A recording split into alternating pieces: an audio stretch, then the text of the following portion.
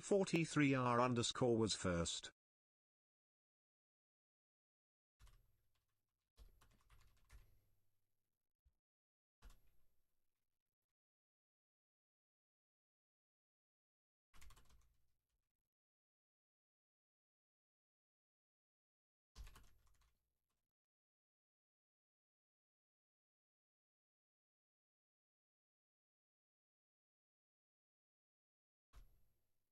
Yo, J43R underscore. World record today. World record in most number of firsts is certainly achieved, probably. Yo, Pinori. World record in Sekiro. That one's not happening. Yo, what up, Sam? Me getting record. That's I would have to relearn every single strategy for the YOLO. So that's not happening. PB though. We can PB today. We could even possibly real PB today. It'd be tough, but should be possible.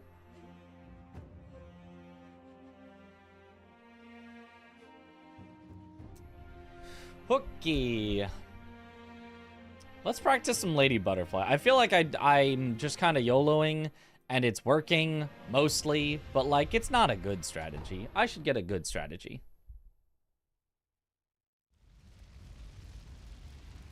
Like 2 minutes in and 43 people are ready and waiting.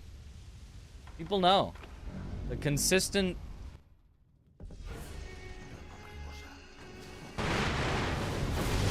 Oh, whoa, it is still in Spanish.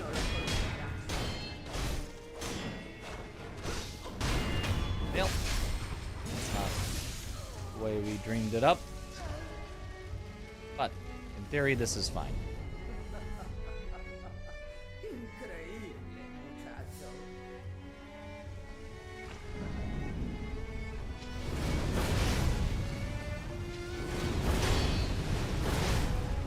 So you do, it's not the way you do it. You do the full 2.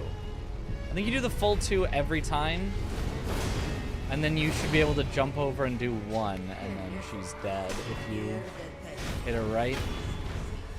Interesting. Okay.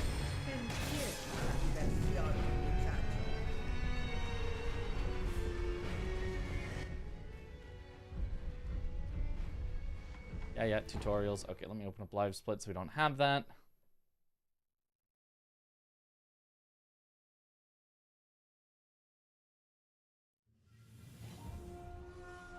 Okay.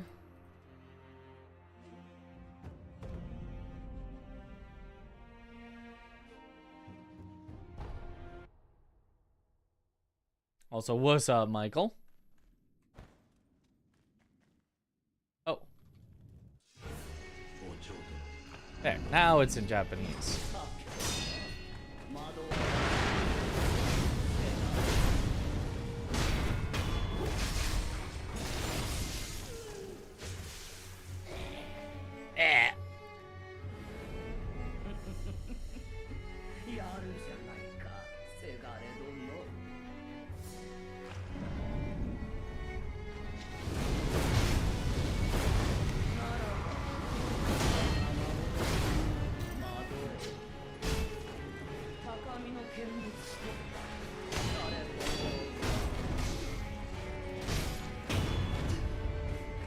Yeah, not quite it yet.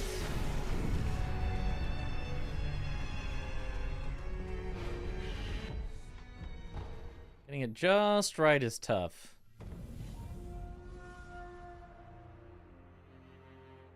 Mada.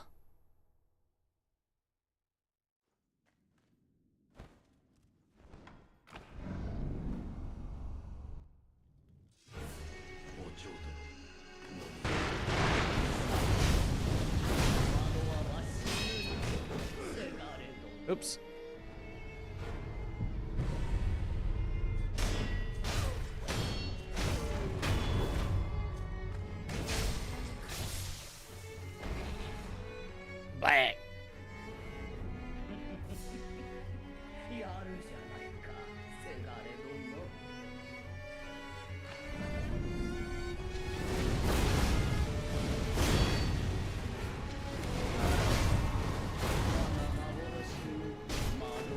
So why was that not even close to enough damage? I guess I got partials, which I guess means I was too far away?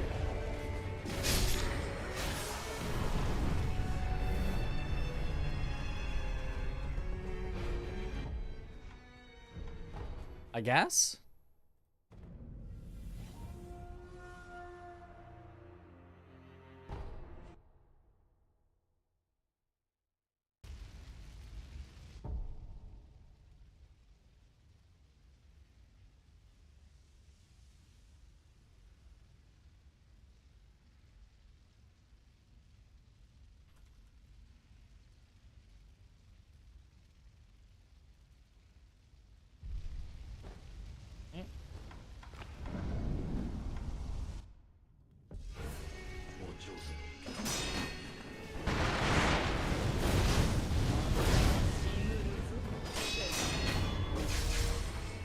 Okay.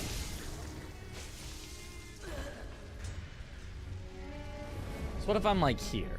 Is this the correct spot or is this too close?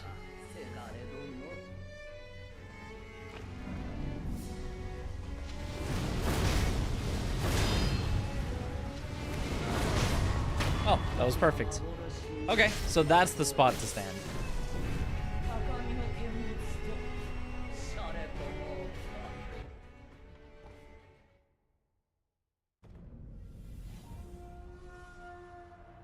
Okay.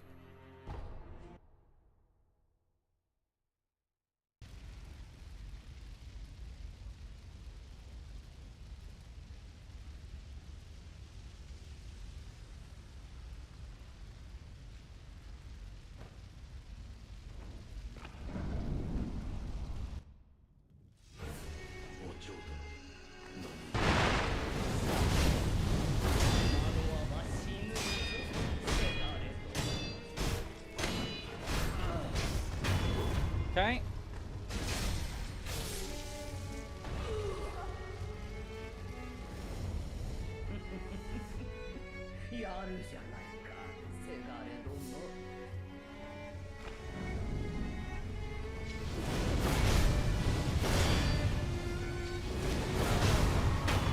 Okay, okay, nice. 2 in a row.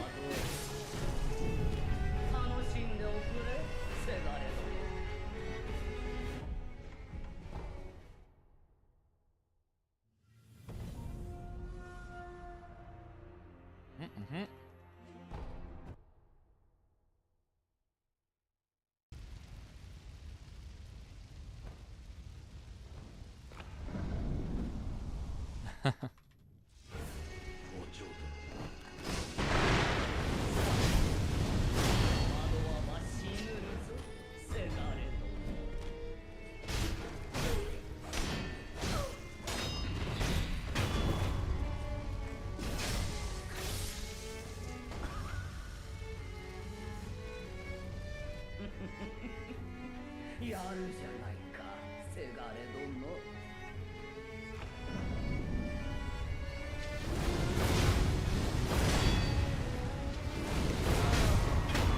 All right, 3 in a row. I can vaguely see the timing. I can generally see the timing that you're supposed to do it at.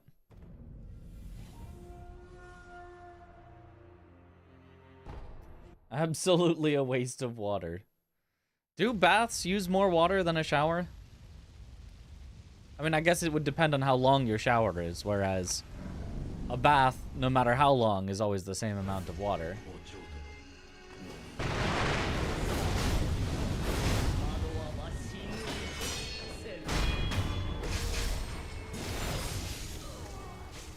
I wonder at what length of shower are they even?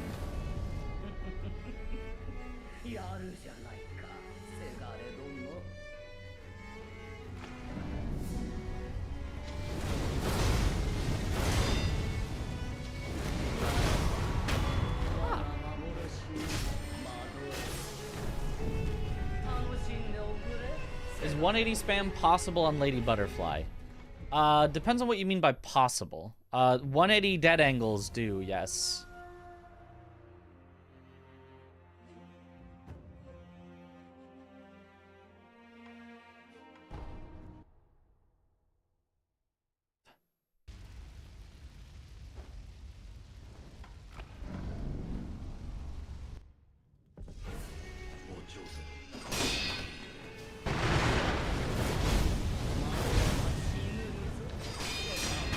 They're not necessary for, like, the optimal strat, but 180 dead angles are pretty good if you're having to fight her for an extended period of time.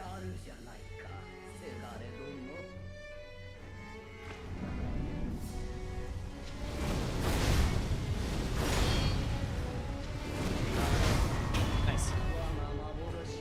That was only for tutorial Genny. Nah, you can do it. You can do it so many places. Oh! Well, but missing not coming to stream, yeah. Your name is so dark. I can't actually see it. It's the exact same color as my background. What, a Billy? I had to mouse over your name just to see it.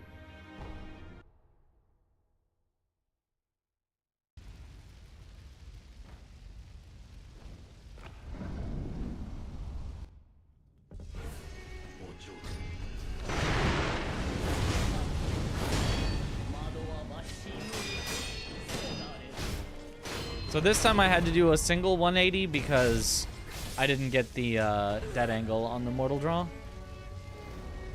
So it was a way to make up for the extra damage.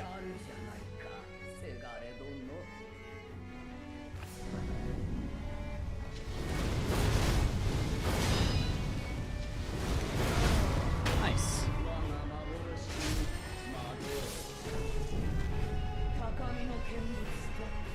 That's a good thing, Michael. That's a good thing that no one took the bait.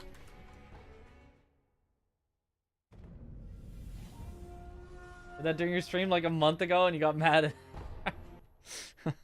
I mean, it's... I can't see it anymore. It's gone.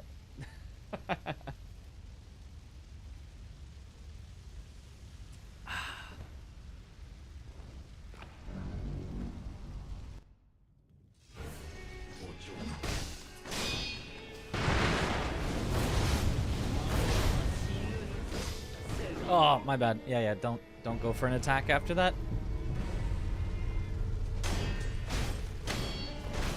Surprisingly, the first phase is going really well. Or sorry, the second phase is going really well. And it's the first phase that I'm needing to figure out all the different possibilities. I will certainly not be your dad, but yes, happy Father's Day. Had a nice brunch with my family.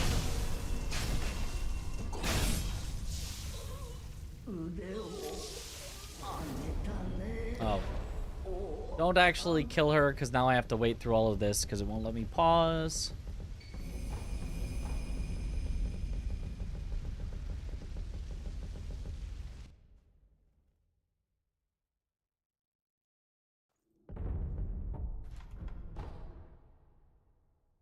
Okay.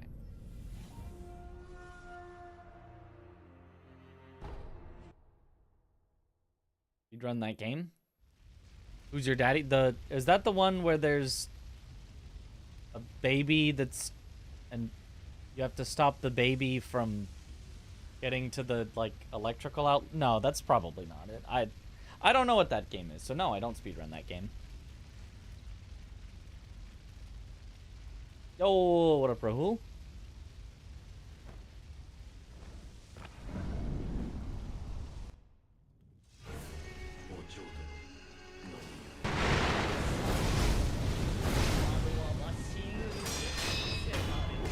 Okay, yep, you just do that.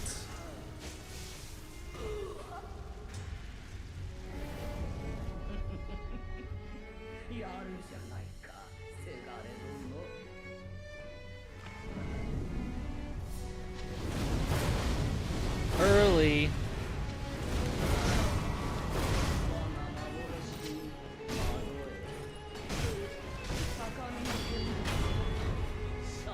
Okay. And do not do the second death blow. Okay, okay.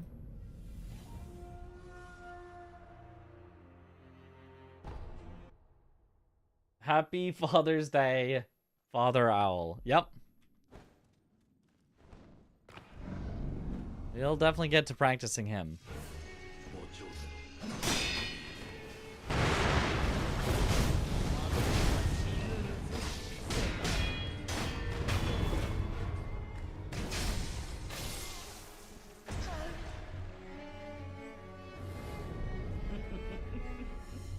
I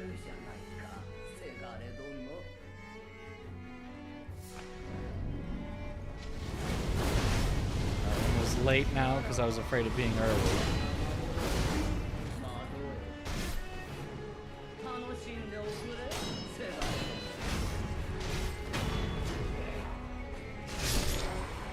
I can still get her, but I want to do it perfectly.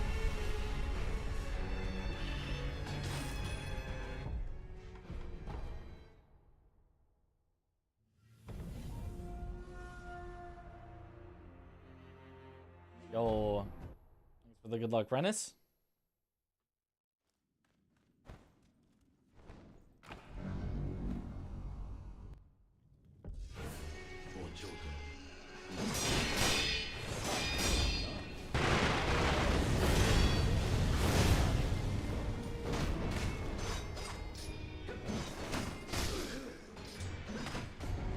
Huh, that didn't work at all.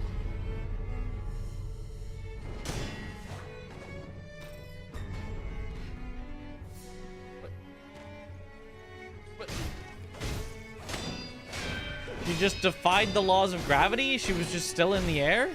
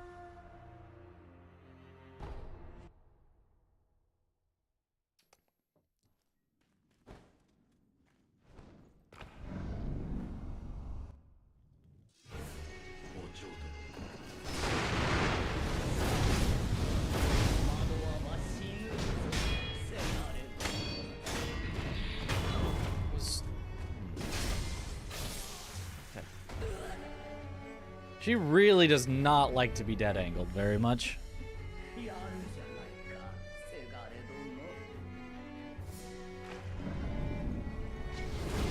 Way early.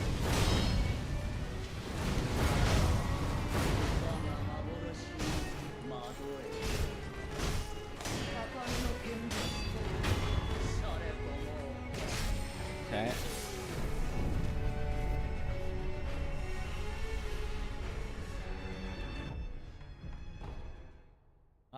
I don't think anything more needs to be sexual. I don't think that's necessary. This is not helping the problem.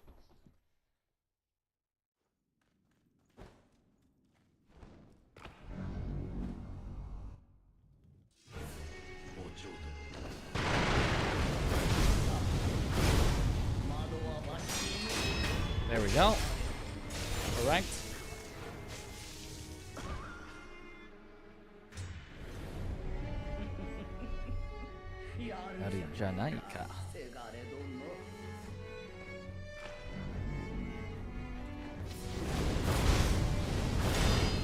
Oh, that was almost late, but it worked.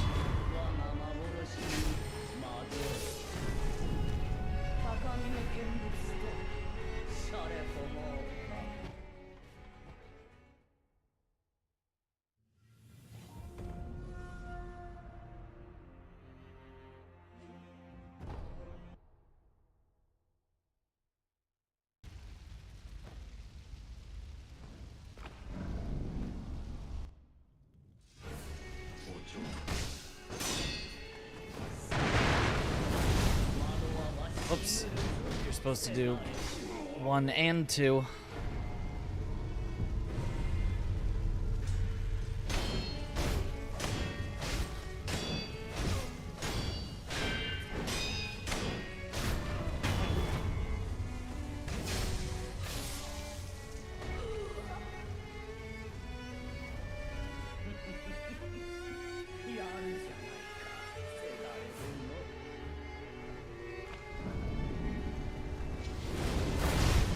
Nice. There we go. Okay.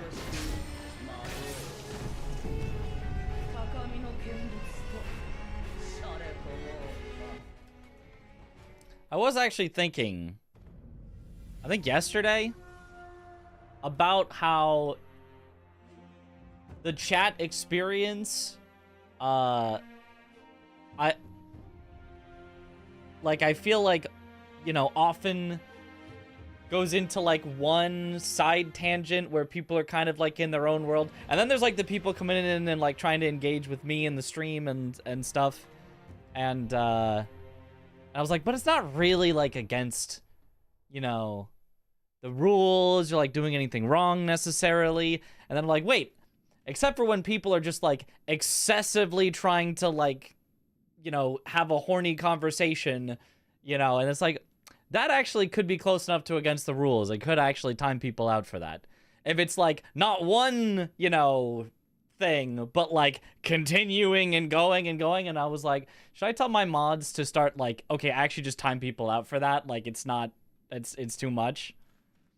And you know, we're making a good argument. we're making a good argument for the, yeah, maybe we should. Oh! Okay, wait, so she can jump back from that?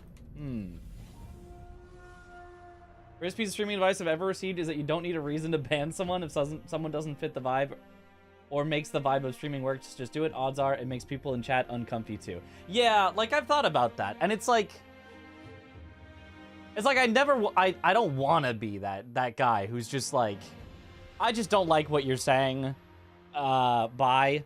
When it's like, it's not like against the rules, and like I don't mind it a little bit, but just like, I don't know, I feel like so often we get just like stuck in like people are just having their own conversation, and it's like I don't want that to be like you can't have your own conversation. I just feel like it happens just very, very often. You talk to people first to be like, please stop, Lamau. Yeah. Love being dumb, never try to cause actual problems. Yeah, exactly. And it's like, it's not like problems. It's just like, I've just noticed that like, so many times if a few people are kind of dominating the conversation, but it's a conversation that's not happening with me, then it's like, I've noticed everyone else in chat doesn't post. Like, it's the chat is silent, except for like 2 or 3 people that are going back and forth with each other. If it's back and forth with each other and me, people I feel like feel more comfortable to join in. But if it's a few people going back and forth with each other and I'm not responding because I look over and I'm like, I don't understand what's going on, then it's like, I've noticed everyone else in chat just silence. Happens so often in chats, yeah. And it's, yeah, it's so weird because it's not something that's like bad or like against the rules or like something you shouldn't do. It's just like, will you be playing the new game by another Crab's Treasure devs? Yes, I will. With a squad of 4 tomorrow. It comes out tomorrow. And we've got a squad of 4 lined up. I guess I don't want to say the exact 4 people because it might swap around slightly. But yeah, plan to do that tomorrow in a squad of 4. Unless I'm the one that gets kicked out. Then, you know, then I guess we wouldn't be. But it's like a 4-person, like, rage game. So, that should be a lot of fun. Here to vibe. The game is called... Wait for it. Peak. We will be playing Peak tomorrow. People read the interesting combo you guys don't understand. Or have a toilet break.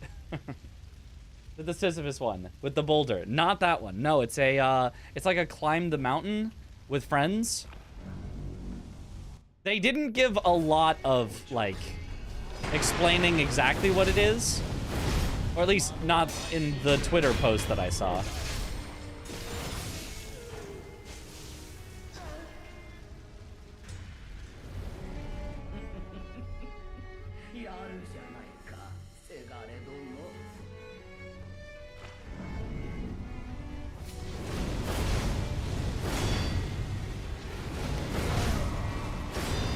Well, why does she have so much health left?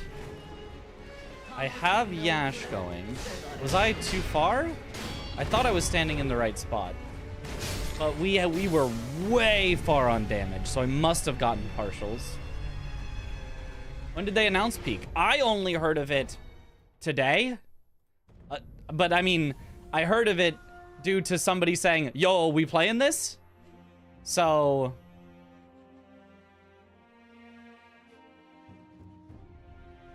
we plan to play Baby Steps. I don't know what that is, so probably not. So what I saw is literally a post saying it drops tomorrow.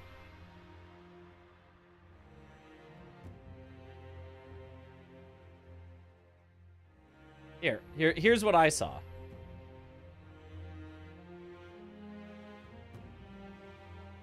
Peak drops tomorrow by Aggro Crab. The first time. And this is their trailer for it. The game Peak comes out tomorrow. Here's what you need to know. Peak is a co-op climbing game where danger is one slip away. You can play with a total group of 4 scouts using Steam friends or offline solo mode if you're lacking in the friend department. All achievements and badges can be earned in both modes. It's not a VR game. We tried to make the arms look less VR-like, but it looked bad, so fuck it. The map generation changes every 24 hours. This gives you time to rerun the same island and learn the route if you fail the first time, or the first 7. You can see how much time is left on the start screen. The game's gonna cost $7.99.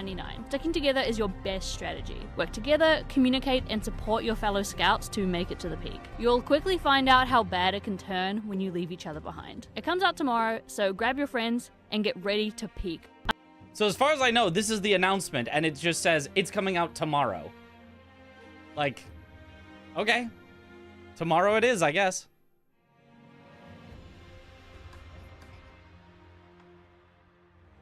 Can't wait for the Peak speedruns. They're gonna be peak, you know? On Steam for tomorrow, yeah. Like Rage Games suggests looking into it. The demo just dropped. Okay. The other Rage game that I've been sort of looking at was the one being made by Grand Pooh Bear, Curiosity, the cat one. That also had a demo, but I was like, I don't play demos. I'll play the full game.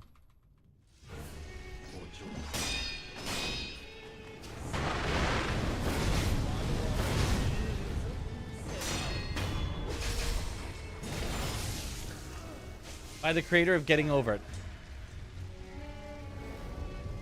That's not the one in the cave, is it? I thought the creator of Getting Over It was making one in a cave or something.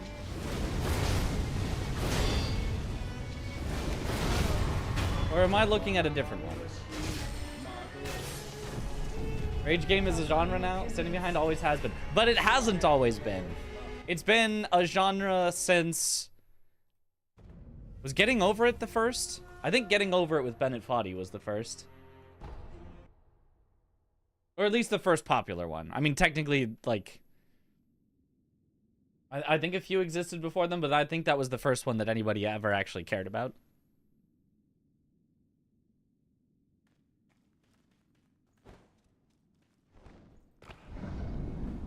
Some old Nintendo games are very rage-inducing. That's true.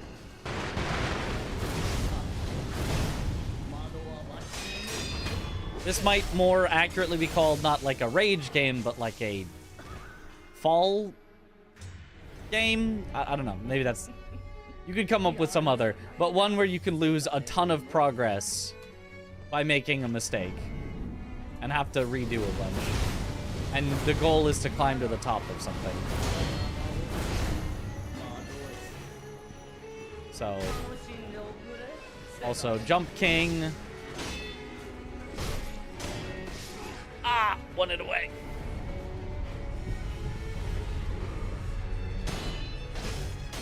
A difficult game about climbing. Obviously, Get to Work. Only Up.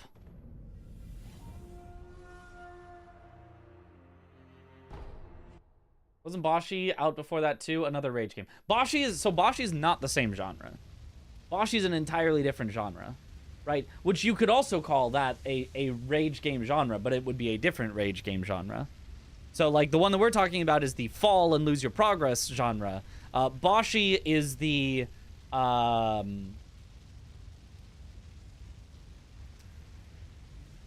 miniature, very hard challenges genre, like something like that, where it's like there's checkpoints pretty often, but like, you know, every room that you enter is its own like challenge and puzzle and whatever. So like it's rage-inducing just in that the challenges are very difficult, but they're bit by bit. You're not gonna lose literally hours of progress from one mistake in Boshi, whereas in something like Getting Over It, you might have spent 2 hours to get near the top, and then make one mistake, and then you're back at the bottom, and you literally lost 2 hours of progress. You know? So that's the genre that we're referring to here. Boshi is like, I want to be the guy. Yeah. Community referring to them as fan games back in the day. Well, that's not necessarily referring to them specifically. I think that's just like in general they were fan games because they were like not more indie than indie. Like probably literally one guy coded it, not even necessarily coded it, but you know, made it whatever in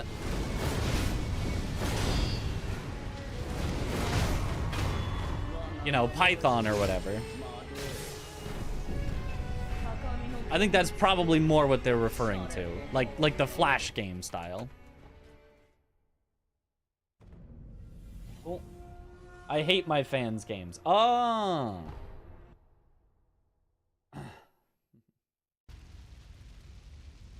We're always enjoying every one of those games that made it to GDQ. Oh, they've had... I think they have... Yeah, they have had those on GDQ a few times.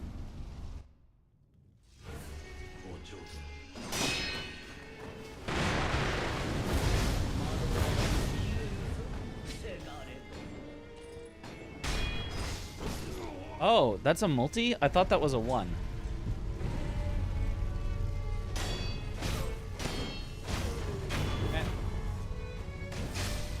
Been a while as far as I know. I mean, maybe they had one recently. I don't remember. My favorite is the calculator games genre. Oh, that was way late. Why was that so late? Which they have had on GDQ at least once.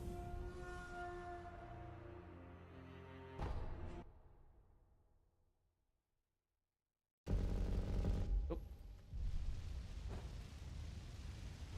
That happens.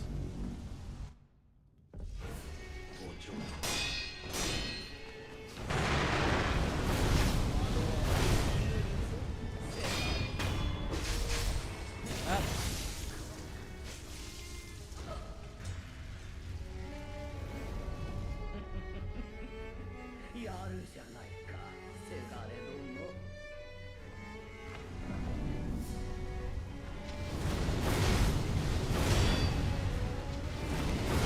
There we go. That's correct.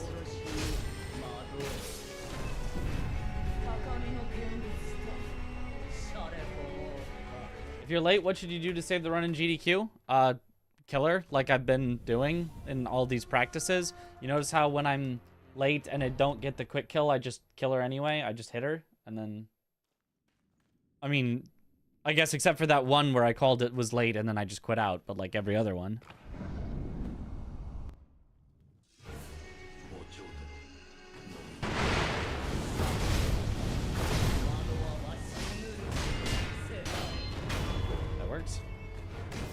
Super Mario Maker level the other day that had like 7 checkpoints. The game only lets you put in 2. Ah. A little bit of modded, eh?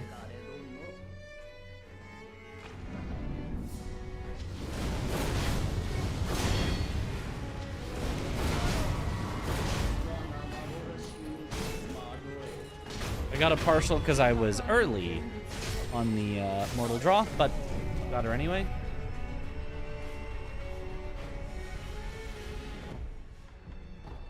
Not modded, the creator just did some sort of witchcraft. Okay.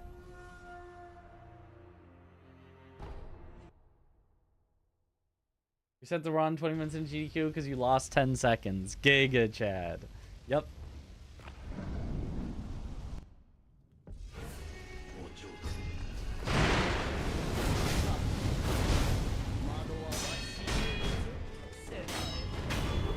Wouldn't be up on Nintendo servers if it was modded? I mean, not necessarily.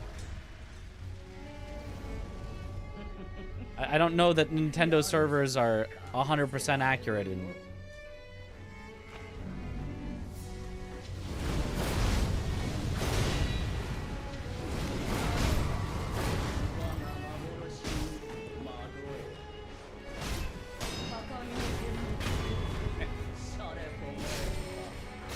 Really persistent on taking on anything that abuses glitches.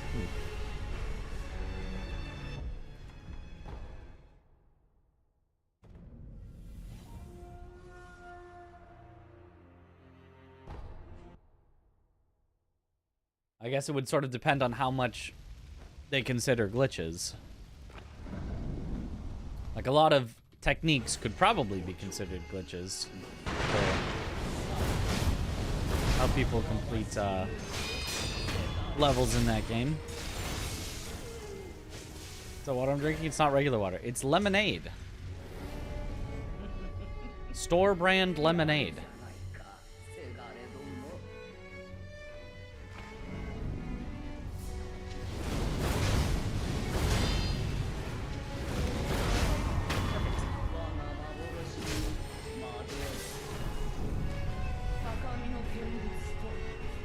It was 100% accurate and stable. It's why Bloodborne 2 is on the Switch exclusively. True. See? Lemonade. Lemony and 80.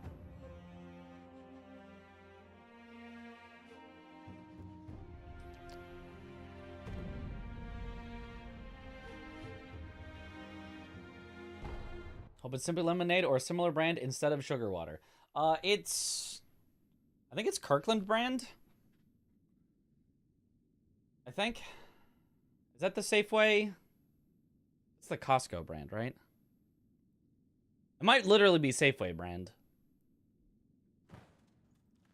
It's whatever the cheapest on the shelf lemonade.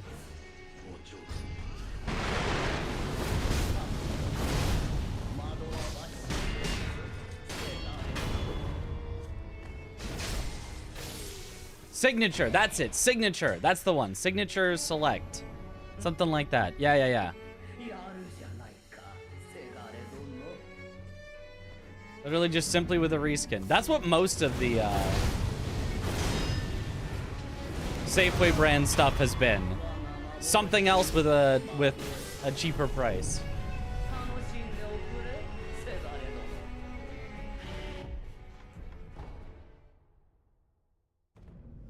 I can tell you it tastes like it is, in fact, lemonade. So, I don't know. Does not taste like just sugar water.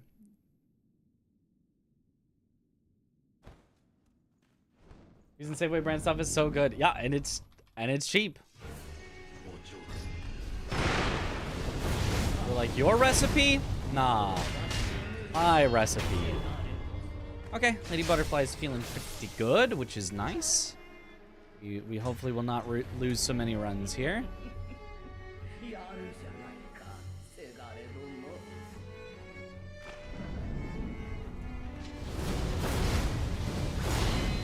little early though.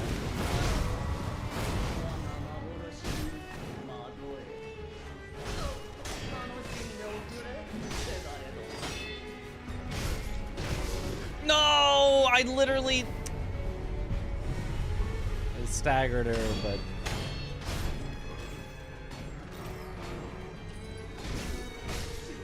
ow. Darn ghosts. Okay, well, there it is. I shop there, I almost never buy name brand. Yeah. It's actually just the same product from the same factory that's packaged differently. Nice. Perfect. That's what I want. Yo, what up, Franny Burn? Okay, well, whatever. I messed up on the last one, but it's fine. Father Owl still somehow has been troublesome.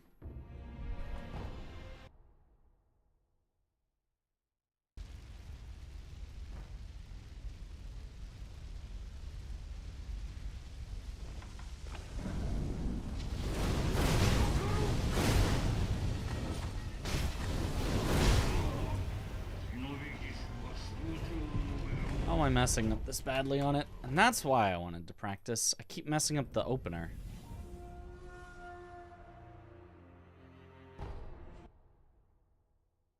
So fake Cokes are different than Coke. That is true. Good luck, Mitch. Thank you for the good luck. They're definitely not the same. But drinkable, good enough. I'd say so. There we go. That's what you want for first phase.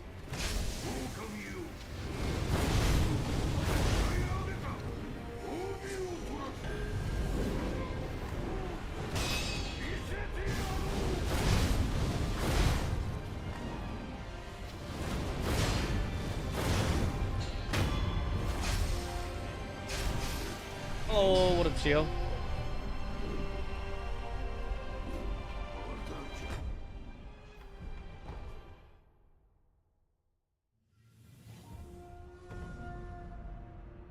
I like Coca-Cola, to be honest, or any cola drink. Okay, yeah, fair. I didn't like any cola for a long while, and then it's not like, you know, like people are like, oh, you know, it's an acquired taste, whatever. Like, I didn't keep drinking it. I just was like, no, I'm not going to drink it. And then one day, you know, it was like, oh, yeah, you know, Coke is the soda that, I don't know, was at somebody's house or whatever. And I tried and I was like, wait a minute, I like this now.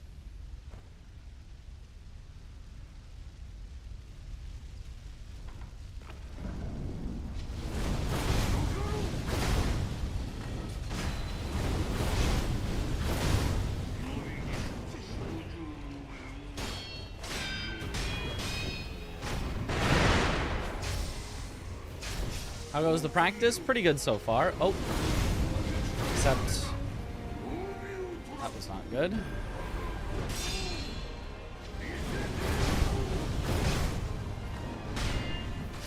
Oh, yeah, dodge forward way too early.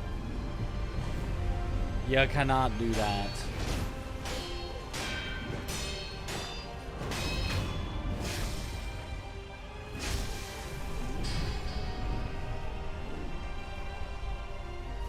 Phase with cola, a couple of stretches of like 4 years where I quit drinking it entirely. Nowadays I only drink it like once a week when you eat out. Yeah, if I'm getting soda, it's one of my top choices, but I've been trying not to have so much soda recently. Like, I don't know if this was what was causing it, but I was getting heartburn or something that was like keeping me up at night. It was hard to sleep because it would hurt when I would like lie down. And I suspected that soda was probably the cause. So I've tried to have lemonade. I also have in my fridge apple juice. I also have in my fridge strawberry banana smoothie in a container. I also had but drank all of the milk. And then I also had and drank all of the V8 strawberry banana. I bought a whole smorgasbord of drinks to have that were all not soda. Probably half of those just as sugary as soda, but without the carbonation, which was probably what was messing me up. So, vanilla Coke your goat? Usually you drink no sugar options. Ah.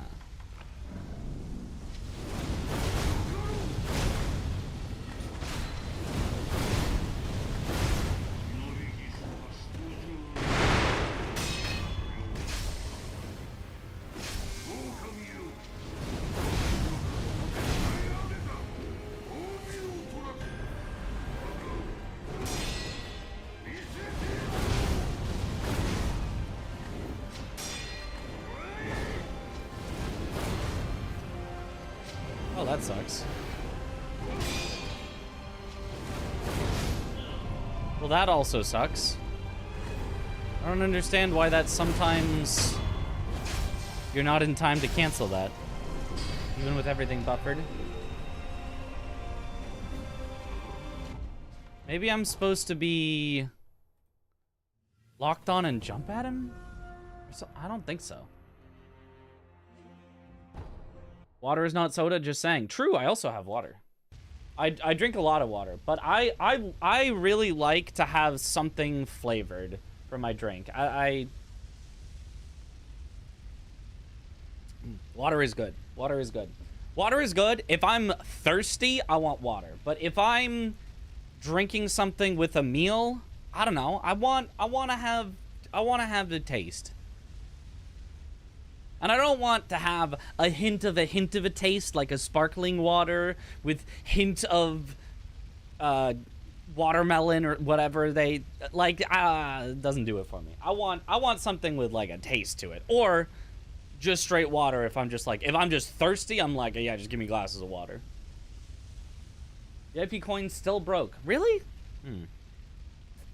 You know, I don't know what's up. My my bot just won't log into the Twitch server. Like, my Twitch accounts, it's just trying over and over. I think I can show this. I'll not make it full screen so you don't get all blinded, but it's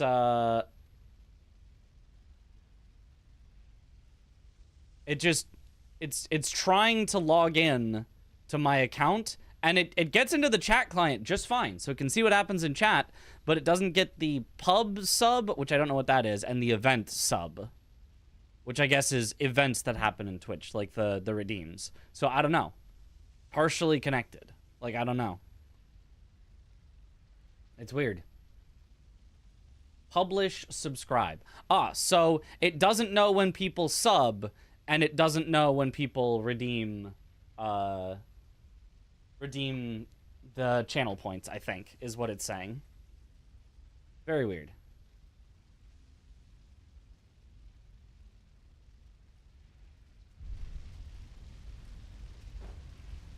Anyone here likes Pocari Sweat? Yes. I had it a good bit in Japan.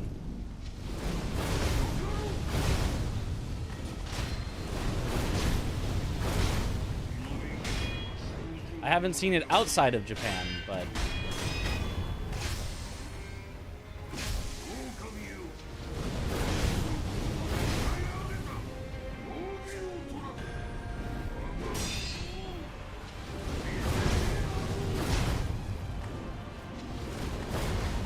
Oh, that's...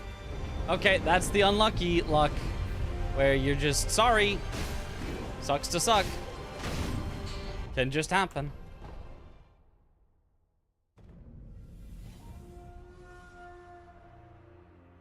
Pocari Sweat in Malaysia, Singapore, Indonesia. Yeah, I guess it's just more popular in Asia. I have not seen it in the United States. A Google coin for this one or refund? I think just refund and turn off redemptions of it for now. And like, I don't know. I don't really want to... I don't want to set the precedent that I'm gonna stop stream for coin flips. Like, I want the bot to be able to do it, and if the bot can't do it, I'm gonna fix the bot eventually. I don't want to. Tried to market in the US, but failed because people didn't want to drink sweat. I mean, I was apprehensive for that reason, originally, but you'd think they would just rename it.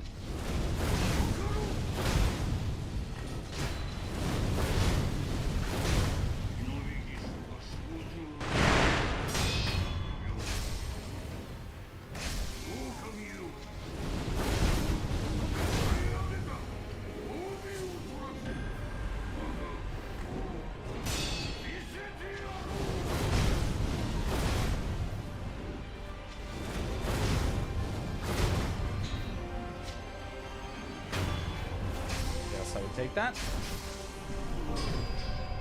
The reason the third pound burger failed in fast food is because people thought 1/4 pound was bigger. Yeah.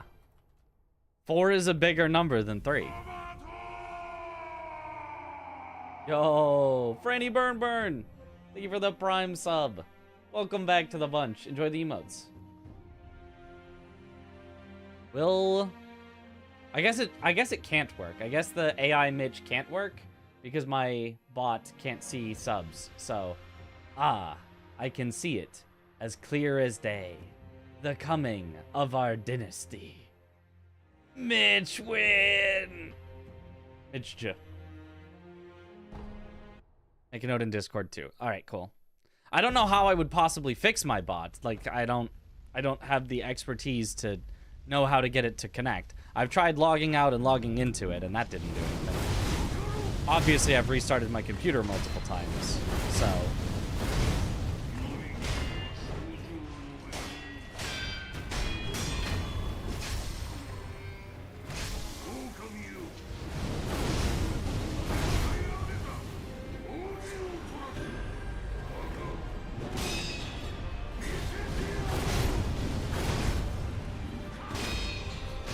Beautiful.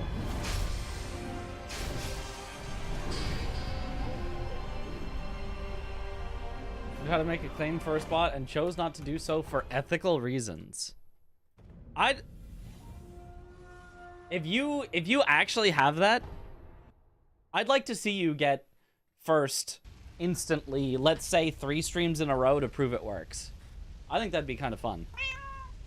And then you could turn it off. Because the bot can do this. That's because it's not the same bot. It's a different bot. I currently have 2 different bots. One that handles the TTS redeems and the sound redeems, and then one that handles the more complicated stuff that I had to program. So like the coin flip, like the AI Mitch, things like that. So the complicated bot is down. The simple bot that just plays sounds is fine.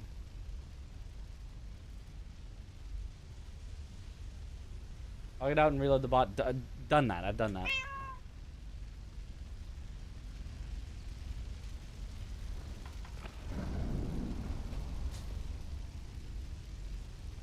Am I really doing that?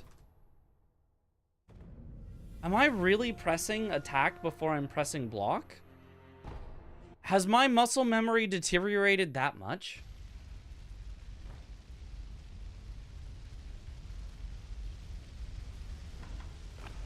Because that's like the basics of how you do Mortal Draw, is you make sure to be pressing block first.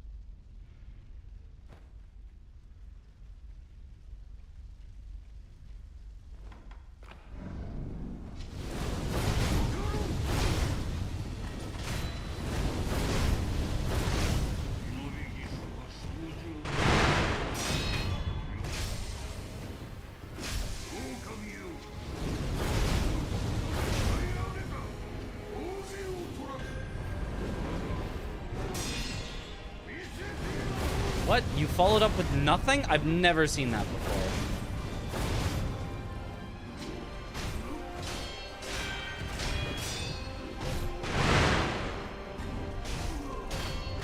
I've never seen that.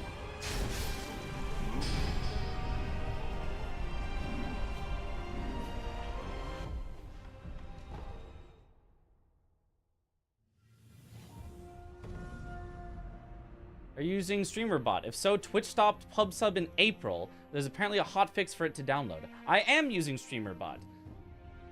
There's a hotfix for it to download. Okay. Okay, where, what, do I just, is it automatic or do I have to go somewhere to find it?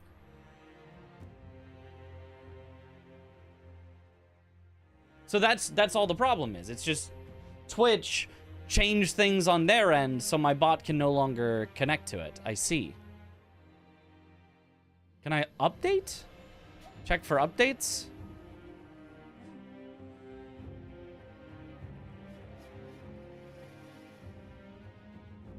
I hit check for updates and nothing happened. There's no important information available for this version of StreamerBot. Okay.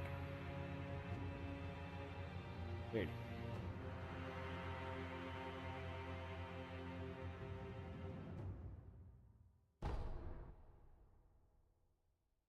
Streamer.bot hotfix was released to swap out to event sub. But the thing is, it's not connecting to event sub either. It's not connecting to pub sub or event sub. It is connecting to neither of them.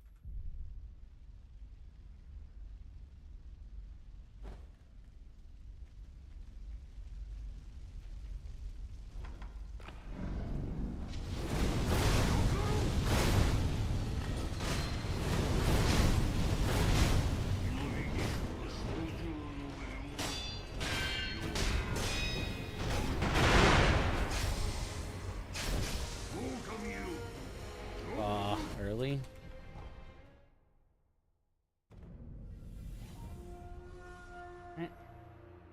They tried version 0.2.8. I'm currently on 0.2.5. I guess I have to download it manually because it does not want to update itself. Old version has to connect to PubSub first. New version probably fixes that. Maybe. I guess I'll need to get 0.2.8. Weird that it's got a check for updates button and that just doesn't work.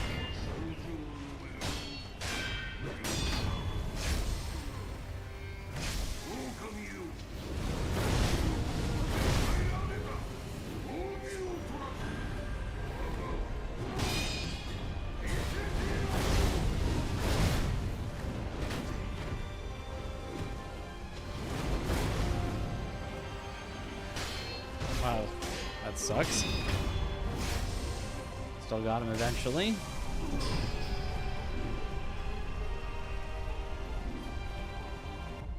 Love change until it inconveniences me. Then I'm angry.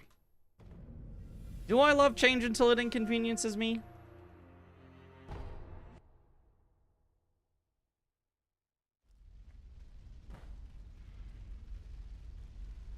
Or do I want everything to stay the same forever, exactly the way I like it?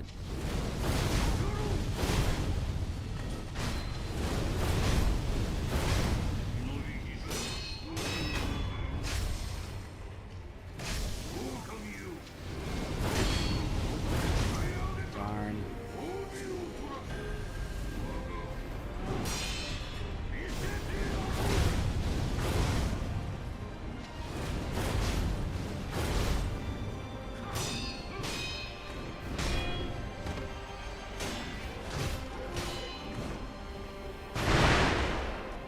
Of course.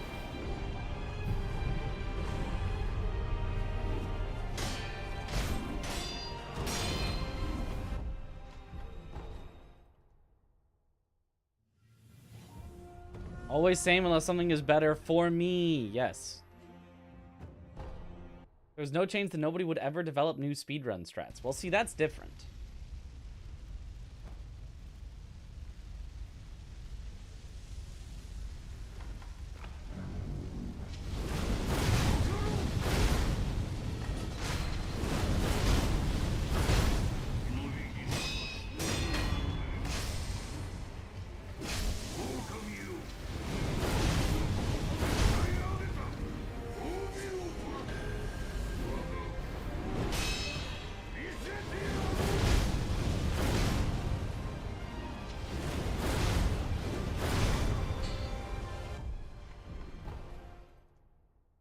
So I need to lock onto him at the end, and then I should be able to do just the jumping MD at him without the dash. Theoretically. Practicing Owl on Father's Day feels appropriate. Yeah. Maybe we should practice the other Owl as well, even though he's very easy. Whoops. Don't target. Don't target that early, I should say.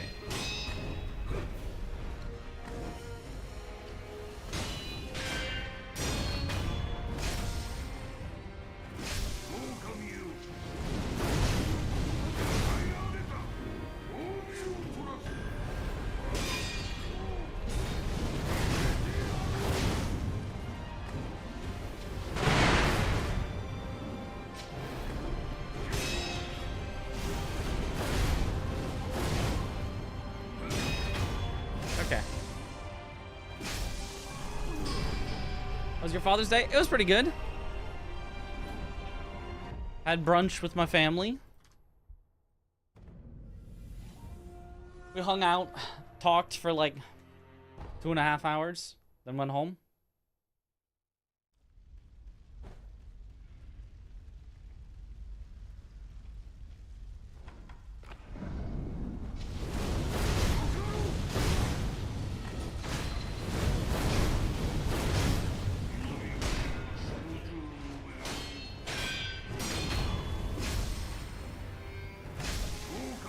Had beer with my dad? Actually did, yeah.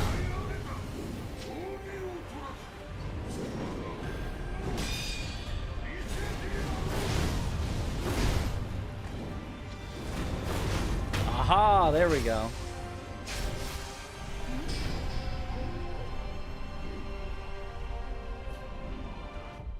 Had a beer that was brewed, not exactly a beer, but like a beer-like thing that was made in California by my second cousin's boyfriend? I don't know. I don't know if I'm getting the right number of cousins and whether they're affianced or married or whatever. But he owns like a brewery in California. And it was like a special bottle that they made. It was like a pineapple and stuff drink. Did not taste like beer. It was I don't think I've had a Mai Tai, but apparently it was like a Mai Tai. Like a pineapple-y, like possibly sweeter maybe Mai Tai, kind of. I don't know exactly how to describe it.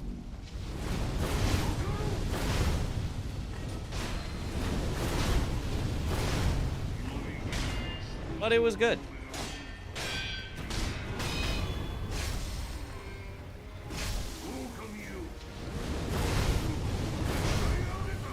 It had, yeah, it had rum in it. Like it was basically a cocktail in a glass.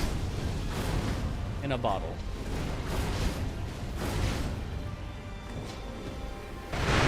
Unlucky. That works. Oh, this game first playthrough. You're gonna like it, I think. I don't know. I don't know if I'm gonna like it. This is my first playthrough, after all. I don't know. Maybe I'll just stop playing it. Maybe I'm gonna hate it. You remember what brewery it was from? Bottle Logic is the brewery.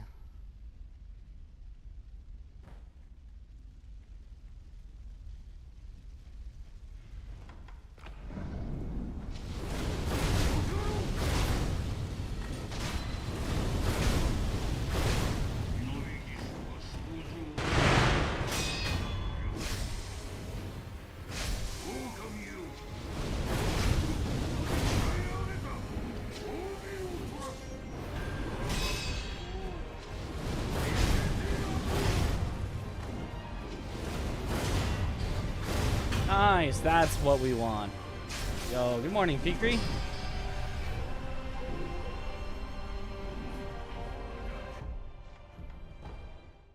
Sounds nice though. It was good. It was good. I had to see this run in SGDQ exclusively to see this fight and Sword Say Nation. They're so good. They are both so good. They're both kind of scripted in this run, but like not necessarily in a bad way. They're still cool fights with like lots of tech to them.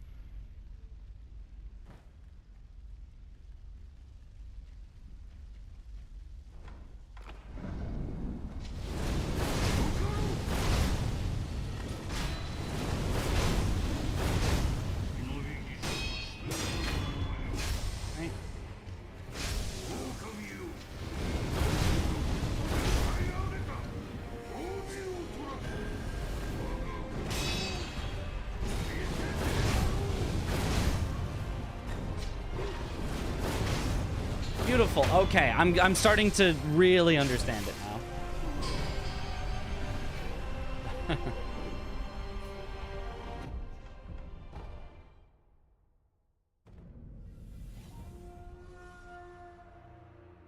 Like this one, you should try other From Software games. You might like it. I don't know. I'd probably hate all the others. Except for Dark Souls 2. I've heard that one's the best. I'll probably love that one. The rest of them, though, I don't know.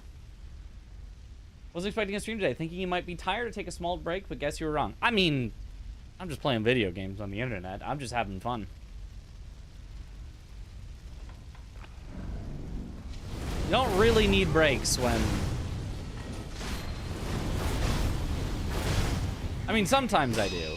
Sometimes I just can't really commit to, you know, 5+ hours all at once, but...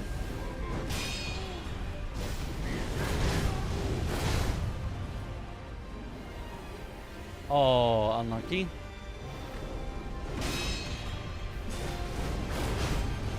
In general, this is kind of just what I would want to do anyway.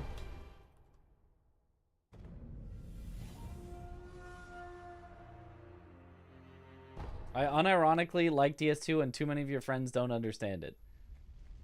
I mean, nothing wrong with liking DS2. Maybe something a little wrong with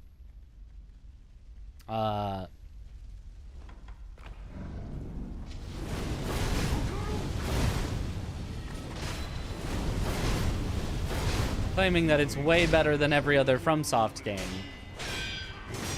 And that everything that it does is the best of everything in the genre. Because, like, it does so many things so wrong. But nothing at all wrong with it. Aw. Oh, my bad.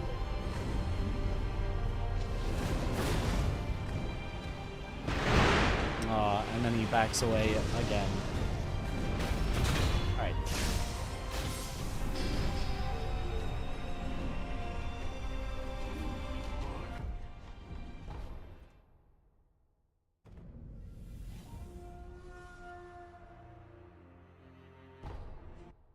There's a DS2 propaganda SMH my head. DS2 mentioned.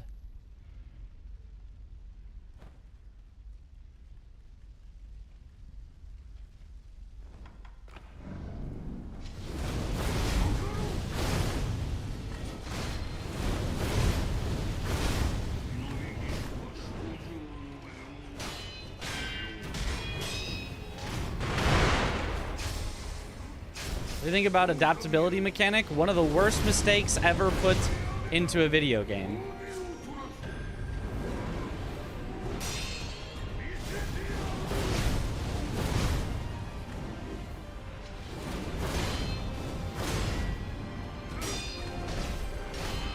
Okay.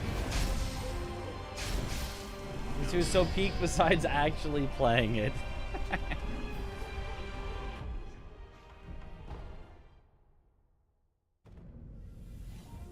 You can look past the flaws. It's actually an amazing adventure RPG game. Yeah, sure, maybe. All the things that I think it does poorly are all the things I actually care about in a game.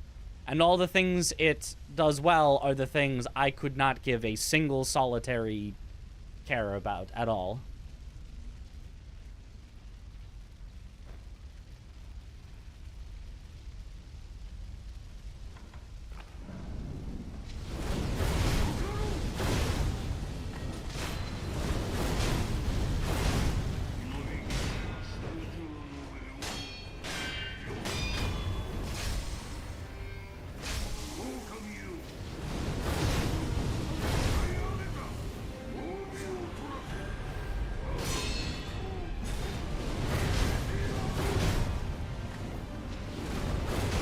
Ah, nice. Playing a speedrun Lies of P DLC after Sekiro. That'd be amazing to watch. I would like to. It'll be hard to fit it in before SGDQ, but after SGDQ, if people are still interested, that could be something I could do. I've got to get so much better at the fights in the DLC before I even remotely attempt that. But I mean, you know, that's part of what speedrun learning would be. Because I casual playthrough, I stumbled my way through those bosses.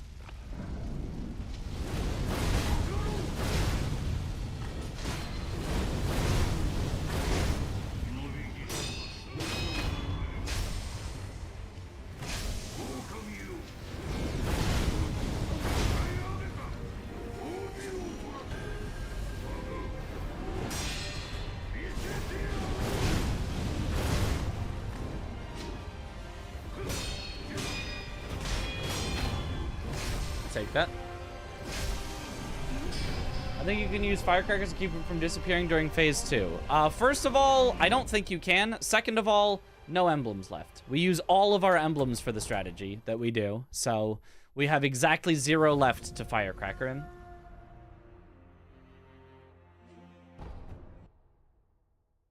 ADP in DS2 equals harassment. Bonus iframes reward in Night Rain equals flirting. Yep.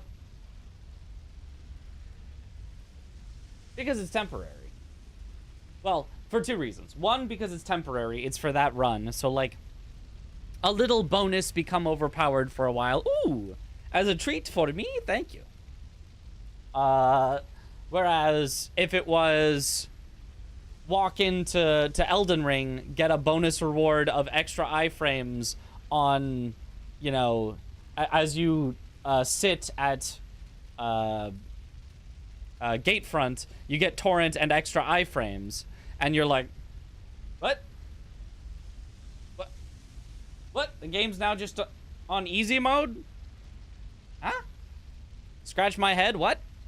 Or alternatively, which was the bigger problem with adaptability in DS2, start you with so little iframes that dodging just is dumb and just doesn't feel like it works at all. Until you get adaptability. If Night Rain started you off with, like, no iframes, which it does on Guardian, by the way, feels terrible. Don't play Guardian if you want to dodge, because Guardian has just, like, no iframes. Guardian is DS2 without adaptability, and it feels horrendous. So, Night Rain giving you a good amount of decent iframes, where you can still iframe pretty comfortably through anything, and then just giving you a bonus on top of that, and it being temporary, not like I'm overpowered for the entire rest of the game for my 40-hour playthrough, is why it feels fine. You know? Like, you want to be overpowered in a roguelike, you do not want to be overpowered in a Souls-like.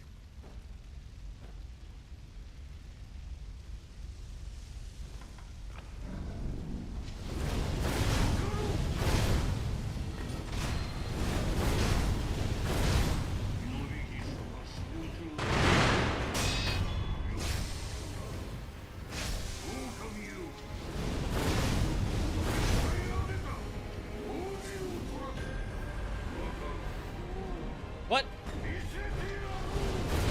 I guess that works.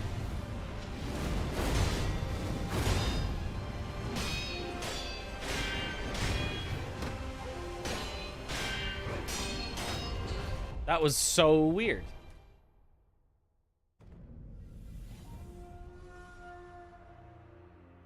Guardian is DS1 poop walking made into a bird. Poop walking? Wait.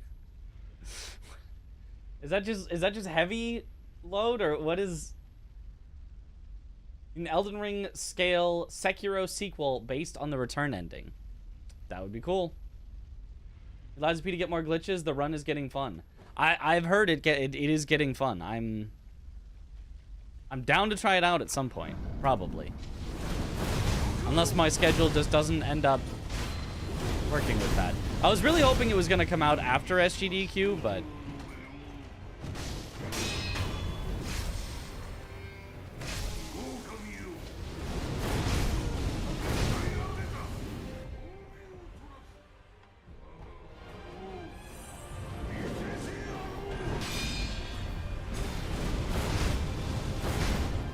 holy salvage. Nice.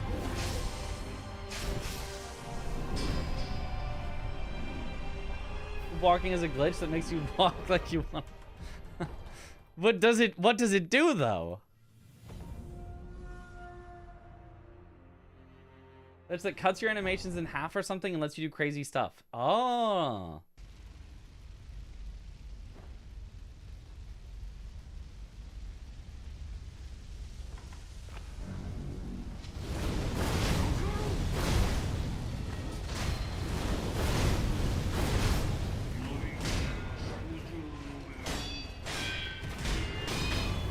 Nice.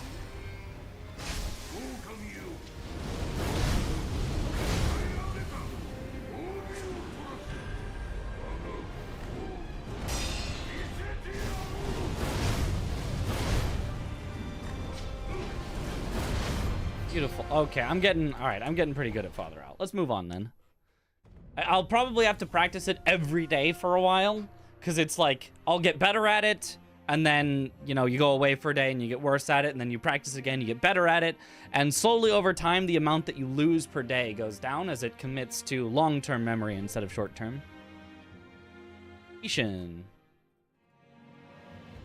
But that is the best way to learn anything, is through not necessarily short bursts of studying or practice, but through like controlled bursts of like, you go until you've like got it, then you stop for a while, then you go again, you know, till you've got it again. Trying to do it like over studying something when you already are as good as you can be at that moment doesn't necessarily help as much as letting yourself kind of forget it a little bit and then relearn it again.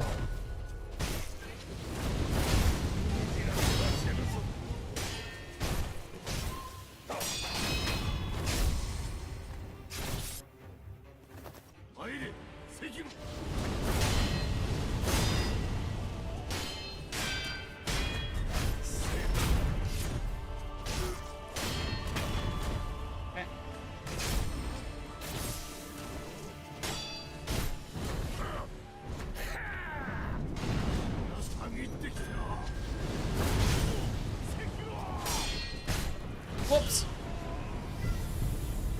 Let's dodge first, then jump.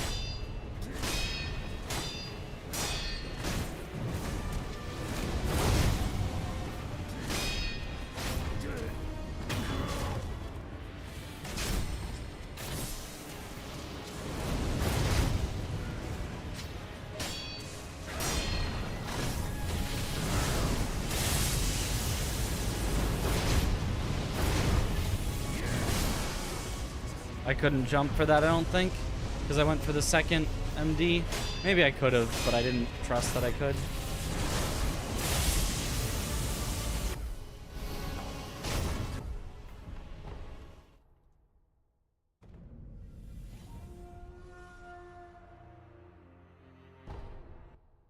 Go clubbing with your nerd friends if it counts. Entire local Yu-Gi-Oh community parties together. Interesting.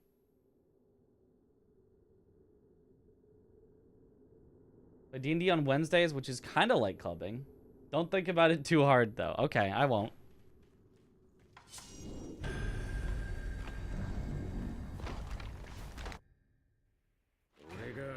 Alright, have a good night.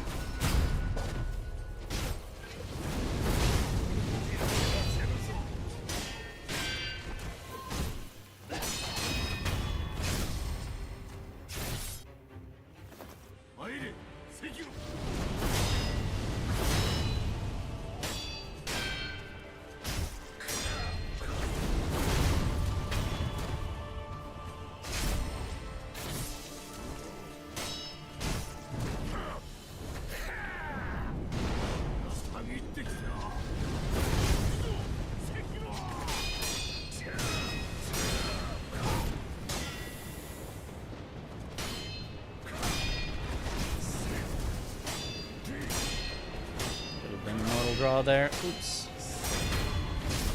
Should still work though.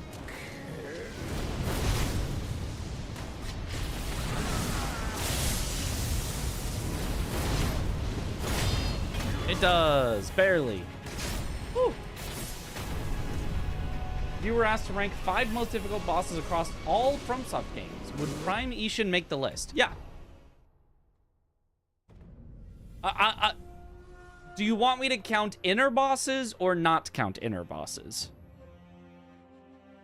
Because that'll change around the rankings slightly. But I'm gonna do it no inner bosses because I think that's the more reasonable way to do it.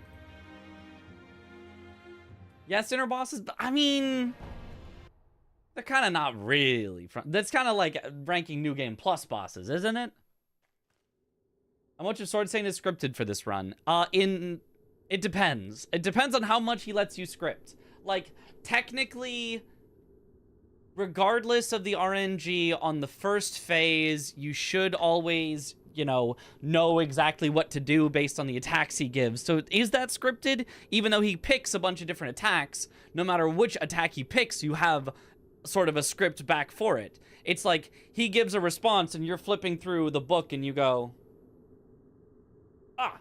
the response to him starting with charging at you is that you're going to attack him until he deflects. Then he's most likely going to do a thrust attack, in which case you Mikiri it, and that will kill him. But if he does not do a thrust attack, then instead you're gonna, So it's more flow-charted than scripted, is technically the way that you might describe it.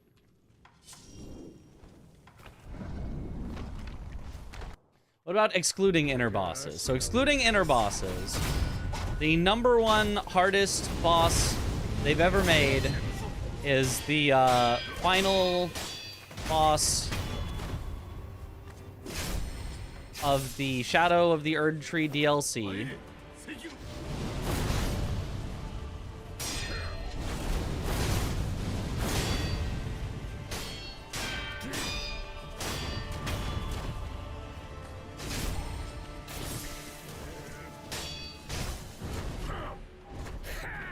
Followed by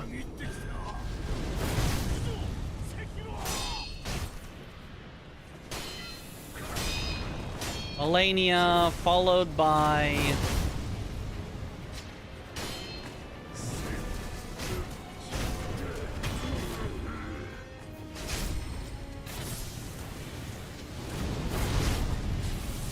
honestly probably Sword Saint.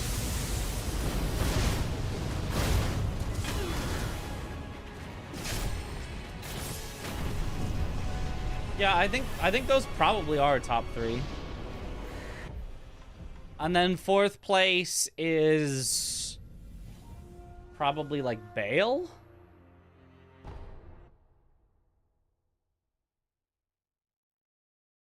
That one mech in Armored Core. Oh, Balteus. I mean, if there's any hard boss in Armored Core, it was Balteus, just because they throw him at you so early. He was like such a difficulty spike.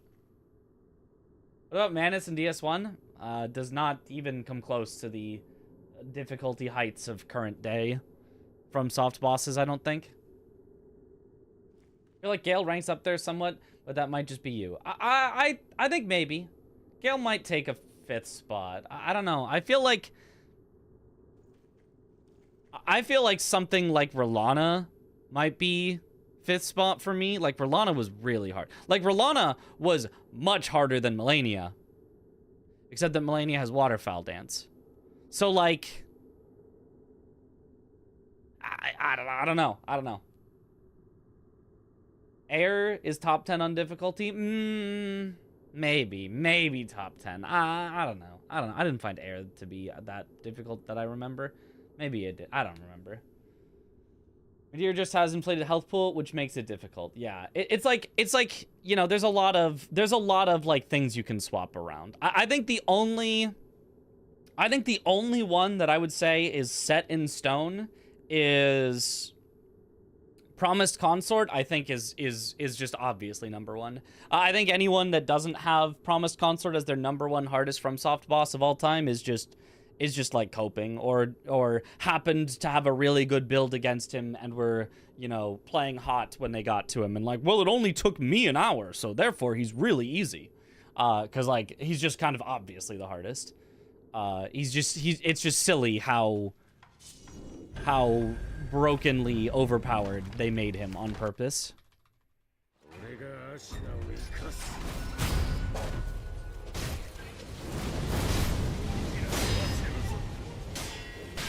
Where, like, even if you got him down quickly, like, it feels like it's pretty easy to recognize just how broken he is.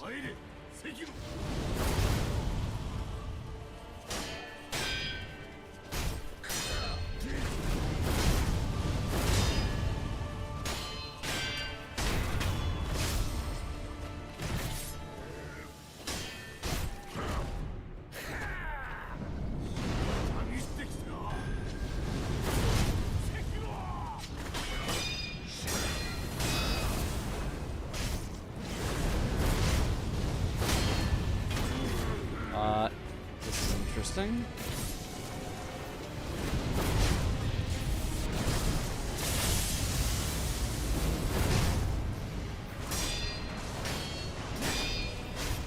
I think that was the correct call.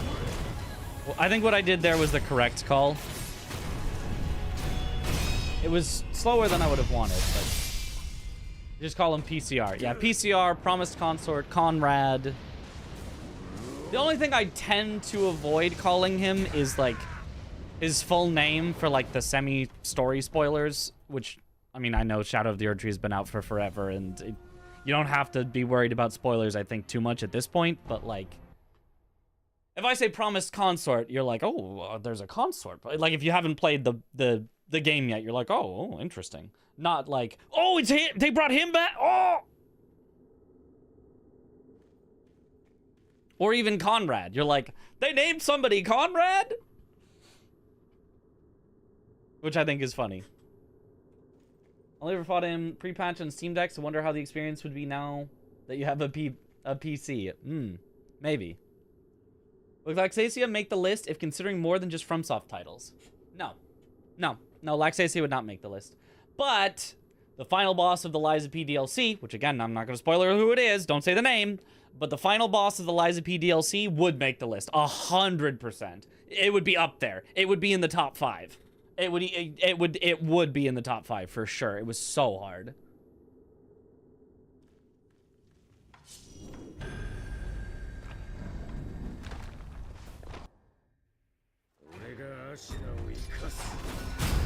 One of the few bosses that I've had to sleep on it, where I had to come back the next day, even though we had like a good amount of time on the day of grinding him.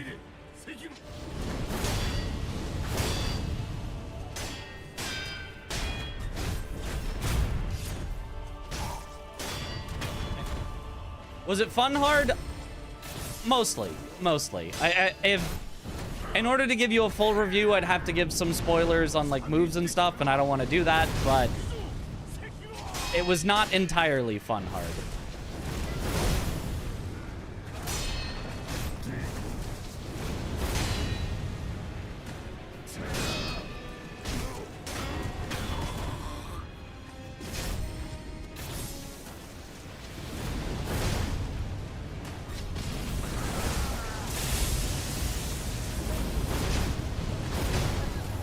Oh, that worked still.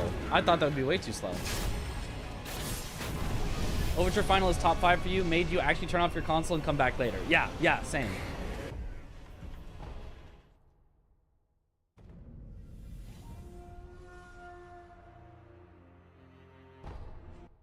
Like 30 times took you like 2 hours. It was tough, but don't know if you'd put him in top 10. Hey, I mean, you did better than me then, but I think maybe you have just become a god gamer. Even you like. Also, it does depend on if you were on New Game Plus or not. It depends on if you had the difficulty set lower. It depends on your exact, build, because builds in, Lies of P, you can have ones where it's not necessarily as hard versus it's But at least for me and the build that I went in with and what I was trying to do with it, it was hard. It was so hard. So,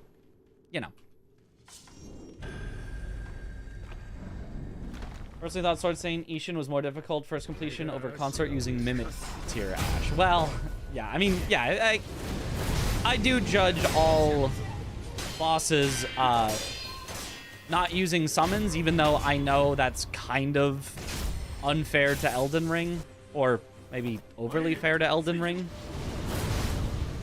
Since you could summon for every boss in Elden Ring, but I don't judge, because, yeah, if you're summoning, is any boss really, that difficult? Not really. But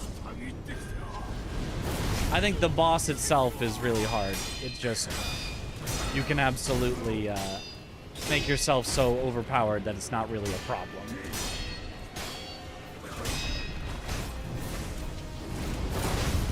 Even though it's hard.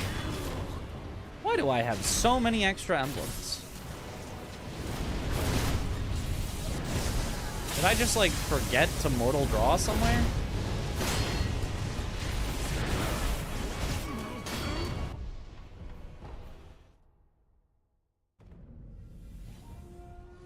Lies of P summons are cracked compared to Elden Ring summons. That's actually also true. I'm also evaluating Lies of P without summons.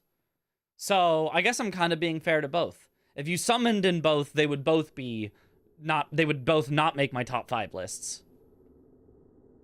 That's a good point, actually. I kind of forgot that Lies of P has summons because I just, like, never used them. Even for speedruns, it ends up slower to use summons most of the time. I like deflecting Ishin's Ashin across, but Mikiri is faster. Mikiri is so fast. Mikiri gives so much posture. Lies of P summons are the equivalent of having your father beat up a skull bully. Never summoned 2 in Lies of P, but are they that strong? They are. They really are. They're really strong. I don't know that they're that strong. We're slightly exaggerating, but they're very strong.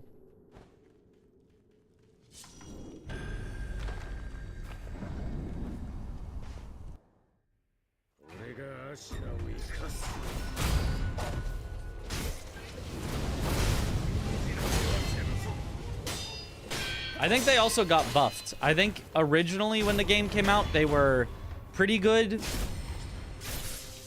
And then they got buffed to be like, oh, they're really good.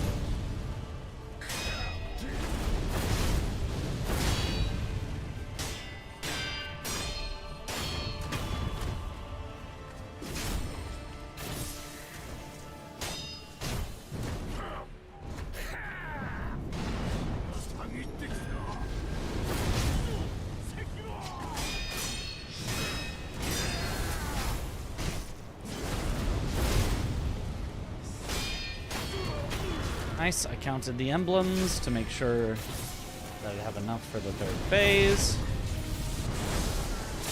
Because now I can just do this, and he's guaranteed dead. Nice. And then in first playthrough for gank fights because I just hate gank fights. I think that's completely fair. I think that's a 100% reasonable way to use them. I didn't use them at all, but I think if I had summoned, it would have been for gank fights. Once you're in New Game Plus, you have access to the Nameless Puppet Amulet, so Black Brother 2 can't status effect spam you anymore. Oh, that's true.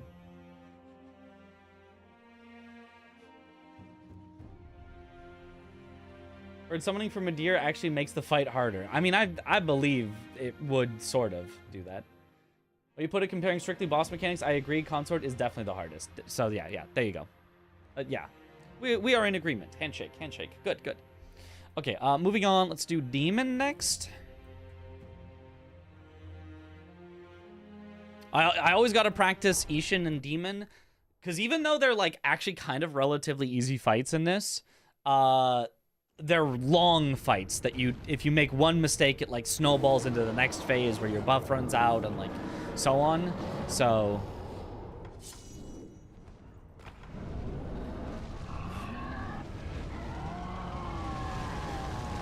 how about NPC summons? I also don't use those and would not generally consider those for difficulty rankings. I shouldn't have done that. I should have R1'd him.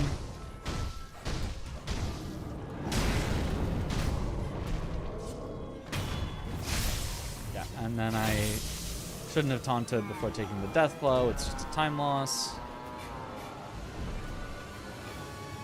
Oh, and then I shouldn't have popped that this early.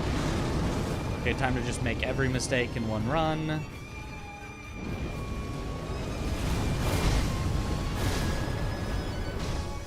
I'm gonna be too slow. Just kidding, we were fine.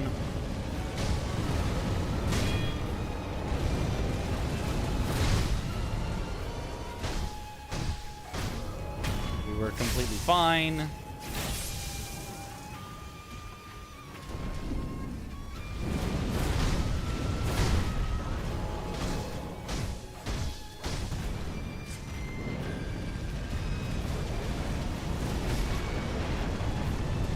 Uneven height screws me again.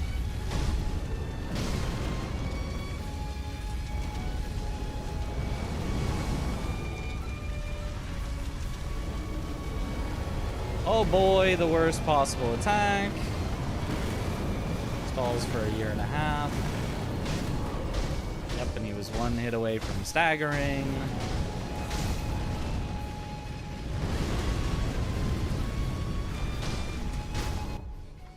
I mean, I made several mistakes in that, but the only reason that demon was slow was because we got really unlucky. All the mistakes I made ended up not mattering at all. Mattered maybe like 2 or 3 seconds, and then just getting unlucky lost us like 15.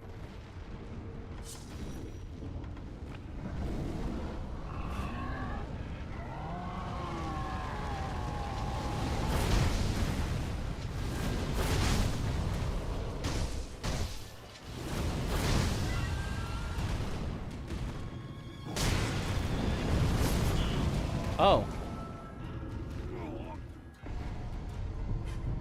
I thought that attack was supposed to go over your head. I guess not. Okay. Cool.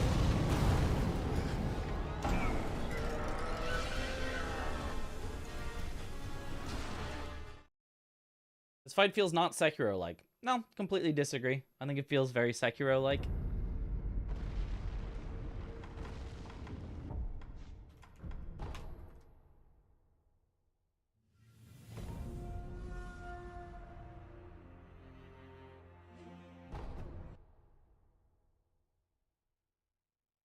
Peak boss? I wouldn't call it peak. But I'd call it, you know, below the average Sekiro boss, which still makes it way better than the average Elden Ring boss.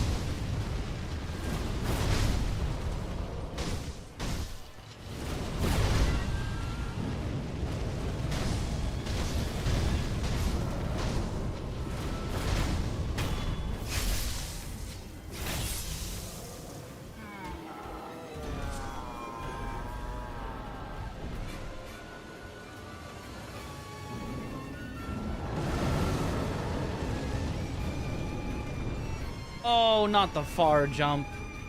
Yeah. I don't know why he does that. Sense, help me. Why does he do that? What did I do? Don't tell me it's just RNG.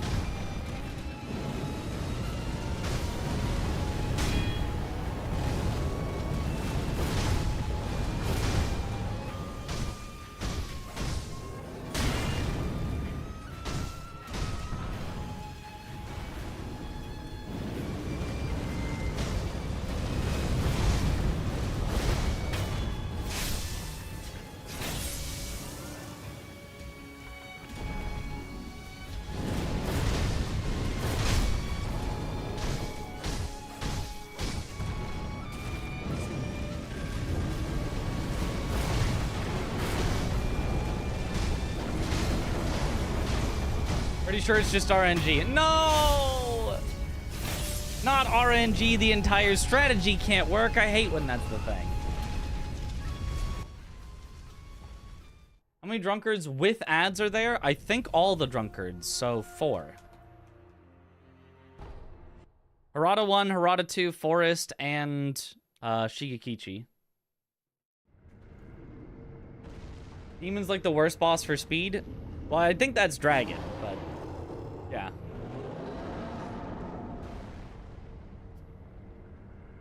Elden Ring Jump does not have full iframes. Elden Ring Jump makes your chest and below immune, but not your shoulders, arms, or head, or neck, or that area. So if you jump on a character that's holding his weapon kind of low, or maybe like a shield down here, or, you know, you're holding your sword like this and you jump like that, then you get clipped on the arms all the time. Whereas if you're on a character that's got his sword over his shoulder and you jump, you're immune like all the way up to here, and it's very easy. It's a bad system. I don't know why they programmed it that way. They could have made it so much more consistent. Rather than making your jump vulnerability dependent on the weapon you're holding.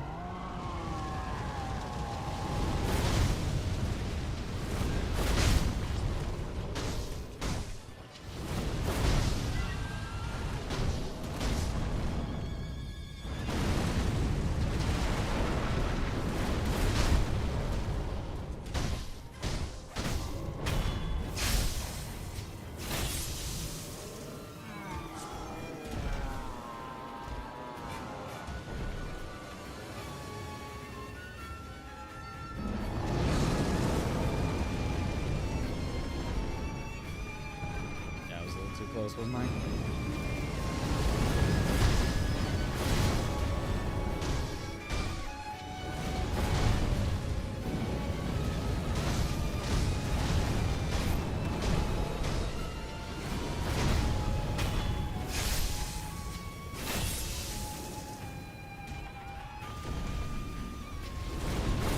What? No way that was too early.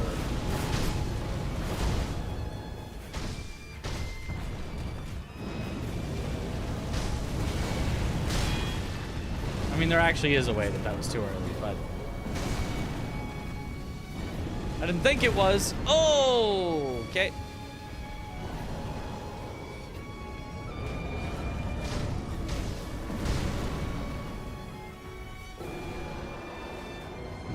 Go ahead. Bro, yeah, that's what I thought.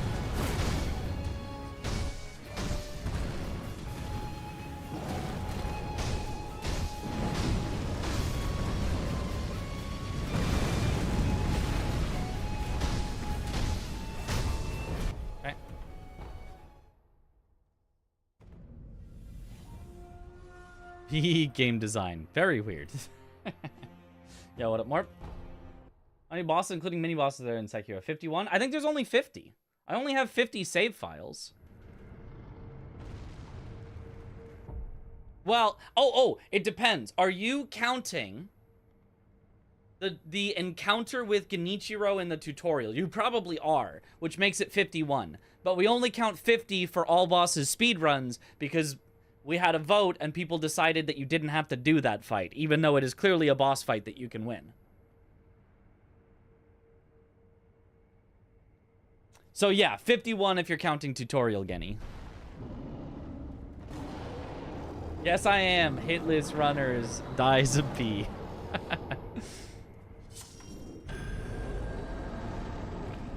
All bosses include Emma Fire, you should know, right? Oh, then it would be 52, actually. Then it's one that we both forgot about. Because neither of us does in our all bosses-ish runs.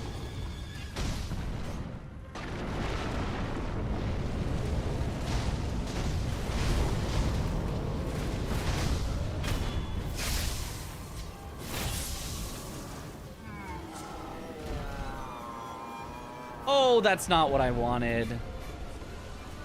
Hopefully it'll last anyway.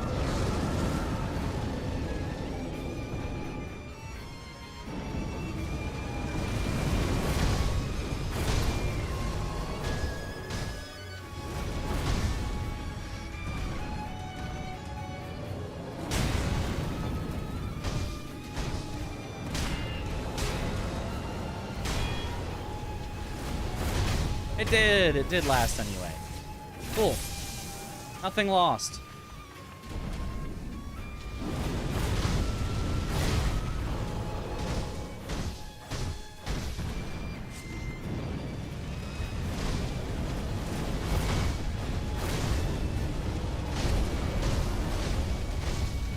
Perfect.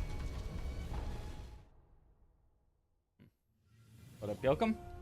Joel is only included in no-hit runs, right? Yes, there is no speedrun on the leaderboard currently that kills tutorial Genichiro. Which I think is a shame and a mistake, but it is what it is. Generally find Fire Ishin harder than Sword Saint. Anybody feel the same? No. Because I know how to deal with his fire moves. And once you know how to deal with his fire moves, he's not hard in comparison at all.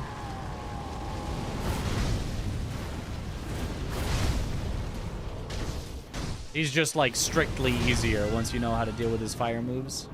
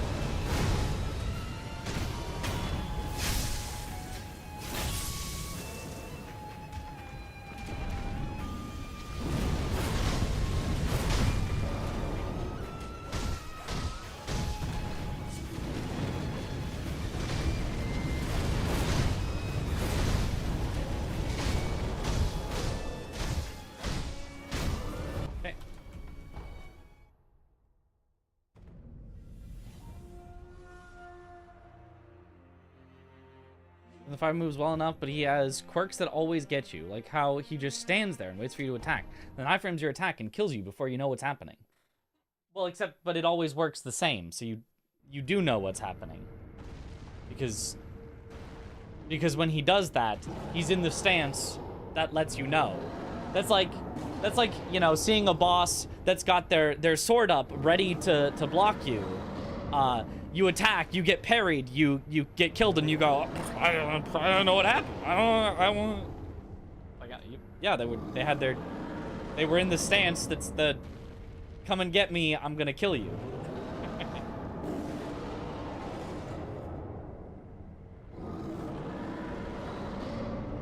Calling it a dodge is giving the animation way too much credit. He simply becomes invincible. He moves slightly, very slightly. He clearly dodges. He clearly dodged, like...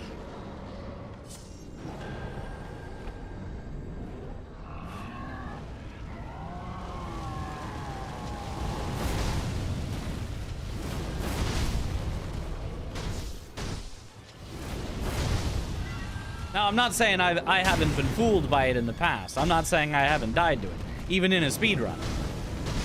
But, like... Why are you at such high health?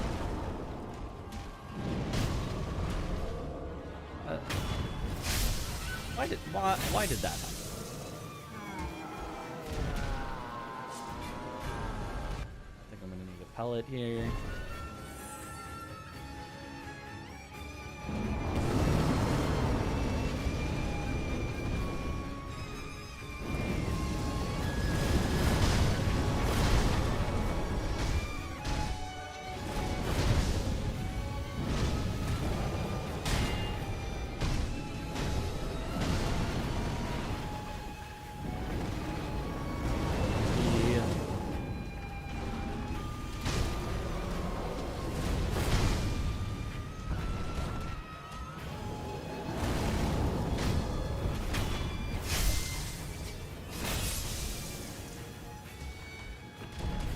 Hydrate.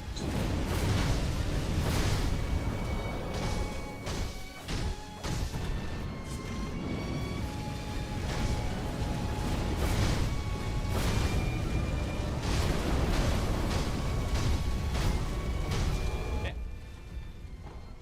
Maybe the hydrate. I like that dodge move because it means he's going to attack and I get a free deflect. Yeah. It's like perfectly lined up, so if you attack him, he dodges and he attacks back. You just get like a free deflect that's very easy to time.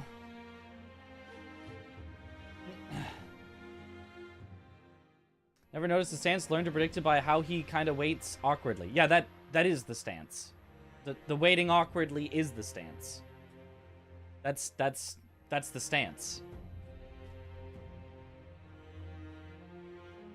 Like, because he doesn't stand around unless he is doing the stance, you think of that, you probably recognize that as just like, oh, that's just his regular idle animation. No, that's his stance. He doesn't really have a regular idle animation. He technically does, and you can see it sometimes, and he'll sometimes go, like, from stanced up to, like, but, like, yeah, that's it. When Sekiro goes against what you learned throughout the game, especially this fight, mostly dashing instead of deflects, it's neat in your opinion. Ah, for Demon? I mean, it's not even mostly dashes. It's only on the fire attacks. It's only recognizing, here comes the fire attack and dashing. I honestly think Demon would be better. And hear me out, hear me out, hear me out. Hold your pitchforks. Hear me out for a second. I think Demon would be better if it had more chip damage on the fire attacks. Because it would be more obvious to people that you dodge those, deflect the regular ones, dodge just the fire attacks, deflect the regular ones. I think with it having kind of a manageable amount of chip damage, people kind of associate it as like, oh, I'm either supposed to deflect everything and take some chip, or I'm supposed to dodge everything to avoid all the chip, and like, and then they end up doing just dodging, and the fight kind of sucks if you're only dodging. Like, if you're only dodging, the fight, yeah, sucks. But if you're doing a nice mix of both, it's pretty fun. Yo, Chris. Wait, did you already get the run? Did you just, like, one and done it or something?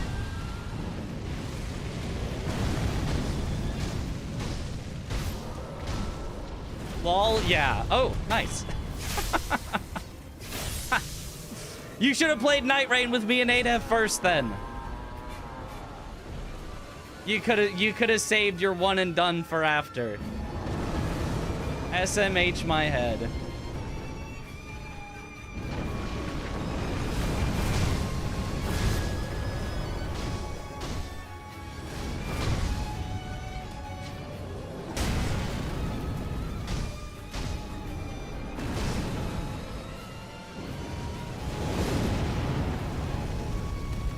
I love Uneven Ground. I love it so much.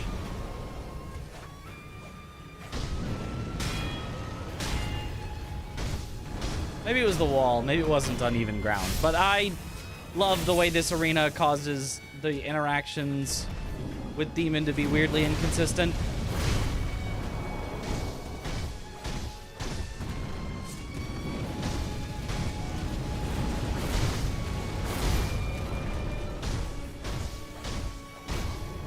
Okay. Wasn't sure if you had first tried. Gotcha, yeah. Well, me, with my 2020 hindsight. The wall. Meow. Oh, the fireballs where if I can't close the distance perfectly quickly enough, you simply die. That's, yeah. I'd say that's Demon's biggest flaw for sure, is the fireballs. I think the fireballs is bad.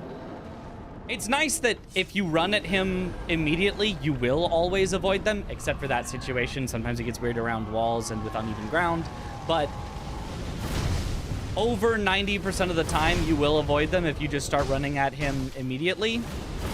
It's probably even like 98% of the time. But like, even still, the 2% that you don't, or the chance that you just weren't running at him immediately because you didn't recognize it because you're on a first playthrough and you're not a speedrunner that recognizes moves immediately, the move just kind of is bad.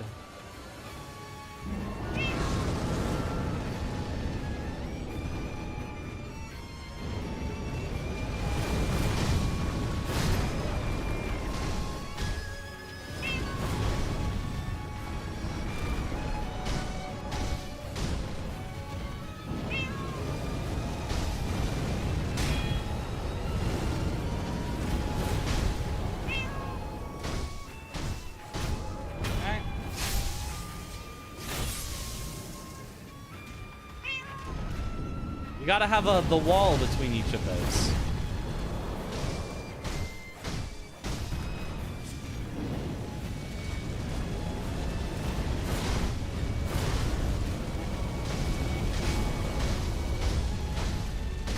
There we go. Sometimes I can't run at him immediately, like if you just got staggered or something. I mean, yeah.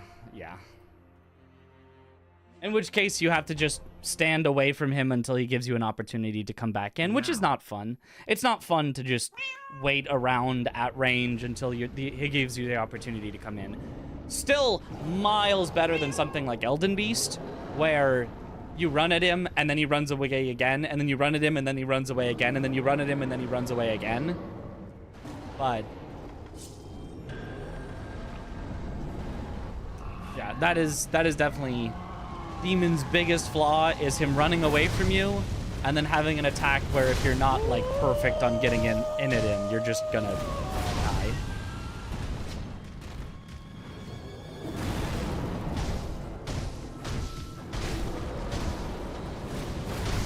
Okay.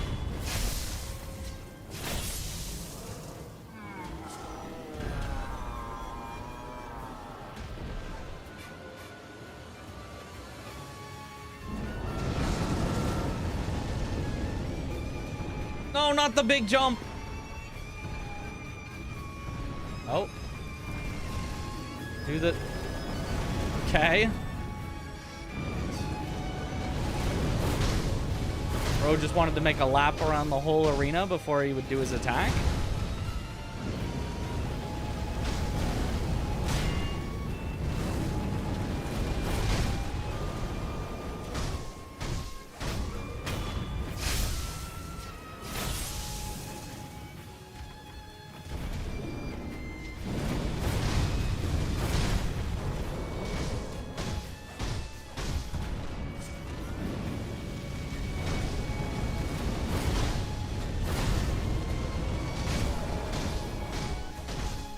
Nice.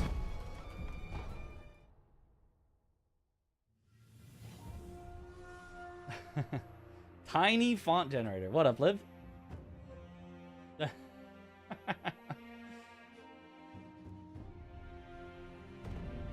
Don't worry, you have a horse in this fight now, and he'll kill you as soon as you get on it. Yeah, because the horse has no iframes.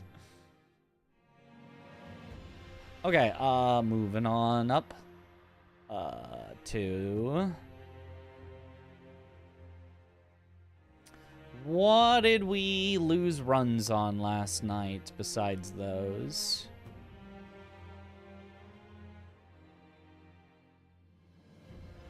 I don't think we lost the run, but I feel like a lone shadow duo kind of messed us up a little. Should I focus with all these cats now? I mean, I can. Boss should be better if you do need to both dodging and parrying his attack. Parrying Demon of Hatred is not even worth trying after hours of practice no-hitting him. No, deflecting Demon of Hatred is very worth it. Deflecting Demon of Hatred is nice. I do it in no-hits. I do it in speedruns. Deflecting Demon of Hatred is nice. Would recommend.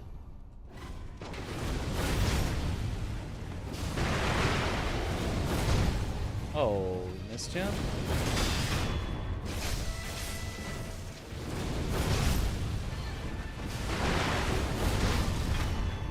Well, we'd take that. That was a weird one, but not a bad one.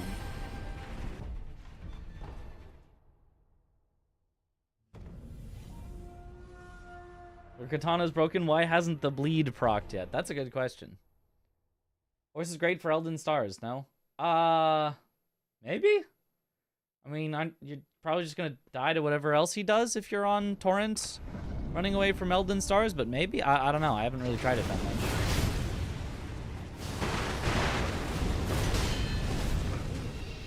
Did he just, like, shove me from behind?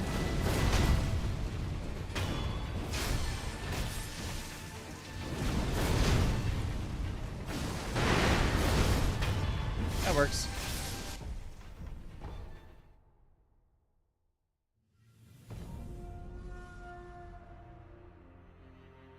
Last Team of Hatred strategy is to just throw bodies at him until the RNG ends up on your side. That's the best strategy for every boss. Supposedly, Torrent doesn't get you away from Elden Stars, but it seemed to for you. Just gotta dismount if you see LMBs doing any other projectiles at you. Okay, so you have to abuse the dismount iframes.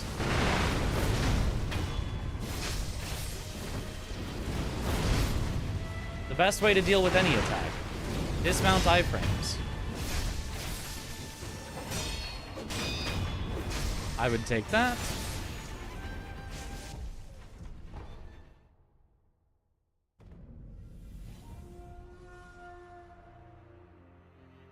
Jump off, then roll the projectiles. Oh. I don't use dismount iframes. Can't time that. It's the freest thing you've ever tried. Try it sometime. You just have to be standing still. It is like double or triple the iframes of a roll. Probably not actually, because that would be completely absurd, but it feels like it's double or triple the iframes of a roll. It is at least 1.5 times the iframes of a roll. I do not know the exact number, but it is long. It is almost impossible to mess up. You just have to be standing still. You can get dismount frame trapped. Oh, okay. I could see why you might not want to. Then.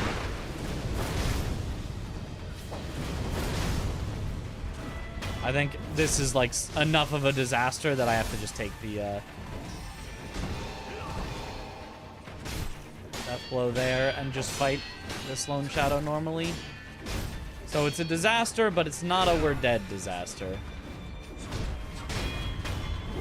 So I guess we would take that.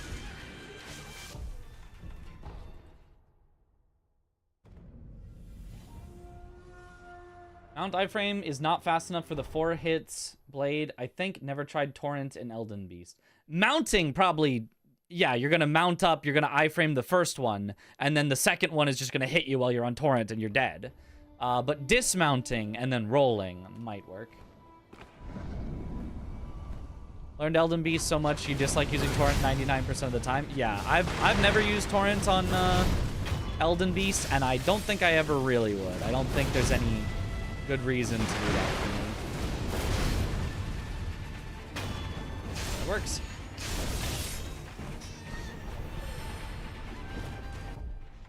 Okay, that's probably good enough.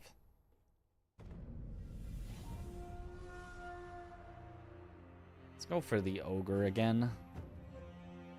I do not want to miss the dropping death blow.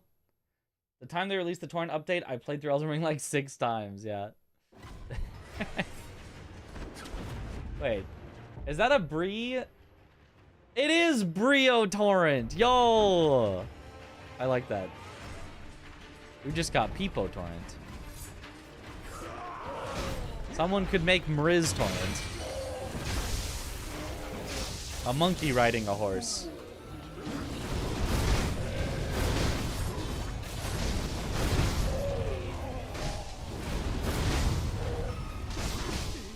Oh, no. Okay. Oh, how did that work? That is, like, so lucky that that actually worked at all.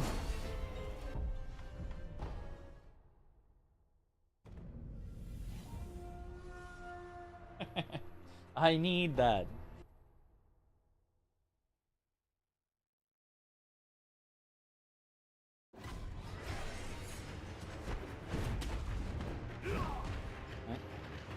What do you think about open world Sekiro? I don't think the combat of Sekiro lends itself very well to an open world. But honestly, I'd probably still enjoy it a lot.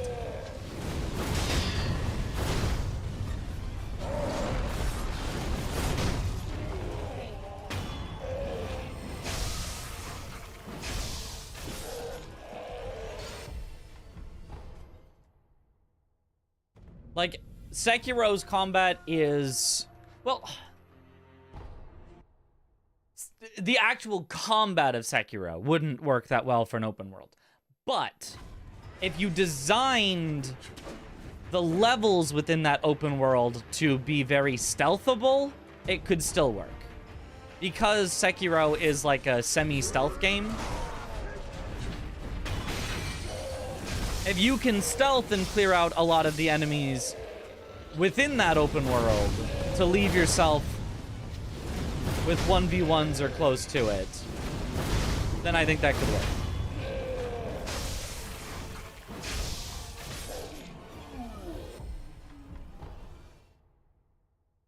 Okay. But if you're just pure open world and you just, like, you've encountered a camp of, you know, 10 enemies and you don't have, like, the stealth ways and they all see you and, you know, the Sekiro combat works exceptionally poorly against a large group of enemies.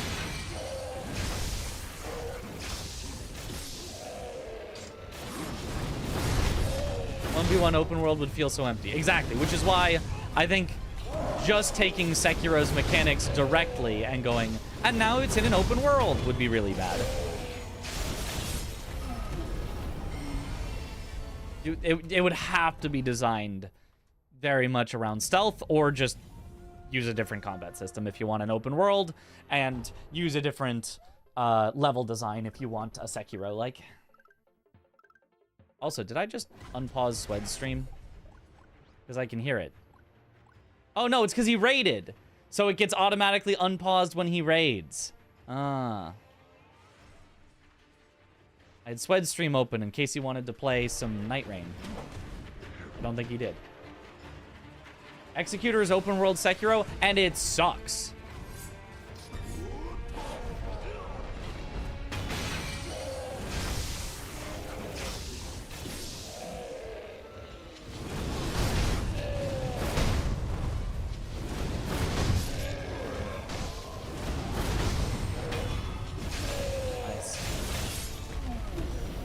It doesn't take that bad. Executor sucks. I am a certified Executor hater. It's probably my third favorite class in Night Rain. But I am a certified Executor hater. I think Executor was bungled, butchered, flopped, taken advantage of, bamboozled, led astray, run amok. I think Executor was, like, could have been my favorite thing ever, and it was just not. It was just like they just said, if you would like to use this deflecting mechanic, would you like to sacrifice all of your damage? A passive? You wanted a passive for your character? Don't make me laugh. None of that for you. You don't get one. You fool. Oh, an ultimate? Ah, I see. You'd like an ultimate, which for every other character makes you immune to all damage for a set amount of time, so that you can, you know, resurrect your teammates, and you can do, how about if I make you a gigantic hitbox, and you can still die immediately? You can press the ult button, and then instantly die. If there's Death Blight, or if the boss just happens to hit hard enough right then. How about that? Does that sound good? Yes? Great. Oh, and by the way, coming out of your ultimate, you de-transform with no iframes. So you can be de-transforming and die. Sound good? Doesn't sound good to me. I think Executor is such a bungle. I'm sold.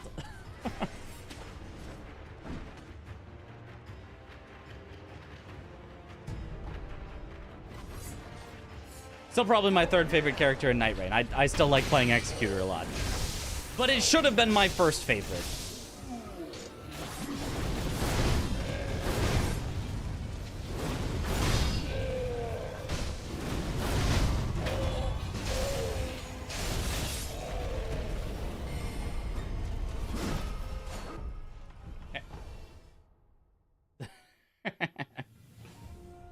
Who are your top two then? Wilder and Iron Eye. I wasn't expecting to like the bow character, but the bow character is actually a lot of fun. The skill that lets you, like, dash through things and mark them is so much fun. And the ult doing, like, that super wide AoE is just like, ooh. Brain activated.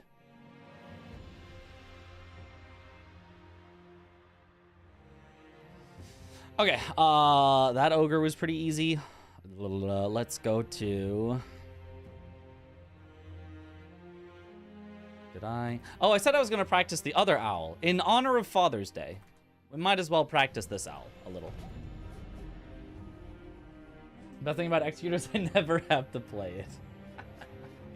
Duchess Supremacy, I haven't even bought the game. Duchess is honestly pretty fun. I find it very strange, the, like, daggers playstyle.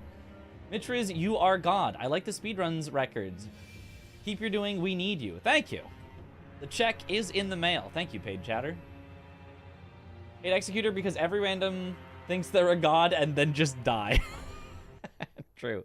I agree with the complaints about the passive. The rest feels like a playstyle issue. You're not supposed to stay on the deflect stance. There's no need to sacrifice damage since the goal is to deflect with sheath unsheath. I think the goal is to deflect with sheath unsheath is cope, personally. I agree that that is optimal. It is optimal. Oh, the enemy's doing a 2-hit combo. I'm going to sheath, unsheath. You get the 2 deflects. You're back to your weapon. You get to start hitting. I agree. That's optimal. But I don't think that's the design of the character. I think that's working around how garbage the character is. I think that's a different thing. I think absolutely the sheath, unsheath tech is cool, but it's making up for them just completely butchering the deflect stance. Because obviously, they intended for you to stay in the deflect stance. You know how I know? Because they put mechanics in specifically for the deflect stance. If you go into the deflect stance, and then you get 4 deflects, you get, like, your charged up thing that's then holy light that you can, like, go through them. They just forgot to give it any damage. Like, obviously they wanted you to play in the deflect stance. They just forgot to give you damage with it. So that's just bad design. That's not like, no, clearly you're supposed to only use the sheath and unsheath part.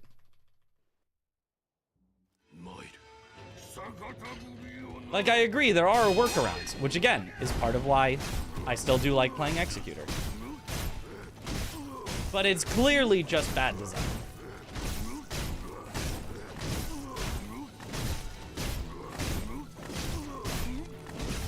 I need to sacrifice, yeah. Because, yeah, obviously the only way to keep damage up on Executor is to not be in deflect stance. When your friends were going to try some trophies, dropped our weapons during the last room before the final boss, all your weapons disappeared, so the Iron Eye had no bow. Uh-oh. Somehow beat the Moth boss. Hey! That's impressive. Always get a big bonk weapon as Duchess works well enough. I could see that. She just doesn't scale that well with big bonk. But I mean, like, honestly, just playing her big bonk would be pretty fun. Why did I go through all of the... All I need to practice is getting him in the corner, but...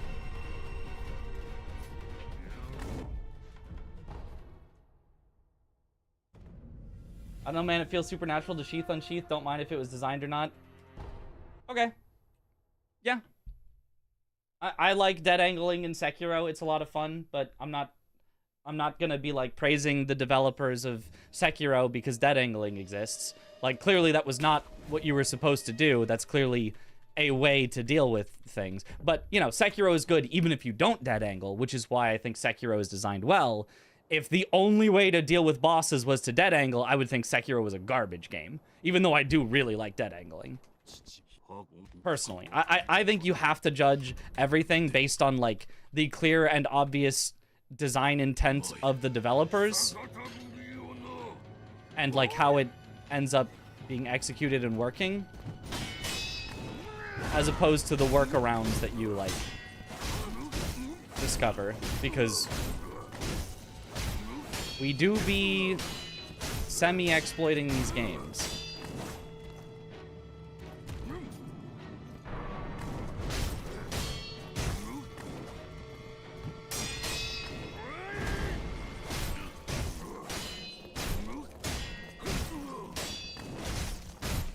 Alright, back to the corner with you.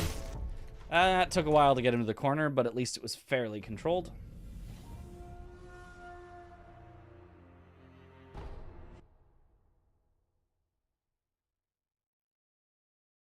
Is that going to be a normal stream or a shorter stream? Normal stream, I think. Unless I get tired because I woke up early. But I think it'll be a normal stream. Owl fight is just another Genny fight without Way of Tomoe. Kinda. It's kind of similar. FromSoft made a character so beautiful like Duchess, but made her so bad for soloing. /p/funny colors. I think the slashes didn't quite work how you were expecting. Can't say I love playing her for how low her vigor is. I mean, if Duchess had high vigor, like, man, she'd be OP. But, like, yeah, I don't like soloing with Duchess at all. And because I kind of play like I'm solo even if I'm playing in a group, I don't like her in groups either. But that's kind of a me problem, not necessarily the character problem. In your second network test game, you were recluse. Birdman disconnected and your Wilder was garbage. I single-handedly defeated the boss with how broken Hannah's sap skill was. Nice. Panda has a new Night Rain user feedback survey going for the next week. Ooh, should we give our user feedback?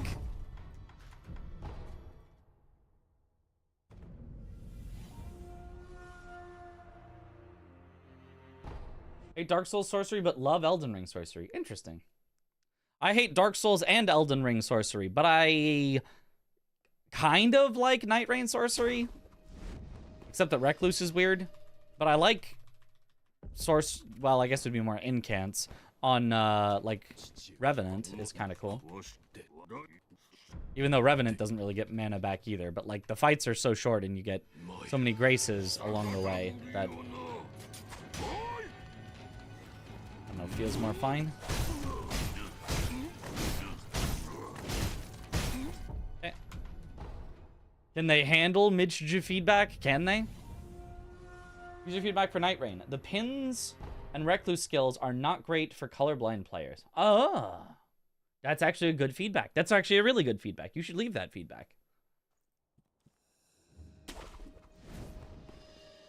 I've not played recluse, and at this point I'm scared to try. I mean, what's the worst that happens? You fail an expedition miserably? Because that will happen, probably. Birdman is the worst. No, I haven't tried that guy yet. Looks dumb, IMO. Birdman's got some sauce. Birdman is arguably the worst because the quote-unquote meta revolves around pure speed and pure damage, and Birdman is the worst at pure speed, pure damage, so he's the worst within the meta that exists in Night Rain. But, like, he's kind of good, though. His ult, which doesn't really do damage to bosses or anything, is the best reviving ult in the game. Sorry, Revenant, but Birdman, I think, is just better. He's obviously the tankiest, but, like, can tank while, like, dishing back some damage to enemies. Could survive for actually forever, even without needing to perfect dodge everything. Like, it has decent crowd control with his ability. Like, he's actually pretty good. He just doesn't fit in the meta of Night Rain. Good at keeping poise up. Yeah. Enjoyed playing Birdman because you get to live and save people. Yeah, he's the closest to, like, a true support character. You'd think, like, oh, no, the casters are the support characters, but, like, I feel like Birdman is the true support character. Which, if your other two characters are doing enough damage that all you need is to be able to live through and you're gonna win, then Guardian is the perfect pick. Like, it allows your other characters to play more aggressively if they need to, because they know that if they get downed, they are coming back up, no matter how many times. I think Iron Eye is the best support. Iron Eye is the best ranged. Iron Eye isn't support in the slightest. Well, I guess Iron Eye is good at reviving, so I guess that's kind of support. Not as good as Birdman, but Iron Eye is good at reviving, that is true.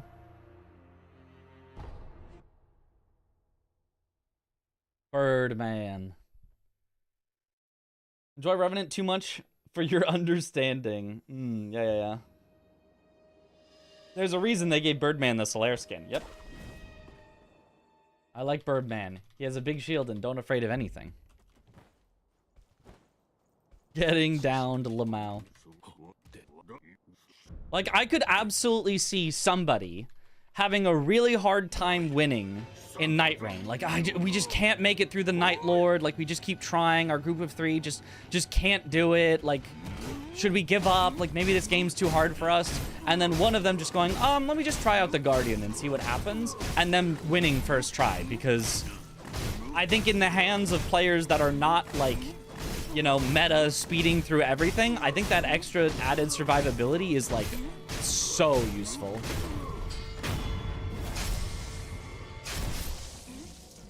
I don't think that's going to happen with everyone. I'm not just saying go out and pick Guardian and you'll win every time. It's not like that, but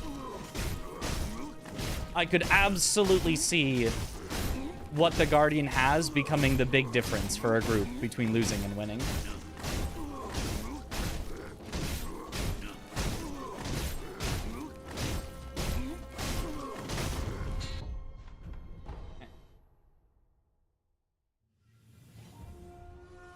All right, moving on. Birdman is what I'd assign a younger sibling, but then they could actually be useful.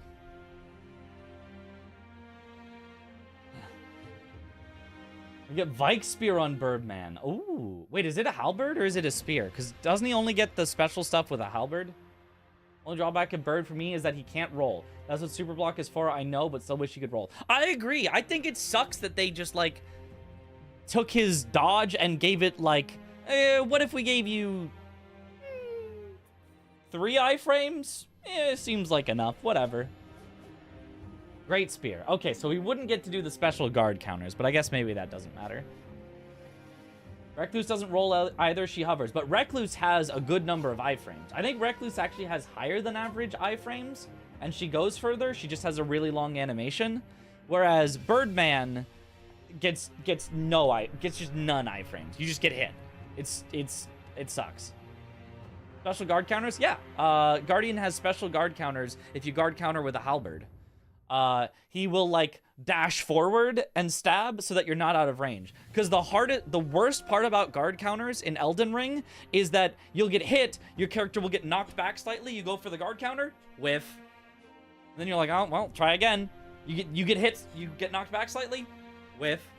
Whereas with the Guardian, you get hit back slightly and you go dash forward, boom, and you hit him every time. Almost every time. It can still miss left and right.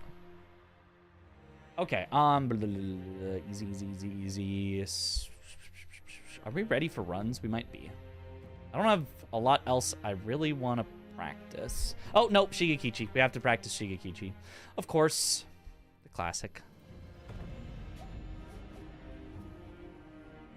You just shield and poke. Try using R2 to poke instead of R1 after you block, and it'll change your life. The guard counter is so much fun. Recluse needs the Omega frames, yeah.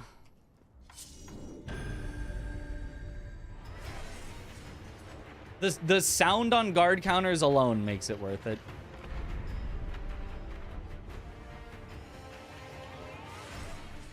Whirlwind ability is really bad though, IMO.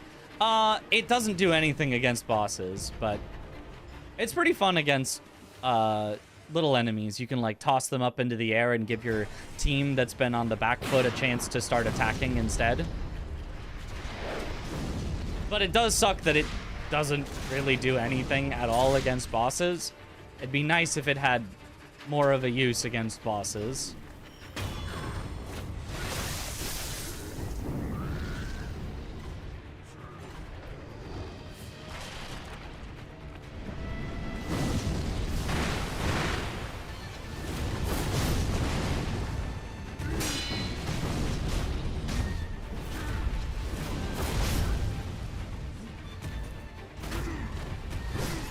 Really? I was late. Okay.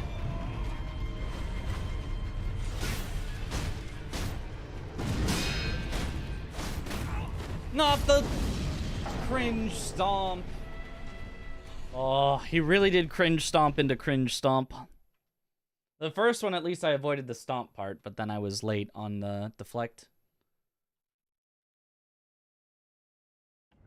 That was unfortunate. We almost had him too. I wanted to try just deflecting him, but it feels like maybe that's too risky. Which is weird, because it shouldn't be risky. Whereas just dodging behind him and doing jump mortal draws is more likely to, like, finish him off quicker. But it's like if you don't hit him in the back, he will just kill you. Because he will just poise through your mortal draw and you are just dead. So I figured it would be less risky to deflect him, but I don't know. Either way, it has risks.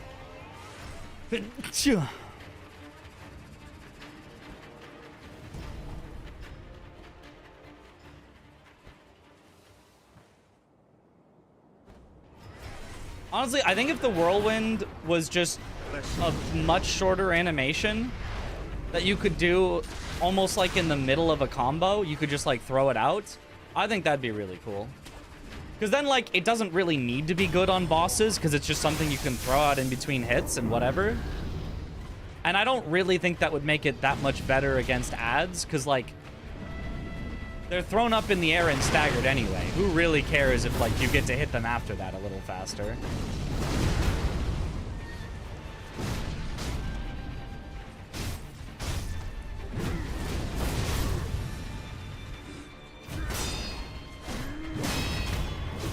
Okay, deflecting worked really nicely that time.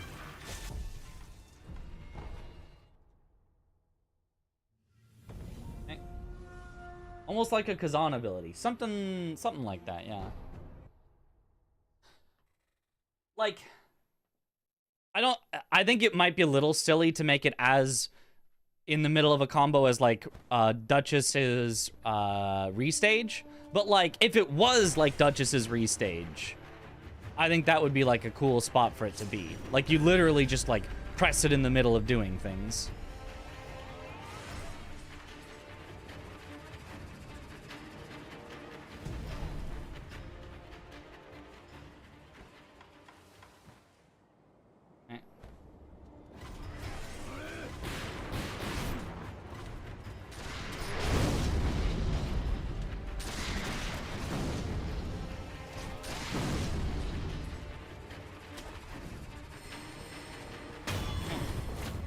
How do you find Lies of P? Is it good? It's my third favorite game of all time. It's really, really good.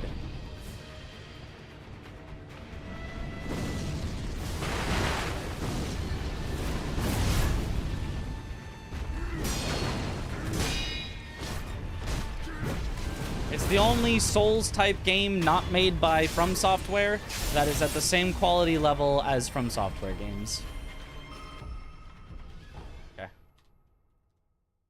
You and Duchess. I'm upside down in a cartwheel, but here, let me adjust this watch for a second. Yeah. Guard counter in Elden Ring is meta for group fights. Maybe. Not with a halberd, though, because it's too, like, pokey. It's too, like, single target.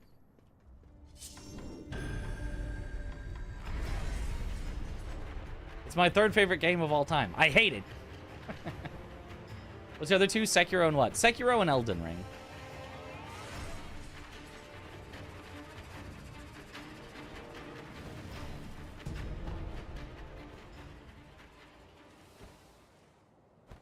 And to be honest, it's kind of tied for second, because I like Lies of P and Elden Ring very, very similar amounts. I do feel like I can end up playing Elden Ring for longer and having more stuff I kind of want to do with it. Whereas Lies of P was like so incredible, but I have less feeling of a need to like keep playing it forever. Which is not something that a game needs to be. A game does not need to be a forever game, but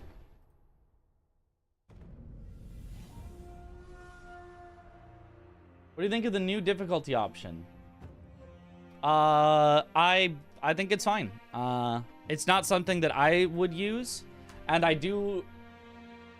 Well, okay. They added lower difficulties, and then they technically also added higher difficulties if you do the boss refights. The lower difficulty options are not something I would ever use. They're not something I would engage with. I think they make the game, if you choose to use them, they probably make the game worse, because like, you won't have to engage as much with the cool combat systems, because the Lies of P combat is awesome, and really mastering it feels great. And so not having to do that because you're playing on a lower difficulty is unfortunate for you, but it's not unfortunate for me. So if that's what you choose to do, I don't care. Go for it. I'm not here to police the way that you play. I just know that I want to play the way that I play, which is to not use that.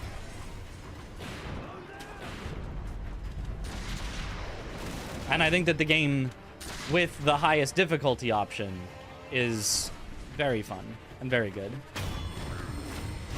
Will the speedruns move to using the lower difficulties? There will be separate categories for the lower difficulties and for the hardest difficulty. And most people are going to run on the hardest difficulty,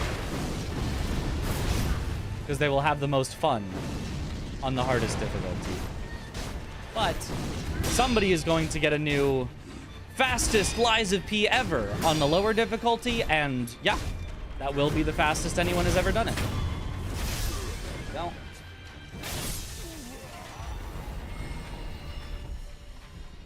I think with Elden Ring randomizer, the quality of the game is endless. Yeah, if Lies of P had a better randomizer and was better for a randomizer, it's possible maybe it could overtake the Elden Ring spot for me. If people were doing Lies of P bingo, if people were doing you know, more Lies of P speedrun races. Like, if Lies of P was just like a bigger part of my life, I might just like Lies of P better than Elden Ring. But Elden Ring has been such a big part of my life and has had so many things I've done with it that, like, you know, I'm putting together my favorite list, so it's my second favorite because of all the things I've done in it. It has been so much fun. That's why I love From Software, no difficulty option whatsoever. I mean, I don't think it's a bad thing to have the option. I think it's just, I wouldn't use it. There's a difficulty option for Lies of P now. There is. They added it with the DLC. Mastering the combat felt really bad to me. Pure frustration. I enjoyed Awakened Puppet so much more. You know, fair enough. I think if you had gotten over the hump and you had mastered it, I think you would have found it very fun eventually. But, you know, I can understand not wanting to go through that process. Somewhere it's 50%, 75%, 100% for the 3 difficulties. I could believe that. I haven't tested that, but that sounds right. Okay. Shigekichi is good enough. I think that's it. Let's try some runs. I'm kind of in a talky mood, so I'm not sure how I'm going to do with runs, but let's try them out. Let's see how it goes. Struggling with Neo 1 combat. I haven't played it. It looks like not a combat I would enjoy, but... let's go. Like how Remnant 2 defines its difficulty settings from new to the game to played before to challenging to haha good luck. Thank you for the good luck. Talking equals relaxing equals good runs. Sometimes. That is definitely sometimes true. Until you're not focused and you look away right at the wrong moment and then you fall and you die and... but you do want to be somewhere in the middle. You want to be relaxed, but still, you know, main attention on the game. Okay.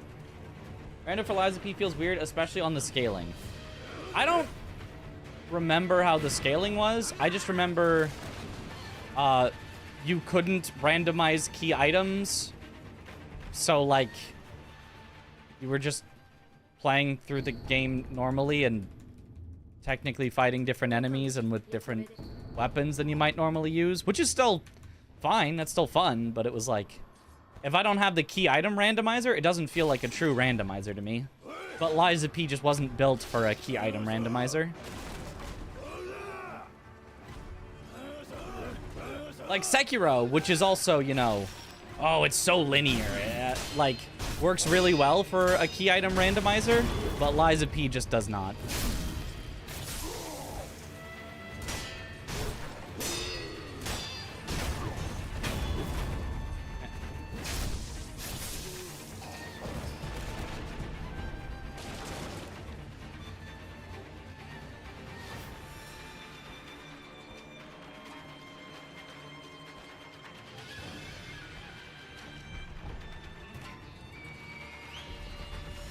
To play through Remnant 2 with the friend you did the first one with. Got delayed because he had a ton of finals and then a ton of other games that came out that had priority. Yeah.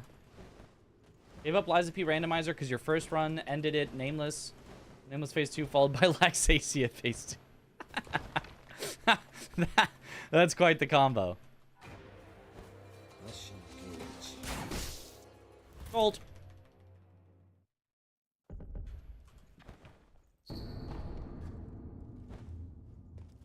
Every small complaint you had the first was majorly upgraded in the second one. The enemy scaling is better, the weapon mods are more interesting, and the added class variety is so good. How did they, how is the enemy scaling better? Because I haven't played it yet, but I've heard conflicting reports. Either, yeah, the scaling is better, or nope, the scaling's the same as it was in the first one. Still horrible.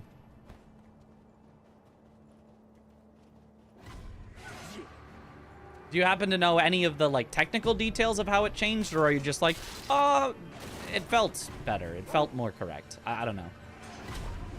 Because I have heard conflicting reports, and I don't know what the truth of the matter is.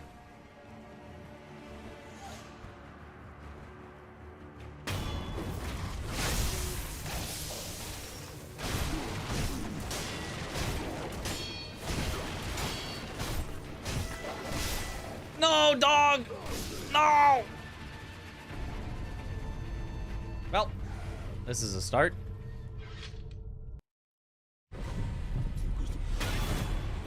Die, dog.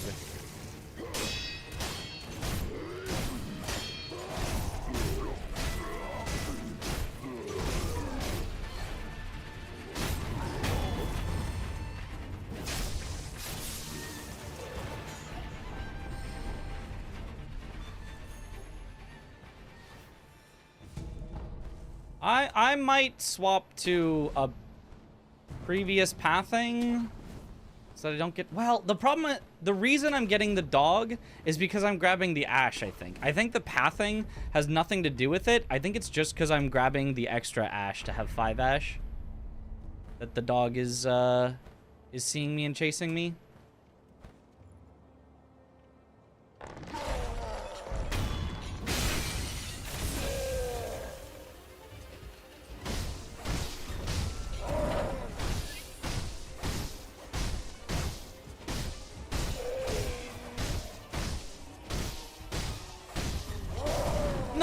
I tried!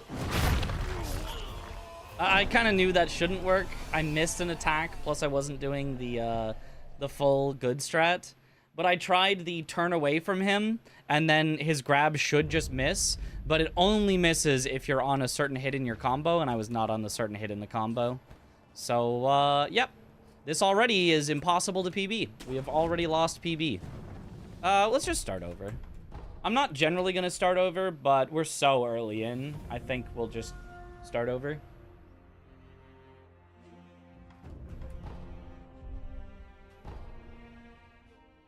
No, I was focused. I was full focused. That was just really unlucky on the dog and really unlucky on the ogre. And I was trying something on the ogre.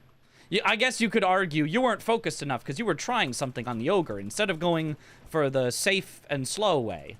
And that means you were unfocused. But, like, I was fully focused. We just got crazy unlucky on the dog. And I was trying something on the ogre that did not work.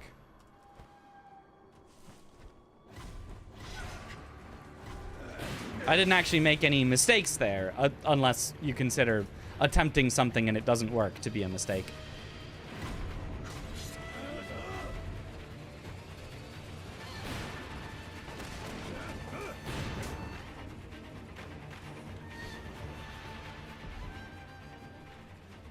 The splits from pre-learning or post-relearning? Post-relearning.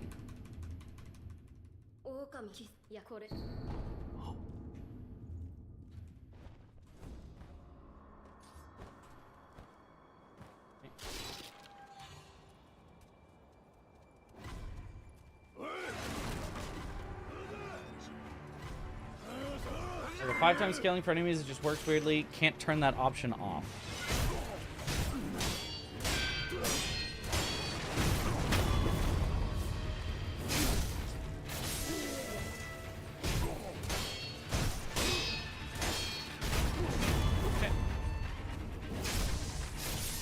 Yo, Ouija, thank you for the raid. Welcome on in, raiders. Like, my bot may be a little slow. Either that or I just missed the alert.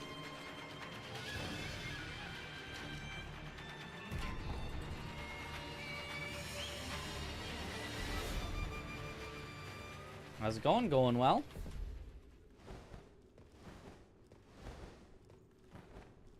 Alright.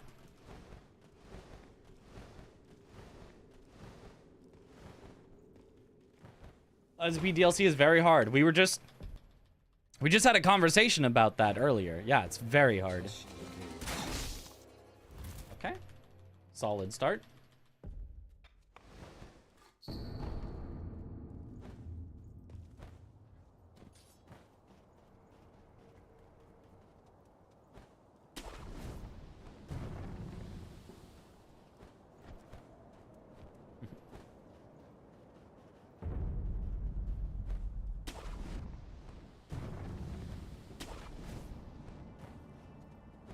Tutorial Genny should be a boss in the run. I completely agree.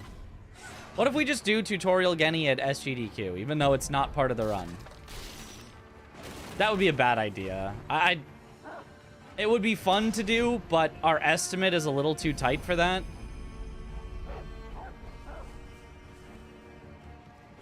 And it might be a little, like...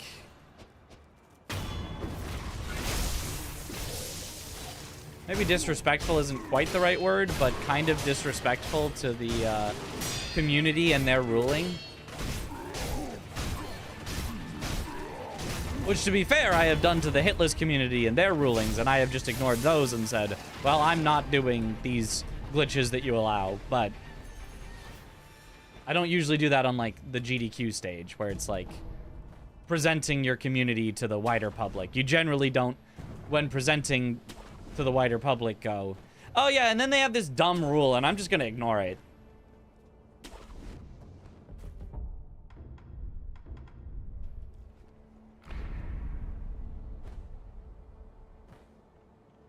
Tutorial Genny, bonus kill for a donation goal. We already have a donation goal for the run. It's to kill all of the inner bosses at the end. To make it more or less a true all bosses. I will ask them when I get there if I should also kill Emma and Ishin to get like the true all bosses, but I didn't know how to like phrase that in a donation incentive, like kill the inner bosses and also Emma and Ishin, and it's like that doesn't make a good catchy title. So the donation incentive I named as extra inner bosses. And that's an easy one to explain. To say at the end of the run there's these extra hard versions of the bosses that you unlock that we can fight. You know, like that sounds, oh, that sounds really interesting. But saying, and then we can also fight the one boss that we don't get to do because it's the other ending is like, I don't know, feels like a mouthful. I don't know. From a marketing perspective, just doing the inner bosses makes more sense.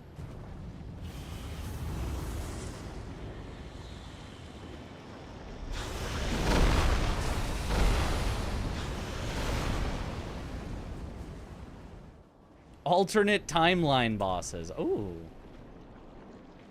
Sekiro most bosses run. Yep.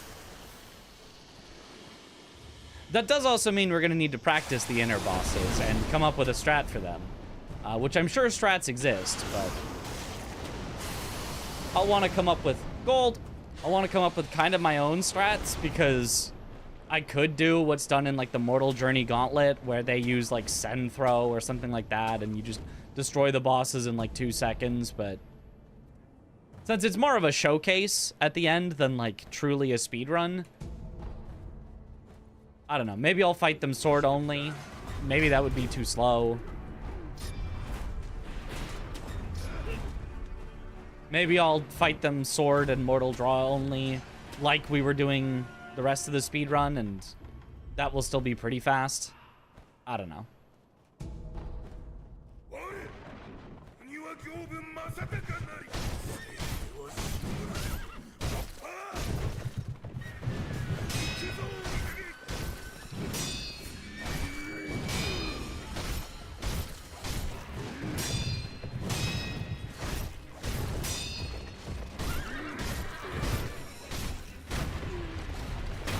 Nice.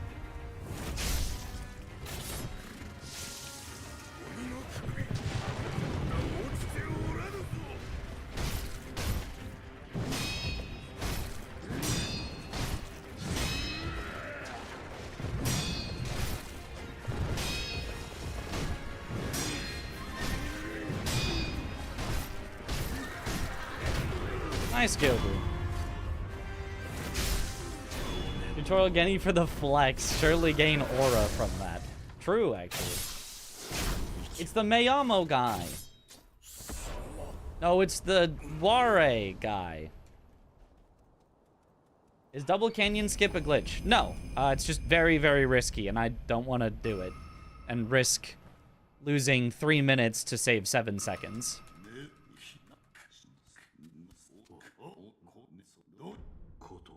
It is something that nobody should ever do in any run ever unless you're trying to get world record. And right now we're not trying to get world record, so doing it would be a very, very bad gamble.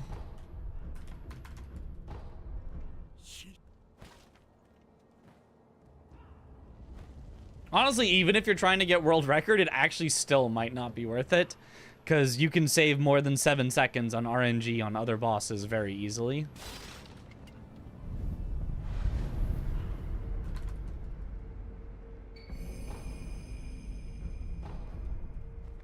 But if I was going for world record, I would use it. Gold!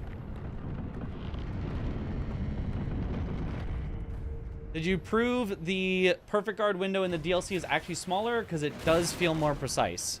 I proved that it's as small as the smallest that I thought it might have been before the DLC. So I did not prove that it's smaller than before the DLC, but I did prove that it is 8 frames, and my testing before the DLC was very inconclusive. I got somewhere between 8 and 10 frames, so it's just definitely 8 frames. Theoretically, it might have been 10 and they lowered it to 8, but I'm pretty sure it just was always 8. Why, oh why, I hate when it does this.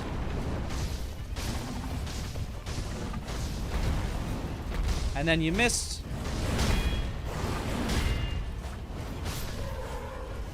Please just get hit. Thank you.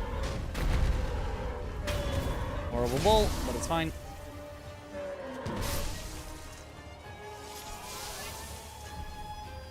Also proved that Azure Dragon Crescent Glaive has more frames on its Fable Deflect. Yes, I did prove that.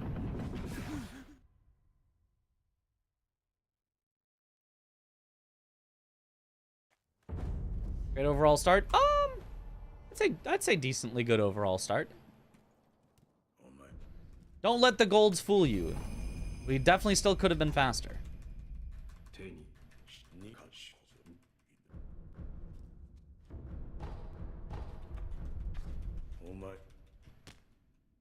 I mean, best start we've had since coming back to the category, but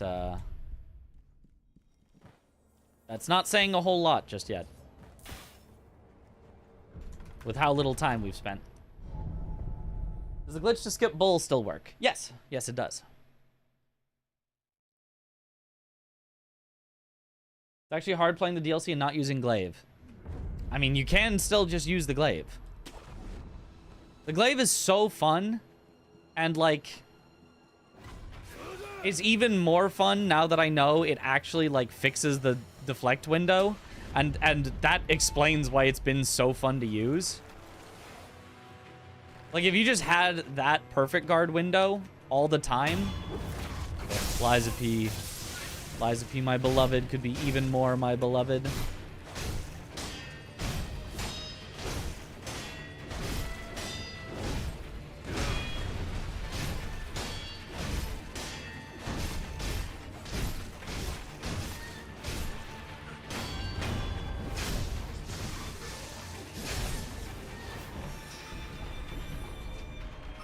Pale Knight in the DLC, which is, I guess, a spoiler of a name, but you're not going to know what that means, it is a lot of fun as well. That weapon is super fun.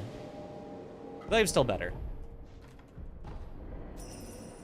Because it fixes the deflect window being correct. But honestly, pretty much all of the DLC weapons were a lot of fun.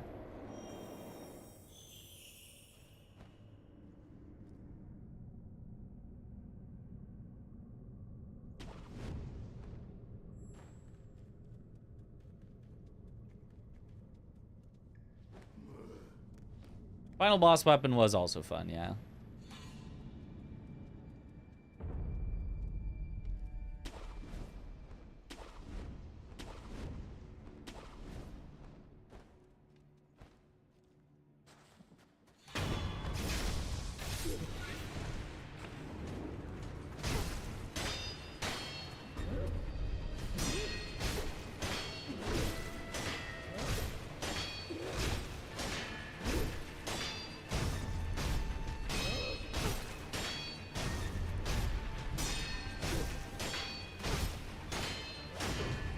Works.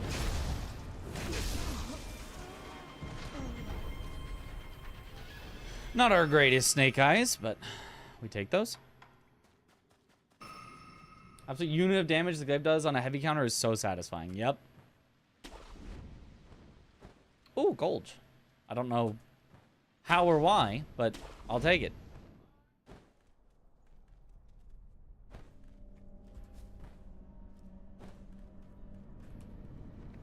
Is awkward doing snake eyes without mortal draw? Nope. I do it without mortal draw in any percent all the time. I have done snake eyes without mortal draw way more times than I've done snake eyes with mortal draw. It's honestly awkward to do snake eyes with mortal draw later in this run for the second snake eyes.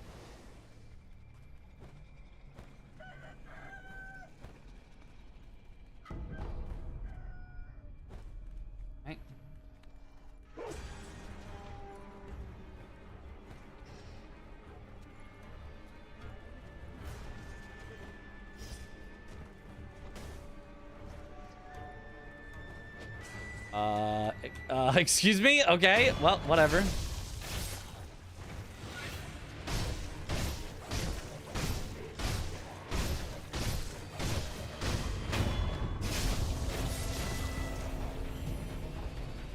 Sure, this video told me to do Mortal Draw. Which image do I believe? Yeah, you do it for that one. I haven't done as much Shura Glitchless as I've done Shura Glitched.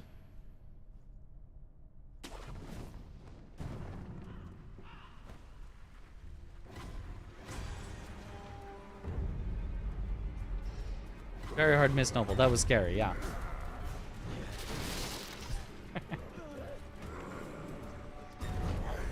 Miss Noble, always the hardest boss.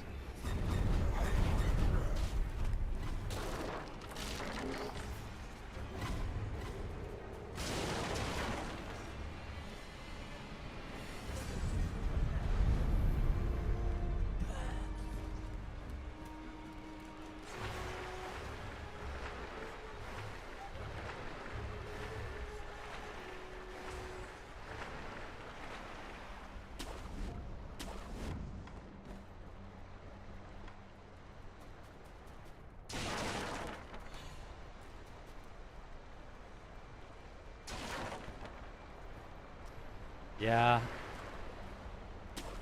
I was slightly too far left positioning-wise, so it was never going to let me get a horizontal jump there.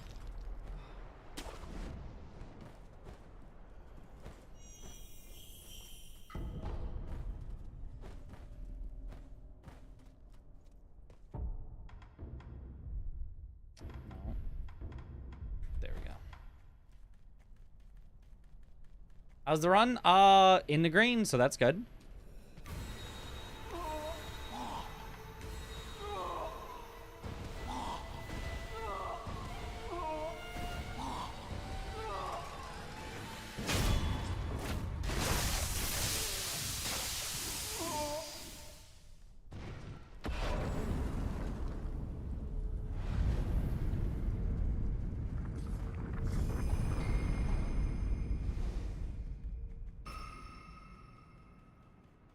Isn't Lies of P Legion Arm a direct copy of Sekiro prosthetics?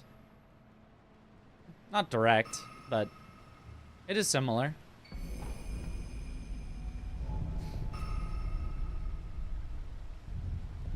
It's got a different resource system behind it.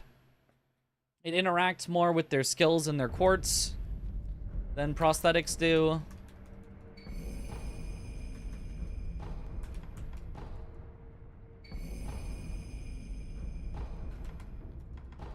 But it is literally your arm that gets different attachments to it. So aesthetically, yeah, it's very, very similar.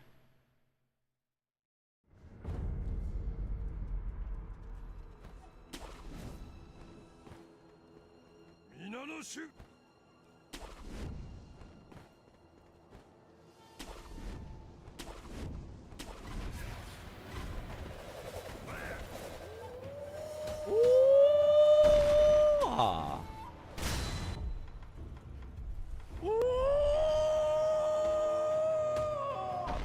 Exactly. That's what I said.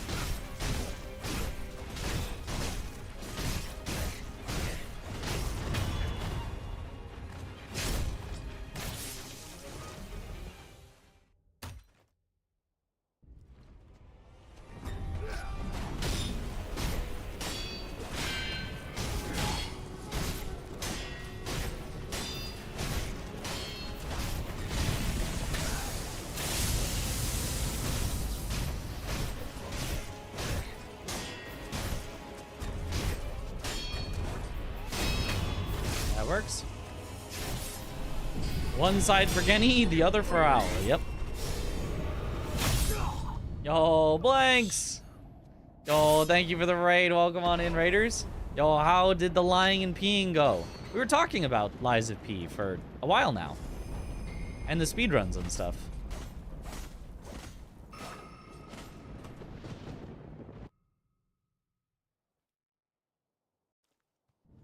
Blanks, the absolute goat of lies of pee.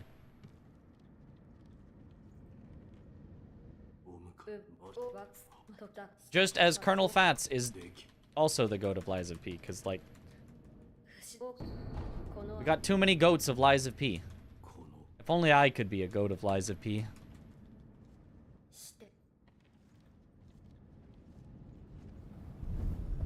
Stop streaming lies of pee so I can watch your streams, thanks.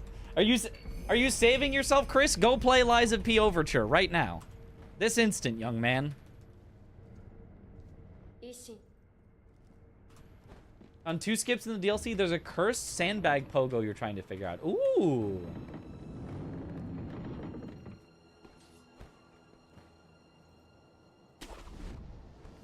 Probably play it sometime this next week. Nice.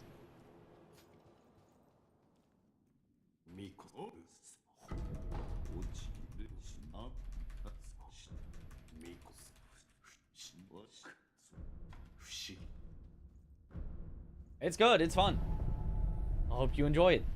Too many goats. We're gonna need a shepherd over here. Yeah, I saw you. Obviously, I was in chat, but I saw you testing out the Victor skip on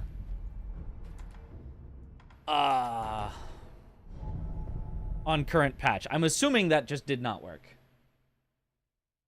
There's a really insane handle. Oh, I haven't seen.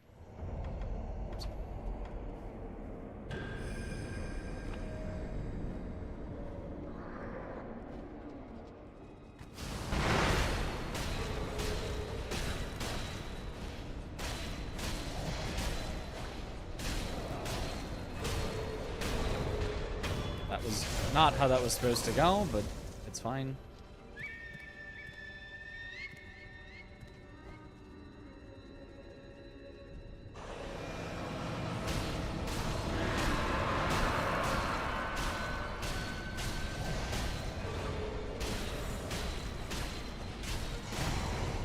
Yeah, the Yash ran out, so that was a lot slower than it should have been.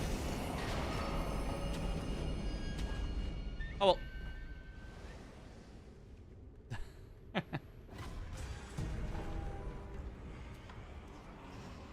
What a great emote. Back to the skip mines. No! Honestly, going back to Lies of P speedruns would be fun. If I was not so invested in this Sekiro run going super smoothly at SGDQ, it'd be a lot of fun to get back to that. But, like, I already know I'm going to do some other random fun stuff. I already know I'm going to randomly be asked to play Night Rain, and I'm going to want to do that. I'm going to randomly asked to play a Rage game with a 4-player team tomorrow. And so I'm going to do that. So I know that I'm going to need to spend a lot of time on Sekiro.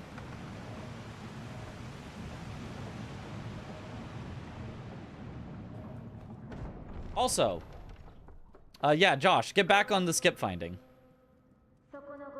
Help Blanks out here. Make all of our lives miserable again. Do it. What Rage game? Peak. Literally, the game's name is Peak.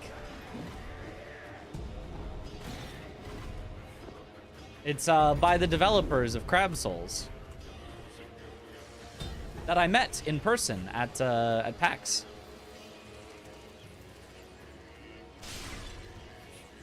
And they had a demo version of Crab Souls, and I was like, "Hey, can I mind if I go out of bounds a little in here?" And they're like, "Well, in the demo version, we patched out a lot of the out of bounds. We left them in the main game for you guys, but." I was like, I bet I can get out of bounds anyway. And I spent, like, forever at their booth. They probably hated it.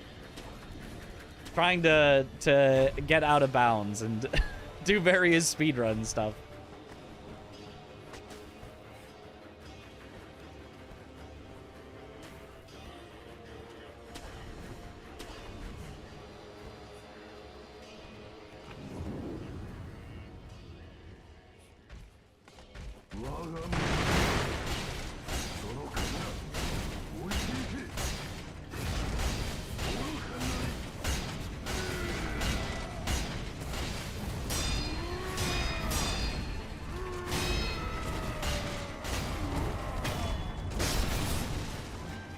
Nice.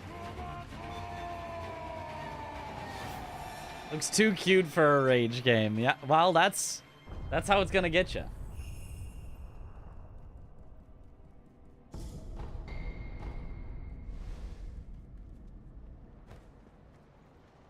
Because Crab Souls also looked too cute for a Souls-like. And while it was not the hardest Souls-like, and they gave a lot of accessibility options, such as a literal gun, so you could just win if you wanted to.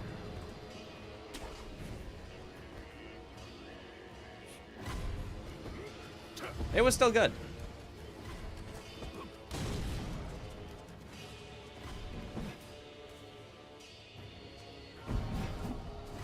Somebody banned the mod that allowed the link. How dare they?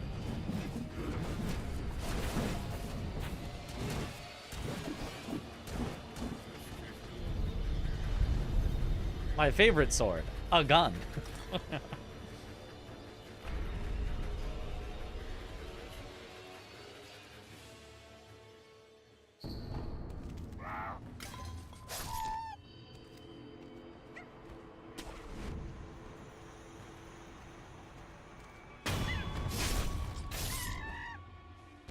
Maybe the PB was the friends we made along the way.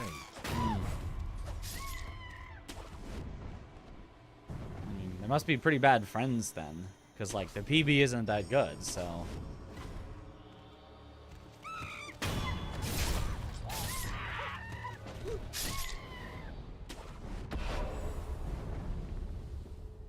Good luck, Belle. New Game Plus required filling first to unlock, even if you already killed him, and they officially recommend using the gun to do so. Yeah. The final boss, you obviously you have to beat it to complete the game.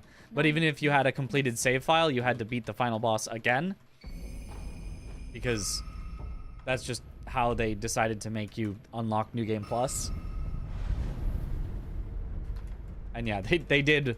If you're having trouble, just use a gun.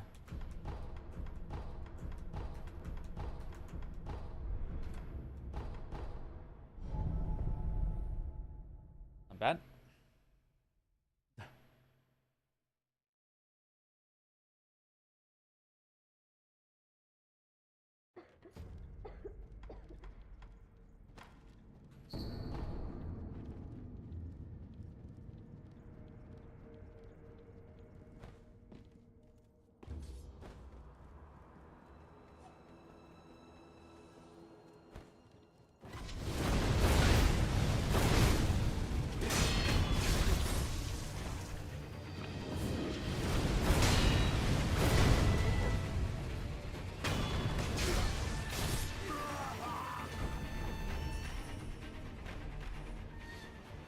Okay.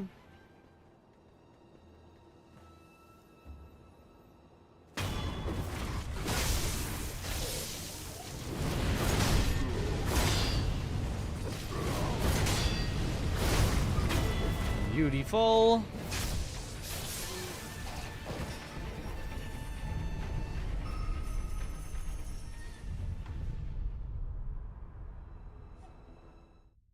Gold. It's 3 Spanish runs for the price of 2. That's right. We've already done all of our Spanish runs.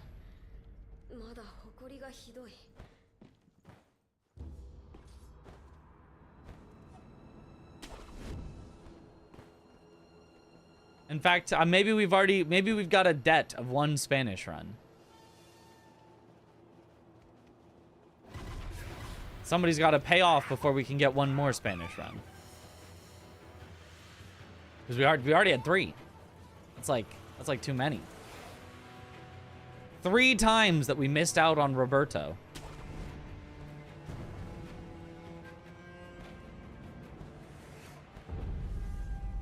You're not paying that debt. Fair.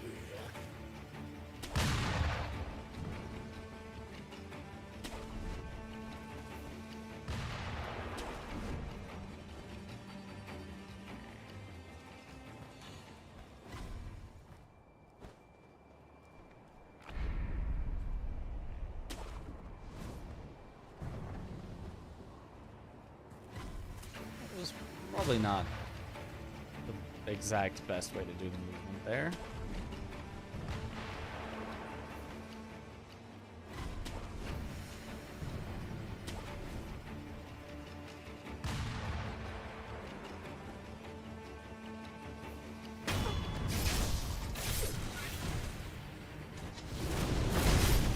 Good luck, Mitch. Thank you for the good luck.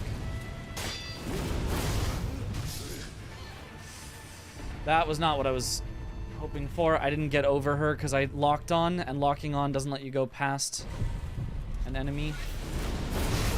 But it's fine. Unless we get shot by the gunners, then it will very much not be fine.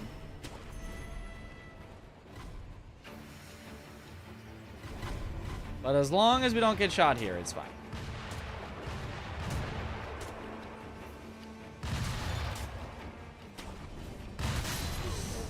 It's not fine. Bang.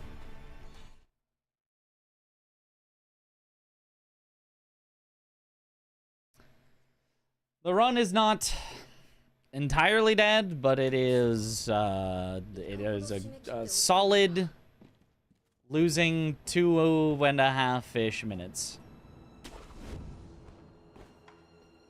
So, not great.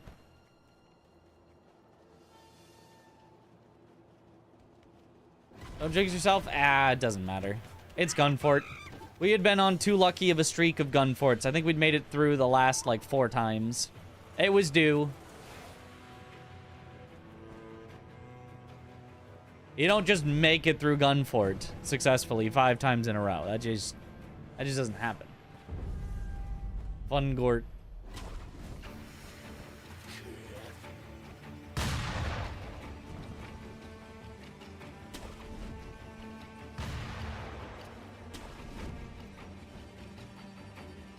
At SGDQ, I'll probably grab the idol here. Just because of how likely it is that we lose in Gunfort. Oh, I'm definitely grabbing it now.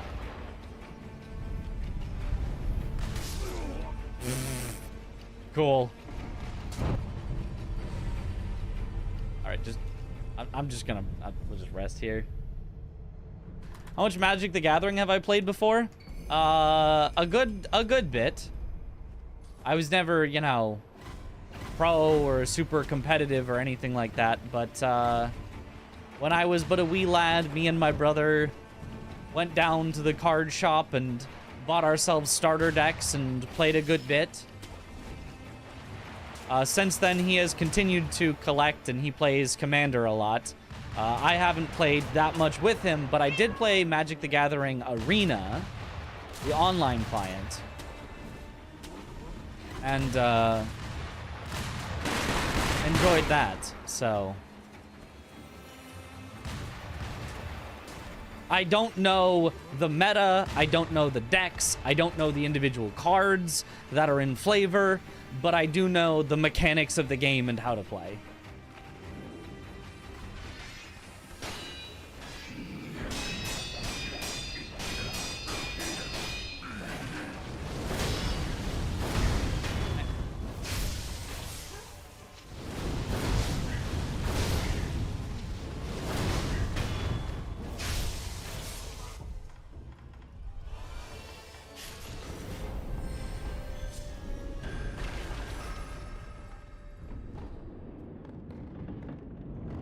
drafting? Have you ever done any drafts before? In Arena, I've done some drafts. I've never done an IRL draft before, but it seems like a lot of fun.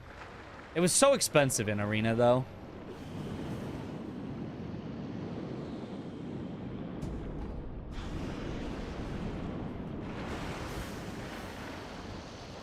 You couldn't, like, sustainably do it. In Hearthstone, the drafting mode, I felt like you could sustain, well, I did literally sustain myself and gained cards and gained money in Hearthstone. But in Magic, it was like I can only do it, you know, once every few days because you just run out of stuff. Ah.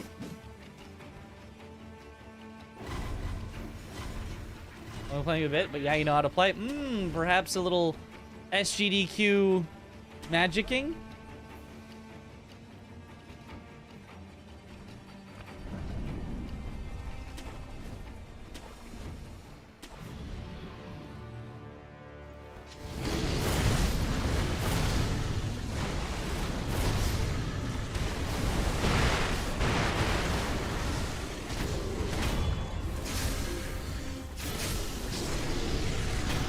Made a few cubes over time. Love some cube. I don't know what a cube is.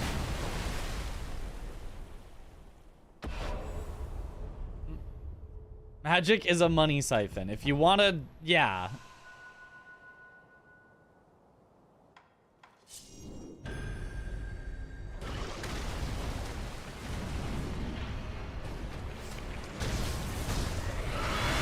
If you want to keep up with it,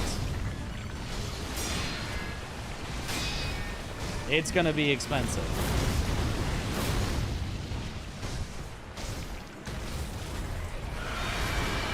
Really? Okay, okay. That really sucks. I guess I should have stayed in. Because a cube is a 3D shape with equal sides. Oh, tailored custom set of cards to draft from. Oh, interesting. I just send an underpowered MD there because I thought it would not kill him and I would die. But then I died anyway, so I guess it didn't matter. But I was pretty sure I didn't have time to defeat him before I would have died.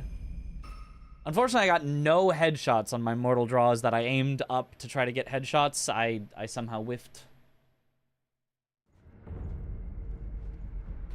Either that or I got a headshot, but it was a partial mortal draw.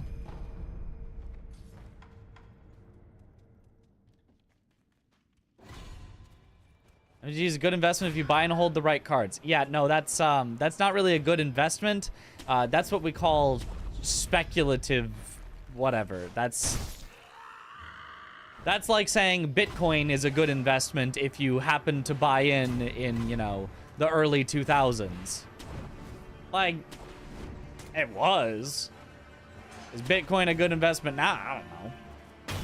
Oops, forgot to use the Octo. I guess we're just gonna not, because at this point it would be a mistake to.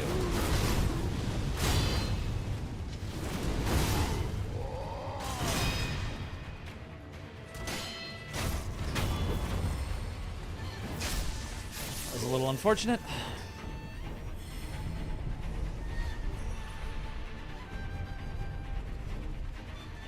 Clearly don't own a time machine.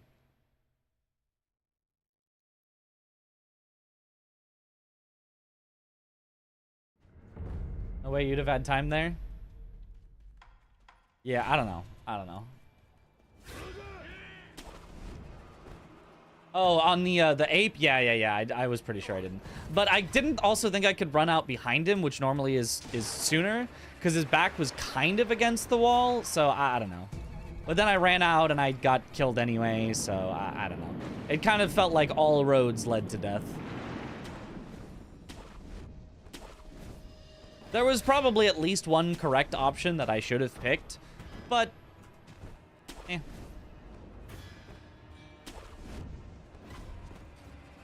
If the 5 options I saw in front of me all led to death and there was a secret 6th option that would have led to life, then, you know, oh well, is what it is.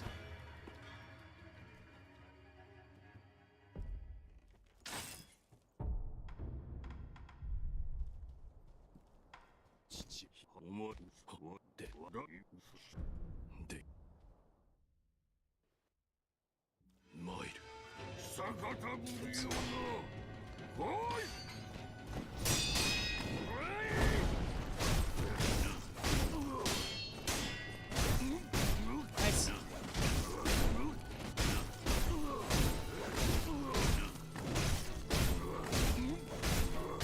All roads lead to Faker? Wait. Is that a thing? I had to let go of your unlimited Black Lotus 12 years ago at 1,000. The value now is insane. Yeah.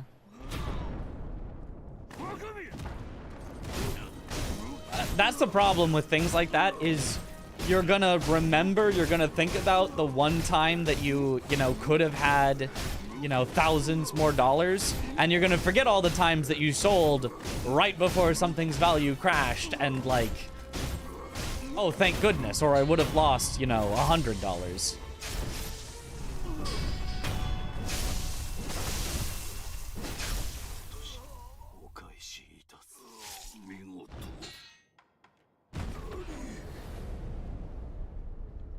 Remember to rest.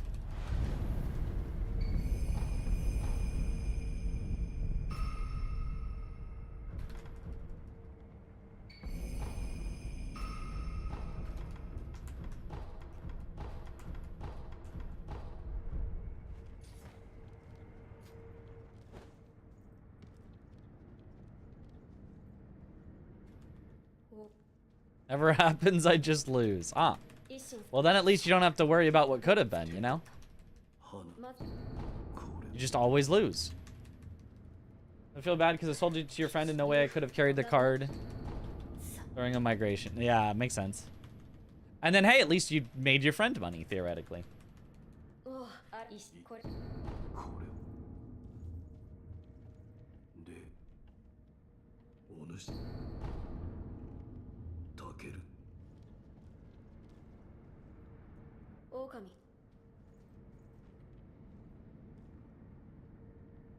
Their pool was less than 10.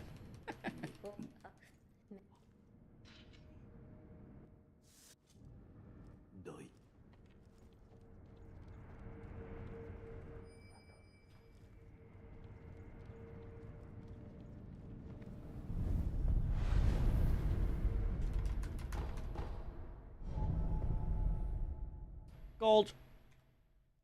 Why is eavesdropping important for all bosses run? Because it unlocks one of the bosses. It unlocks the second Harada, which actually has 3 bosses in it. It's got a Lone Shadow, a Drunkard, and Father Owl.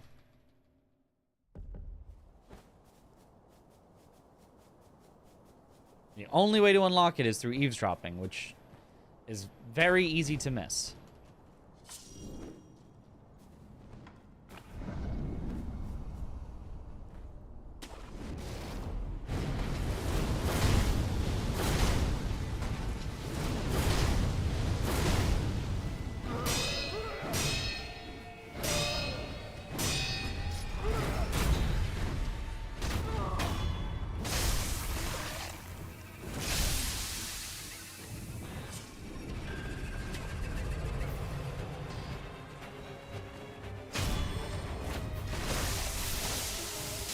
Proud that your record of all bosses in Kanagi is sub 10. That's really good. Mine, I'm pretty sure, was not sub 10.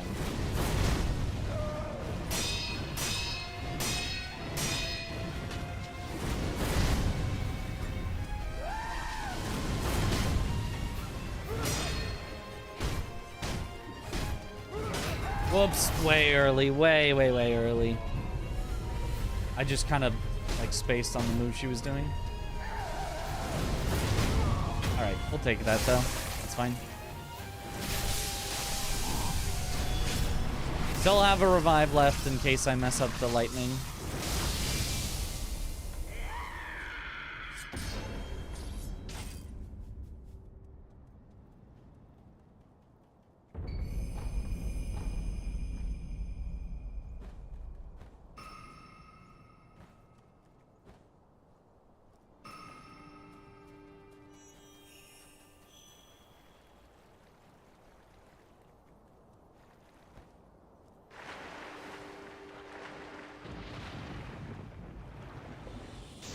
That was way early. I'm gonna get hit by the lightning, but it's fine.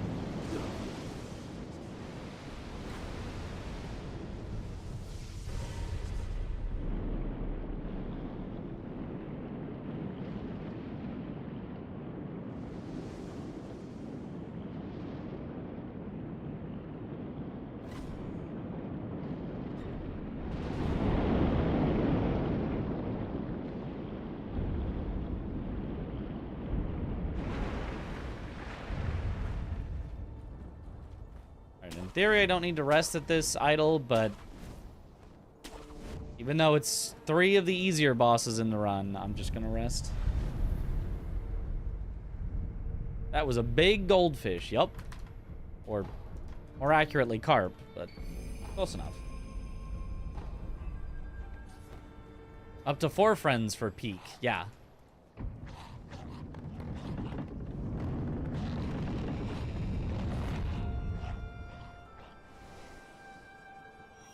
What if we make Star O Chris co-op peak with you? Well, there is a group of 4, and I'm not telling who all that is. But Chris might be one of them.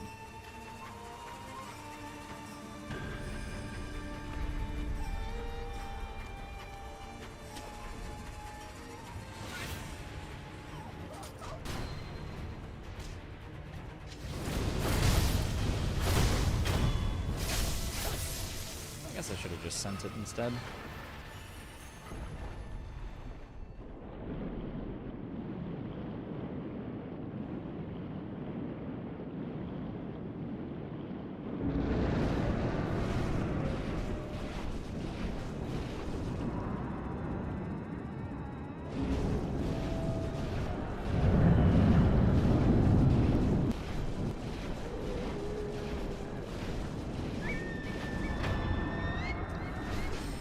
Alrighty.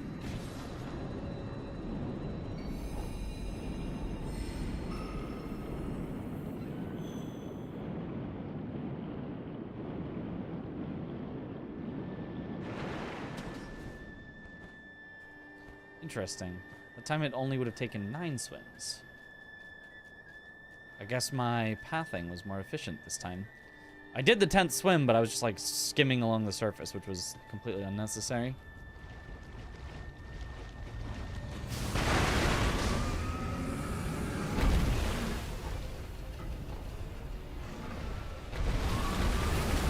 Oh, he like missed the wall as I was coming in.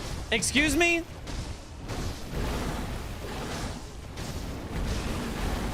I would have really appreciated that could have worked.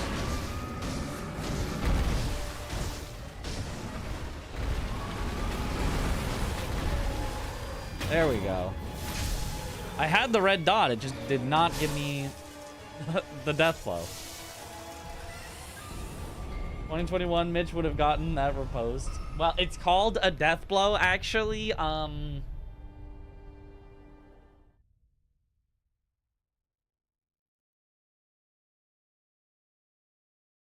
Urge. Travel depths, hidden force. That's the one. I gotta remember that it's just 2 ups and then sense end. Lamau, I don't play this game. What? Well, you should. It's only the greatest game that's ever been made.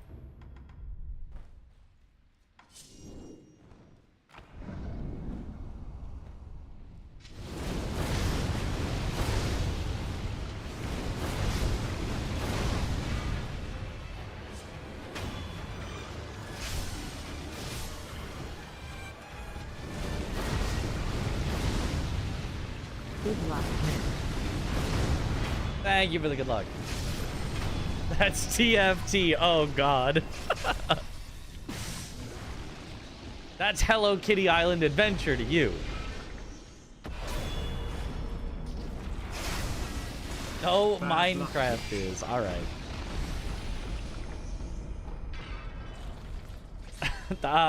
Thanks, Chris. I think. Hydrate. Give me a sec.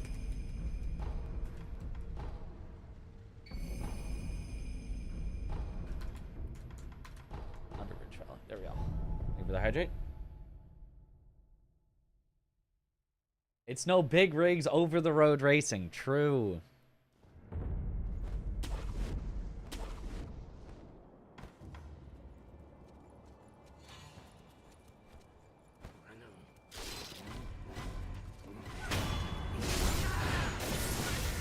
I don't know why sometimes I can't get that depth though. Oh, right. That works.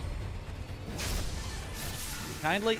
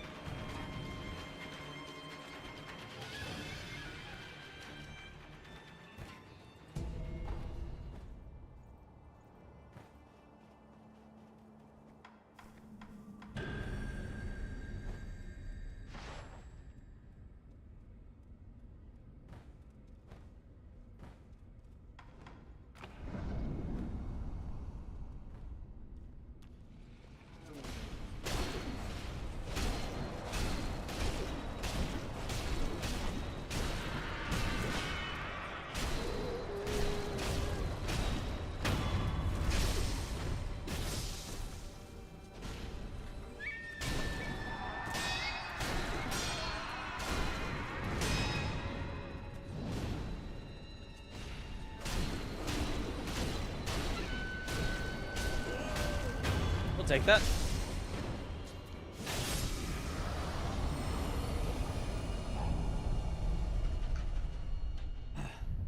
Gripping cliff edge while free falling, yeah, and taking no fall damage from it. His fingers aren't even sore.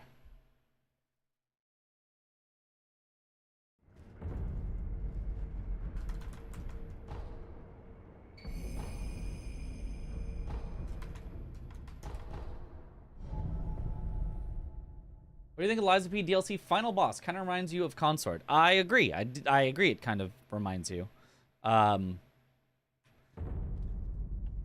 Nobody say the name. Nobody spoil. But yeah, I would say it is also very, very difficult. And not entirely in my favorite ways, but I don't want to at all get into a conversation about the specifics about the boss, because that would involve spoilers, but mostly fun, but not entirely fun.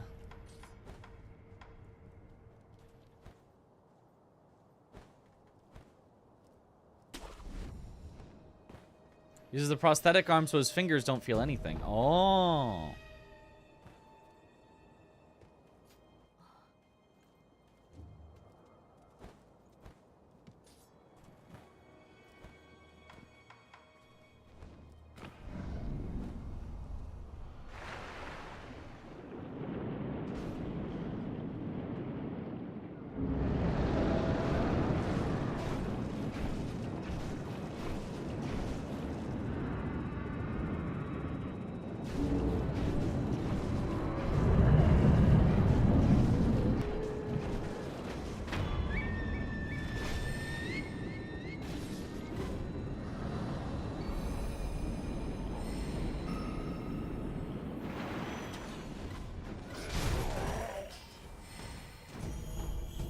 Shouldn't have done that. Oh, I need this ceramic shard out of my inventory.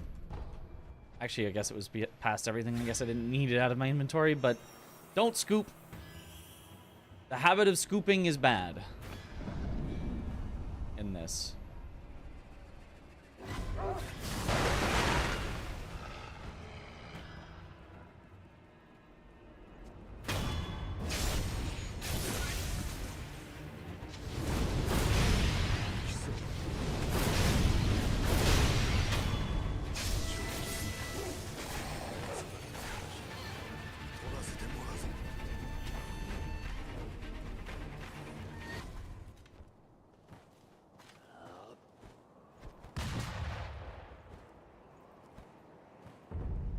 Okay.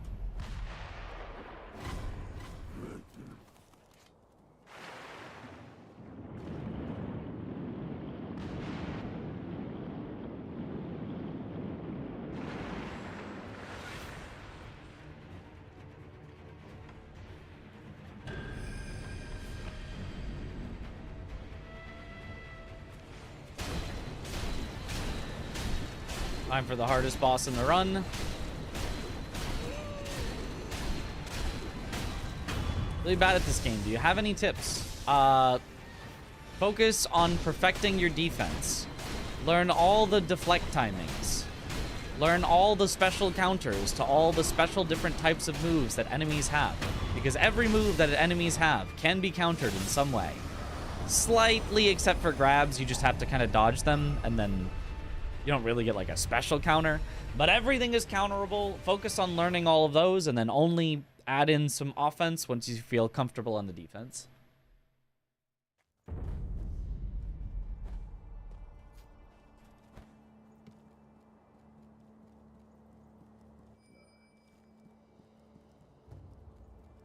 Mm-hmm.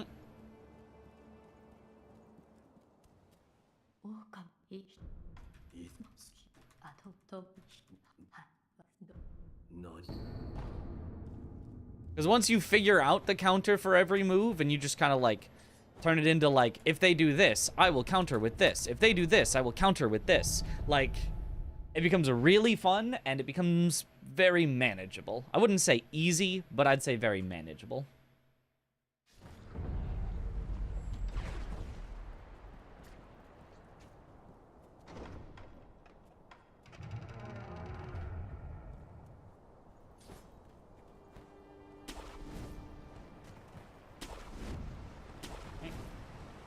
Would you say this is more fun than Lies of P? For me, personally, yes.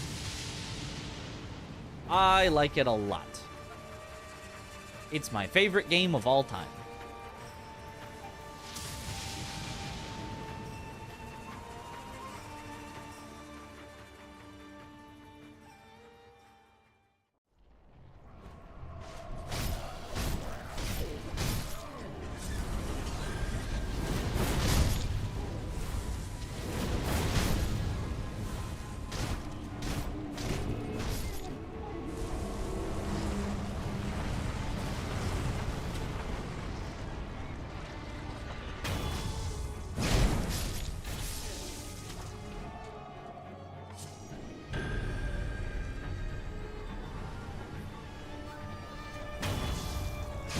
Early, yeah.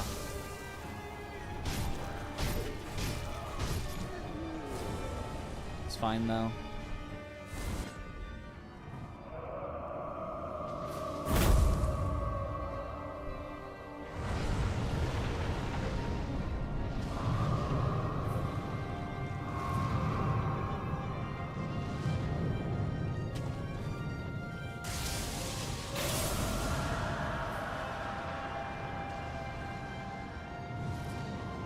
Oh, that's so unlucky.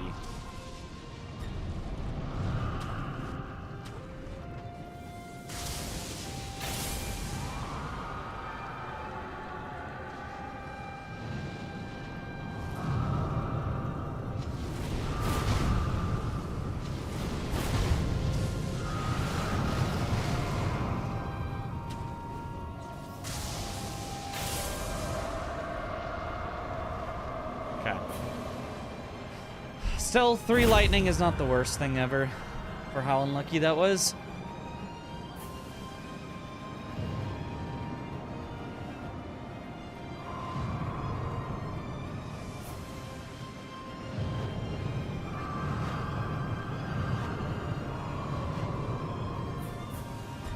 I think with perfect play, I think that still could have barely been a 2 lightning, but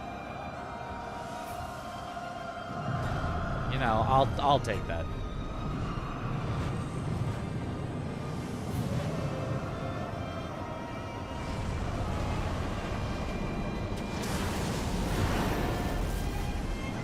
GDQ, do you think you'll continue the runs for world record? Probably not for world record, but if we're close to a PB and I haven't gotten one yet, and I feel like I can do better, I might continue it for like a good PB.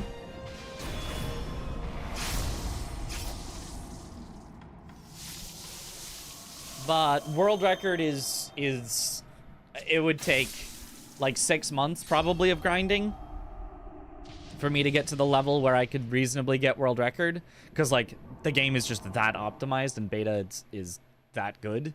And I probably don't want to spend 6 months on one game. I feel like nowadays I want to do more things. So even though I would really still enjoy grinding Sekiro, even if it was for 6 months, I feel like in that 6 months, I could, instead of doing one thing I really want to do, you know, like 20 things I really want to do, and maybe get more out of it.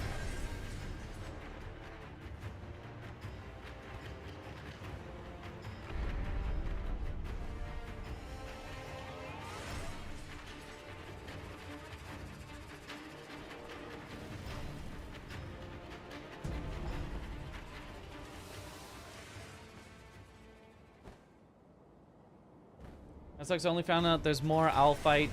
A few weeks later, after beating Ishin, didn't know how to play anymore. Oh. Well, if it was after beating Ishin, you couldn't have even accessed it then, right? You already missed your chance.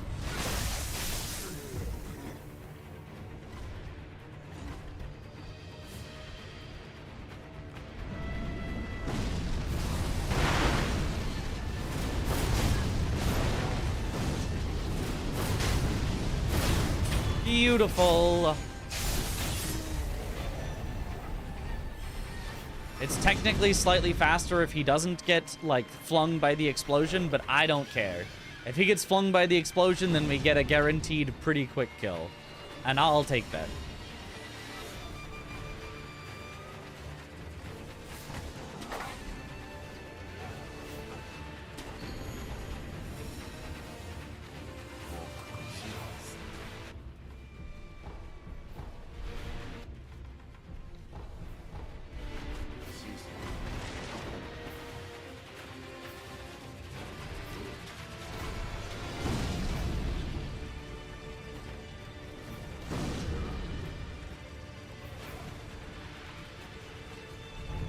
Colleen.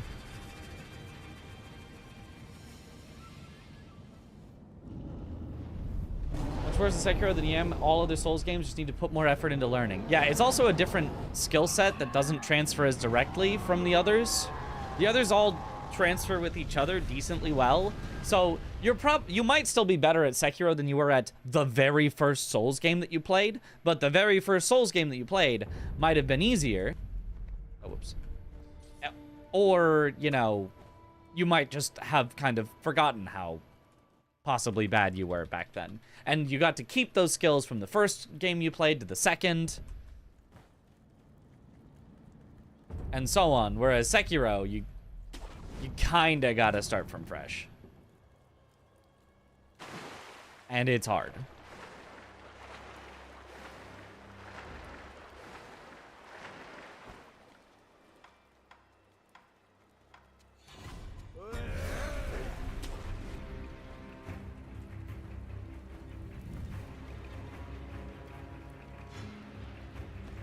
Rain already? Weather app do be lying. You want the rain?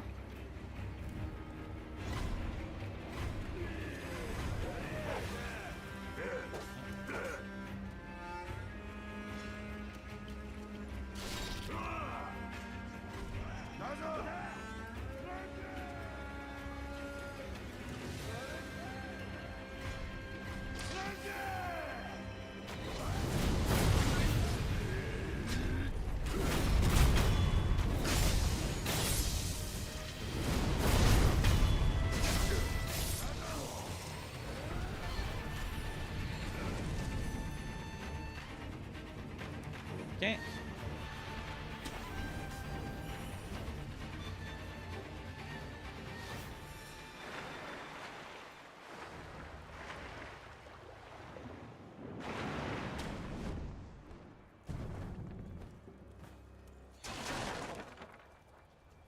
You like your rain. Fair.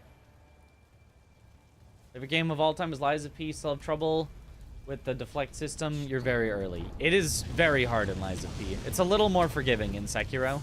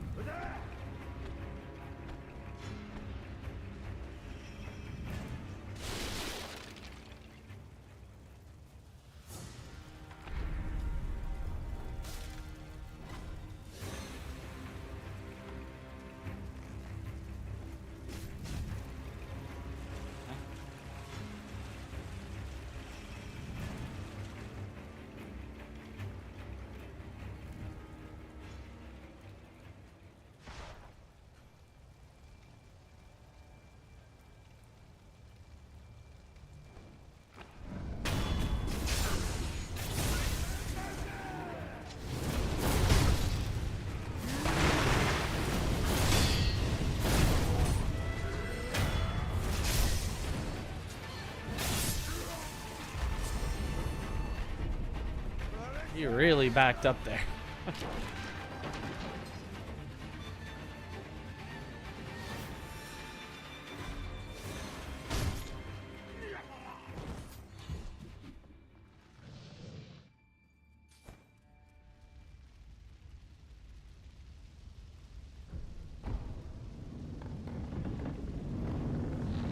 So it took you 3 hours the first time? Yeah, he is tough.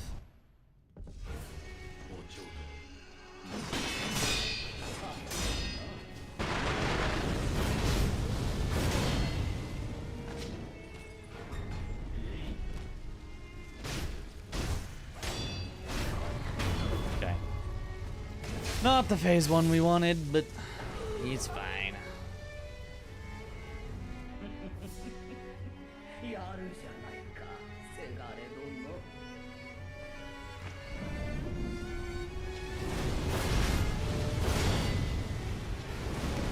Because we got the perfect phase 2. Easy.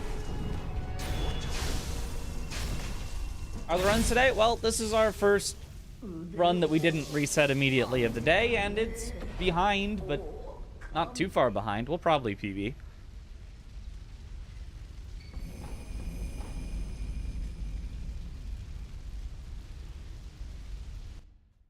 Should you have been doing Harada State late in the game instead of doing it immediately when you get access to it? No.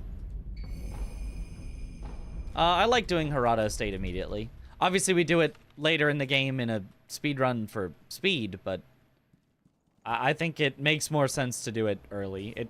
You can see how much, like, we are definitely overpowered for Harada State by the time we get there in a speed run. You don't have to do it literally first thing, but if you saved it for the end of the game, you would be very disappointed and be like, oh, that's it?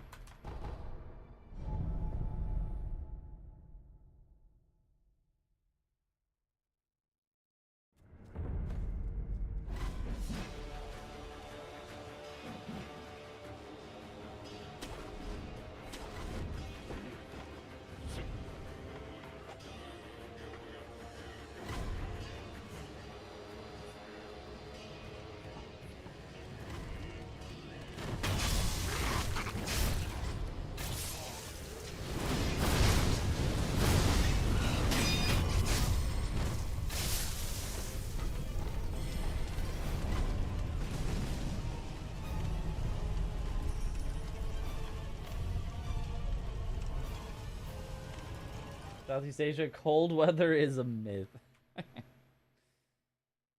Here in Seattle, warm weather is a myth. That's not actually true. It's actually pretty warm here right now.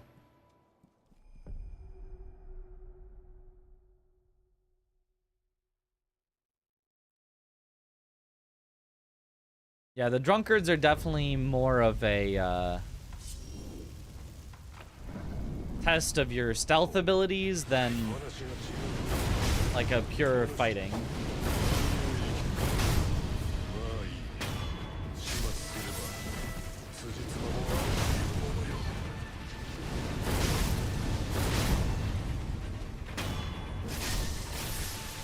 Okay, I need to actually come back slightly to buff, because otherwise I'm going to get seen as I'm buffing and he might shoot me. But that was a very good Lone Shadow.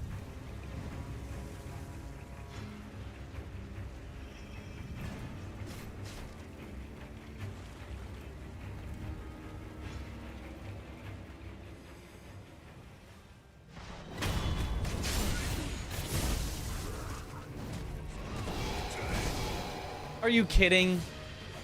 Are you kidding? Are you kidding? Oh my god, that could not have gone worse.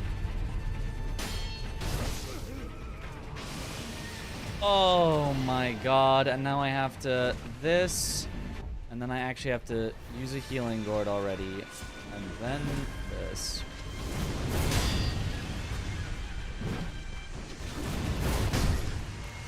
And then we die again, but it's okay, maybe.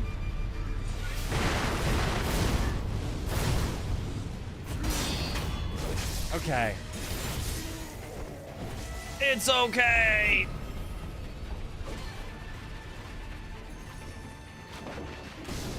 It's A lot less so. I'm just gonna rest. I just need to. This is. That was so disastrous.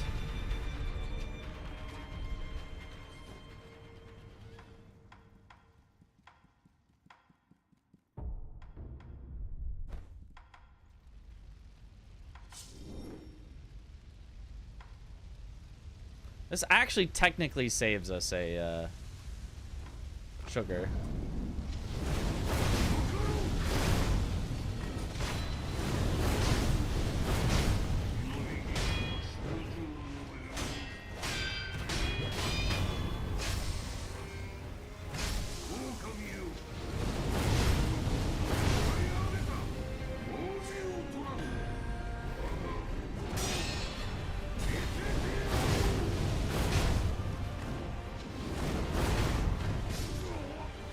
He can do that? I was so sure that I was safe to send it. All right, cool. Whatever. That was really, really, really unlucky. But it's fine.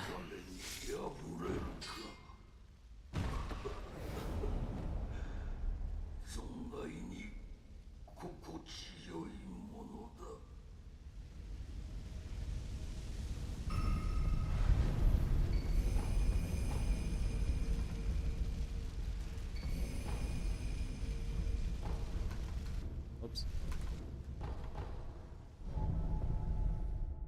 Okay.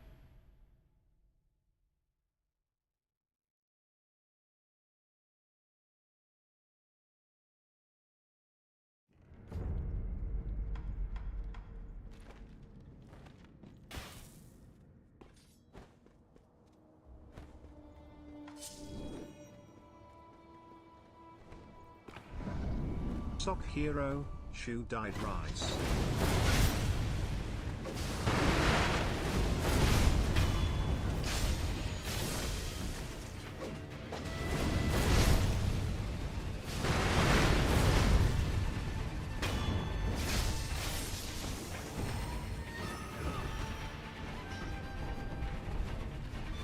Nice. That was pretty clean. World's latest TTS. That's very hard to argue with.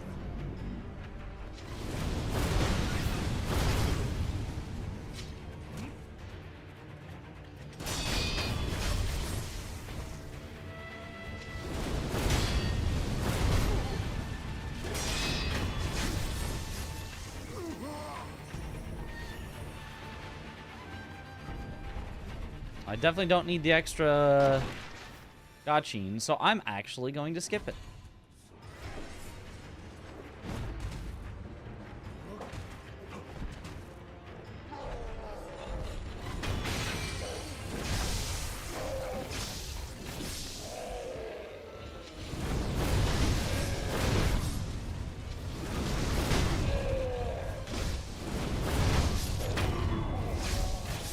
Wrong thing to death blow, but it's fine.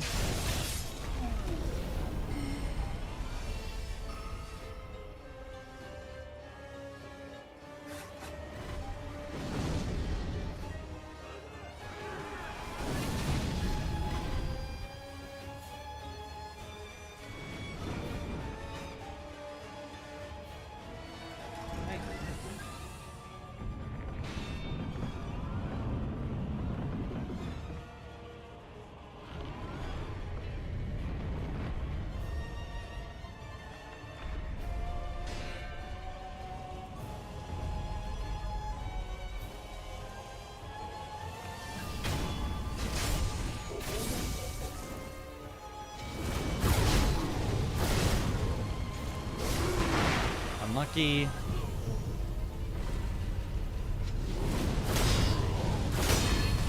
No way! That's not even supposed to be possible! I was in the death blow animation! Oh my god. Wow. This is a run of all time. We were actually ahead at that point.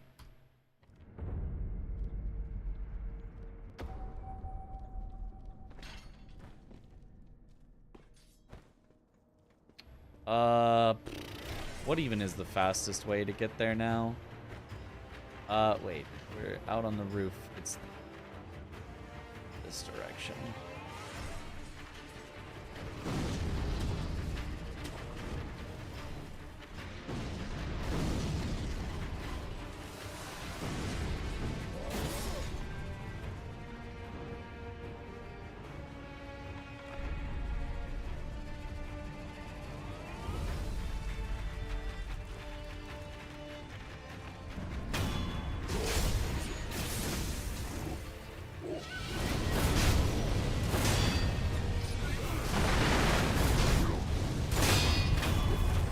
That's what's supposed to happen.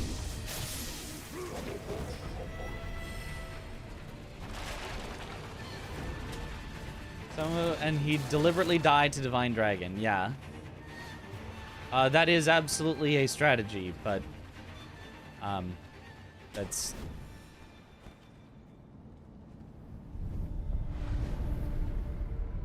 It's a good strategy too, but isn't really one that fits with exactly the way I'm doing things, where I will already have my revive available, and... Good luck, Mitch. Thank you for the good luck.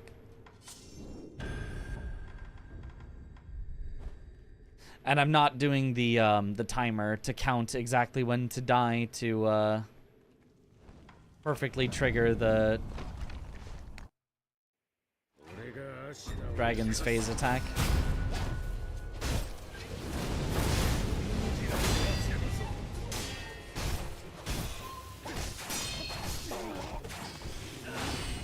Okay, okay, okay.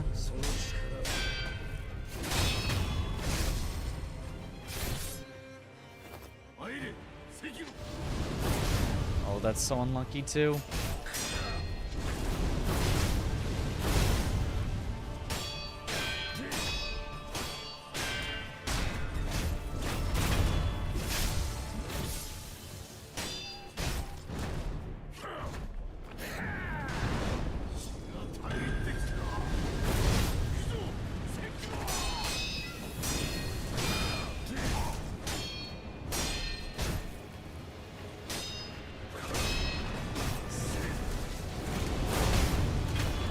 Okay, good.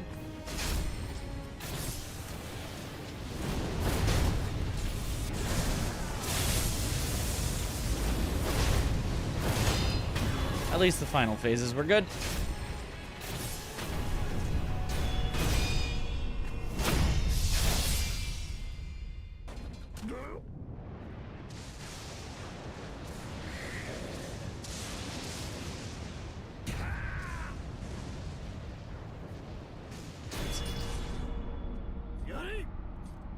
Little Aggie randomizer speedruns the other day. Hinged them to get through the plat. Nice. Tutorial videos of how to beat each Ishin phase no hit parry only. Watch this makes you put down the videos.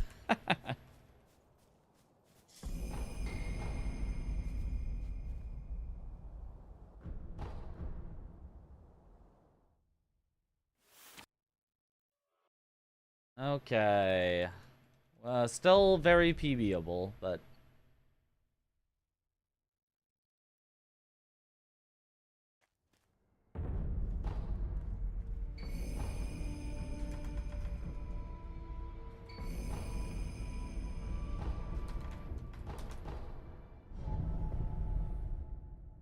Not the way we wanted it. Not how we planned it.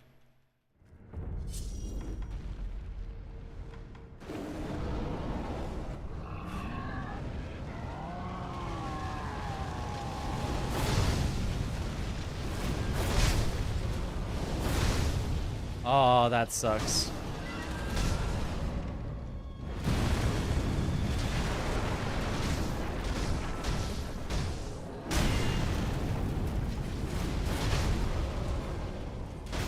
Okay, it was not that bad.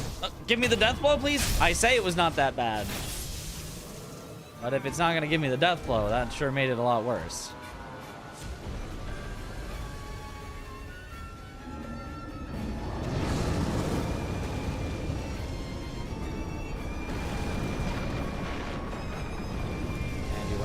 direction. So we're gonna have a lot further to run now.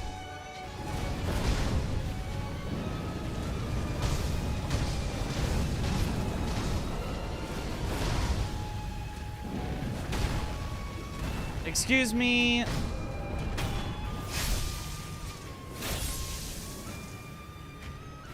My attack missed.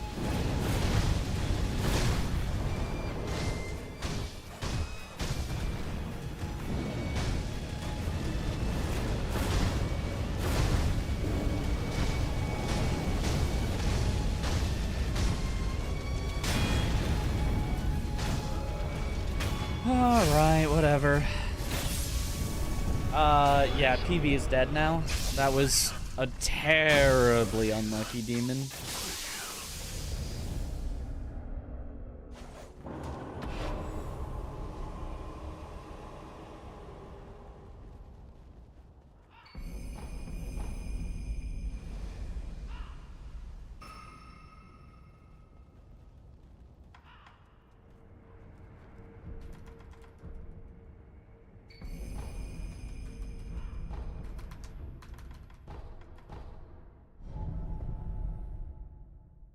Technically, if we gold everything, PB is still possible, but that's not gonna happen, so.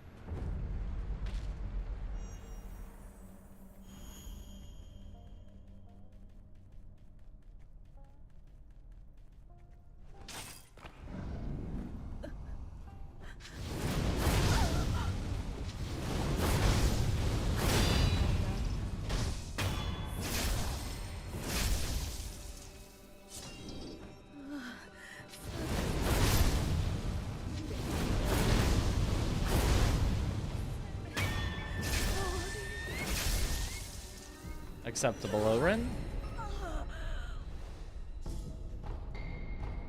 Not perfect, but within what we would need for...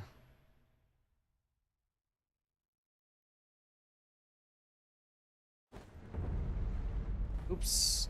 That's not, though.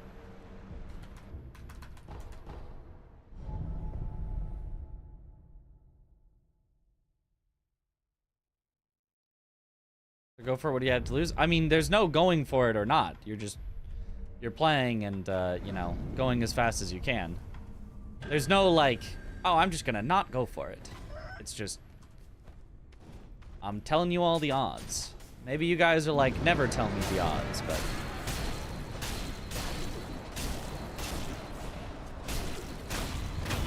Good. Very good, okay.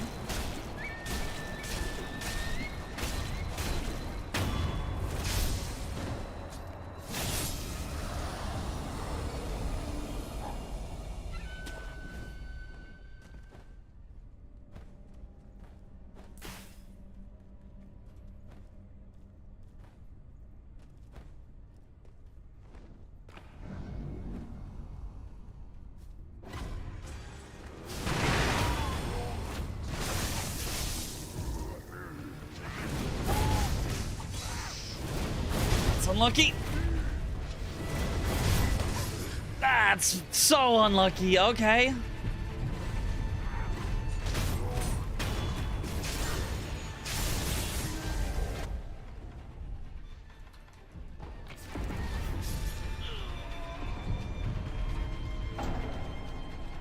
And with that, PB is no longer possible. It was possible until that happened, but now it is no longer possible. Let's finish it out strong, but it will be off of PB by a few seconds.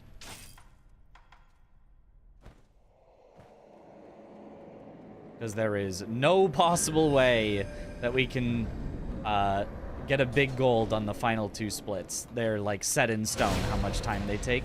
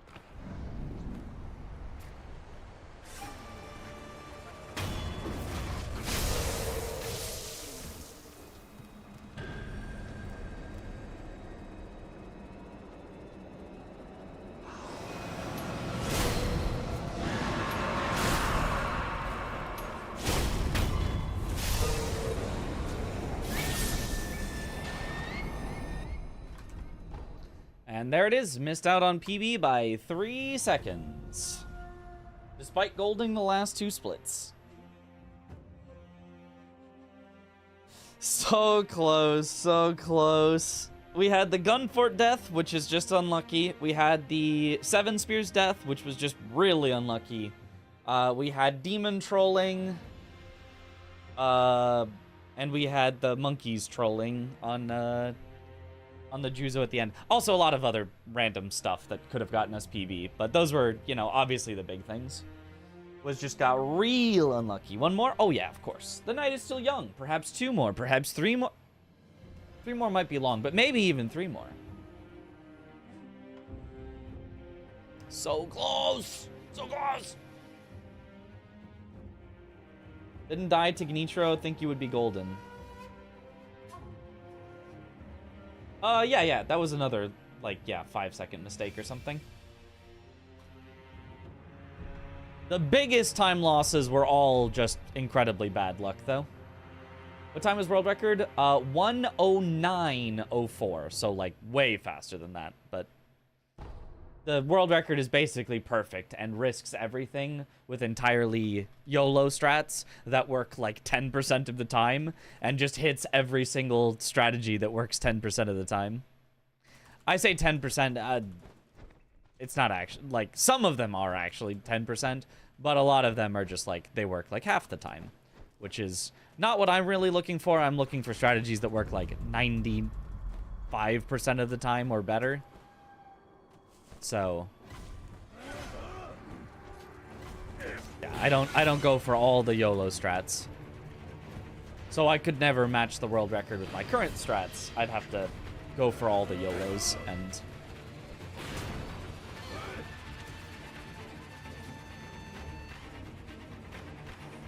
right now that would not be a great idea. 10% of the time, it works every time.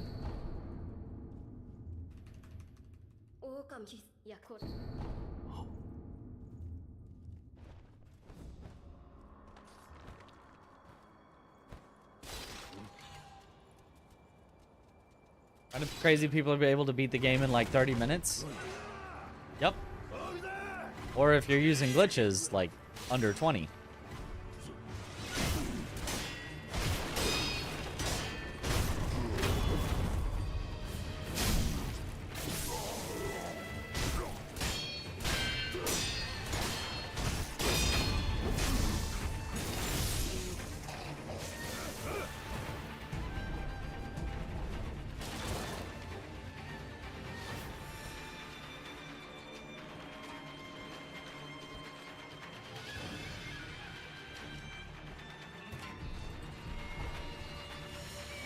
Is Ashura unrestricted record right now?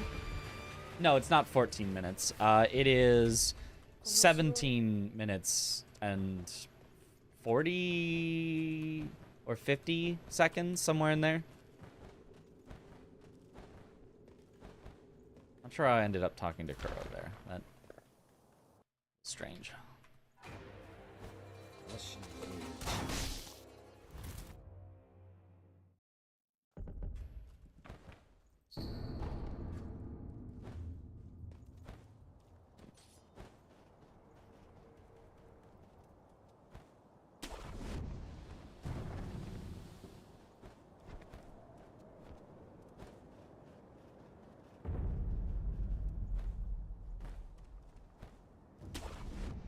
R.I.P. hitless, yep.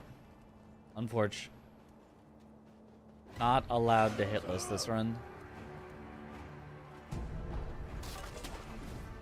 Good luck, Mitch. Thank you for the good luck. I'm gonna do this just so that the dog doesn't bother us. Even though this is a little slower.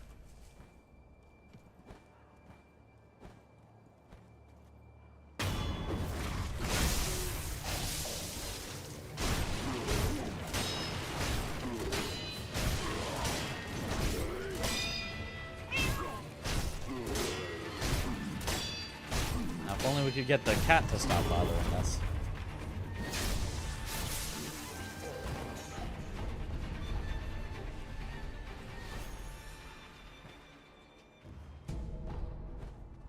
Okay.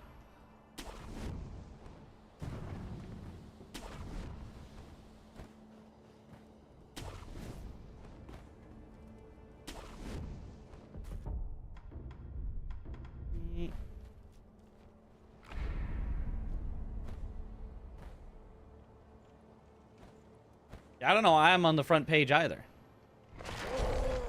We certainly do have a larger number than usual being on the front page.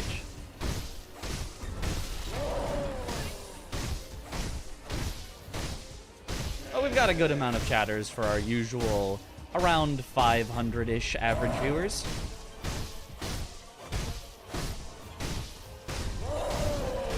Haha, no grabby. Can't lurk anymore, Shrudge. Yeah. We're also, yeah, we are a bit of a quiet stream, so a lot of lurkers. But I think that's not bad at all. Not everybody has to chat.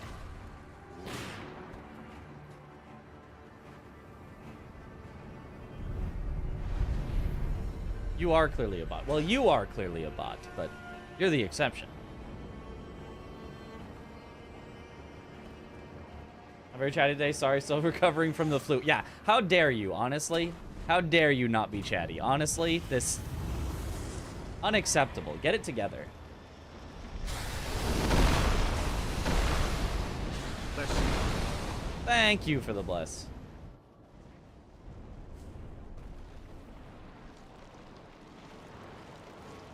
I mean, we've got way more chatters today than Fextra Life probably had in a month with their quote-unquote 10,000 or 2,000 viewers, depending on what, you know, day it was and what was happening.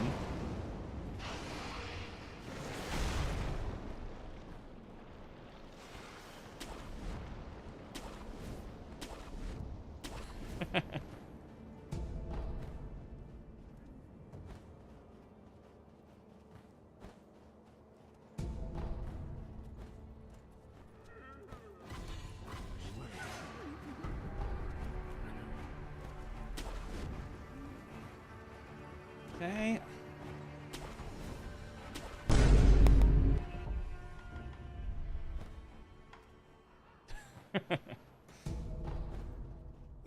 Ore.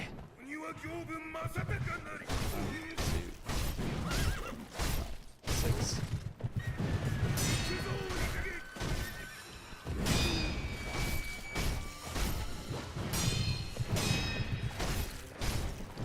Good.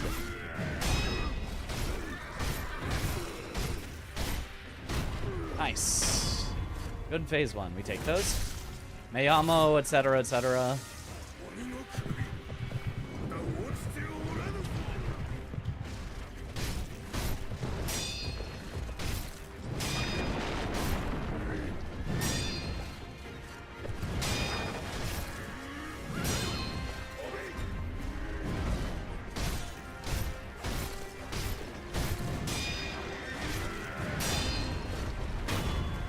Pretty good Yobu. We take those. Good luck, Mayamo. This run easy PV, surely.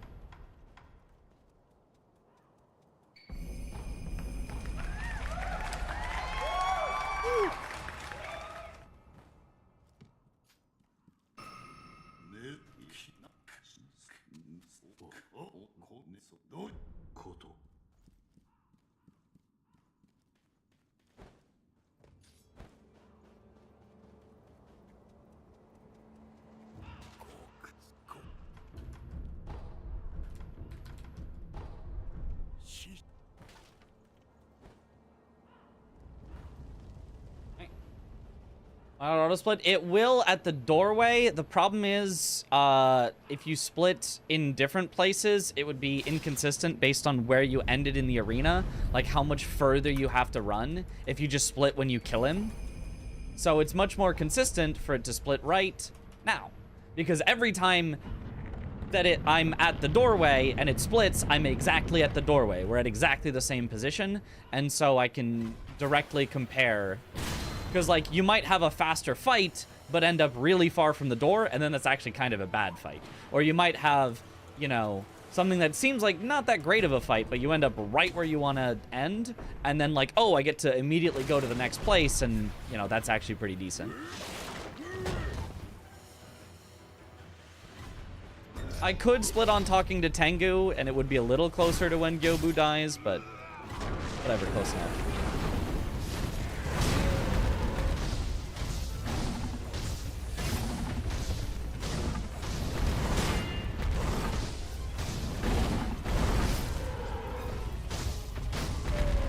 Okay, good. The unlucky bowl, but we pulled it off flawlessly, so that was pretty good still.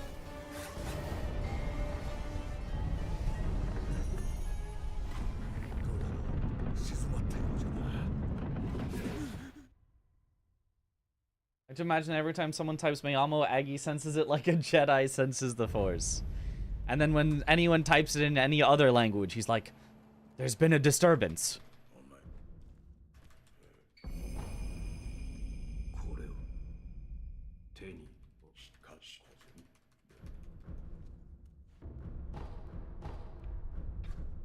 Unlucky Bowl only plus 1.6. Yeah, Unlucky Bowl isn't that bad. It's just the worst luck that you are likely to get. But yeah, it's like 2 seconds loss for Unlucky Bowl. It's not that bad. So maybe it wasn't even worth mentioning. Maybe I just shouldn't say it if like the unlucky is like small unlucky. But I don't know. I just like commenting on the things that happen.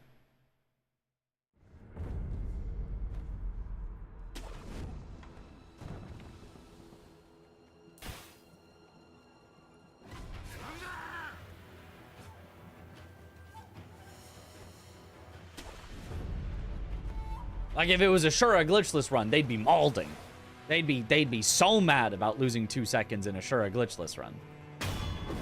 Because that category is optimized.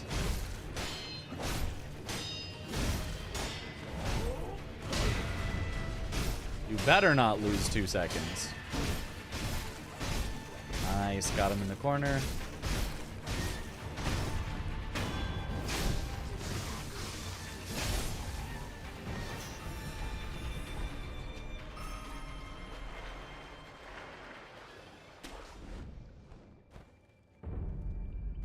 What happened to Rockyo? Haven't seen the guy in years. Yeah, I'm not sure. I haven't really kept up with who all has been and hasn't been running.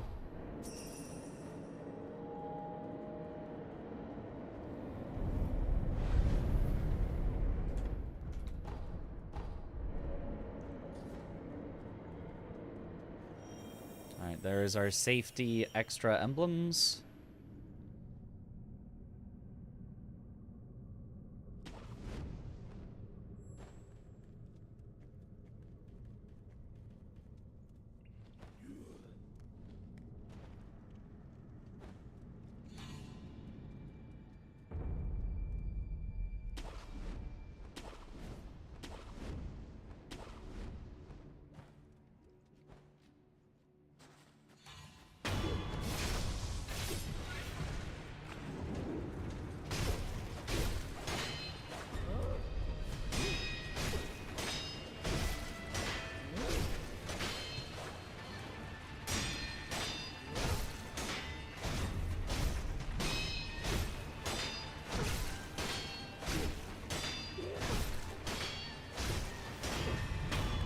All right, decent enough.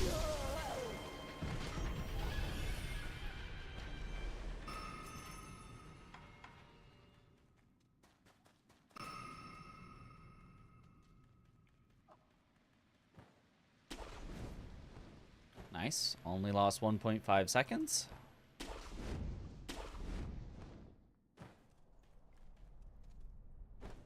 Like, the thing about Sekiro just as a speedrun game is so many of the fights are so optimized that, like, you should be tying your gold almost every time. And so even just losing, oh, I just lost 2 seconds, then I just lost 2 seconds on the next boss, then I just lost 2 seconds on the next boss, really adds up and turns into, like, you know, oh, we didn't PB because we just kept losing, you know, 2 seconds on every boss. Not with my current PB. My current PB, we only don't PB because I fully die, but, like, that is the way that Sekiro runs kind of go.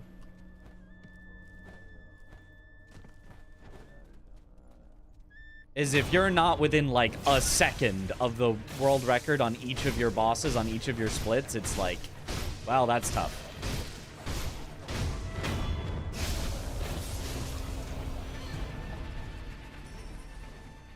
With a few exceptions. Yobu, if you're within a second of gold, you are ecstatic. Divine Dragon, if you're within a second of gold, you're ecstatic. You know, like, there are obvious exceptions, but so many of them should be really close. Noble now, the hardest boss. Fighting Mesmer with deflects, can you deflect the spears coming out of the ground, or should you just dodge? I don't think I deflected those. I ended up just dodging when I was doing deflect-only Mesmer, but I don't... you know, I'm not sure. I'm not entirely sure if you can deflect those. I didn't really try that much. Rakyo basically stopped playing all bosses because he can't get Shichiman 3 to work anymore, and he's very busy with work. Only a few times that he would like to play Sure again, but I don't know if he's really ever going to do it. Okay.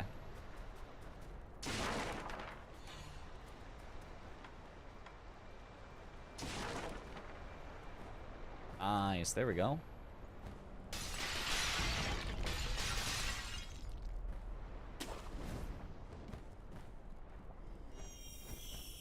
Oh. That's strange.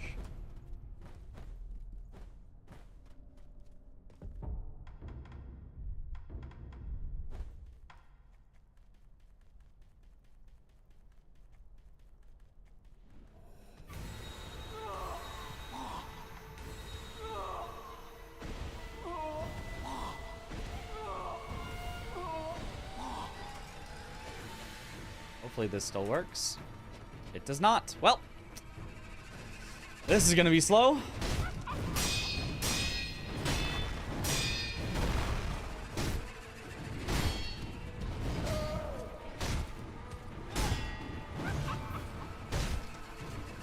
I sure do love when it doesn't give me a forward jump, even though I'm holding forward.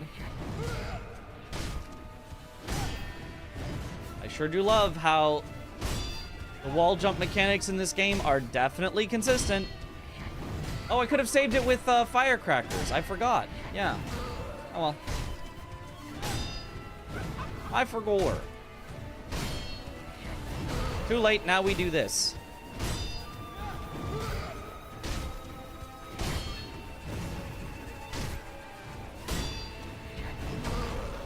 And at this point, still would probably be faster to firecrackers and use confetti, but in fact, it'll at least be.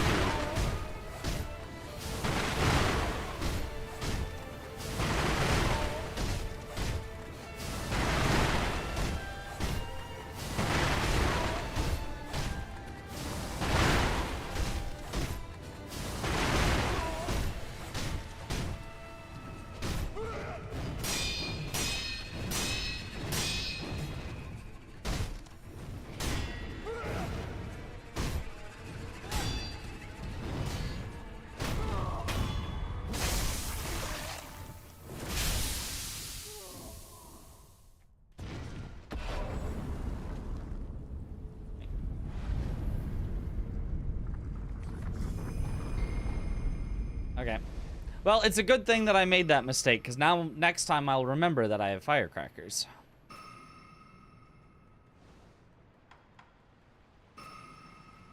I haven't yet made that mistake since coming back to the category, so I forgot that I had firecrackers. Reset, maybe? It's fine. We practice. I can also make up... A minute 42 is less time than we had from some things going wrong last time, so... It's definitely make-upable, for sure. Like, we almost PB'd on that last one, despite losing 2.5 minutes on Gunfort, and, like, another minute, and, like, another minute, and, you know, like... So, it's definitely very possible. 1 minute red is so sad. True.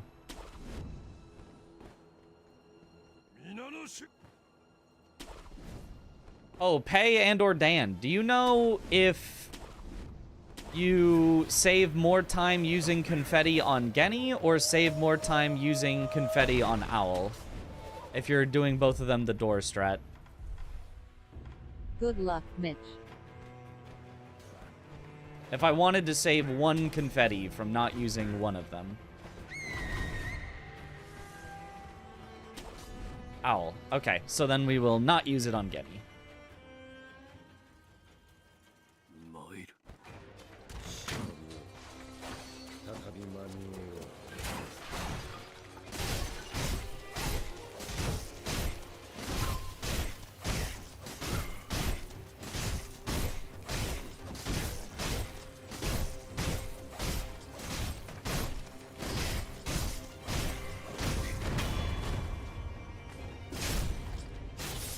EB chance 28%. Wow, it actually is still 20. That's wild.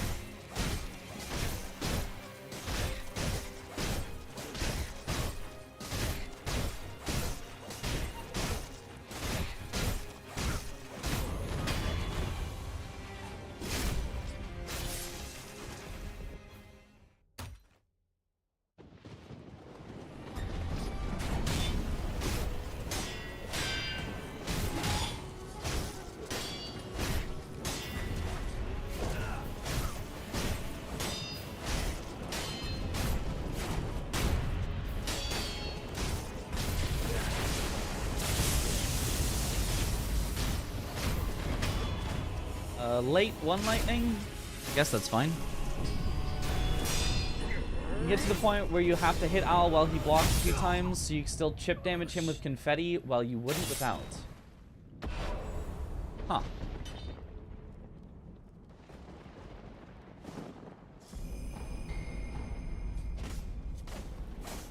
Wait. Why would you do that, though? Wouldn't you just not do that and just finish him off and then turn and get the death blow?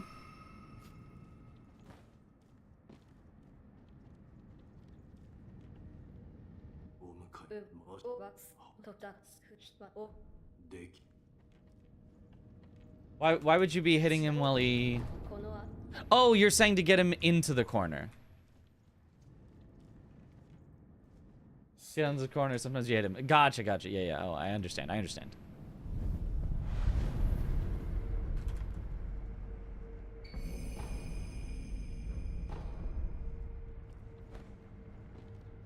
Oh, gagging internet. No good. That sucks.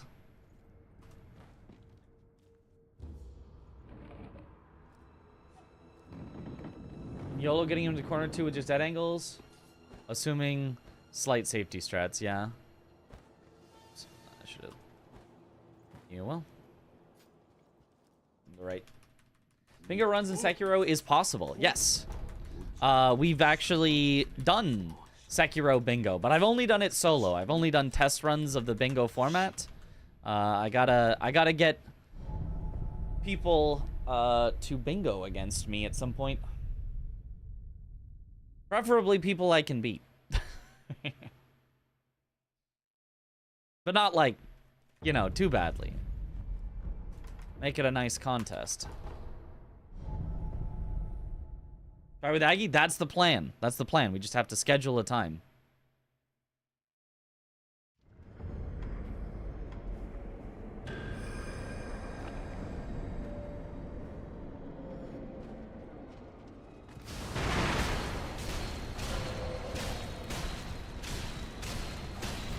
I forgot to fire crackers. Please don't tell me I die here.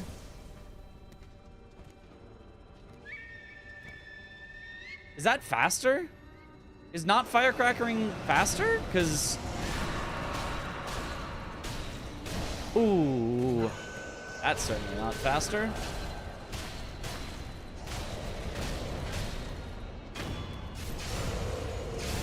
If you get lucky. I got lucky! Hooray! I'm such a good player. I got lucky.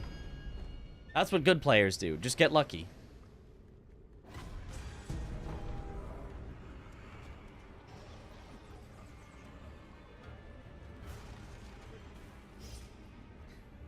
Ask Parky too? Absolutely. And I think Josh is down as well. I don't know if Parky will be down. Because the thing is, like, she's done the Shura runs, but she's a Shura specialist. Like, I have been for most of my career. And if you ask me when I'd only done Shura runs to do a bingo that involves the whole game and quests that I might not have ever seen before, I'd have probably been like, no.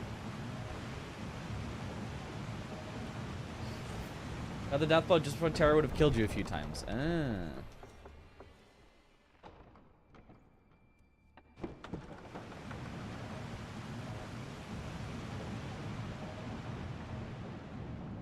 It feels like there should be some way to make it somewhat consistent to do it without firecrackers. But you'd have to practice for it, and that's not a safe strat, and so we're not going to do that, but it seems like there should be a way. Who is Black Hat Badger? He's the guy with the black hat, roughly the size of a badger.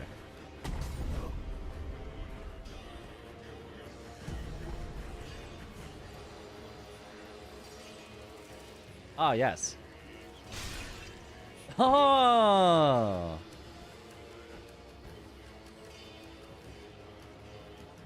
He sells 3 Ashy, you want to know that guy. Oh, yeah, that is a good backup. Well, would I ever use that over just, like, using the, Yash Spirit Fall and taking a few less mortal draws in a fight? I don't think it would ever actually be worth it.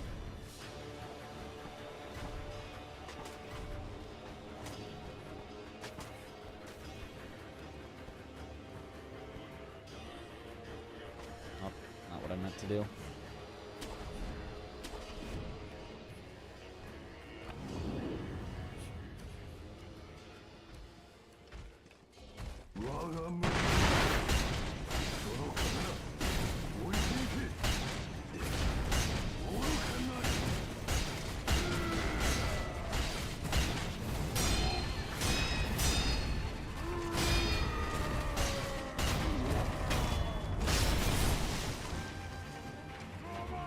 Roberto!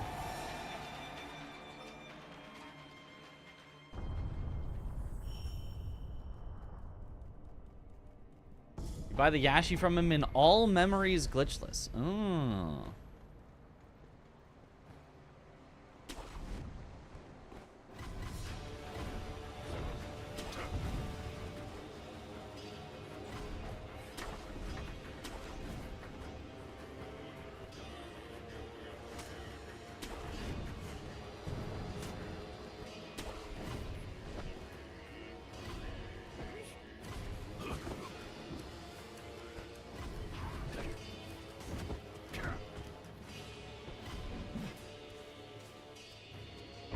Who subbed?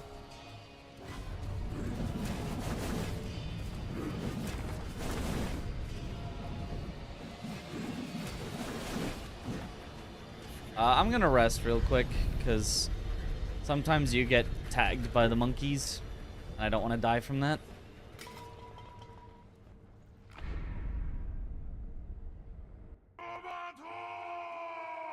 What?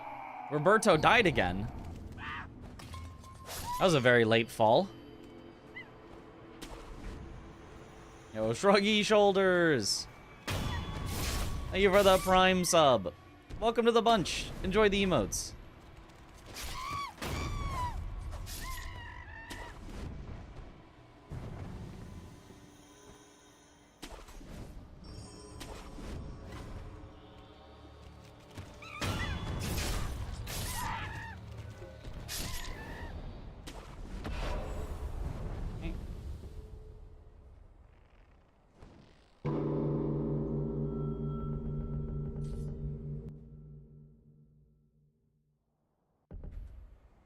Your brain will forever and always fill in the best on Twitch. Those were days. Maybe not the days, but they were days. Did we forget to do Dark Glitch? I'm doing the good luck bell. Because it almost helped last time. It didn't, and we still didn't PB, but it almost helped us PB last time, so...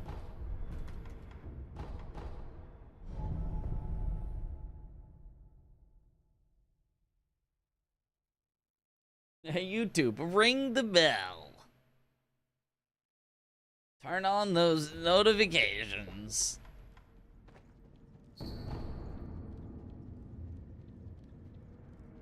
Almost helped, but Dark Glitch would have actually helped. Maybe.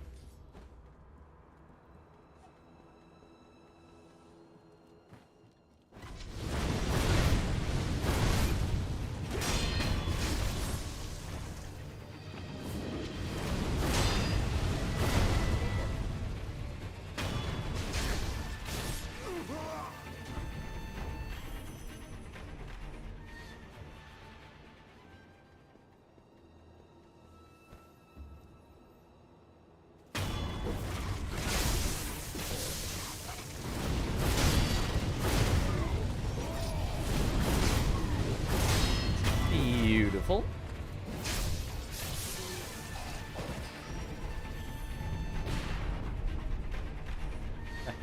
That one lives, but he can't even shoot us.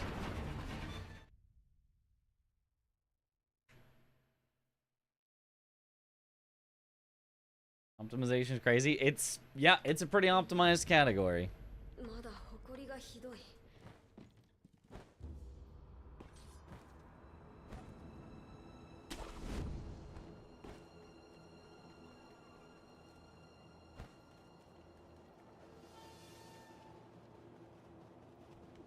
Wonder what's the fastest casual run I've ever done? I mean, I guess it depends on how you define a casual run.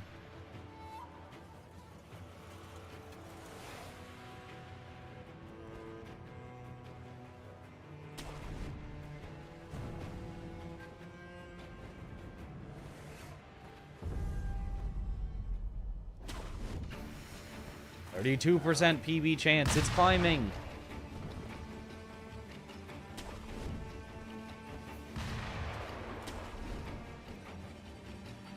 You boss at your own pace. I mean... But, like, is a, you know, quote-unquote casual run after I've speedrun a game for a long time, and so I know all the strats. I'm just going to take this for safety. And so it's still very fast, even if it's not, like, you know, world record fast. But I am just playing through the game and just doing whatever for fun. Is that even a casual run at that point?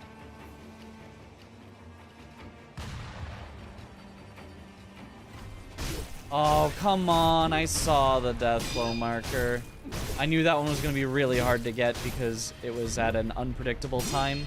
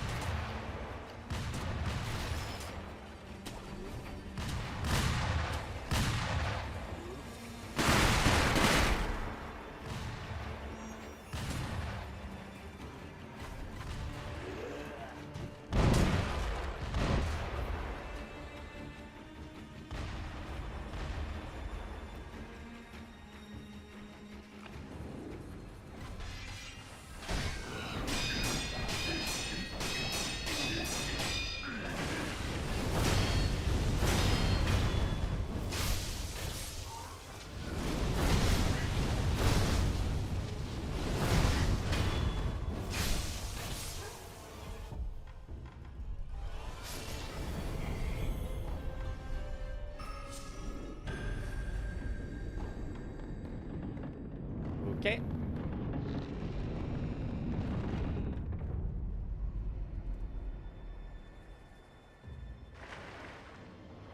Casual run is a run you play without any goal in mind. I mean...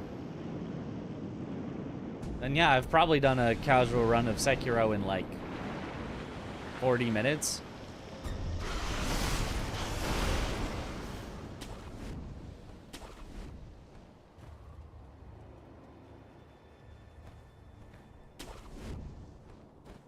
I mean, I guess it also then depends on what do you define as having a goal in mind? Because I've probably just kind of casually gone through like, what if I did this, whatever. I don't know. I feel like once you have learned speedrun strats, it's hard for anything to truly be like a casual run again.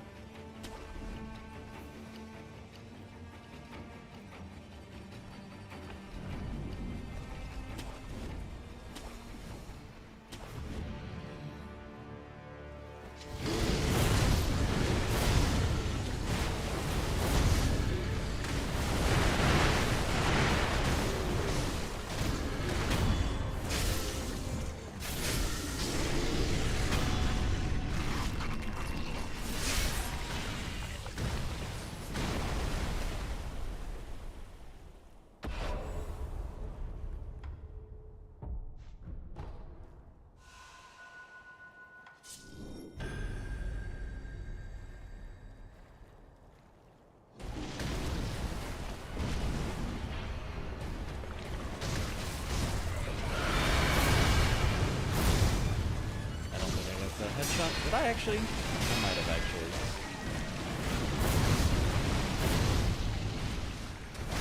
I certainly got one of the headshots. You liked Liza P DLC? Yeah, I thought it was very good.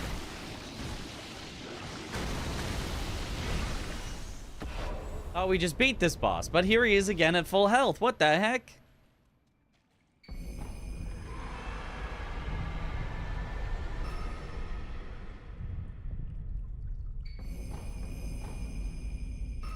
It's a glitch, yeah. It'll fix itself. Glitchless run invalid. No.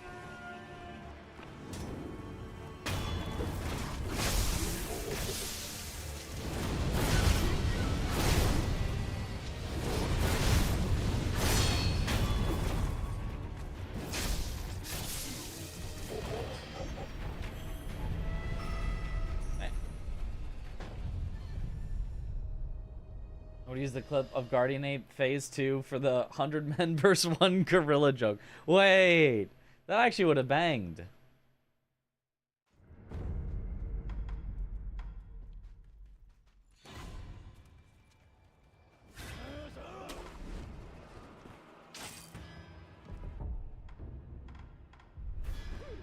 You should have done that. You could have, yeah.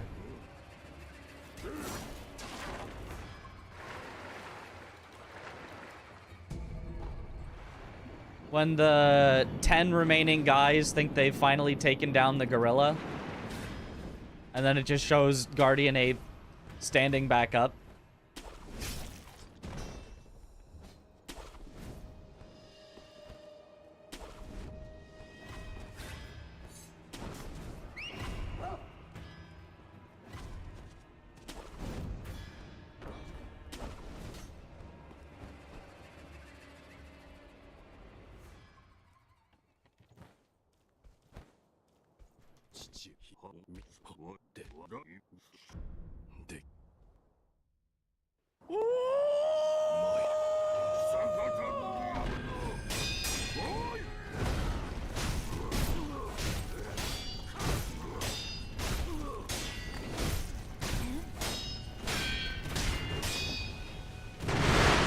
That sucks. The only attack I really did not want him to do as I was getting him into position. Because if you're not locked on, you can't deal with that. And then he passes back.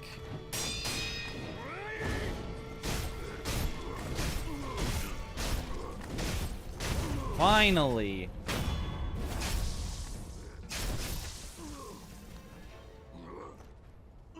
If you could stab through that while not locked on, it'd be fine, but you can't. So I had to let him go.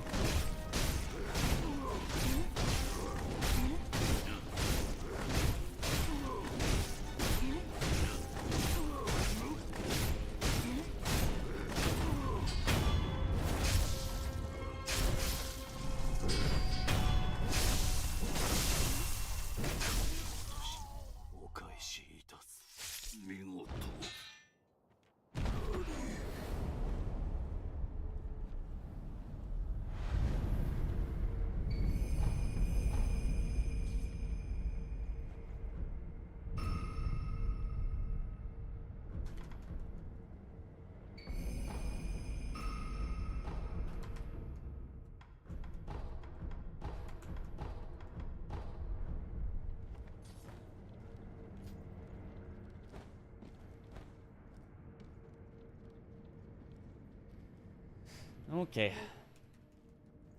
This is why Yash MD Strat is better on Owl. Yeah, if you think we're losing less runs to that.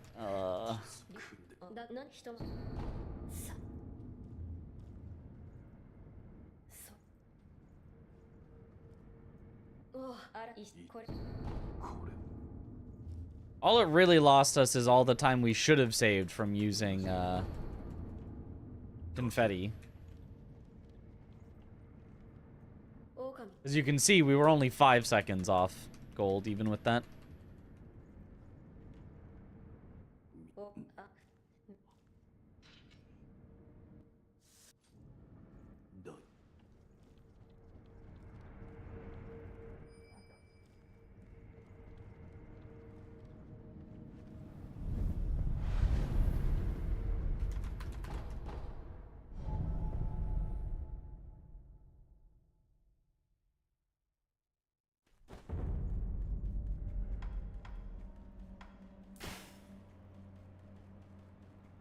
Okay.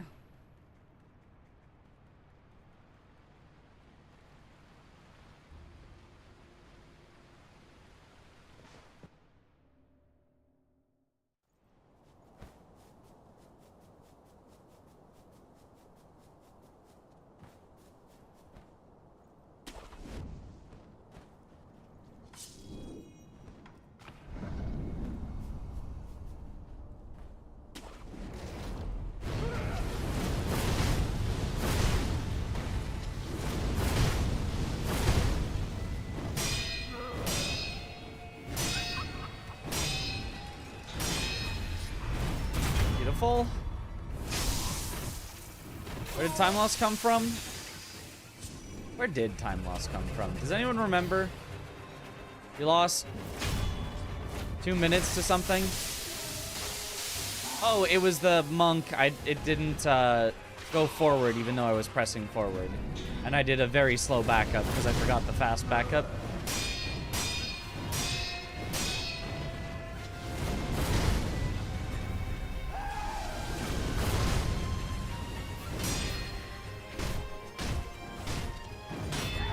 My bad. Why do I keep doing that? Why am I so early on that? That's the second time in a row. I've just been an hour early on that.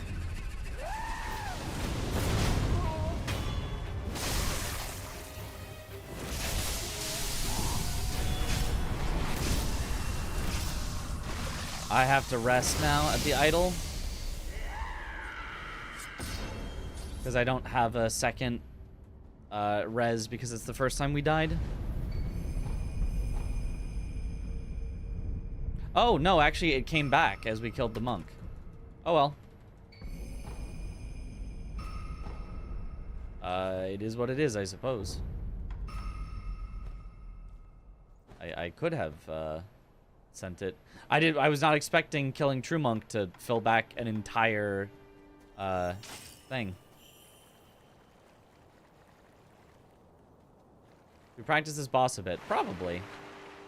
It's literally that one attack. Every other attack I feel very confident with, but that one attack has just gotten me.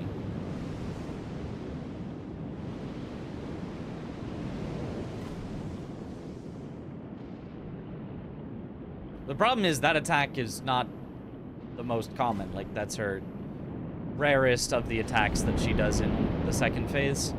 Not that it's, like, mega rare. She never does it. It's just, like, it's much easier to practice the other two attacks she's likely to do in that phase.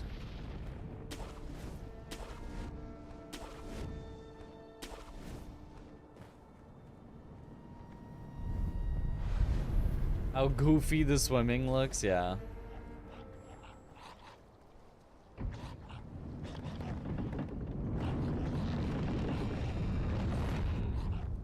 Yo. The run so far is really bad, but we've got plenty of time save later that we can still PB by a lot.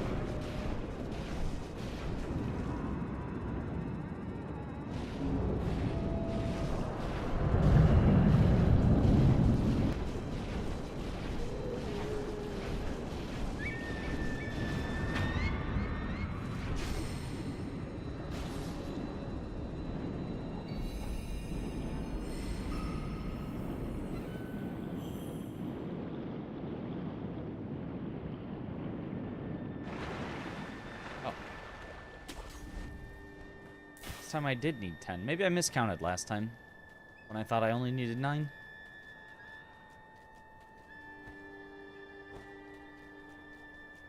Isn't using MD on Shizu a bit of an overkill? I mean, it's faster, so...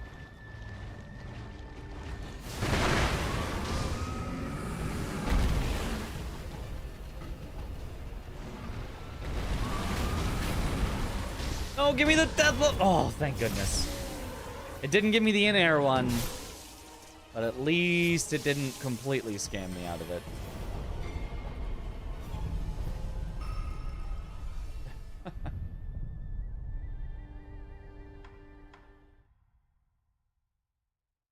Ape next. Ape.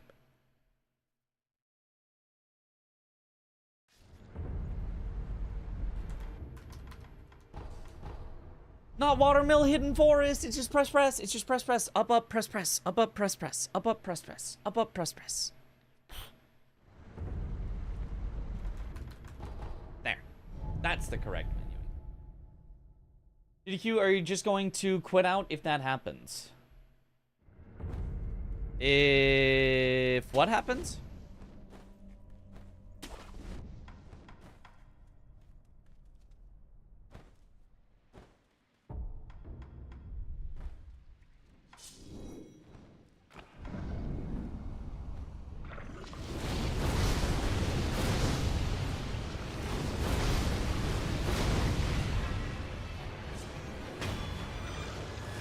Bull gets back up? No, I'm just gonna fight Bull.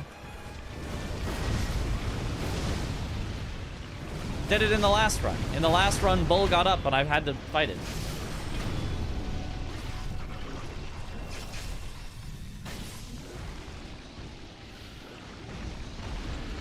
I would only quit out and load a save in the most dire of situations that cannot be recovered. Even if I fully died to Bull and just had to go back and scare it again, I still would not load a save.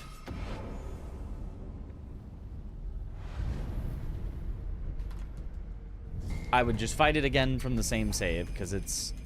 Yeah, we'd lose some time running back, but whatever.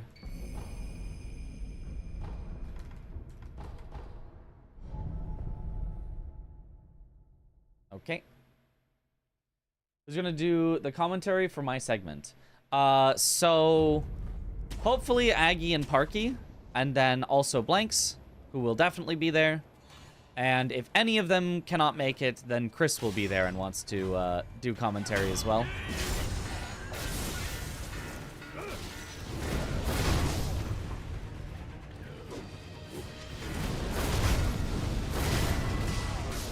No, come on. All right, whatever.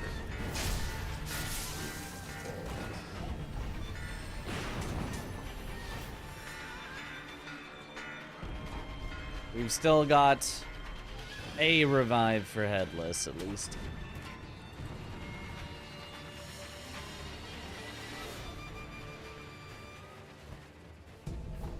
Hey, Although I saw don't you know. on YouTube playing with Andy Panky and other glass guy in Chris Challenge.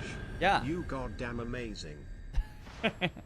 Oh, thank you. Thank you so much for that insightful and original comment. Apparently you can stand up too quick and get stuck in the rock there. The more you know.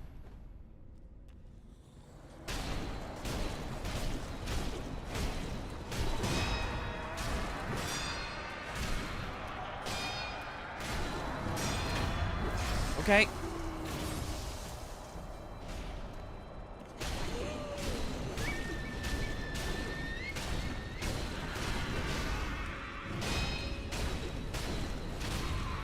Okay.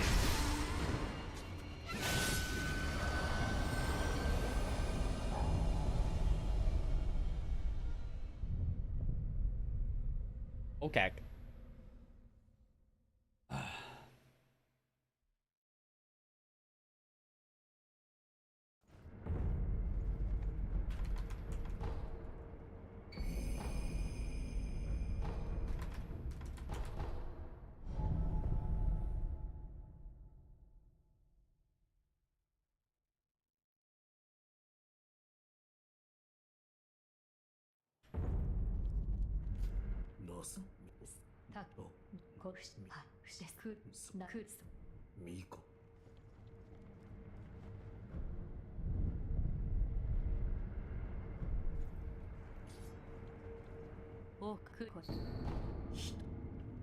Oh, speaking of commentary, I need to get all possible commentators in the GDQ server, and I need to double check with Aggie and Parky if they are in fact going to be around for my run. And if they're still, I don't know, then that's fine, but I just need to, if they know, yes, we are, then I need to get them in the server, and if they know, no, we are not, then I need to get Chris in the server. And I also need to get the developer commentary for the Get to Work run into the server. Because he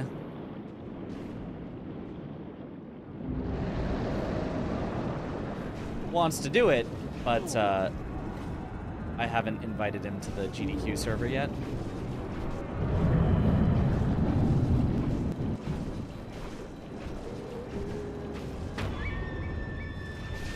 Every runner prepares their own commentators. Yeah.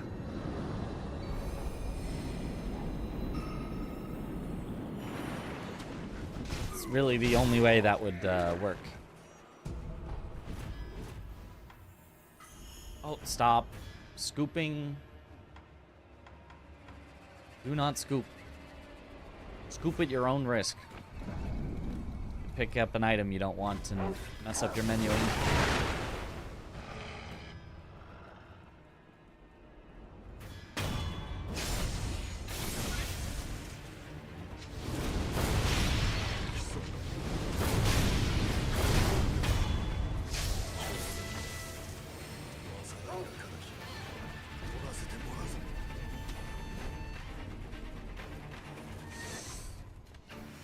Spooky.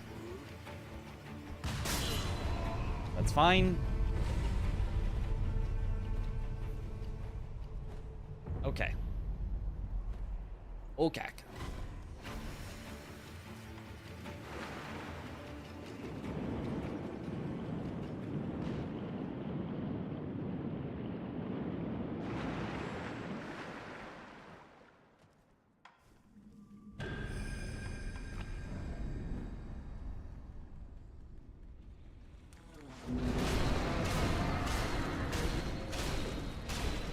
Time for the hardest boss.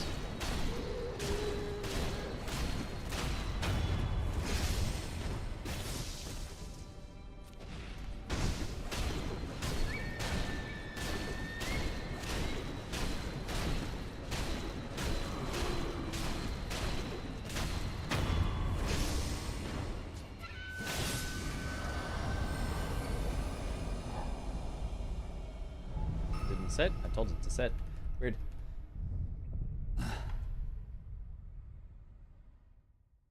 Miss Noble's harder than this? You're right. Second hardest boss in the run.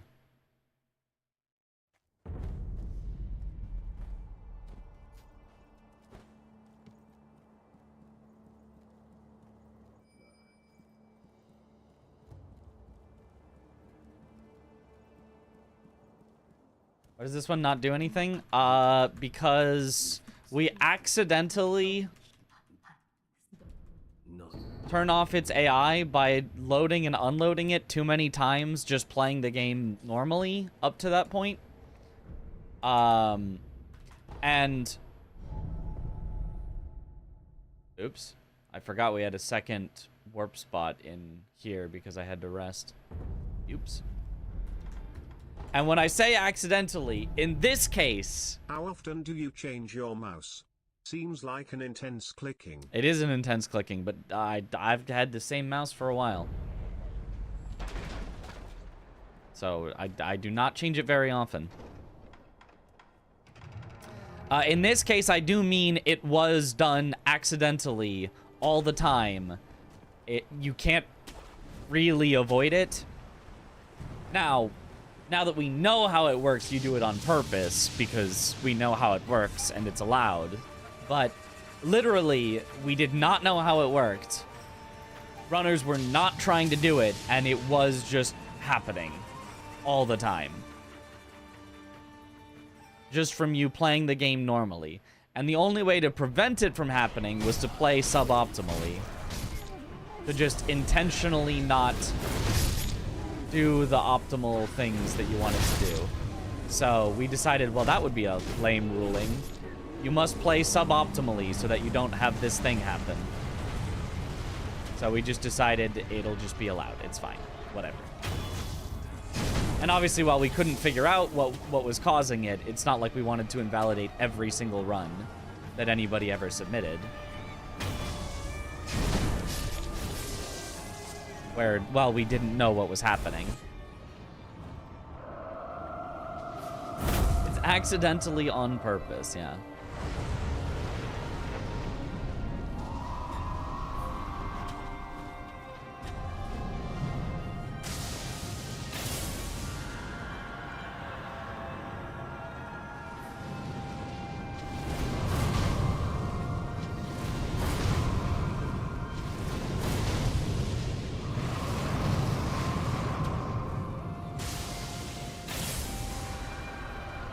A perfect dragon. Let's go.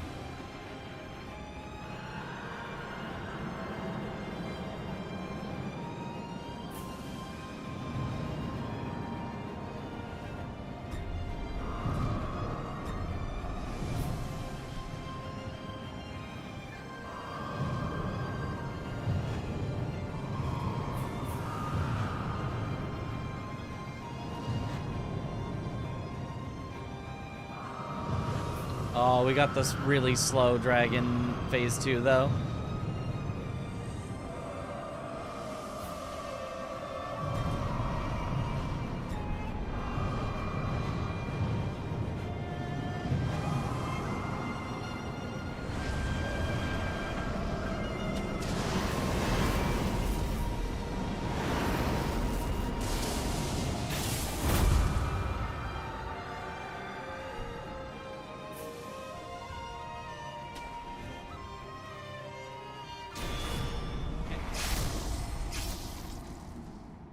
You can MD the dragon? You can.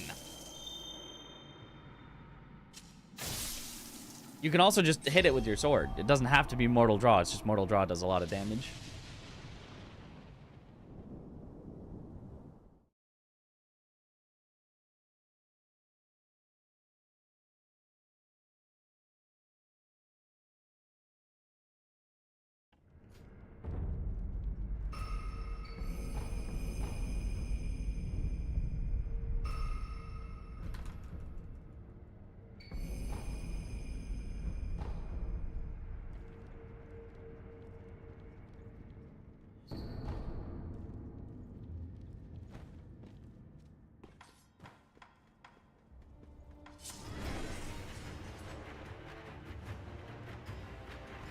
Shigekichi Prage, yep. Here's hoping.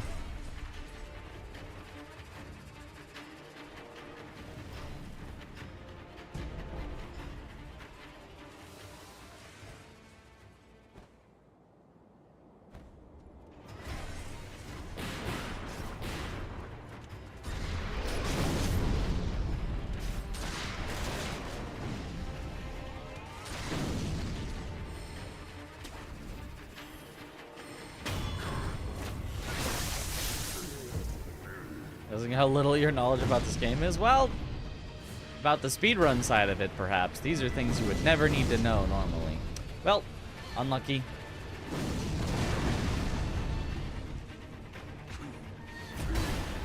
This is going to be a very, very slow Shigekichi.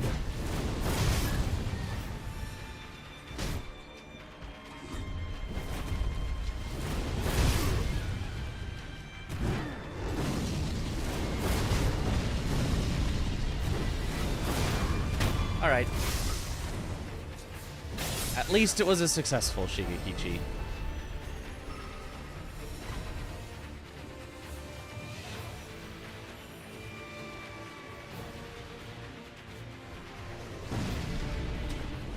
I'd rather have slow and successful than what seems to be fast and then you die.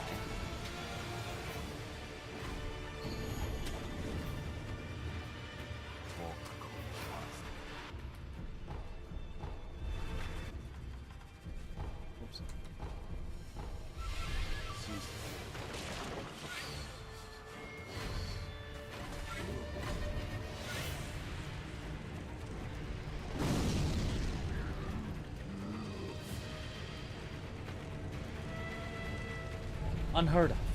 It never happens. I mean, we got really lucky on his attacks, though, after he didn't go to the barrel. He gave us, like, perfect attacks. All attacks that we could get around him, and Mortal Draw.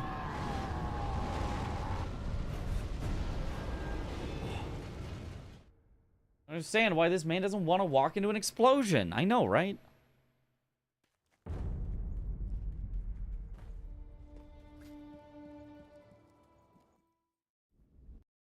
Ooh, the rare green previous segment compared to best. Usually it's either red, meaning you were slower than your best, or gold, meaning it was your fastest ever. But I was green when compared to my best, which only happens if you tie it down to the millisecond. Down to the level of precision that Live Split can keep track of.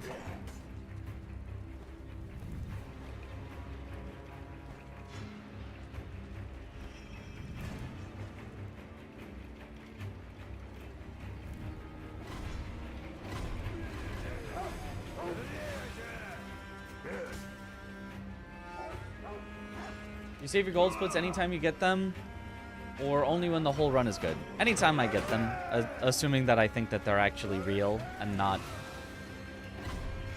something just going wrong and me recording them improperly.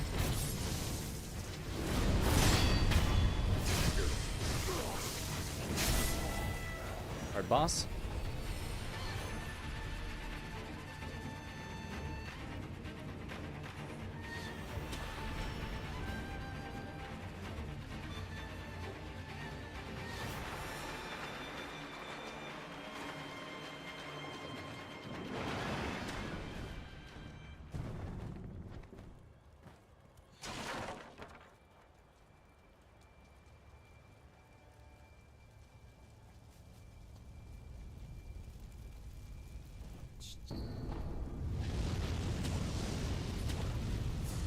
Cool.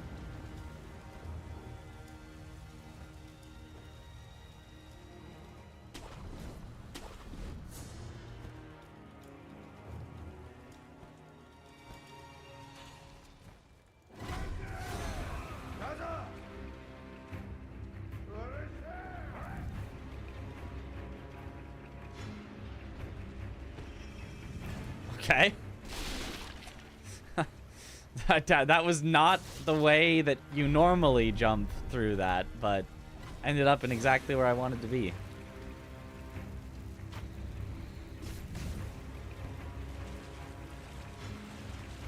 Swag jumps, yeah.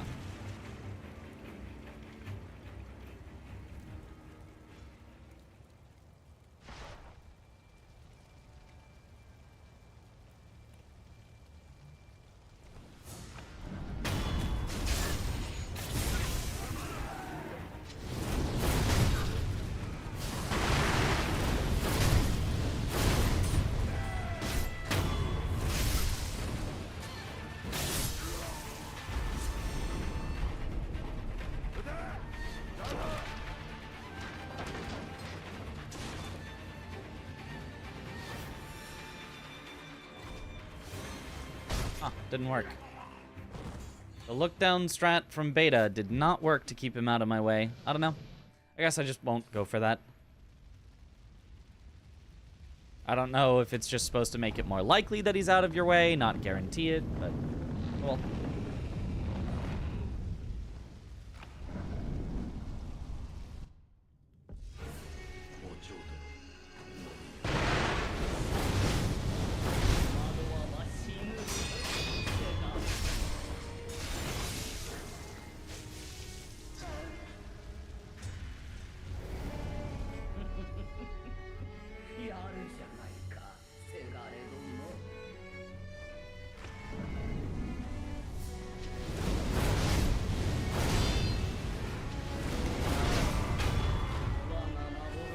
Beautiful.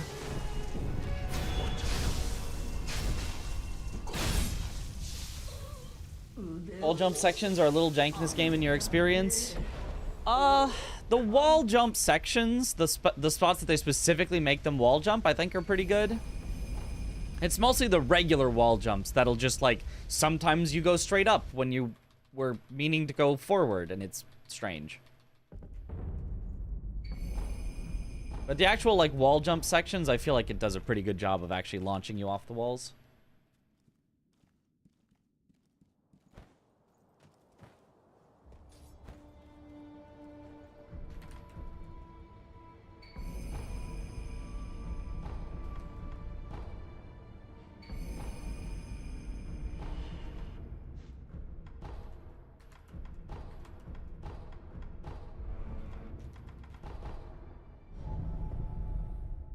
Gold.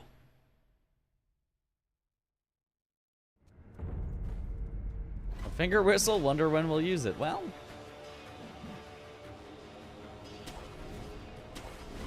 I mean, it is strictly necessary for the run.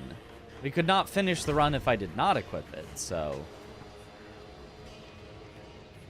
would you count that as using it?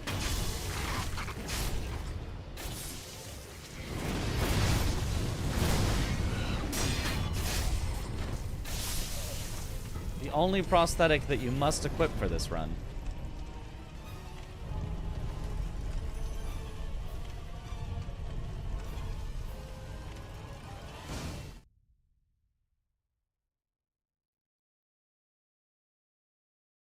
That was gorgeous. It's nice. Why do you need to equip it? Because otherwise the Shichiman won't show up.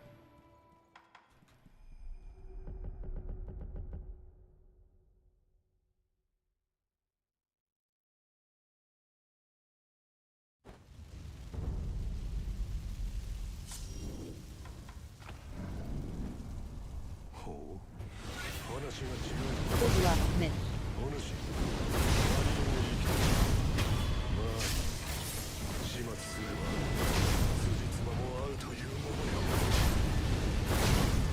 Beautiful.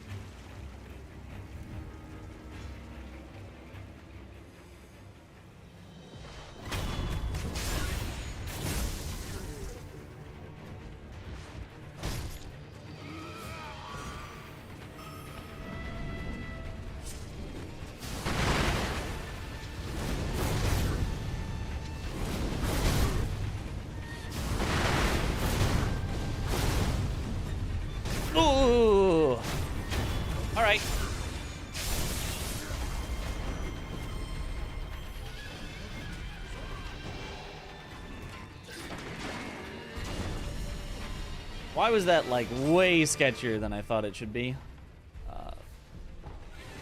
Because it felt like I did that perfect, but, like, he just had a little left at the end. A little health left, and I wasn't sure why.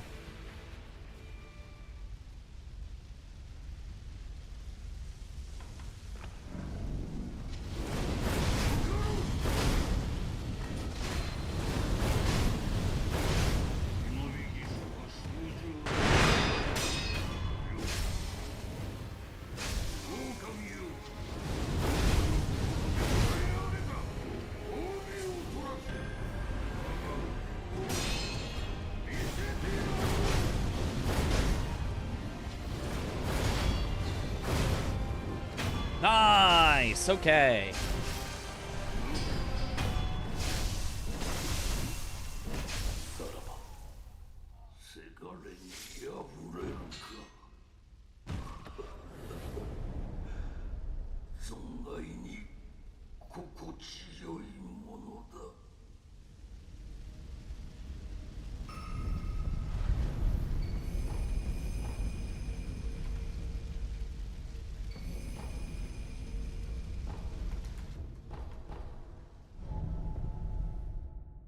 Okay. Father Al, yep. So Mortal Blade is broken. Okay. Yeah. Correct.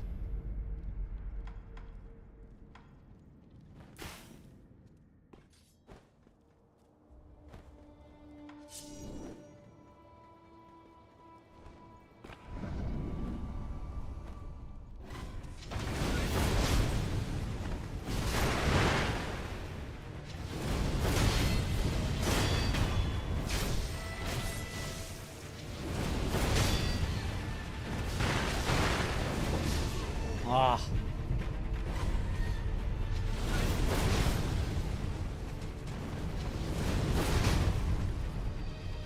Have to just take this and fight him normally.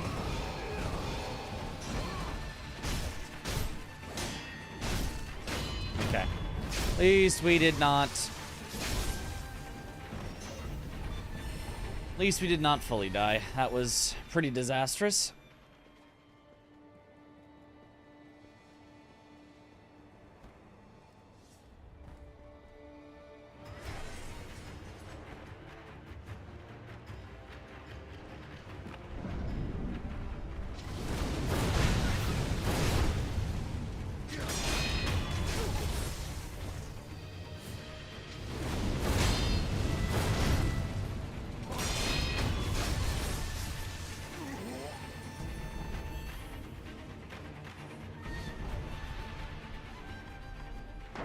Okay, with 2 Gachin, we're fine. I don't need any more.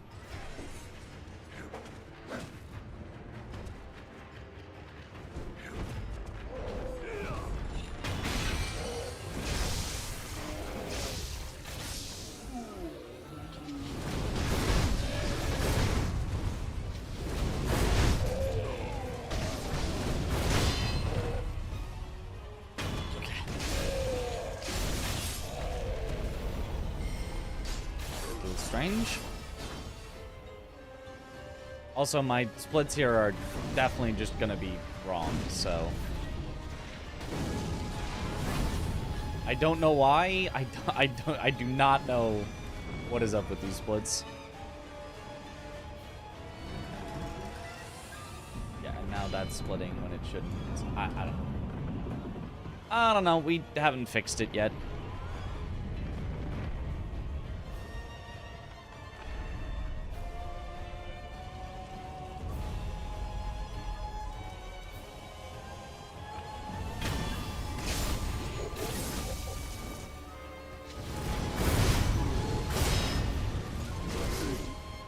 Unlucky again. And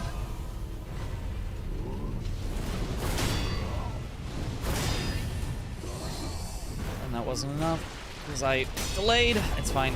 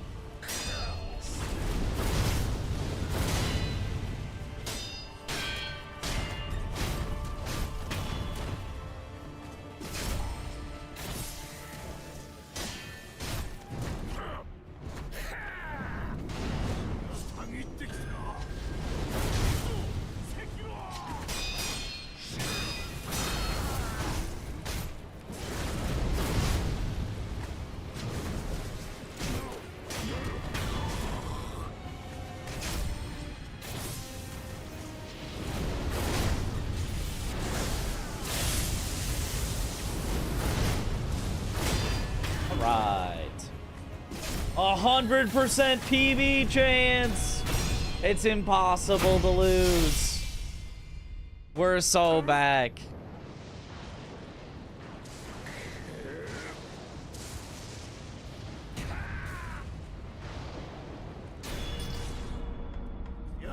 Got it.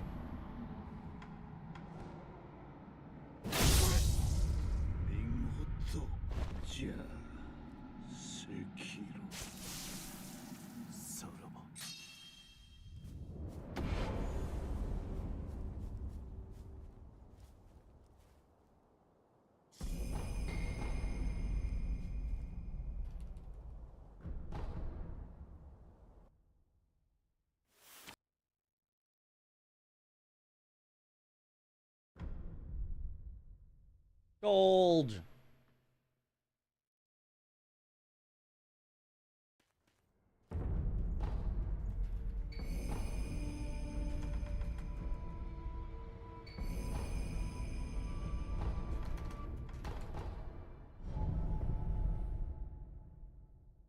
Casual minus 125.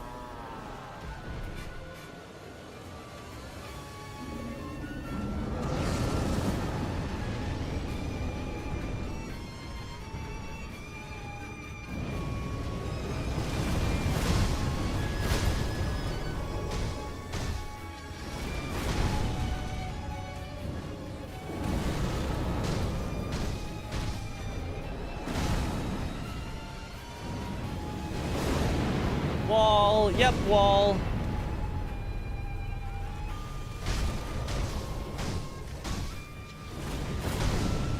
No way!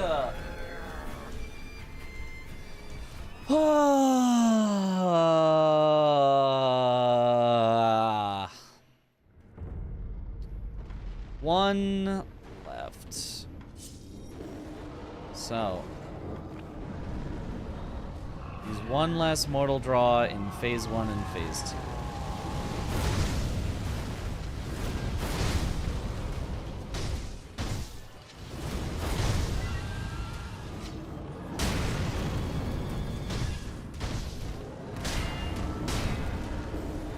Perfect luck for a no mortal draw phase 1.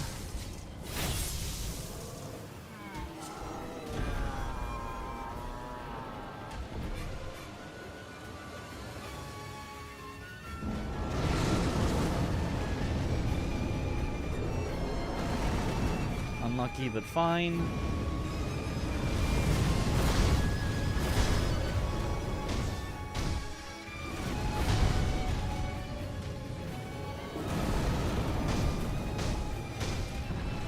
No. Not again.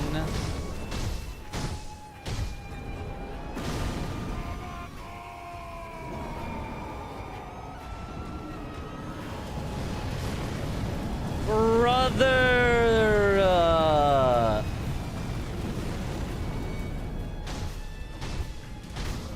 No!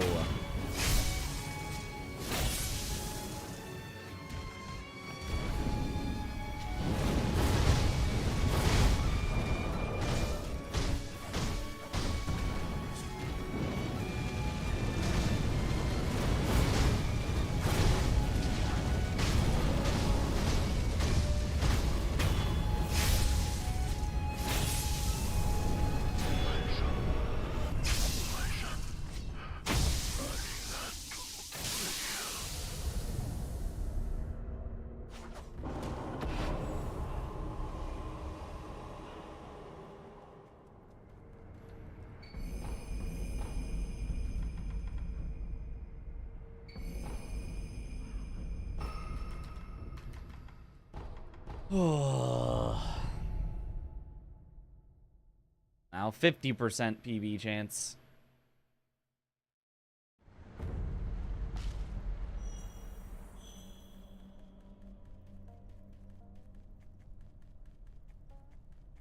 Either we will or we won't.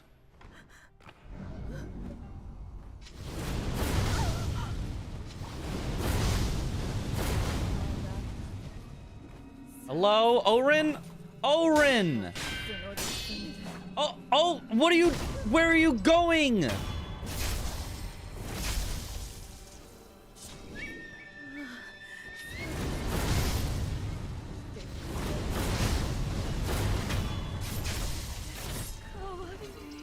Good luck, Nick. Oh boy, oh boy.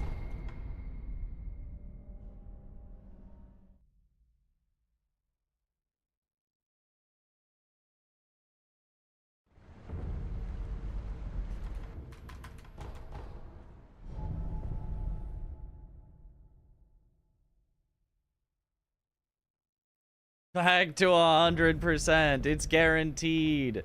Nothing could go wrong from here.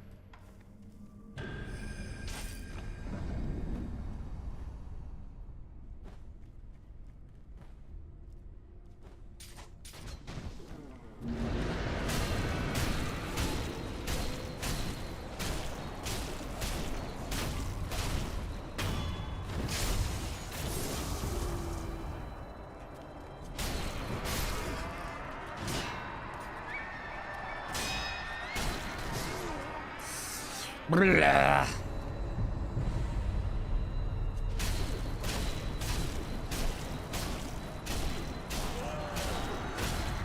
Okay.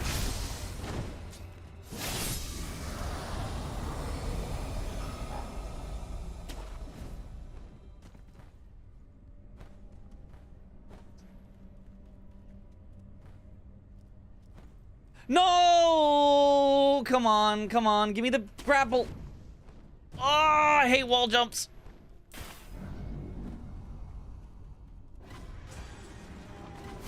No! Are you serious?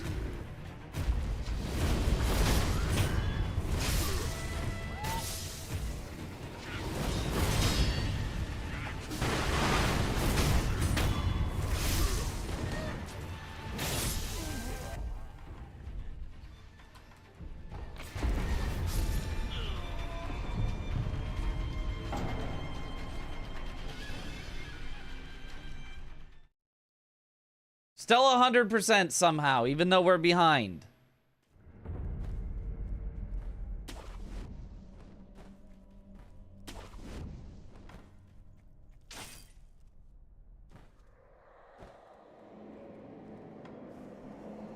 We're so back. Woo!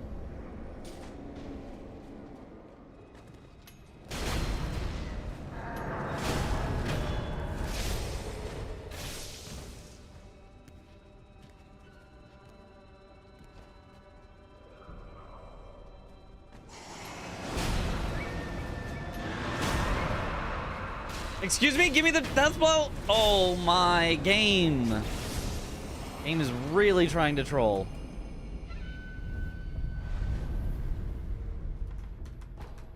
No!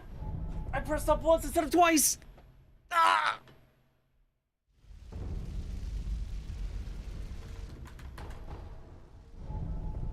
I remembered that I had to press up once we got to Fountainhead, but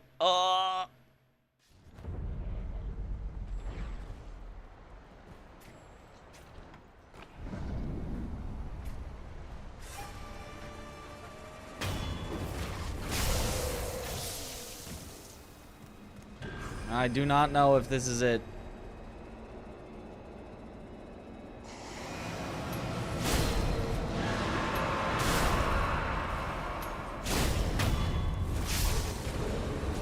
It's not. It's not.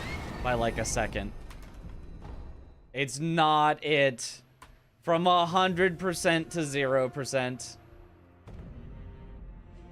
By 0.7 seconds. Come on, dude. Are you serious?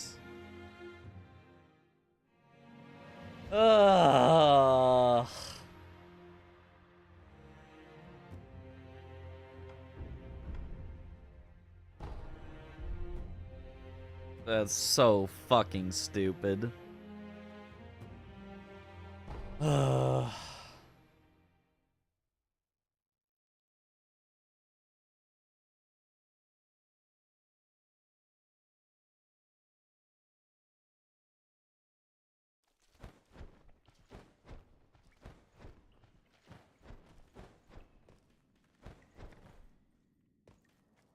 I'm resetting.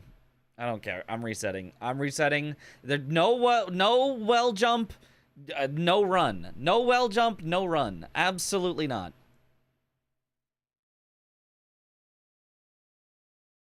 We need well jump for a good run. That one was cursed from the start. I remember it missed well jump, and I was like, well, this run isn't going to PB. And it didn't. So, no well jump, no run. Might as well reset for double canyon then. Absolutely not. No way. It's only well jump. Well jump is the determining factor. 0.7 seconds lost right there. It's like 1 or 2 seconds. It's like a full like 1.5 seconds, because if you miss it, then you have to jump up again. So, yeah. Was it right there?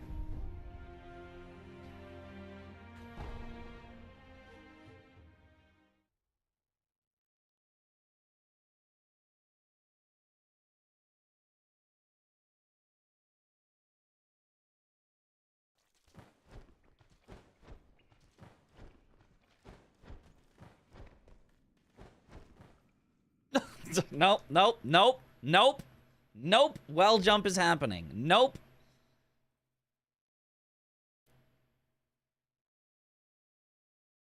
No jump, Sekiro speedrun will get rid of all of those tricky skips. That's true, because you would just start the game and go, well, it's impossible, and then you're done. What if this happens in GDQ? You know, we'll just have to reset 100 times. I'm sure they won't mind if we reset 100 times to get well jump. But they'll understand, because once we get well jump, it'll be a good run.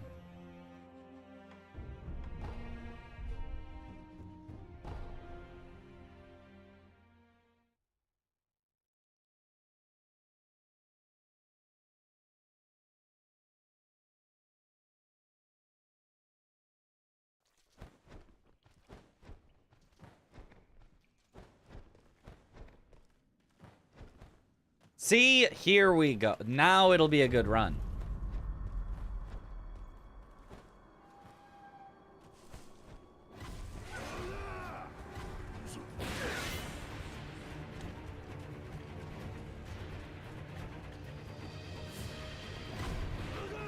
Good luck, Nick.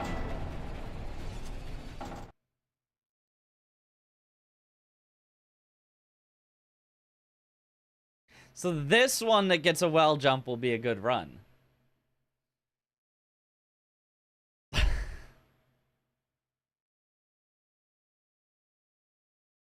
You know, I'm more likely to continue a run that gets shot like that than one that misses well jump.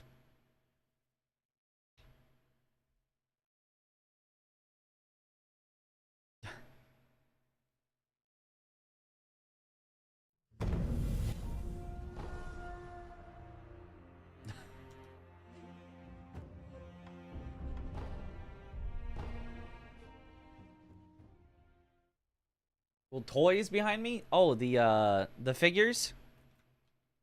Yeah, I got them all in Japan. Mostly won them from Claw Games. They're my prizes, literally. Come on, come on, come on! Do the stupid weird lock on backwards strat. Absolutely not. No, we get well jump, we get out. Well jump and we're free.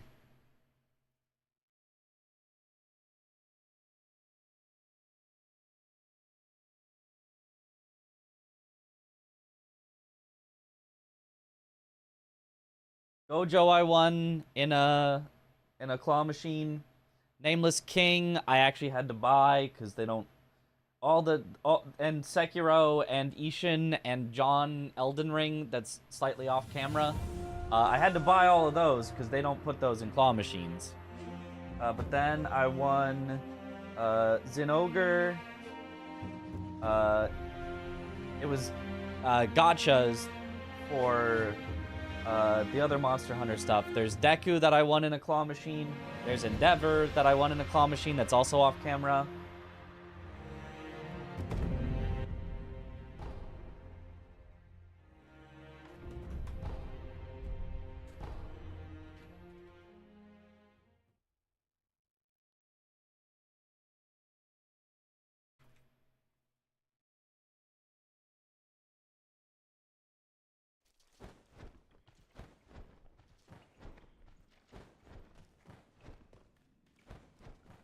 See, there we go. Easy PB. We were just getting through all the runs that were not going to be PB. We cycled the RNG enough that this one is going to have perfect luck on everything.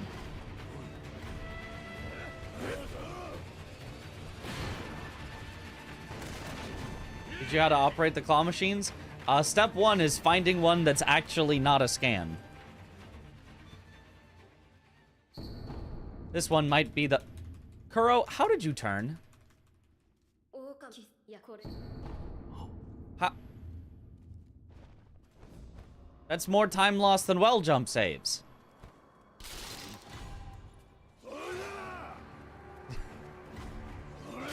No, it is nothing. Well jump is separate from the Kuro.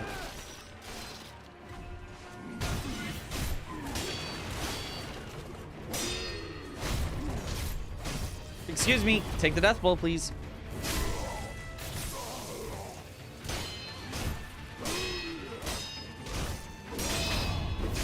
All right.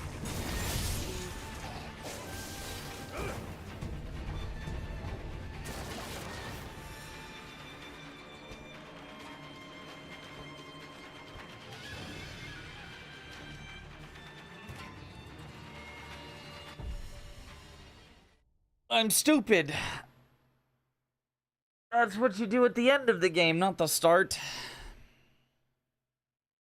You're in the same spot, but you need the grapple for that. Okay, but this time when we get well jump.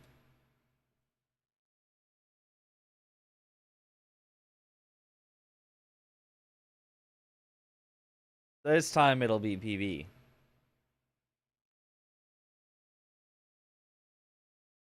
Ugh.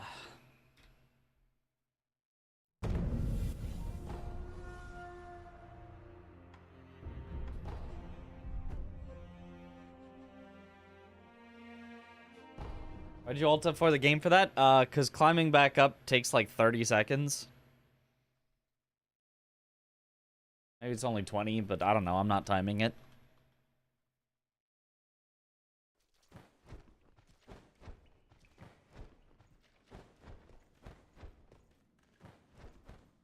Easy. Easy. The furthest well jump you've ever seen.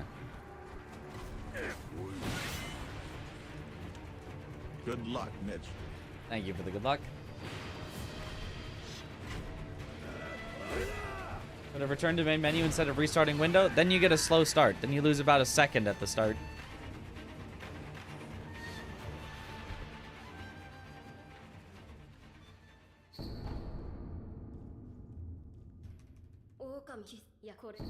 Don't ask why. Nobody knows. But you lose about a second in the start if you do not fully close the game, or if you are not loading in from a file that was somewhere other than the tutorial. If you load in from a file that was anywhere too close to the tutorial, I am doing an all bosses run. Did you guys know that? Because I definitely knew that.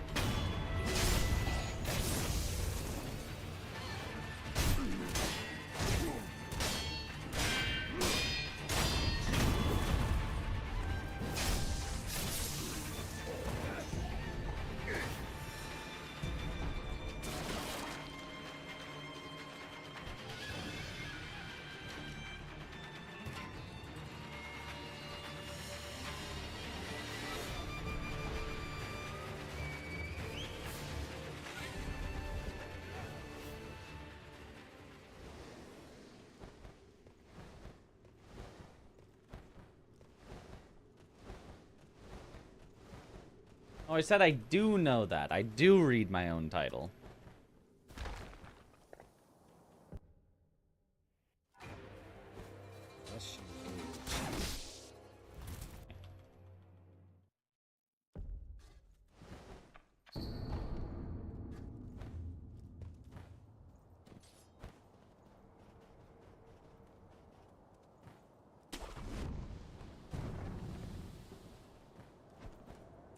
Does looking down when Genny cuts you help? If you look down at the right time, which I think I was too early there, he can just teleport to you. He does the FromSoft teleporting dog, but like actually, like he actually teleports at you if you look down at the right time. Aw, and then I dropped down and then the dogs see me anyway. I went a whole specific route so that the dogs wouldn't see me, and then I just missed a jump, and then they saw me anyway, and then I lose time and get the dogs to interrupt.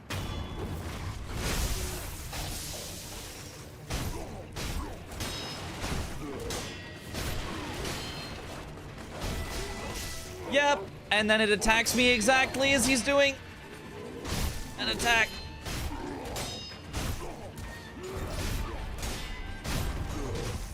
Very cool.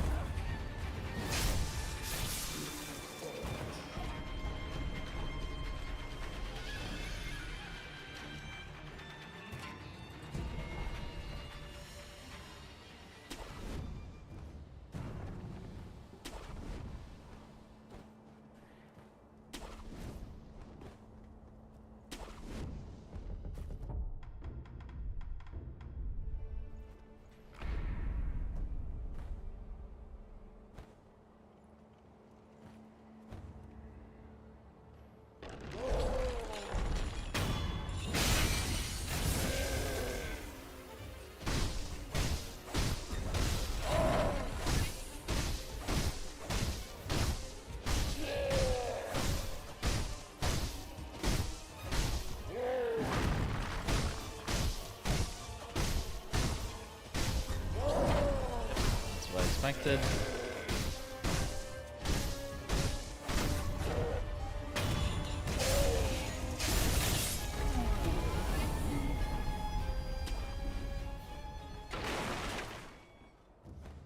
Okay.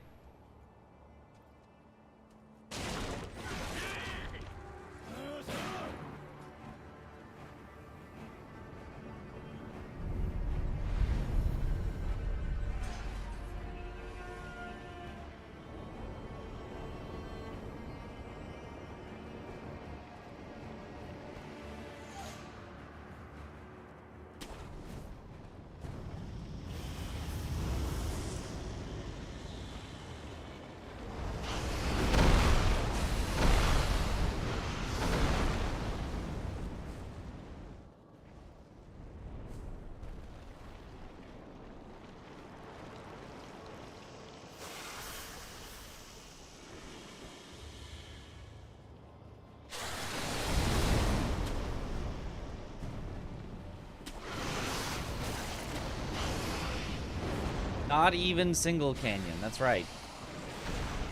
No canyons here. No canyons. Absolutely not.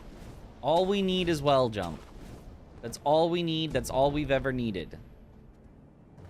Everything else is just a distraction. Just for consistency's sake? Yeah, I mean, we're just practicing. I'm just doing no reset full runs.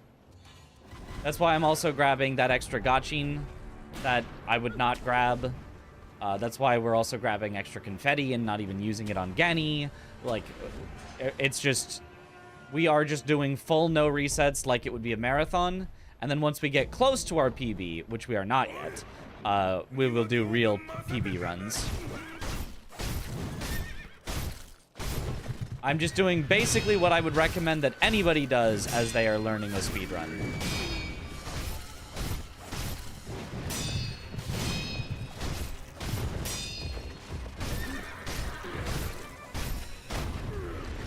Even if you already think you know it, just get extra stuff, play it safe, do no resets, figure out backups, and then slowly work your way towards the world record strats.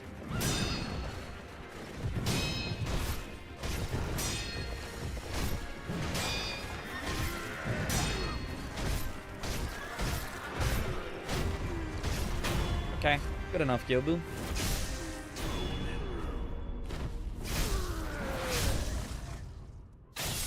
Or resets beyond like 3 minutes. Well jump is the obvious exception. You have to reset for well jump, otherwise it's not a real speedrun.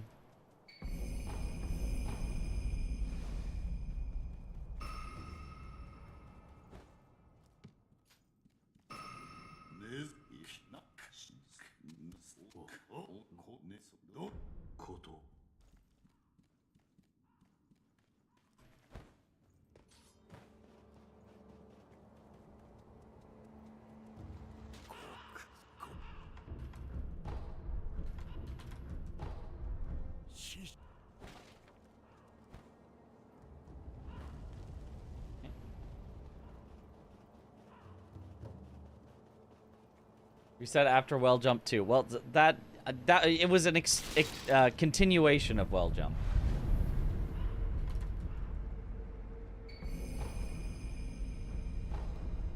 What's the difference between restricted and glitchless?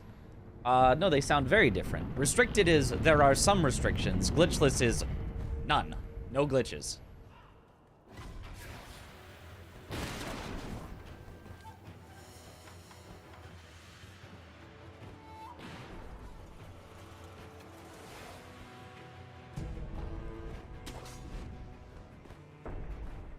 It's the difference between saying reduced fat milk and no fat milk. It's those both are in the same vein, but they are definitely do not sound like the same thing.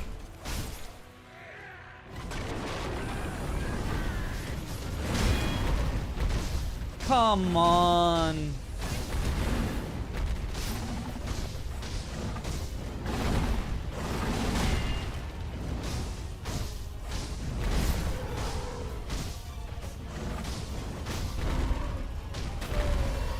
Oh well. That was some bull.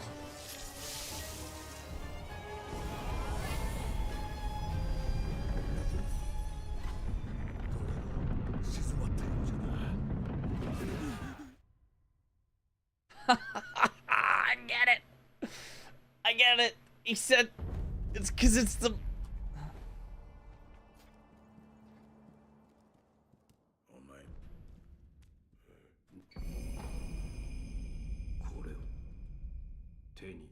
It's faster to do some glitches, but not zero. Yeah. That would be why restricted is much faster than glitchless.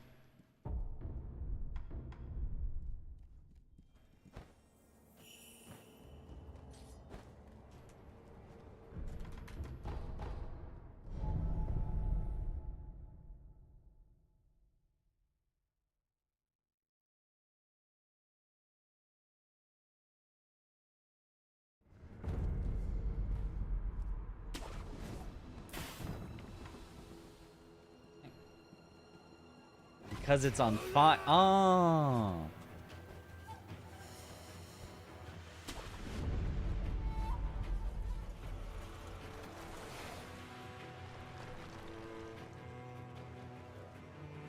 Oh my god.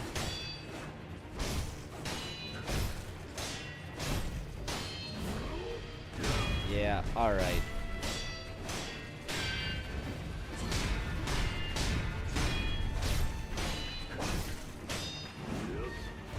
Yeah, that's real neat. Now, if you could get in the corner, please.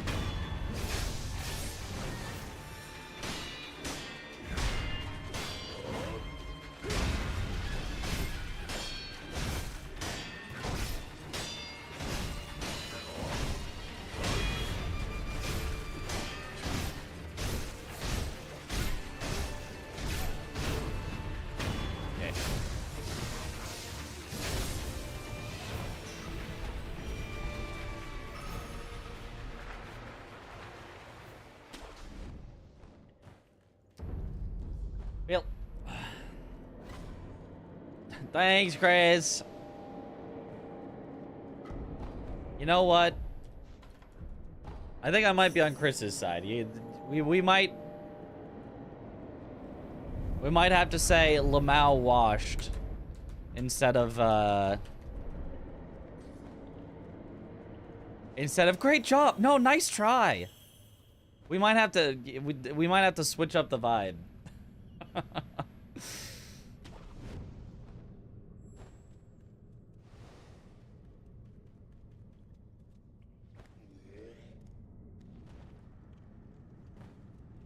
Because, yeah, it was a fine recovery, but what the heck am I doing missing that death blow?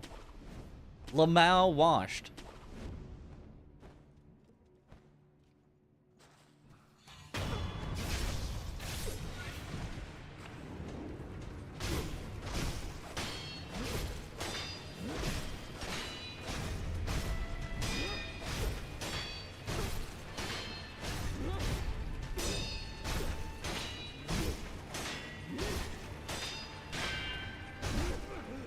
Yep.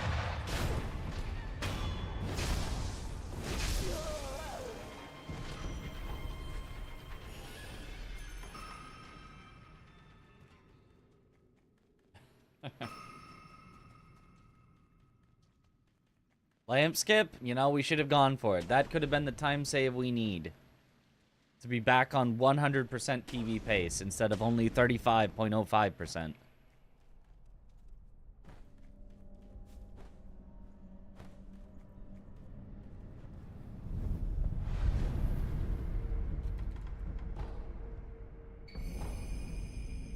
There's probably no reason to ever spend that here.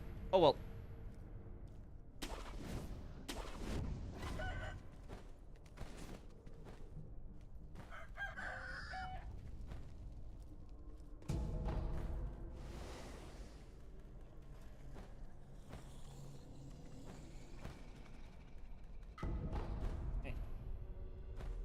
Lamp skip saves as much time as well jump.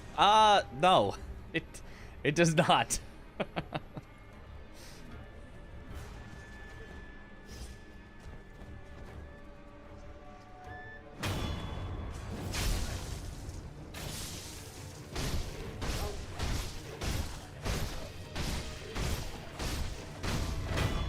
Speaking of categories, unrestricted and no air swim for all bosses, mini bosses when? Well, unrestricted would be slower. So... I mean, probably never on that one.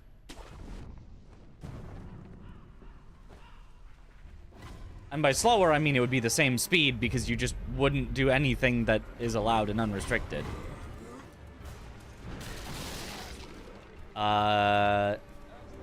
No, air swim. Yeah, I mean, you guys, you get to do like the demon kill and stuff. Yobu kill. But I mean, do you even air swim in all bosses and mini bosses? I actually don't remember.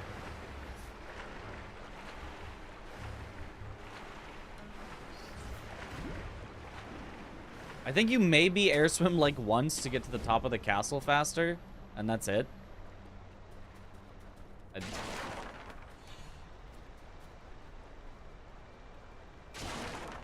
I don't actually remember. So maybe that... could theoretically be a category.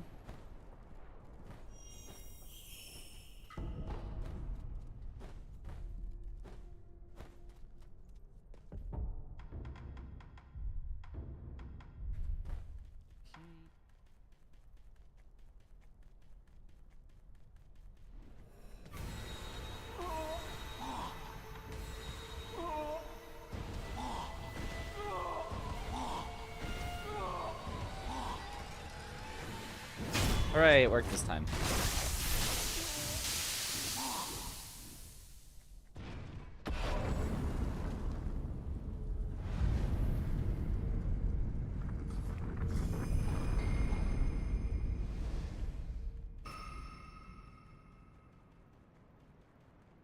You can suspect the PB chance isn't entirely accurate. No, it's pretty accurate.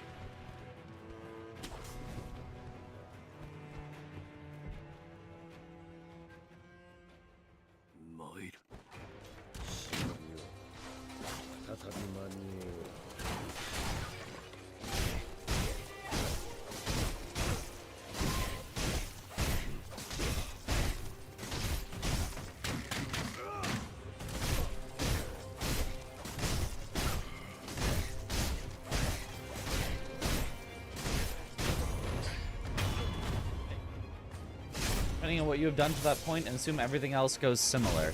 Not similar. It assumes that everything since this point is any random time that you have done before.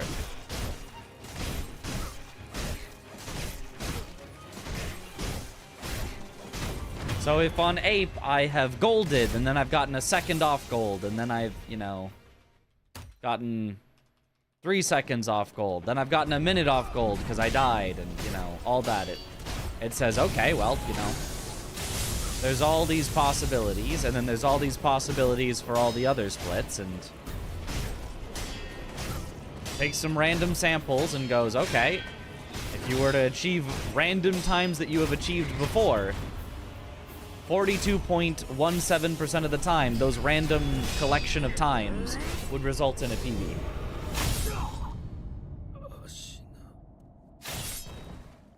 Best possible time is best that's still possible in this run. Sum of best is sum of all the best, including the ones that I've already done so far in this run.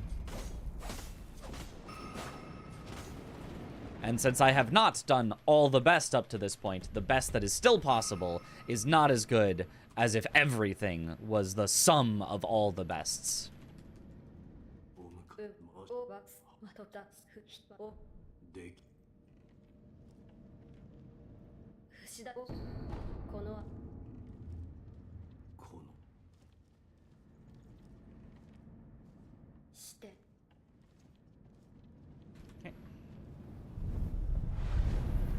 Does your target sub 1 hour? Well, that's not possible. That would beat the world record by 9 minutes, so...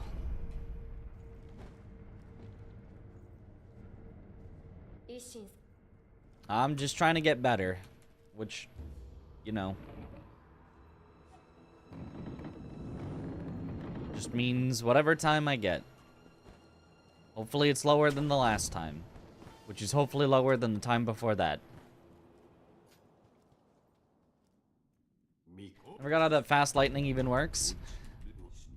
It hits you when you're in kind of a hyper armor jumping animation, so you don't get like the knocked up into the air like you normally do. Normally the lightning hits you and it kind of like boosts you up a little so that you have time to like reflect it, and so you just don't get that little boost up, so you land slightly faster, so it's slightly faster basically. I mean, also a forward jump is also slightly lower than a regular jump, but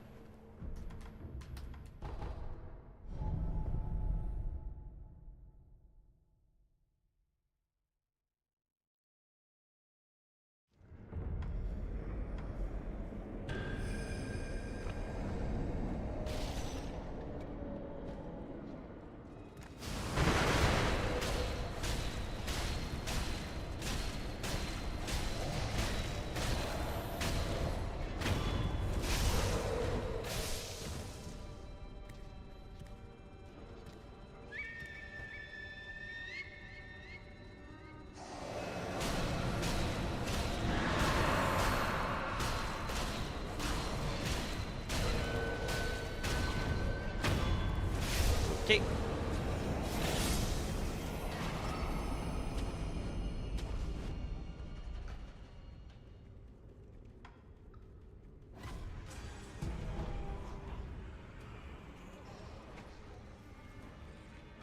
Jumping has invincibility frames.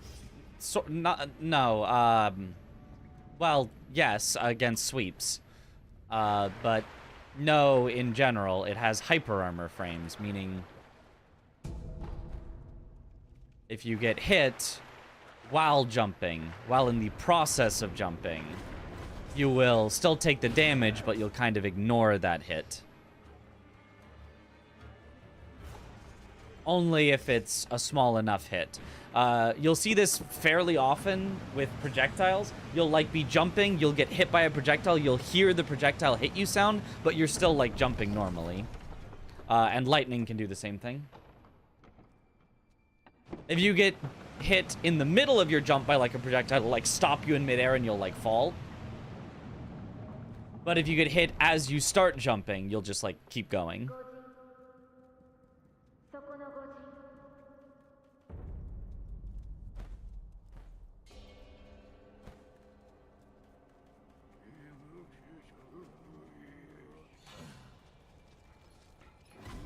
When a bullet hits true. Yeah, you just use that same mechanic, but for when the lightning's hitting you.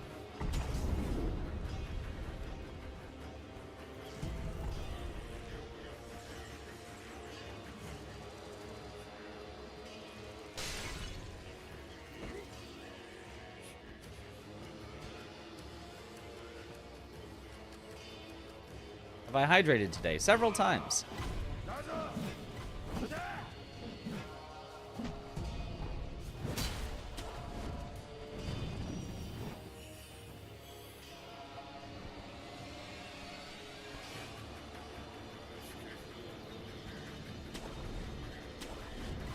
We do last commune to idle? No, that's slower, because then you're further away, and Kuro starts like coughing or talking or saying something, and you're not allowed to use the idle for a few seconds.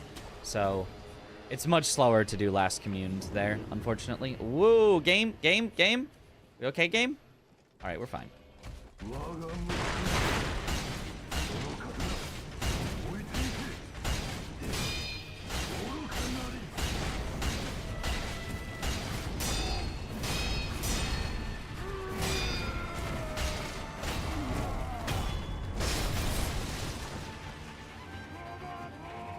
Roberto!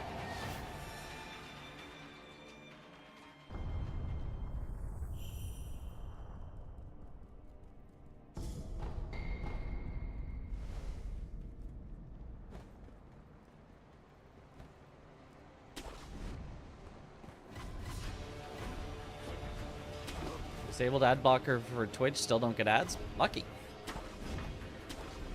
Although if you mean right now, I don't... Oh, ads were just playing, I guess. Well, don't know.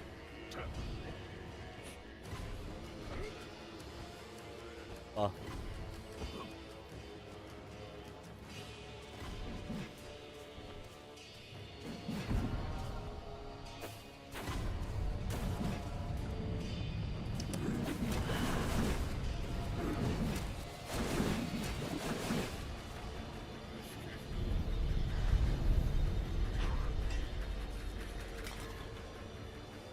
Holding Roberto is pretty nice. Depends on country. Some countries get less ads spammed. Interesting. Didn't know that.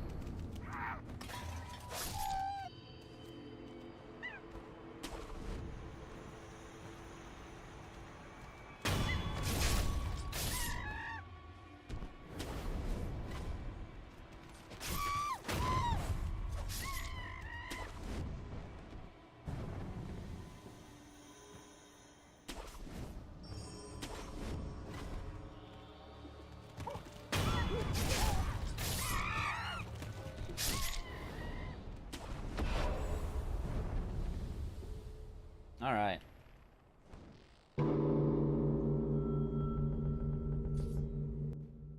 YouTube Premium, nice.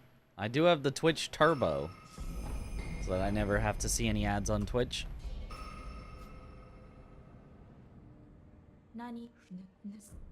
I don't know if it has any other benefits. All I get it for is just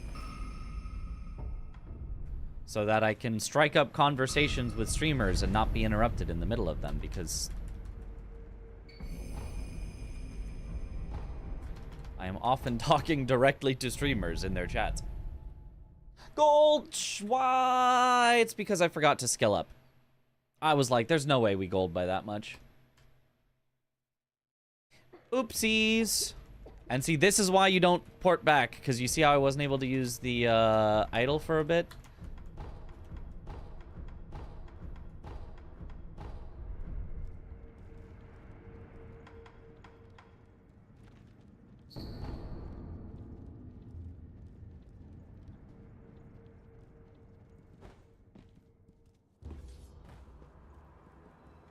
Yeah, it's because you want to support you. Oh, well, thank you for the thought. You can instead type exclamation Opera GX and download and try out Opera GX as your browser. That also supports me. And even if you know, are happy with your current browser and you just try it out for a bit and go, nah. Still supports me as long as you click the link and download it.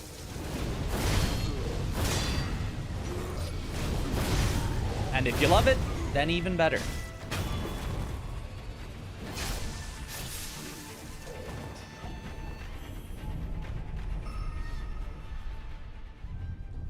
Do we need the Breath of Life skill, or is it just for safety? It's for Tonto, so it is actually useful. It actually saves time because it lets us use Tonto, where otherwise we wouldn't have enough health to use Tonto.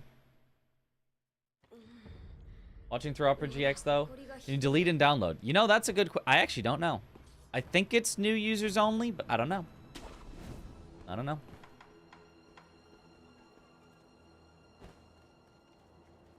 You could try. You can... I can turn on the tracker and we can see if the number goes up. Although the number only updates once a day, so we'd have to wait till tomorrow.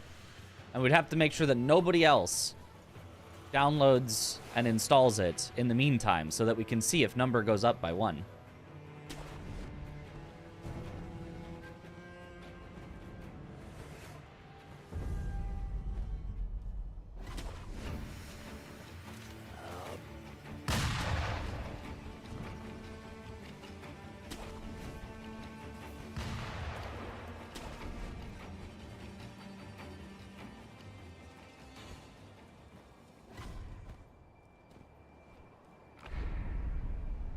Sure, only one person takes the deal a day. Yes, perfect advertising.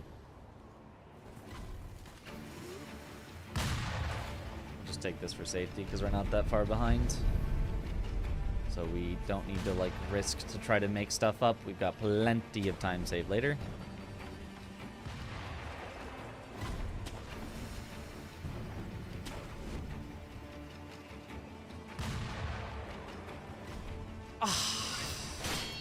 Yeah, too early.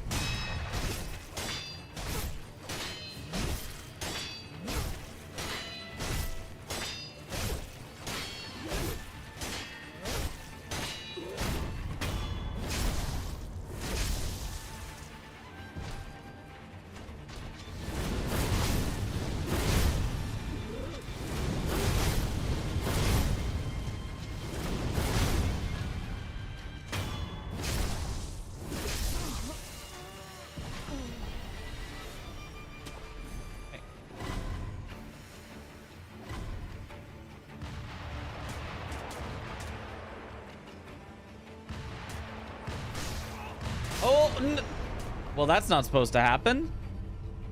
Somehow his shot got through the solid railing.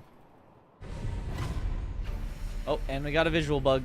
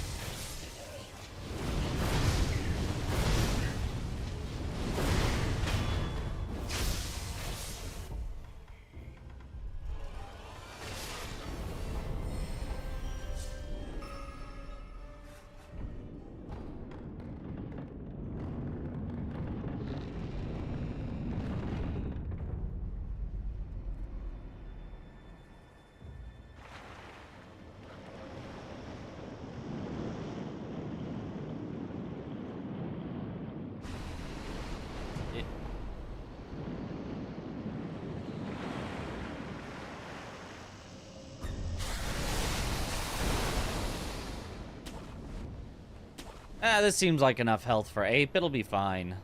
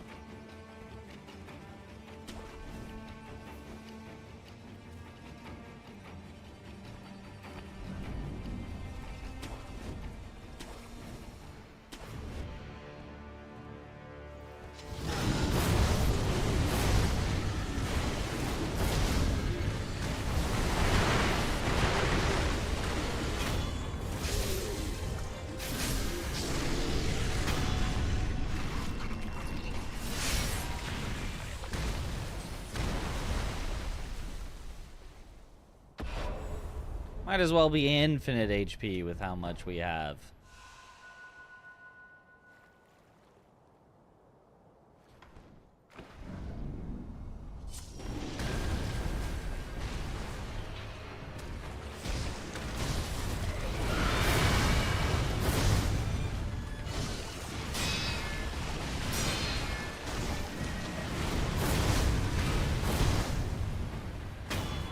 Nice.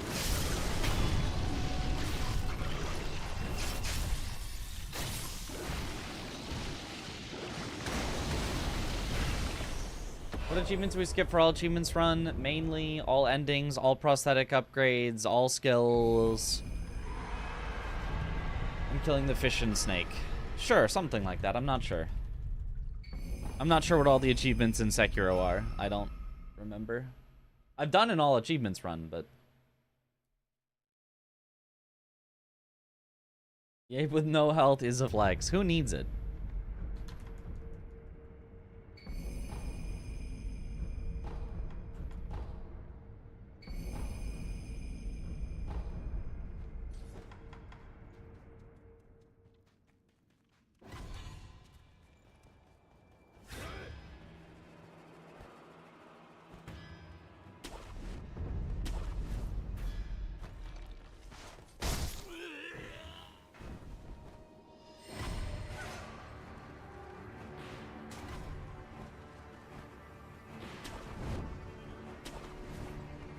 You have to create a new Steam account and buy the game every time we fail an all achievements run. Nope. There's a tool that you can use to give yourself Steam achievements or take away Steam achievements. So you take away all your Steam achievements.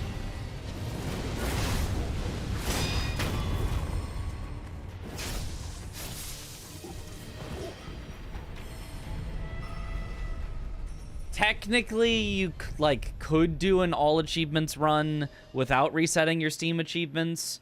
And I think it's still valid. I don't think we actually check for the Steam achievement pop-ups because everything that is an achievement in Sekiro is like a trackable thing that you did. So whether the achievement pops up or not, we can still see, yes, I can see the skill trees are filled out. Yes, I can see the prosthetics are filled out. Yes, I can see you have the correct number of prayer bead necklaces. Yet, you know.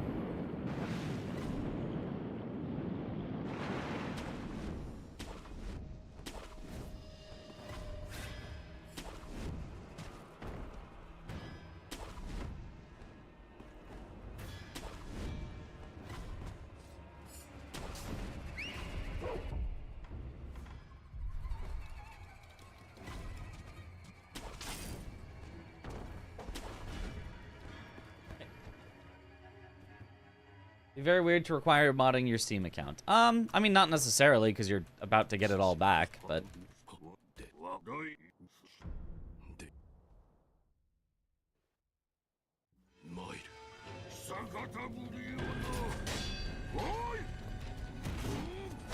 Good, perfect.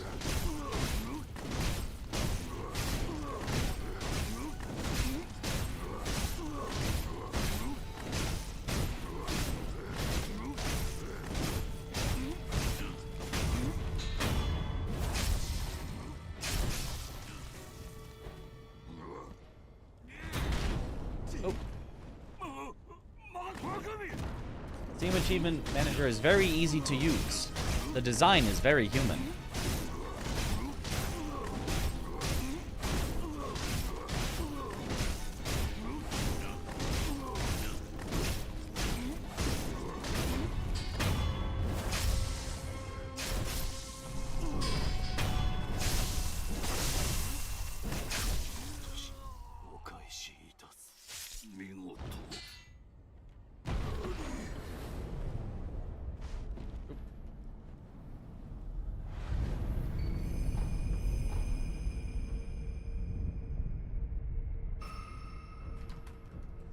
The design is very human.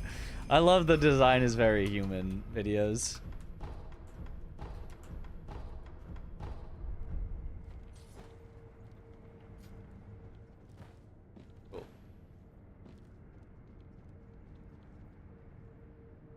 Cool.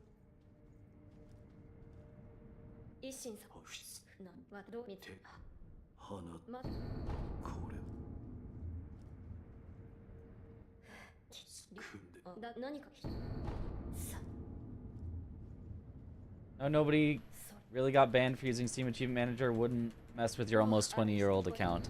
I don't know. I did it on my account and it's fine.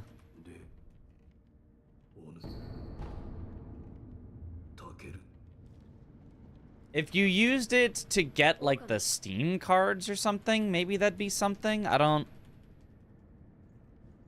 know, but because those are technically worth, you know, a few cents or whatever.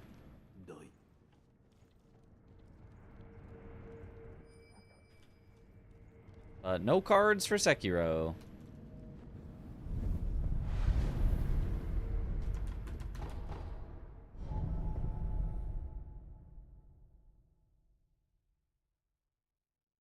Just make another account, buy all the stuff. Oh, yeah. All these trillions of dollars I make by streaming. That's true.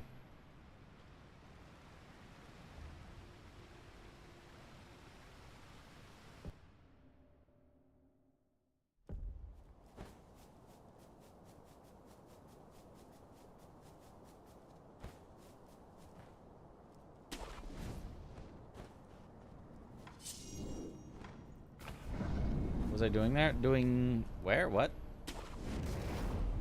Which thing? I feel like I was doing pretty normal things there.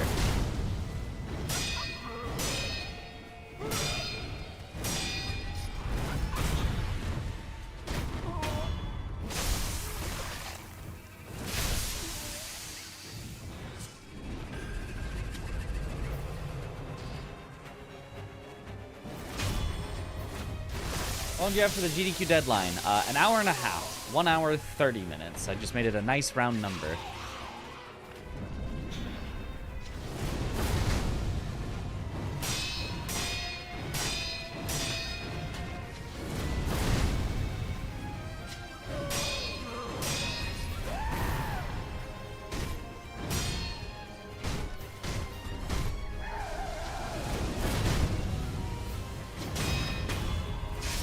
Lucky. Oh, the $1,000 for the flights. Oh, that deadline. So GDQ is on July 6th is when it starts. So I'll be leaving the 5th. Because I need to be there the first day because I have a run on the first day. So July 5th is when, if we finish by then, that'd be great. It's not exactly a deadline because I have already paid for the stuff. It's just, it would be nice to be reimbursed. It would be nice to, you know, call it a job expense that is paid for by my job. Meaning all of you.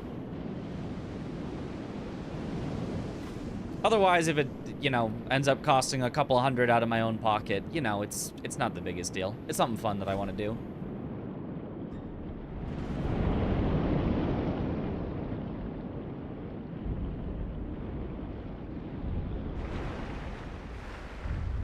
No streams from July 5th to 15th. Yeah, approximately, yeah.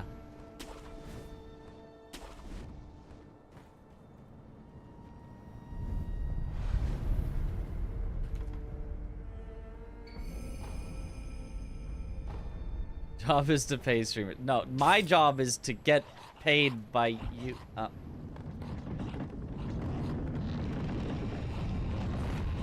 You're the job.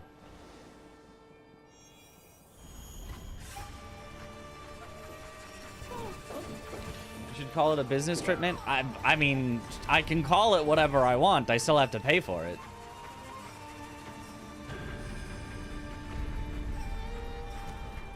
Twitch does not pay for that.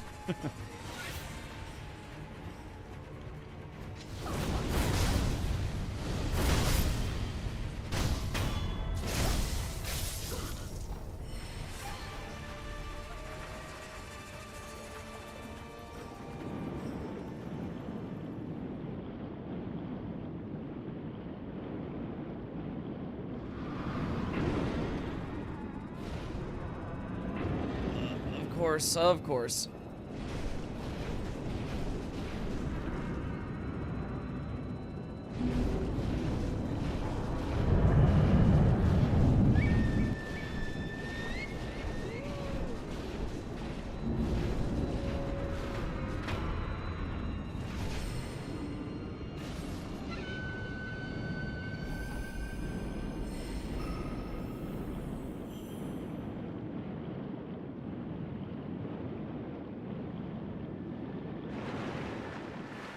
Was only 9 this time. I mean, I wasn't like super close, but okay.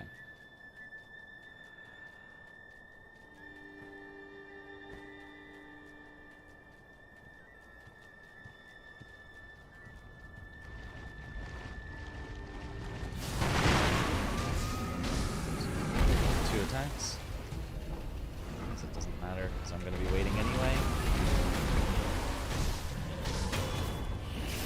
Barely. I think I'm gonna not keep going for that swag aerial death blow. It's almost gotten me in trouble a few times, and it's not working completely consistently.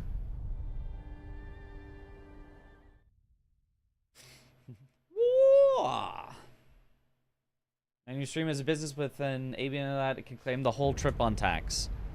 Yeah, I probably could. The thing about that is that when doing my taxes, if I try to write down every single business expense and whatever, and try to be like, okay, and there was also I had to buy a new computer part, and you know, I try to itemize it all out. It goes, great. You are still better off taking the standard deduction and not having written any of that out because you don't spend enough on your business in a year for it to be worth itemizing. It's like, okay, cool.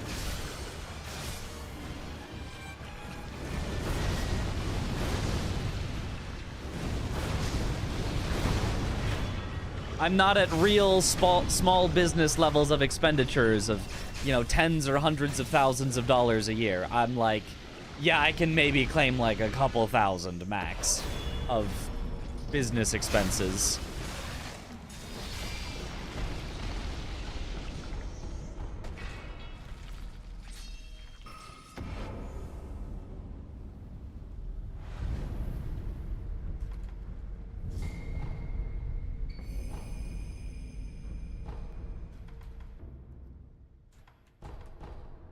Pretty much, unless you have a mortgage, you're never going to itemize as an individual. Yeah.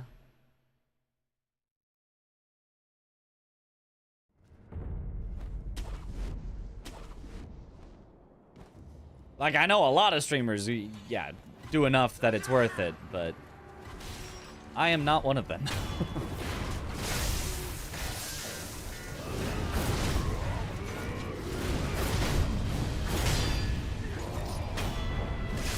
Not what I meant to do, but I'll take it.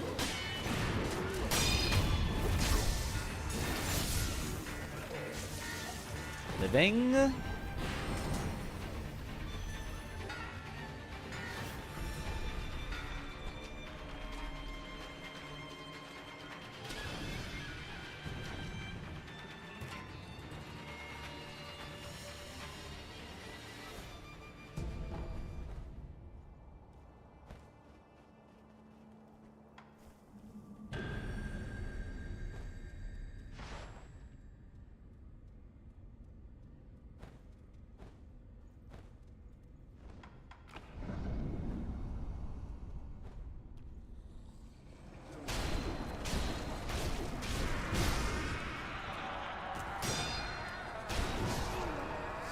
Yep, that sucks. Yep.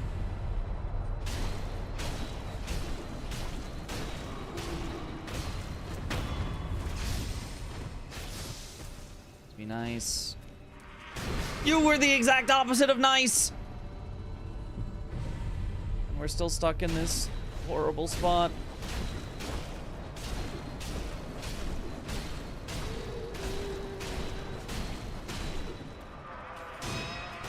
Okay. Whew.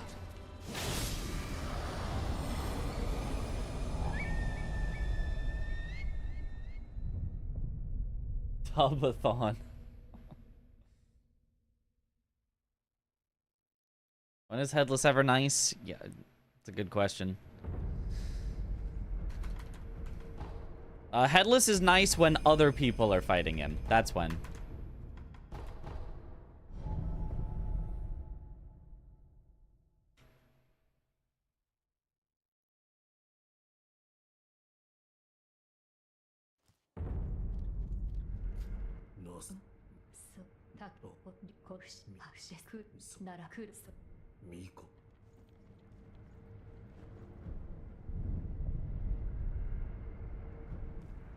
Yeah, so if you're wondering how we turn off the headless AI, it's doing this, which is required to progress the quest. Walking in and talking to Emma, then walking out twice. Reloads headless twice right there. And then there's one more time we're gonna load and unload headless. Although talking to Emma right here might also be, but I'm not sure. But again, that's to progress the story as natural. And then the last one is gonna happen as we're fighting this headless.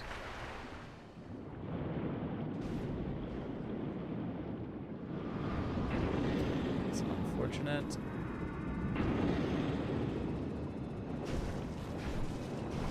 Right now, as I swim up, it loads him again, and then I swim down and it deloads him once more. And now the headless is all set up and AI broken. But I have to swim up there. That's how you avoid the attack. And I have to talk to Emma. That's how you progress the story. And I have to do all of this in one go because it's the fastest to do instead of, you know, leaving and coming back later and doing a bunch of warps. So by doing all the things I would naturally do anyway, Headless's AI gets turned off.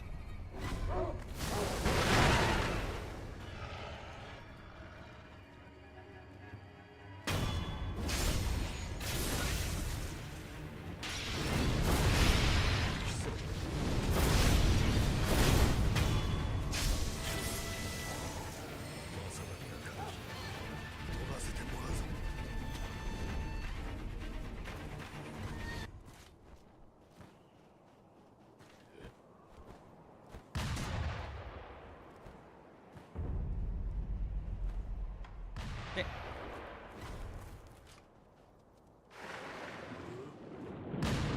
Attack easy.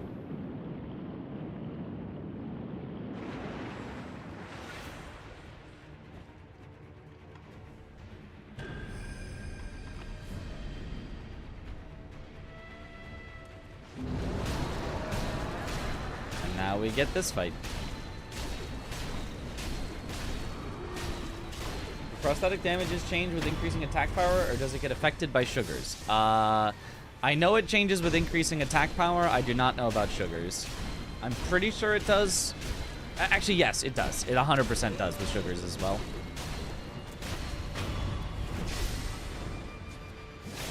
Maybe 99% does. Why would it be slower to fully reload the area before fighting the next headless? Well, because why are you fully reloading? What are you doing? Are you... The only way to fully reload the area without quitting out is to warp away and warp back, and that takes time, so that would be slower.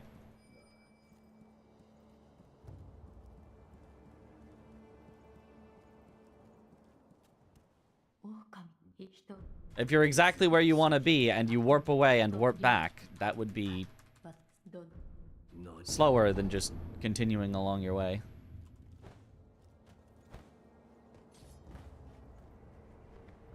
I feel like that's pretty obvious why that would be. You can joke at Nightbot's expense. Ah, gotcha. Topic was breaking AI. Gotcha. My bad. I am not an understander. It's completely ruined. That one was so nice. Even made some tea or whatever. True. Actually, that would have been a way better answer by me. When is Headless ever nice? When we turn off his AI.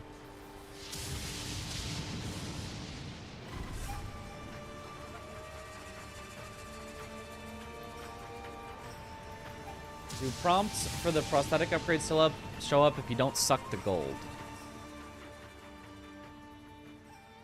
Do they show up anyway? I'm not sure when all the tutorial pop-ups do and do not show.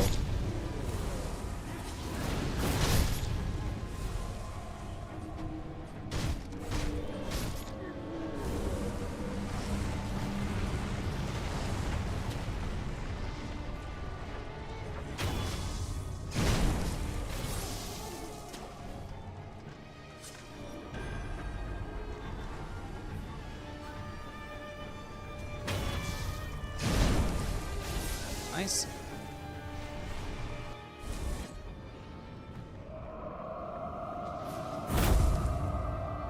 I can say that joke next run. Perfect.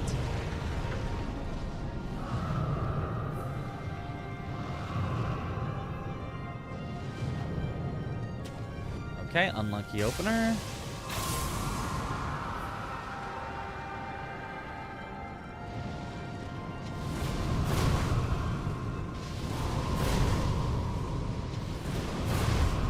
Very lucky follow-up.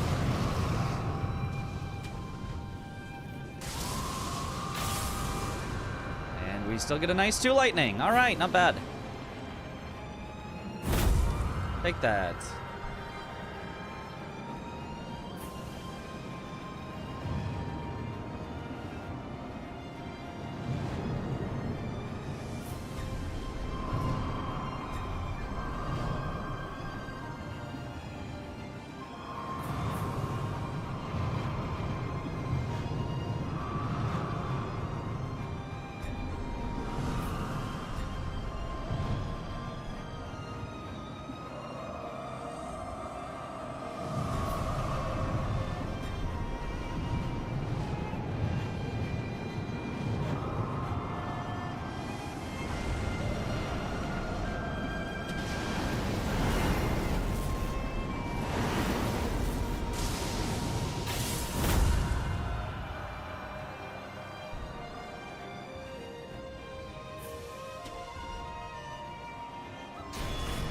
Nice. Reminds you of the Elden Beast? I mean, doesn't swim away nearly as often as the Elden Beast, but It does have the, like, slash and the beam comes out. Game should allow us to repose if we get the posture bar max regardless of Dragon's phase. Well, that would be very different than how it currently works. It would be faster if we could do that, but...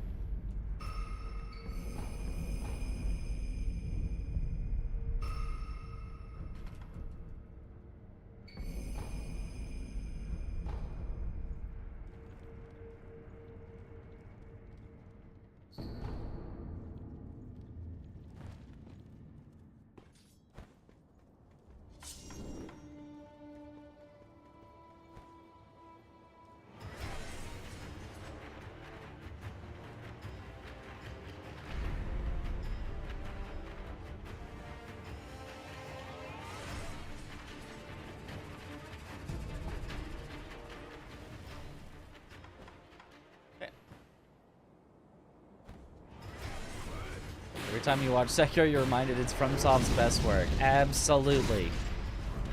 Every time I play it, I'm reminded.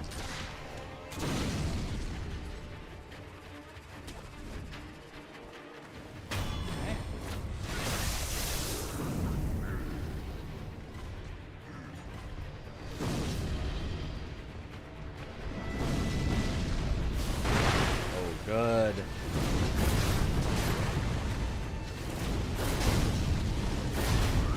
Beautiful. We love it.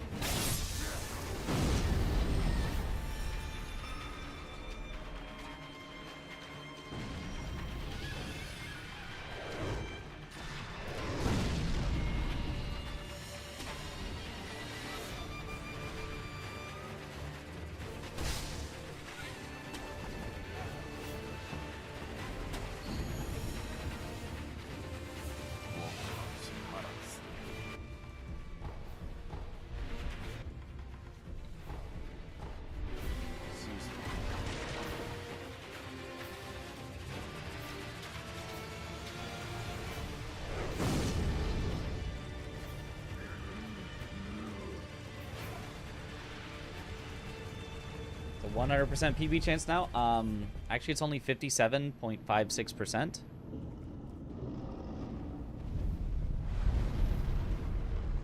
Ooh, 62.64% now, though. Now that it knows Shigekichi went well. Well, activate Demon of Hatred, then leave.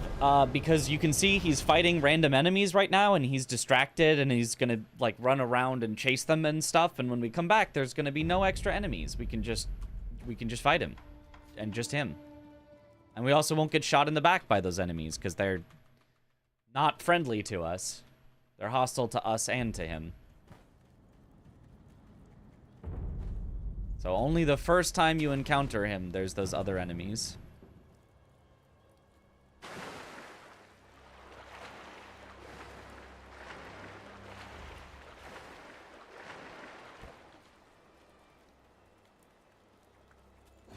Oh.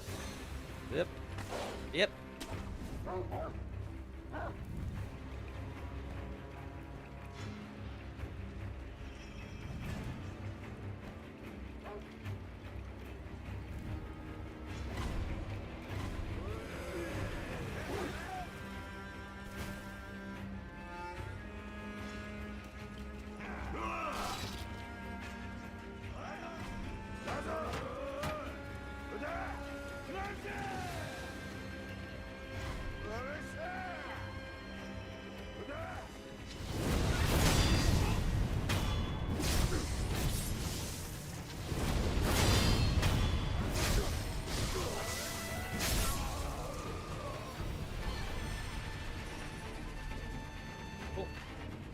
Oh, greetings!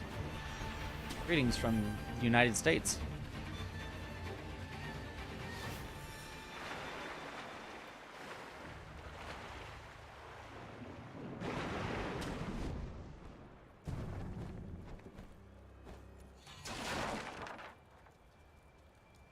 So the game getting easier after reloading a fight? Well, they probably thought it gets harder after reloading a fight because, you know, you don't have those guys helping you to fight it the second time.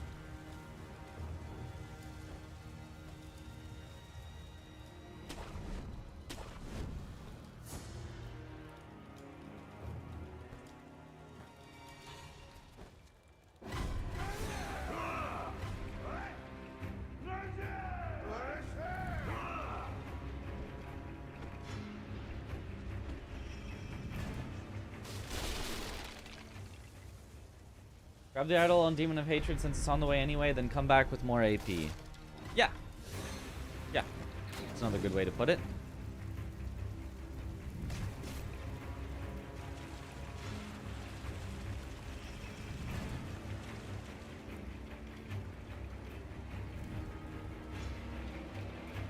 Come back with more AP and when he will then be alone.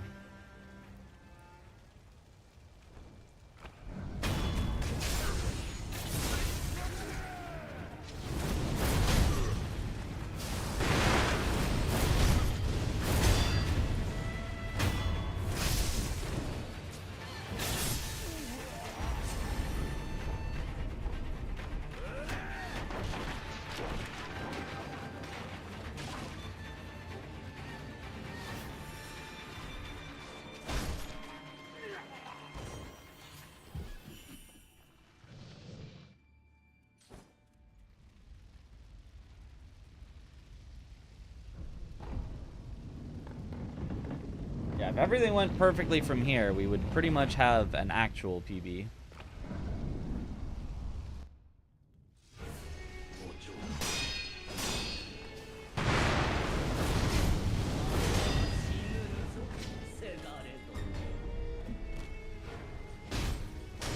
Well, this is already not a perfect Lady Butter. This is like a really bad luck Lady Butterfly, but that's fine. We make up for it with a good second phase, surely.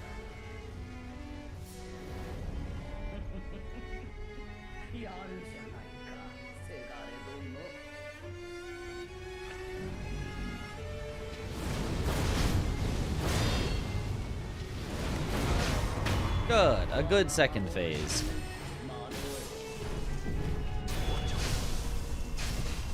Too much Expedition 33 pilled. I thought AP meant the points needed to use skills in that game.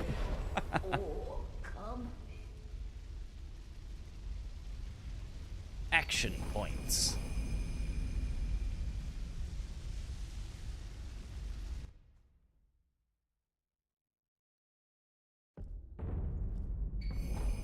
For every action point, there's an equal and opposite reaction point. Anime points.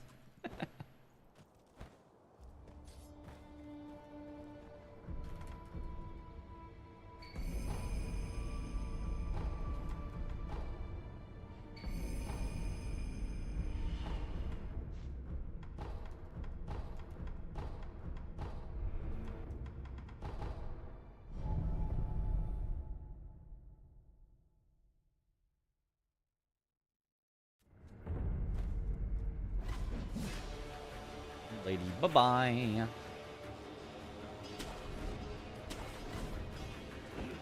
33 and Doom taught you every single style should have parries in it. True. Except they shouldn't have parries, they should have deflects, but...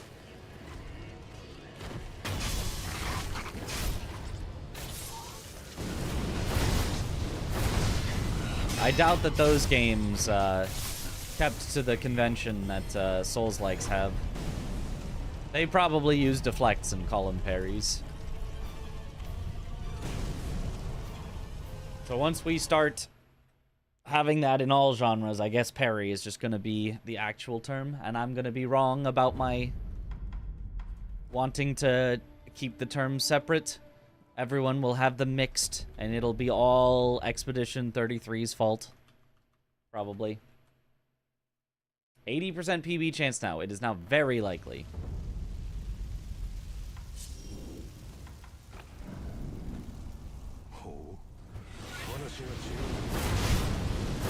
Oh, I was supposed to do 1, not 2. Yep, and that's why. Okay. Ends up kind of okay.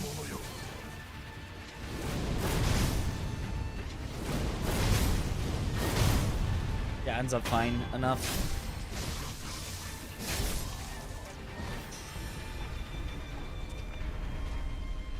I will need to heal.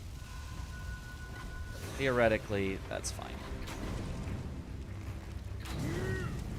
As long as this next fight goes fine, it is fine that we had to heal there.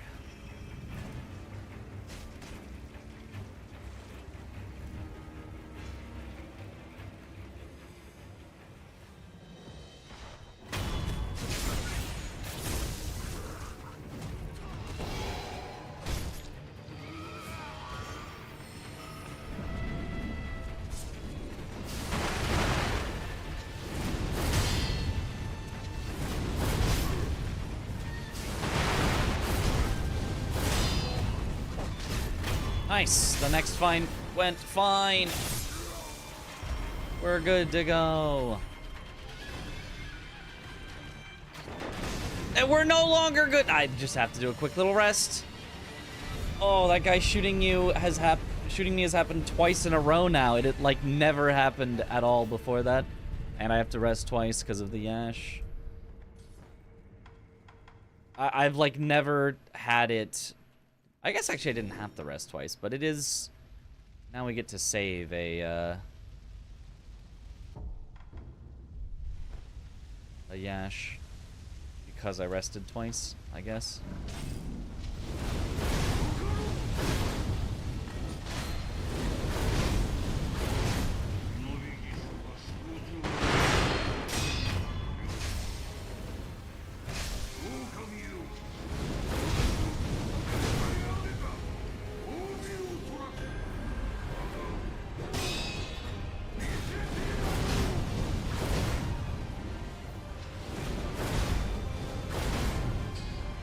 Alright, I'll take it.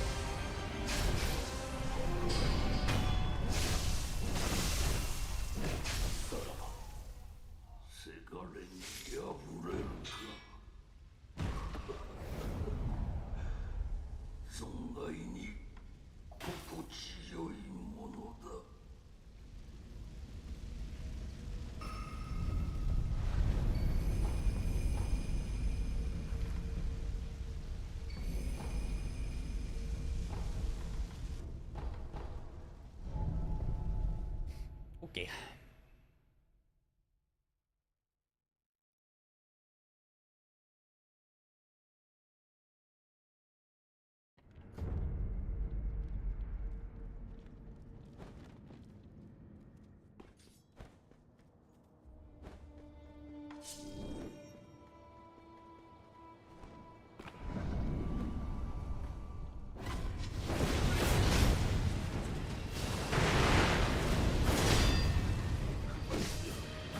No! Are you kidding? Double?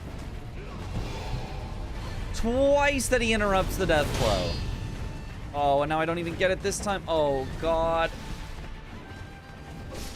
Yeah, that was the worst thing I've ever seen. Oh, my God. Wow.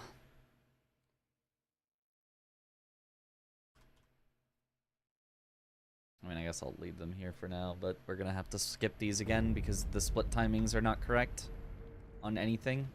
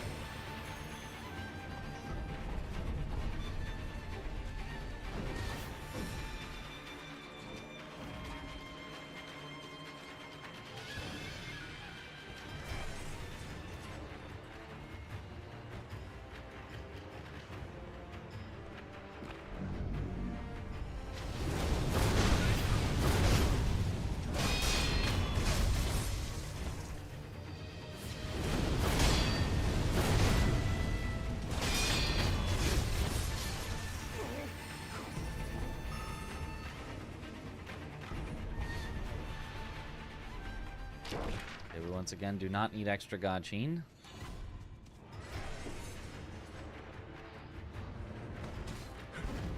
If you didn't suck the gold, would you get the fat wax pop-up? Yeah.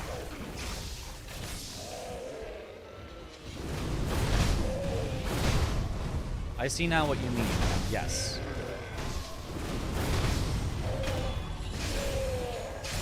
Gold from bosses is separate from the items they give. They always give you the items, you have to suck up the gold. However, from enemies, if there was an enemy, then I would only get the pop-up if I sucked up the gold from the enemy. But I didn't kill the Lone Shadow enemy there, I only killed the boss, so all it had on the ground was money for me to suck up. If I remember correctly, real-world parrying is simply blocking with a weapon instead of a shield. I think real-world parrying is specifically like setting up for a counterattack, but with like the way that you're knocking the opponent's, you know, weapon away, but I'm not sure.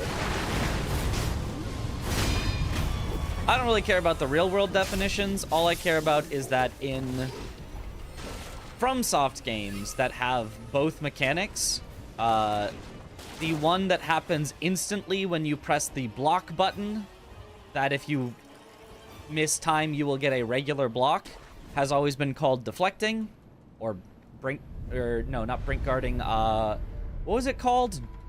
I think it's actually in the files. It's actually just guard for Sekiro, and oh, I need to fully rest. And in Elden Ring, it's spontaneous guard, something like that.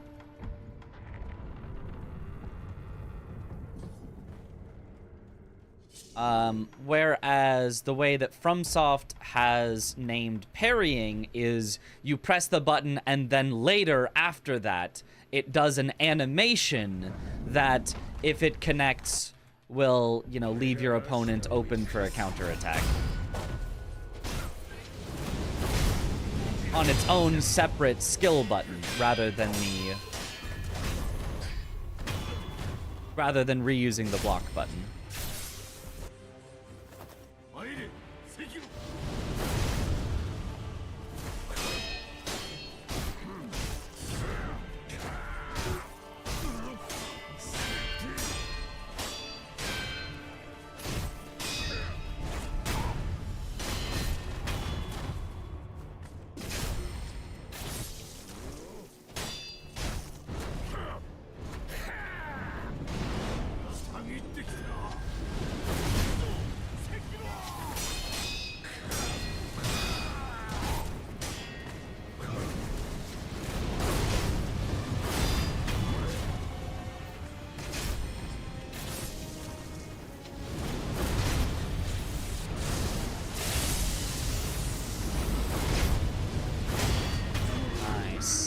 Go. The splits are ruined. The splits are unruined.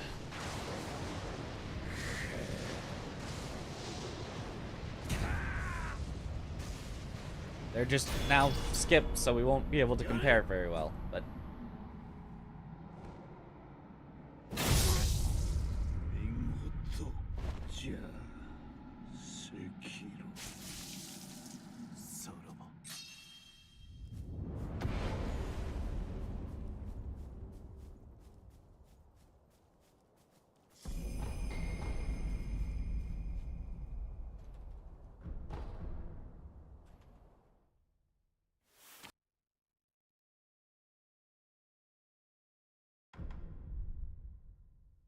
okay. PB chance 100%. 100%.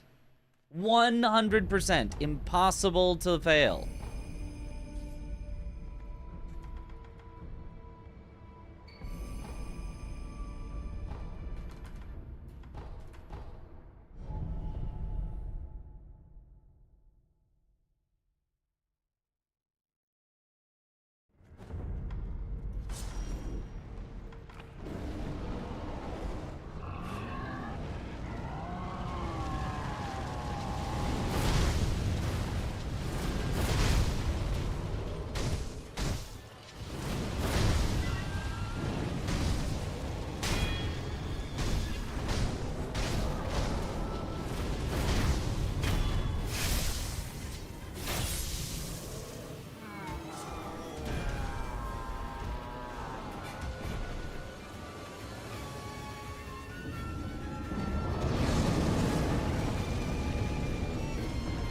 Not the large jump back for no reason.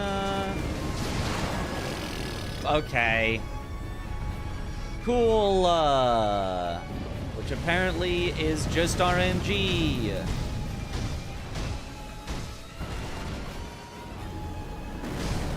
What are you doing? Where are you going?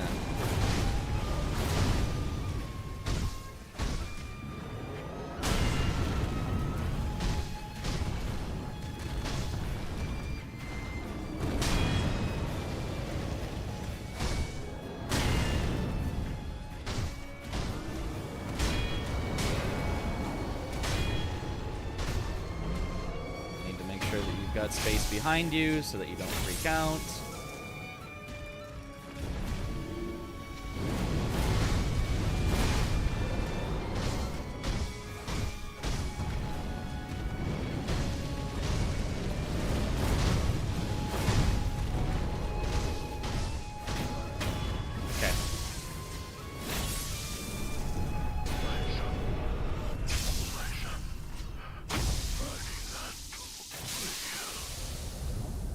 Good luck, Mitch. Thank you for the good luck.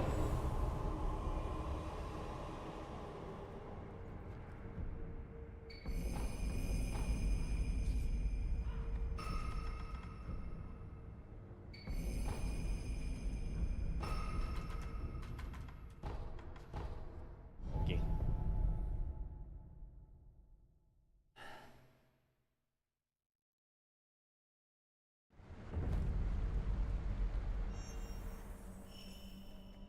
Still 100%, yep.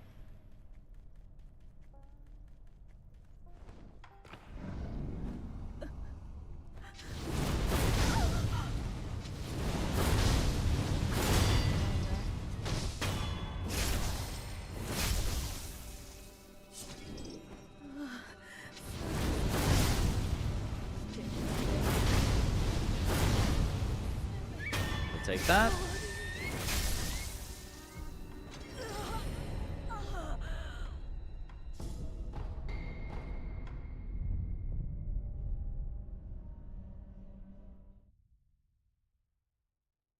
Demon didn't misbehave too much. Only a little. Hidden forest.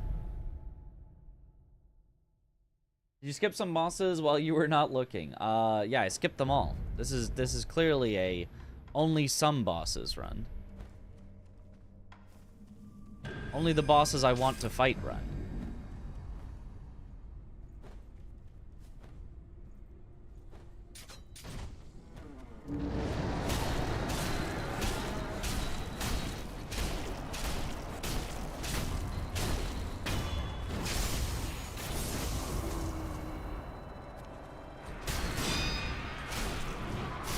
Okay, that was an interesting time for the blade to hit me.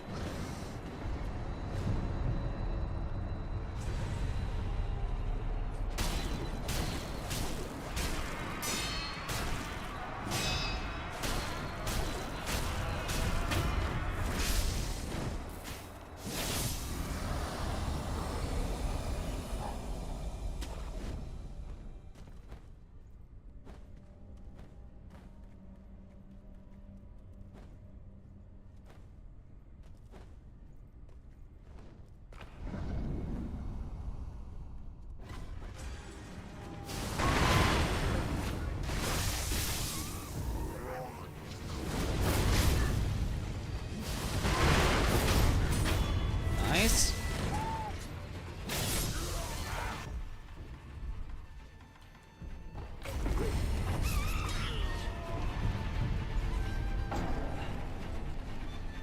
%, not good enough for my luck, yeah. Gold!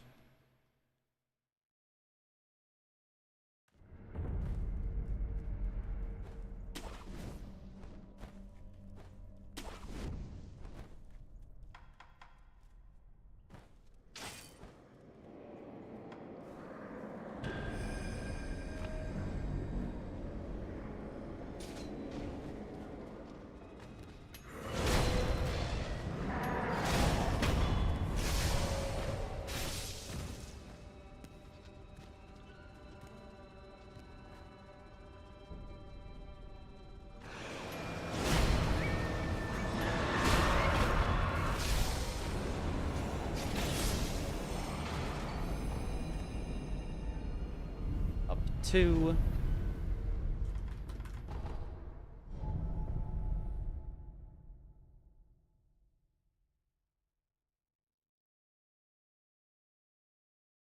Predicting a 120.07? I think your math is a little off. I'd have to fail this final Shichiman a few times for that to be the correct number.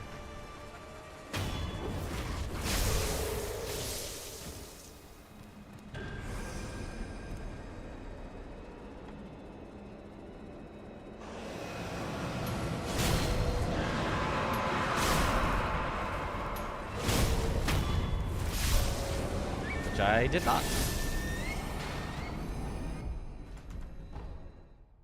It is a 1:18:39. Woo! Woo! Woo! Ah. PB! PB! We're catching up to our real PB. Look at that. Look at that. We're only a couple minutes off. Look at that. Hydrate. We're so close. Thank you for the hydrate. I told you all we needed was the well jump. All we needed was the well jump. That was it. Yeah, so we were red, and then we were red, and then we were red some more, and then there was some red, and then we got further behind. But, clutched it out in the end because of the well jump. Woo! Wait. That worked. AI Mitch worked. Wait a minute. What? How did that work? My bot is still broken, but somehow that worked. But yo...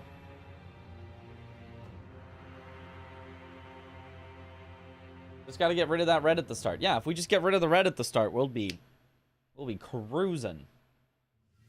Bot lives again. Somehow, magically. That doesn't... It doesn't even make sense that that would work. No, wait!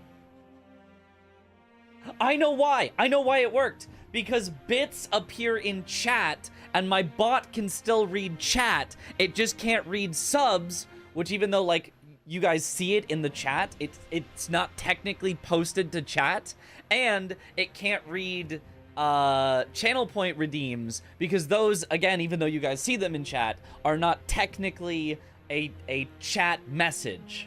So because it can still read chat messages, it just can't read subs and channel points. The bits worked. I understand now. It is possible to chat if there's a message attached to the sub message. Or it is posted to chat if there's a message attached to the sub message. It's...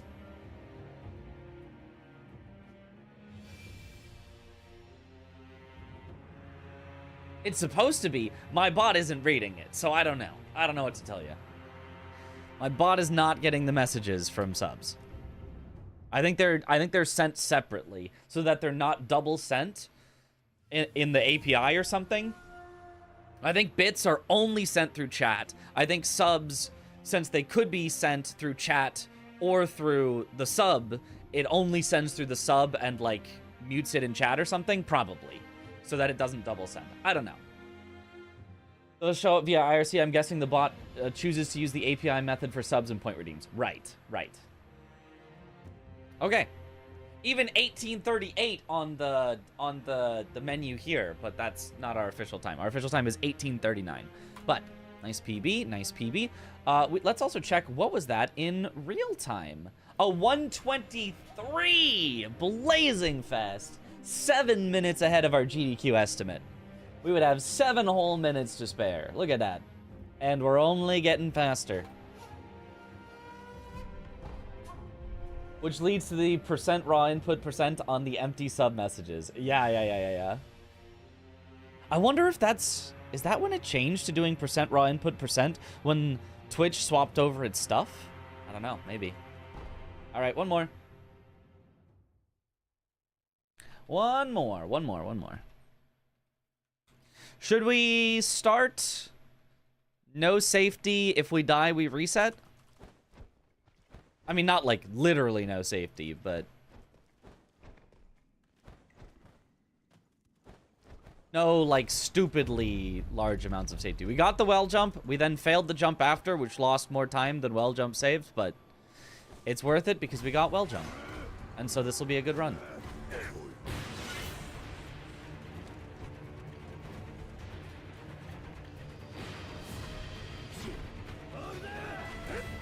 That is PB. It is set as the PB. 118.39 is set as PB.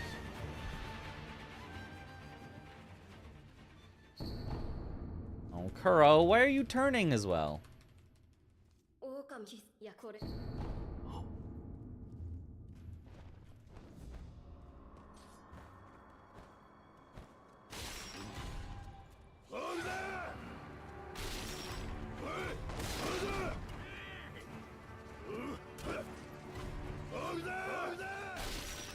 go again.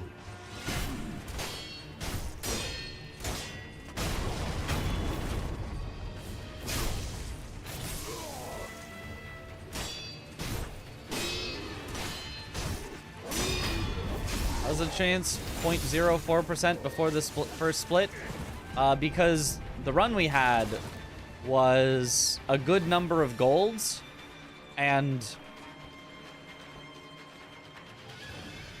so the calculation is like, oh, well, most of the time, you know, he's not matching those golds, and, you know, like, things like that. Like, it is a decently good run for the strats we have right now that we got. And most of our runs are horrible, and, you know, we keep getting major time losses in places. So, well, 0.04% is an underestimate because it's not taking into account that we're getting better each time. It's, you know, it's just going to represent if we played the average of the way that we've played over the last several days, it would be very unlikely that we beat that time. But we've improved, so we will beat it eventually again.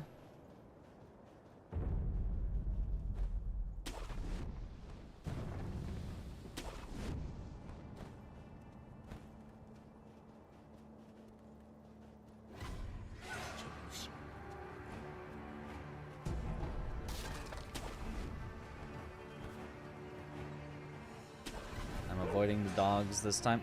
A dog saw me anyway. I guess the avoiding the dogs is, I guess, not actually a good route. Actually, no. Because only a dog that actually can't get here saw me. The dog that could get here did not get alerted. So actually, it does work.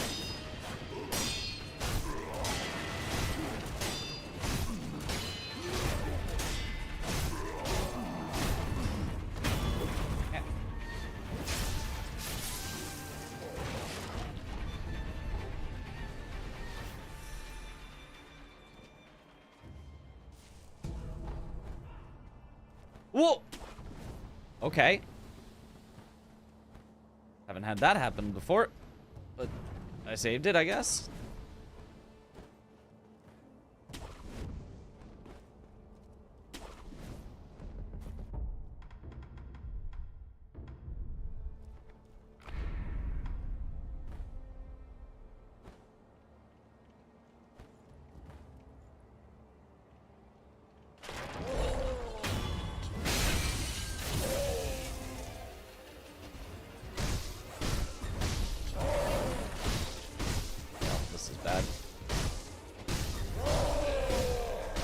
I think.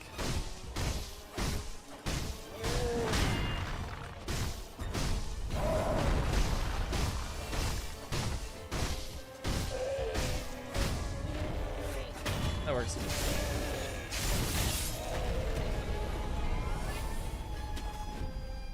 Okay, we'll take that. Still green. W, thank you. George Shiesty.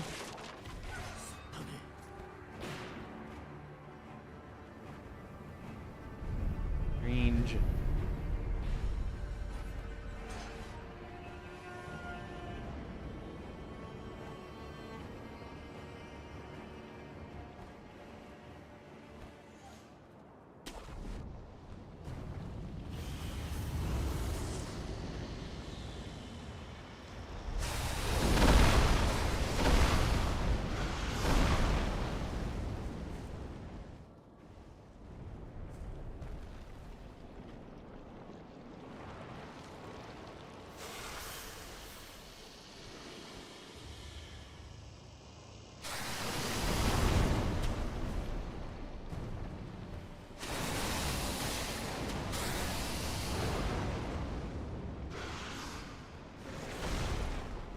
Make sure you go to bed on time and get enough sleep. Oh, don't worry. I'll be fine.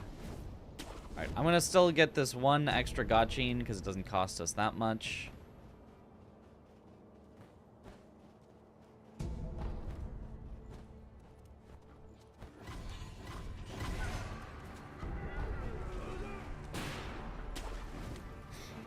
And like most of the times that you'd lose gotchine, the run would not be completely dead. for a death in those places.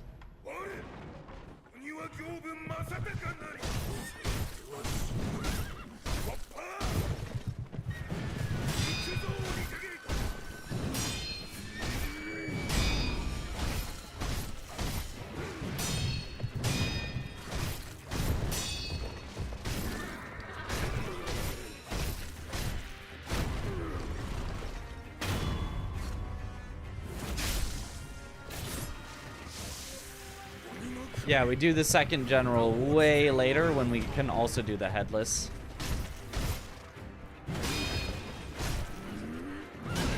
We do it basically as late as possible before it is gone forever because of the changing time of day.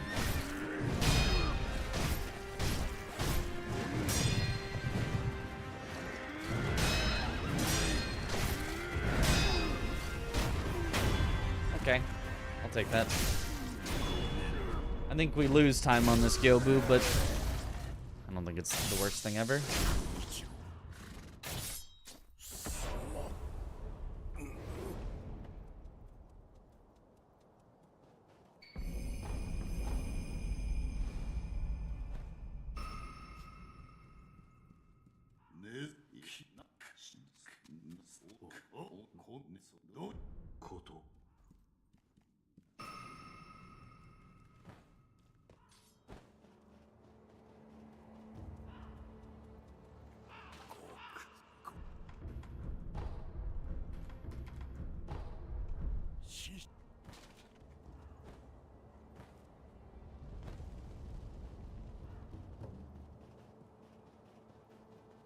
His horse looks angry.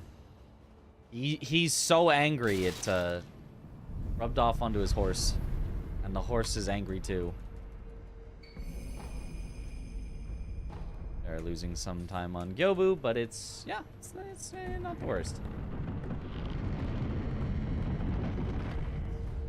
Makes sense with the headless, yeah.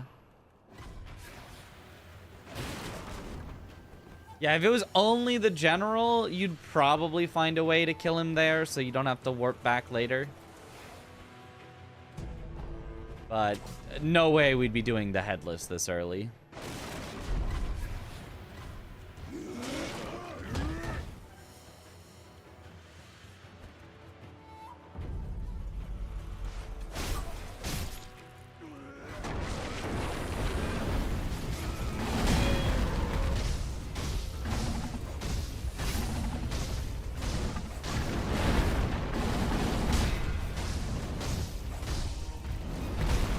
I hit one too few times.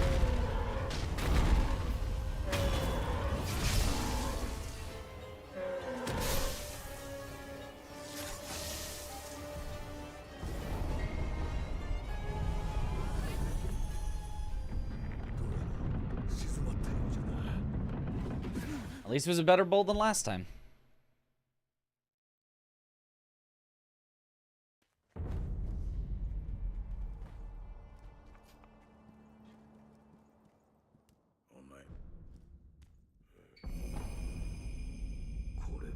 Onikage go after Gyobu dies. He's free. He flies away. He is a flying horse after all.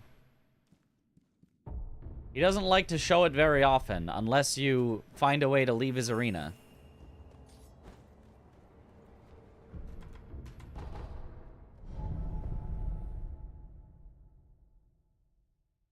Pegasus glitch in Sekiro. Yep, for Onikage. That is an actual glitch that you can see.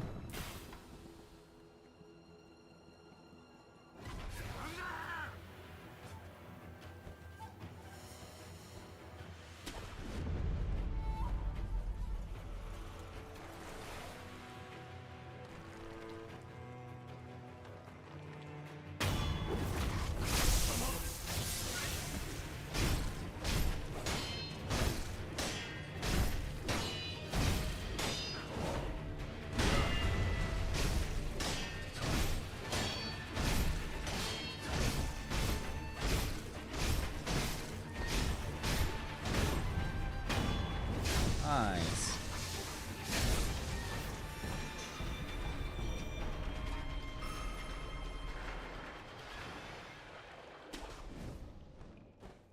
Nice. There we go. Remove some of that early red. You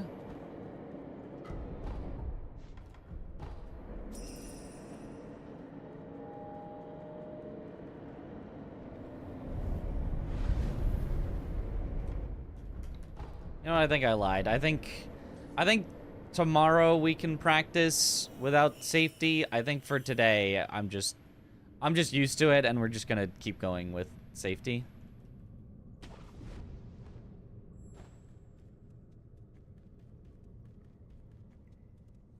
It's just gonna throw me off to try to like think about how to not be safe, and I'll lose more time than I would have saved by not being safe, I think.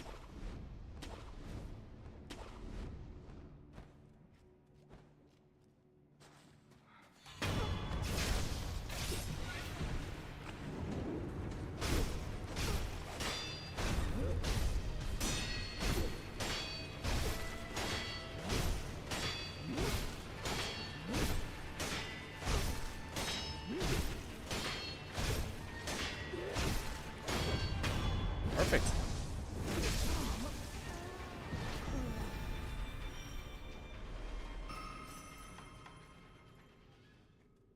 Down by the campfire, something guy jumped down and sword through your neck before you even realized. It's the days of Shinobi. It's brutal. That was very nice.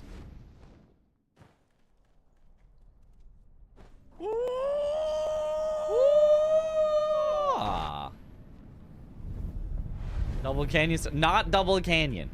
We're never doing double canyon. Maybe single canyon. We could probably do single canyon.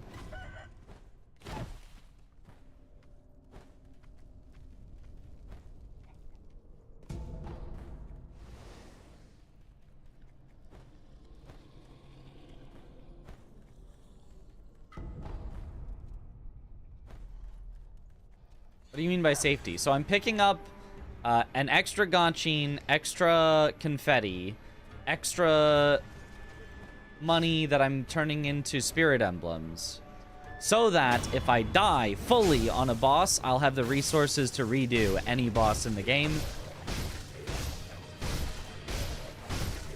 There's not really any extra Yashiriku sugar, but that's okay because you can always just replace it with Yash Spirit Fall, or just not use them.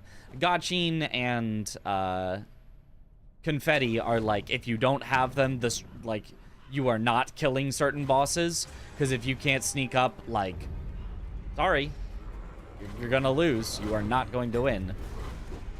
And obviously for confetti, we need those for, you know, Headless and Shichiman. So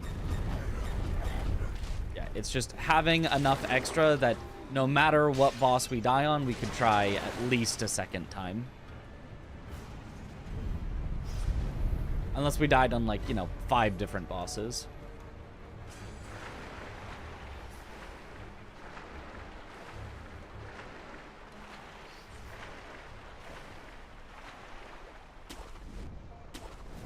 The boss strategies pretty much remain unchanged because, like, we're already doing pretty fast stuff.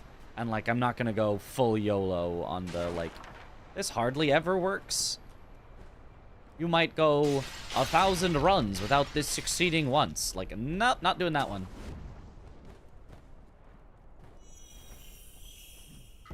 Nothing is actually that inconsistent, otherwise it just wouldn't be used, but, you know. Snap. There we go.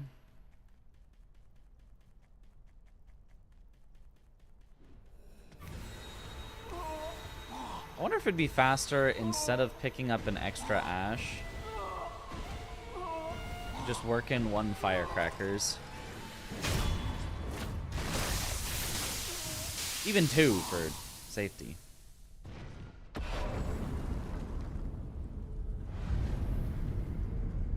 It would probably actually just be faster and better, not having to pick up the extra ash. Just don't die. True.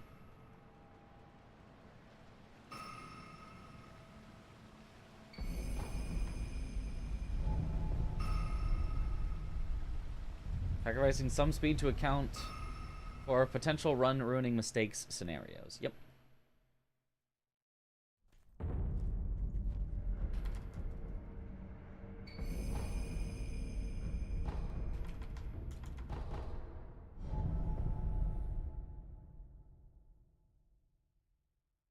There's also the safety of using the prayer beads, because you don't need them.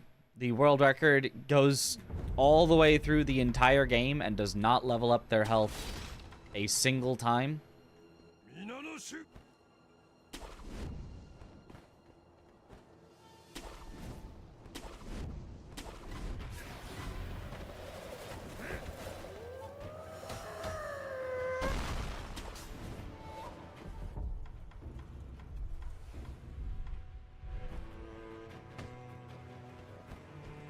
Which means if you take a single hit from anything, you're just dead. So, like, a lot of our headless, where we would get hit once, live, and then, you know, get hit the second time and die, and then, like, do that again on the next life.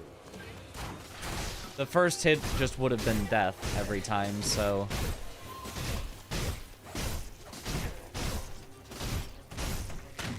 we would not have made it through the headless.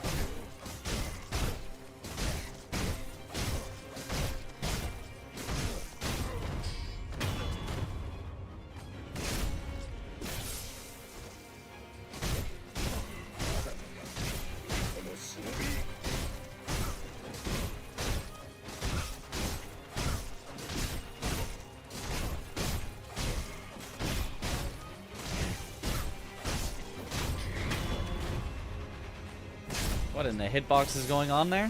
Well, you just did the hitbox.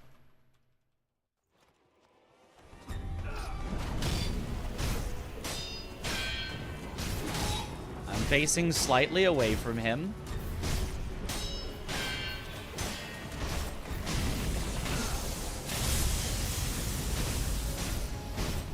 Debate him into not blocking. And then, you know, staying close enough that my hitbox still connects.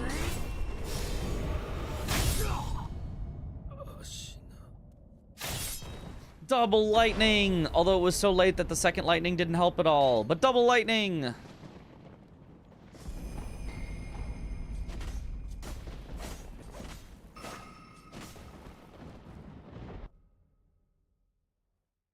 Aw, the slow. The slow thing that doesn't matter because it's not in our IGT.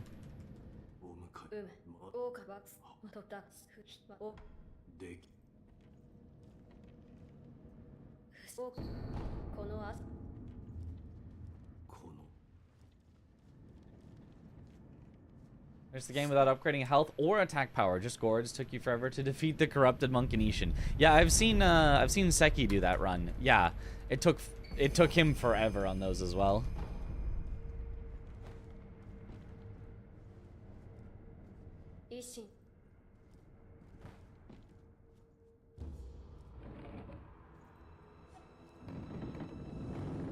Double lightning, but so late. Yeah, and unfortunately, the later it is, the less you can make use of it.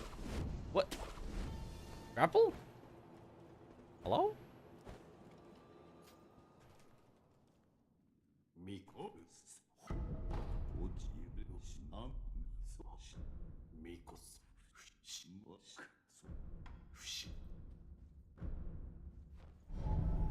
Okay.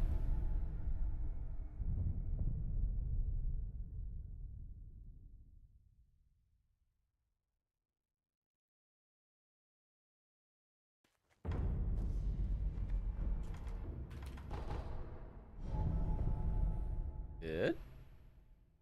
Telling me they made a lightning too? That's how good it was. They had to. Sequel wasn't as good as the first, though.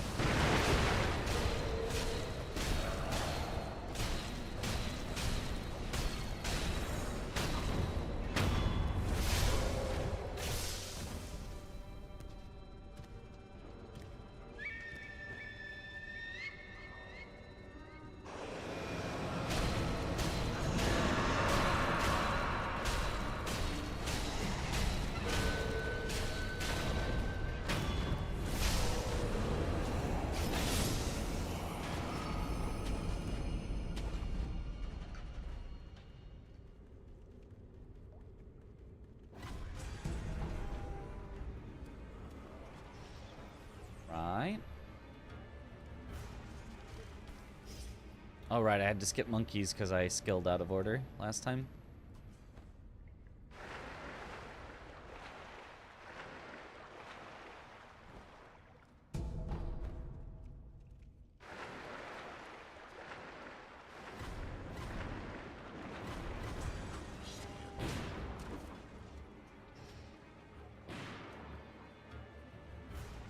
Have you gone back to Elden Ring after Night Rain and accidentally died to fall damage yet? Not yet.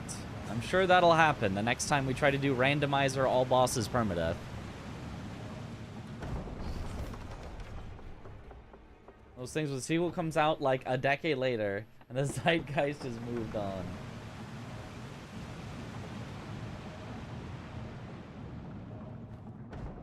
Yeah, on monkeys I forgot to unlock the skills at monkeys and I had to do it at the next idol, which lost a bit of time and just made the splitting weird, so I just skipped it. So we won't do that this time.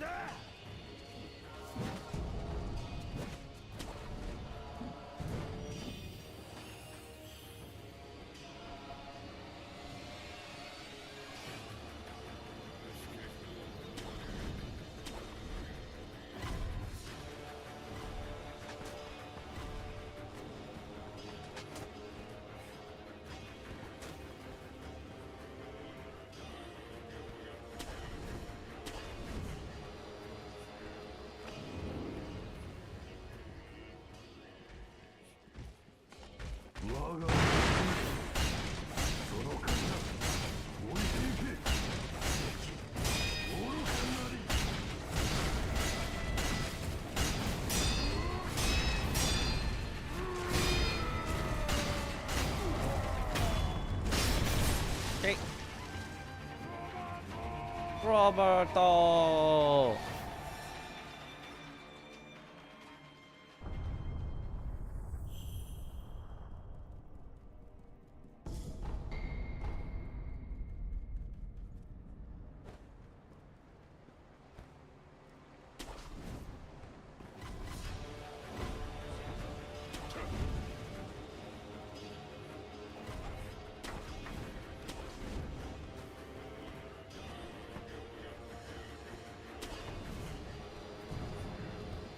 Hydrate.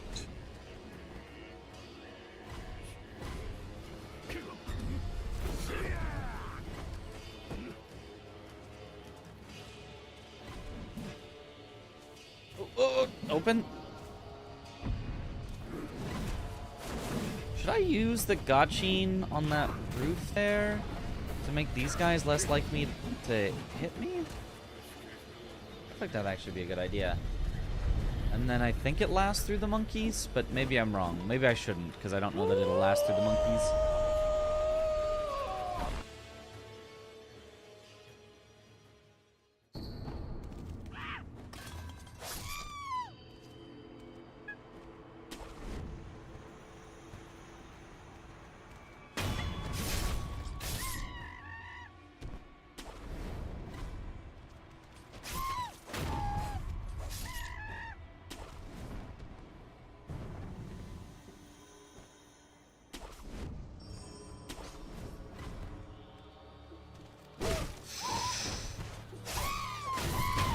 Okay, saved.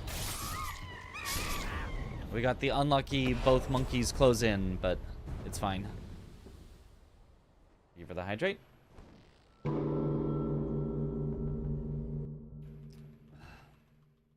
How much safety would you try to keep in GDQ, like grabbing idols before Father Owl and Butterfly? I would do it exactly like the runs I'm doing right now. So I wouldn't actually grab them unless I feel like they're necessary, because we had a weird start that kind of forces us to. I feel like how I'm playing right now is exactly how I would want to play at GDQ. The exact right amount of safety. Where you're not just, like, wasting time doing things that, like, you would almost never need. You're just making sure that the run can, like, definitely finish.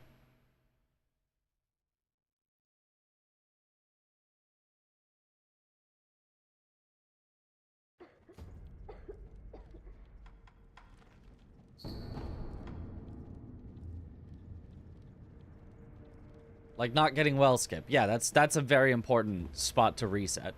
If you don't get well skip, because then the whole run is just over.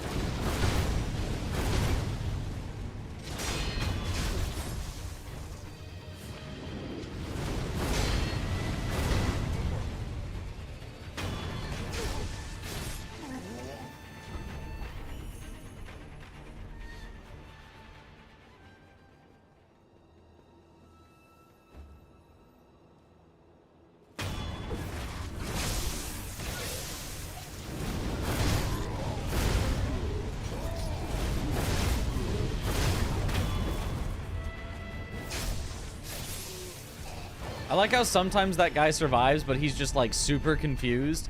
And by the time he figures out what's going on, like, we're already out of there.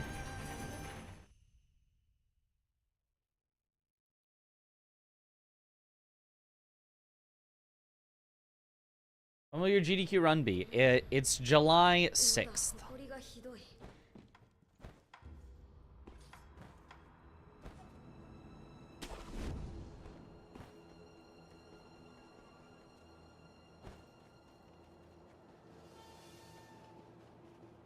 Of how he shoots the stairs, yeah. He thinks he's got, you know, rounds that can penetrate through the stairs or something. Or he's just a really bad shot. To fight iteration, wish you luck. Ooh, good luck.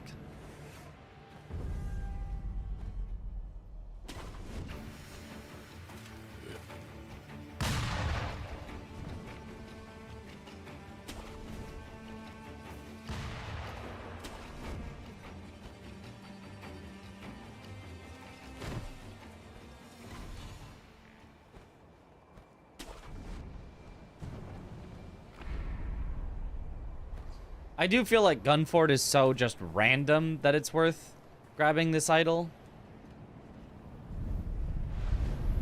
Because, like, every other spot that you might die, it's like, okay, but if you play well, you're not gonna die. Right? Or at least for the most part. There's still, like, you know, some randomness and all that. And, like, the enemies can be really, really bad, but Gunfort, it's just straight up, like, yeah, there's just a good percentage of the time that you're just gonna die.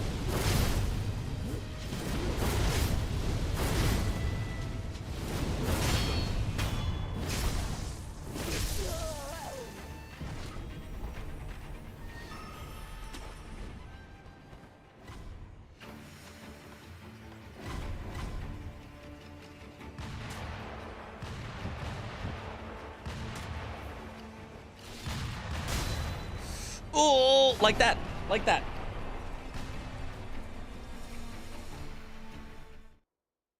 Exactly like that. Sometimes there's just nothing you can do. I tried to grab onto something, and there was nothing to grab onto.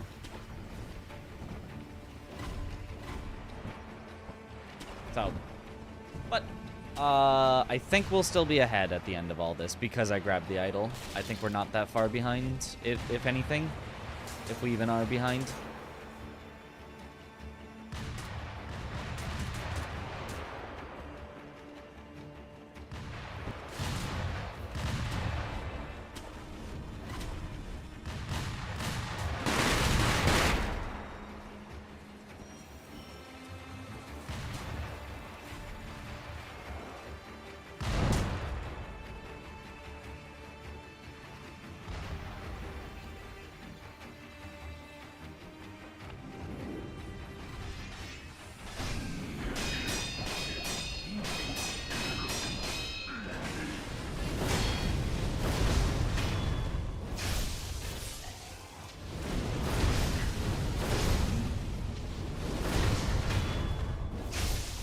forgetting that I'm actually supposed to equip this earlier. So that I can Tonto while I'm waiting for the fog.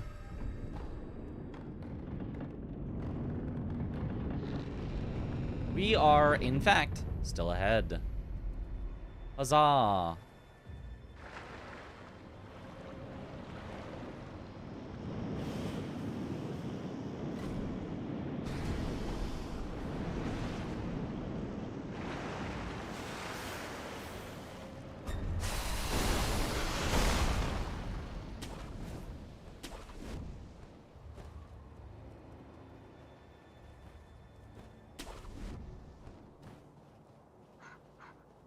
Guy can see you under invisible sugar from like 200 meters away. Like, what is that? Yeah. I'm literally invisible. I don't care how good your eyes are. Seeing me is cheating.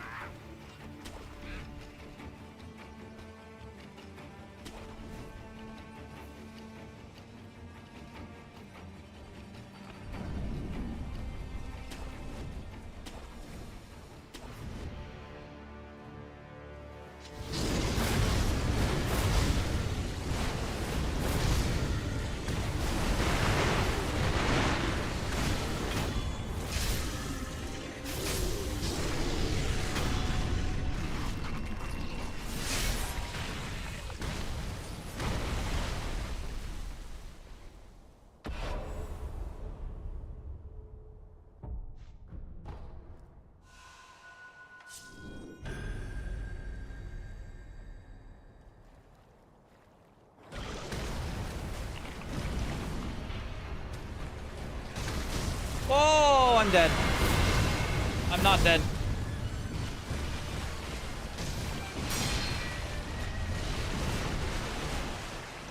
I'm dead soon. If he screams like that again.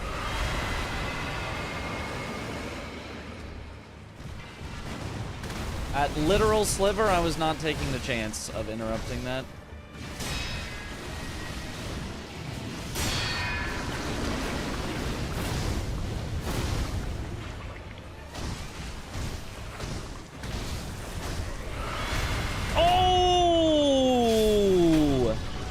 But I took that chance.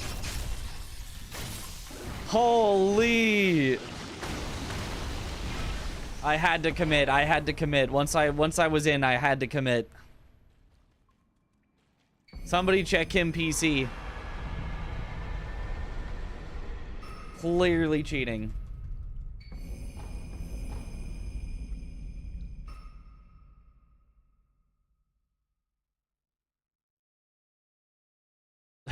Bro, that was like last frame. That had to be literally last frame. There's no way that was anything other than literally last frame.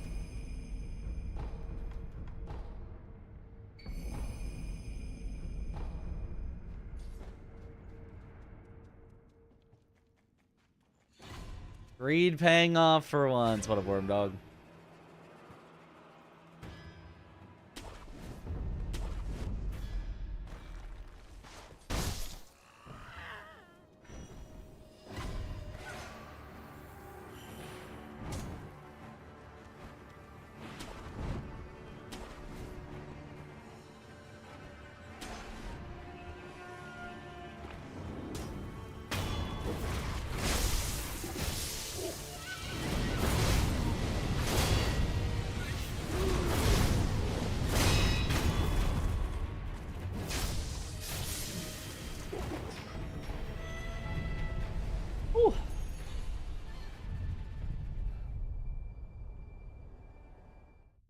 Gold.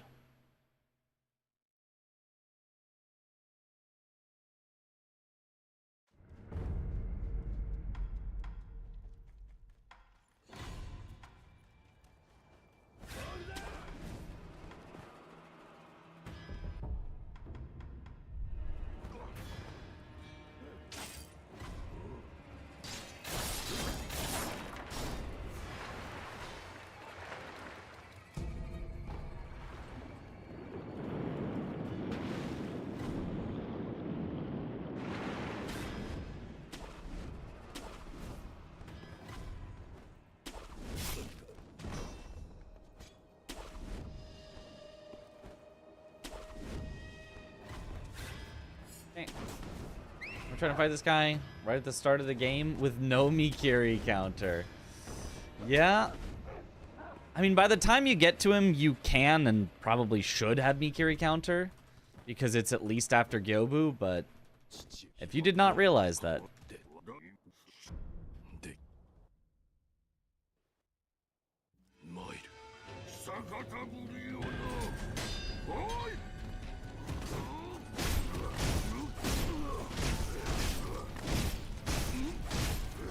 Worm Dog, do you happen to know if confetti saves more time on Genny or on Owl?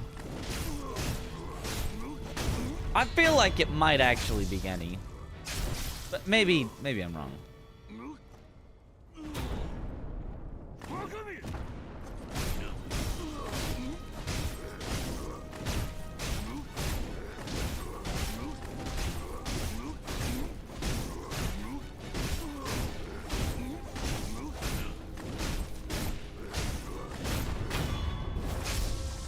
I have no clue, to be honest. That's fair. Why would anyone know?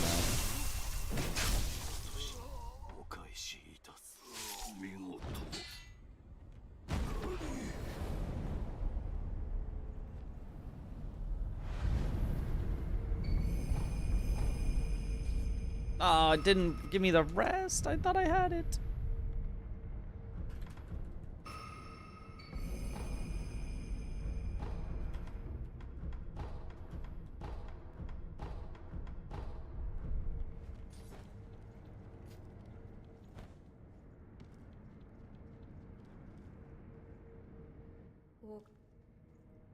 Two.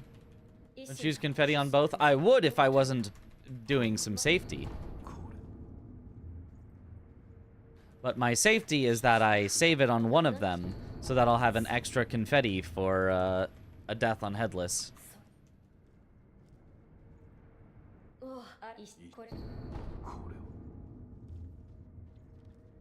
Like a full-on death on a Headless.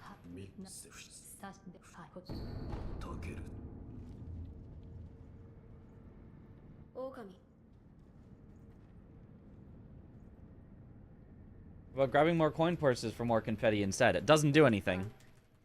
You can't buy confetti until you have beaten True Monk, at which point I have infinite confetti. But I can... There are plenty of Headless that we do before then.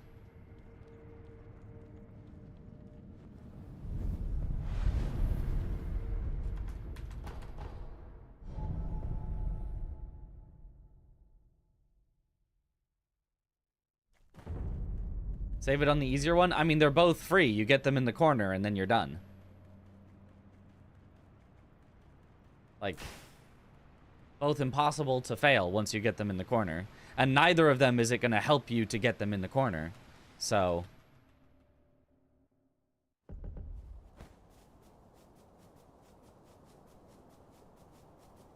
Pick up the any percent... confetti, the one before Orin Idol. The problem is, I don't think that works well, because we need to grab that idol, and I think if you go in there, you alert too many grandmas, and as you're trying to pick up the idol, I think they kill you.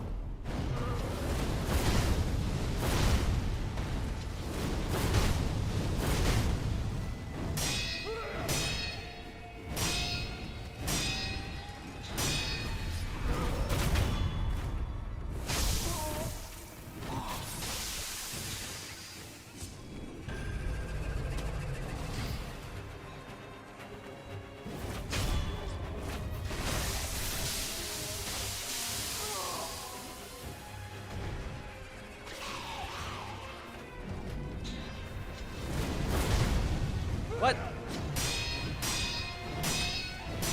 Oh, that was really too early? Well, sucks to suck, I guess.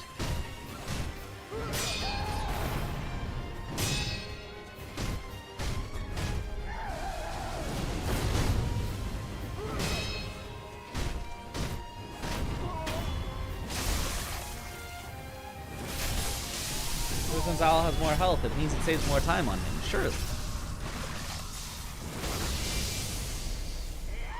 Picking it up after the idol, then it doesn't save time. I know it doesn't save time because it barely saved time in any percent when we were grabbing it along the way. If we're having to backtrack for it, it is not going to save time over just not spending it on Genny.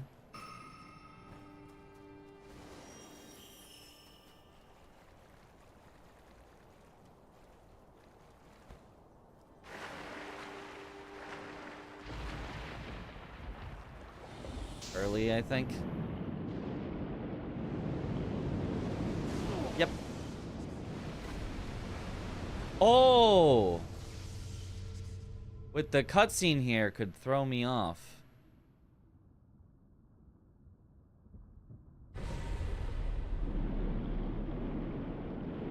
Or we're fine. Or the cutscene is actually perfect here, because she just doesn't... Lightning from then? I did not know that. I thought she would still throw lightning. My body. Very disrespectfully.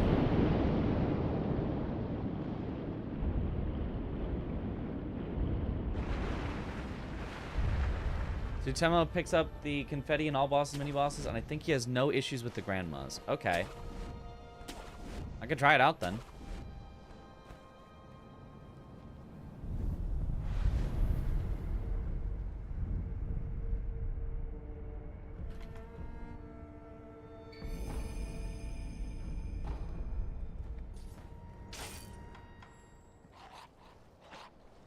Open door!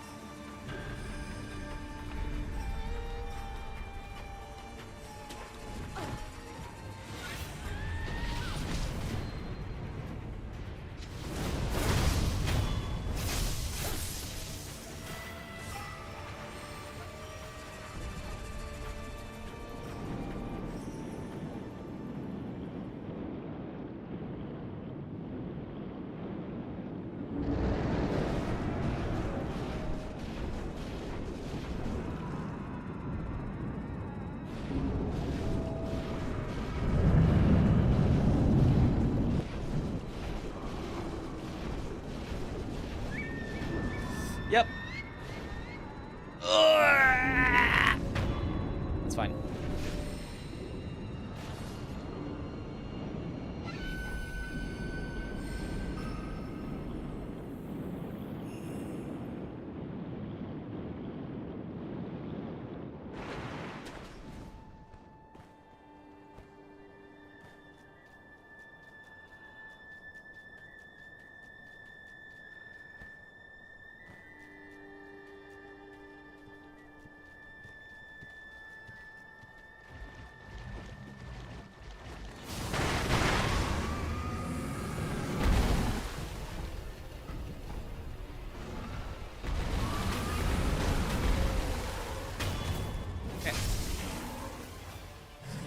All the time saved from the beginning? Yeah, we're a little behind. It's fine.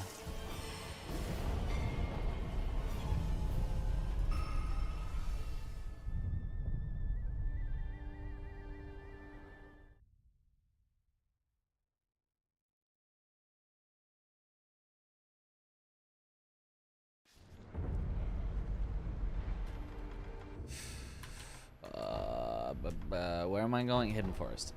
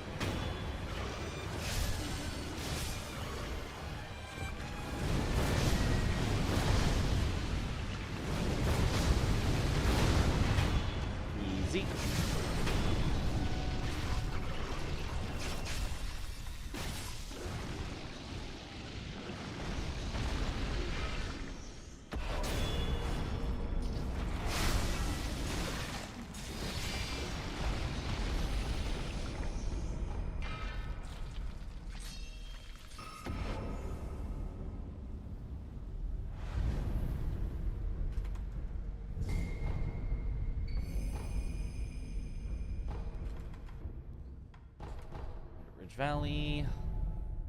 Good time save. The Lone Shadow time save still. Yeah. We still definitely can PB on this. No doubt about that.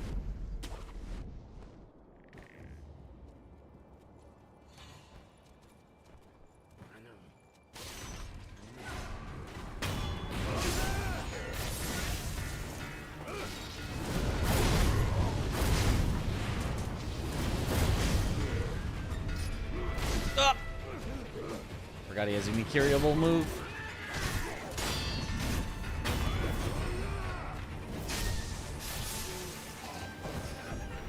That was probably a risky suck for the money.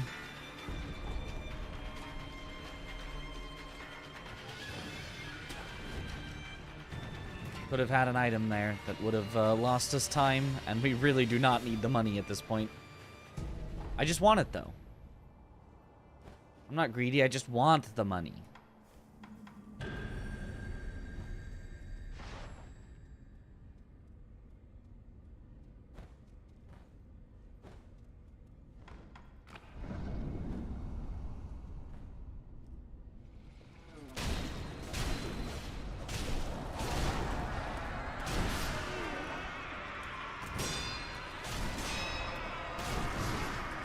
Oh, I hate when he does that.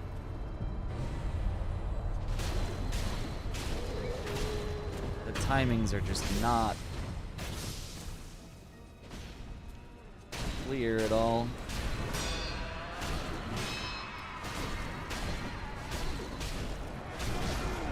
Yep, of course, the insta-slam.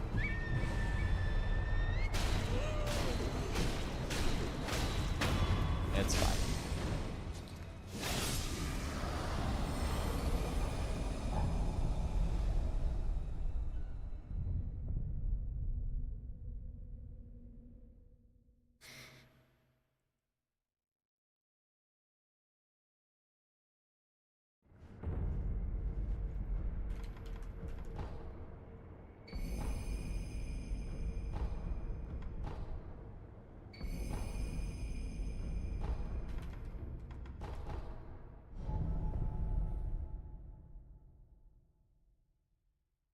I hate this guy.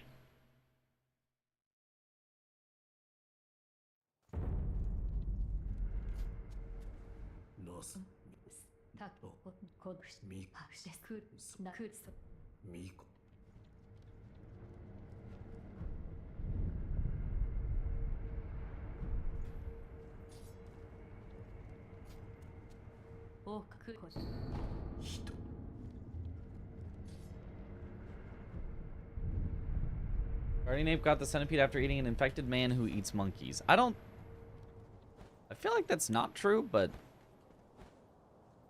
I guess theoretically it could be. But it feels like with the Guardian just like literally being in the water, like it makes more sense that he just came from the water. What? My wall jump? Hello? The wall? Meow?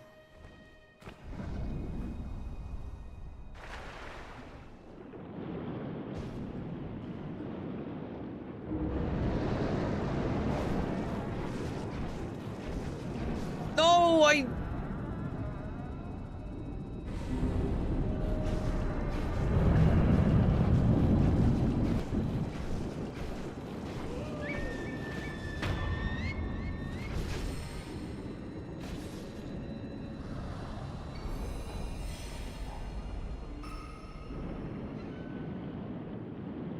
Well, I hope this works. We might have to actually fight another headless, which would be a disaster.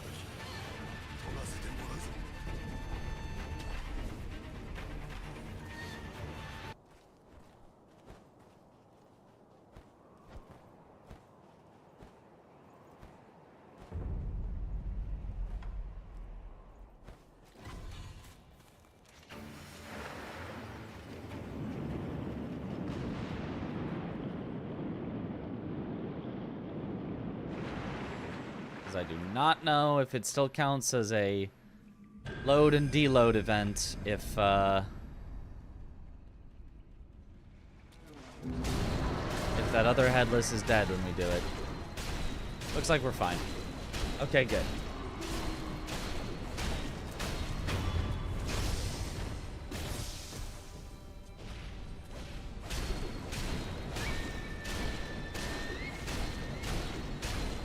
Yeah, you don't need confetti for Lake Headless. It's nice because it still does a little bit of extra damage potentially, but it's not necessary to actually damage them like at all. Whereas above ground Headless just do not take damage if you don't confetti. Glitchless, by the way. Yeah. Very glitchless, by the way.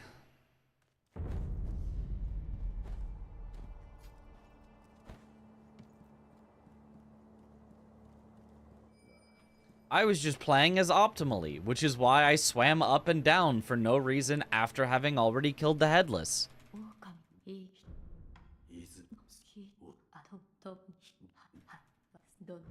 Because I just wanted to optimally fight the Headless, so... You can't punish me for playing optimally.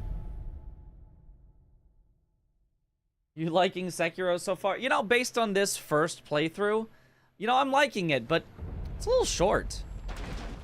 Feels like I'm already near the end of the game, and it's been less than an hour. I don't know how they justify $60 for a 1-hour game. I'm even trying to do, like, all the bosses and mini-bosses I come across to really get my money's worth.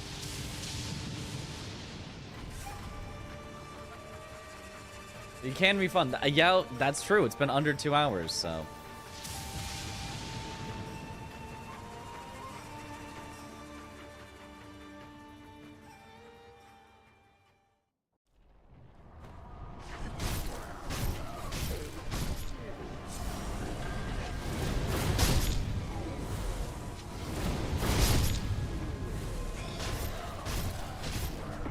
Oh, you jerk.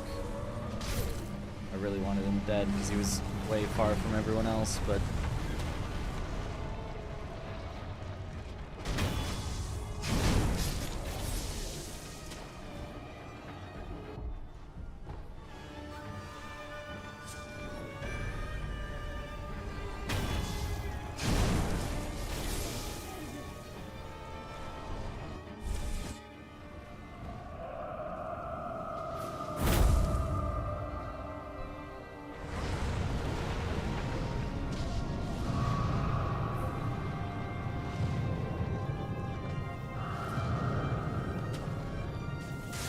Easy. I knew the poison wouldn't kill me.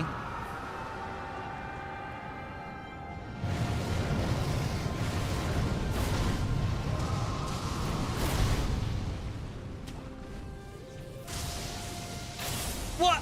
Where was my lock on?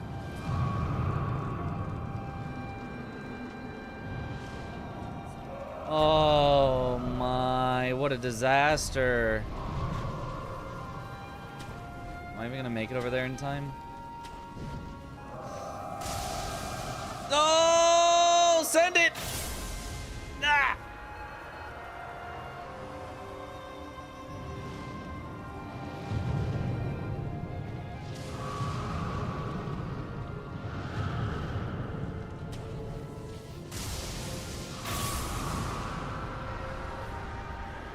What a disaster.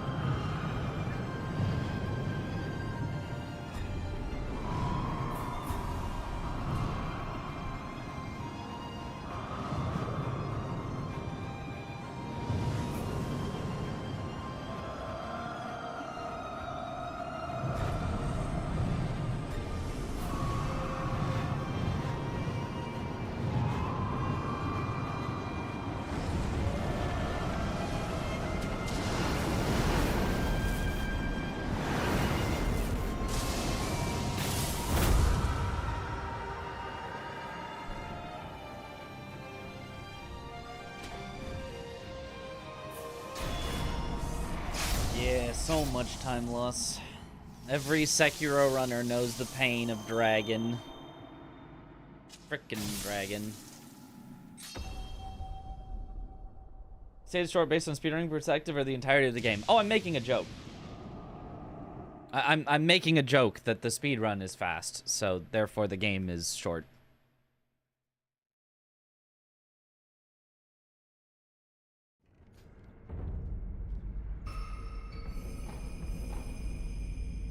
Oh, and I'm too fast sitting down.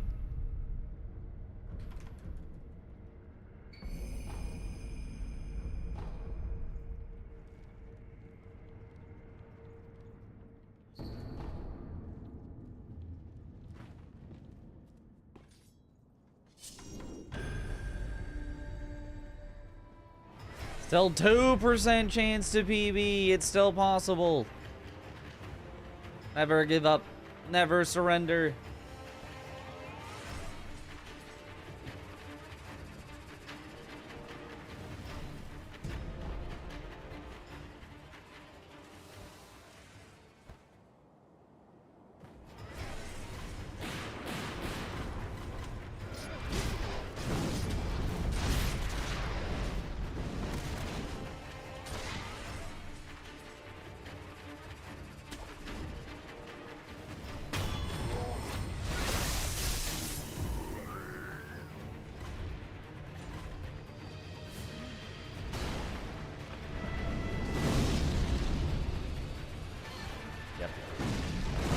Slow and drinky.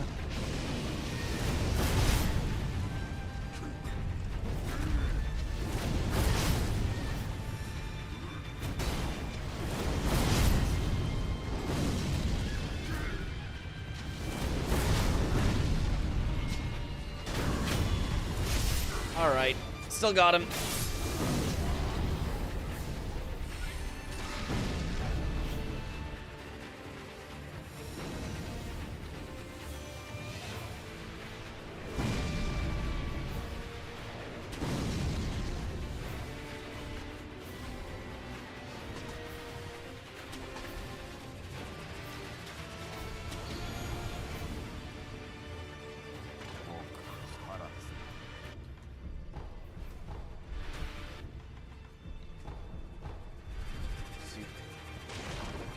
See, because now I have infinite confetti.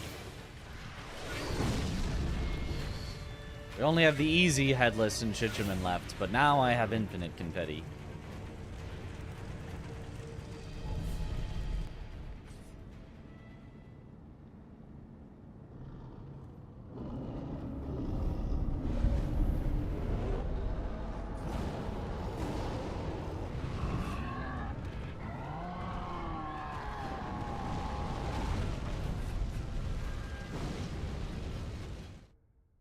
Yeah, if he doesn't drink, yeah, you get him close enough to the boxes that it explodes for like 90% of his health, and you just have to finish him off with like 1 or maybe 2 mortal draws. So it's much, much faster.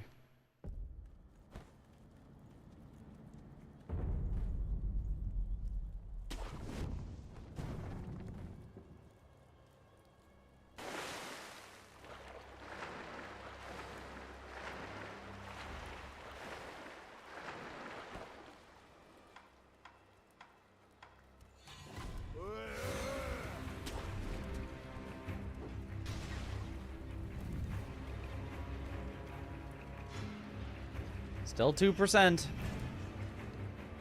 We're hanging on to that 2% by a thread.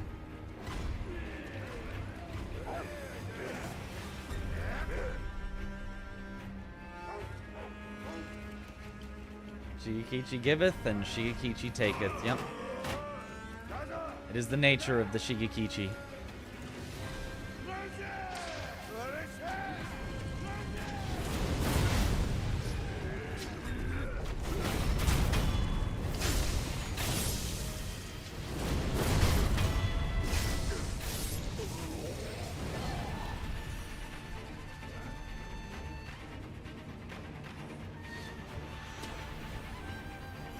I've got to learn the look down strat for that guy, but it seems awkward to navigate while looking down.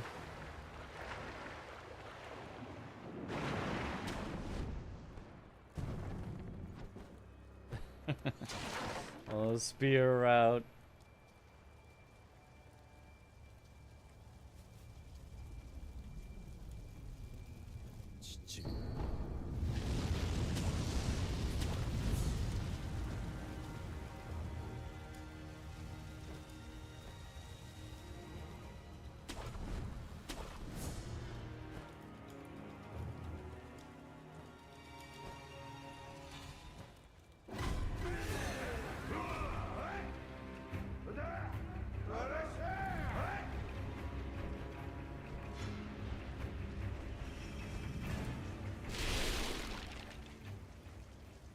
Does Spear even help during the 8 fight? With current strats, no. Spear is just slower than Mortal drawing his neck instead.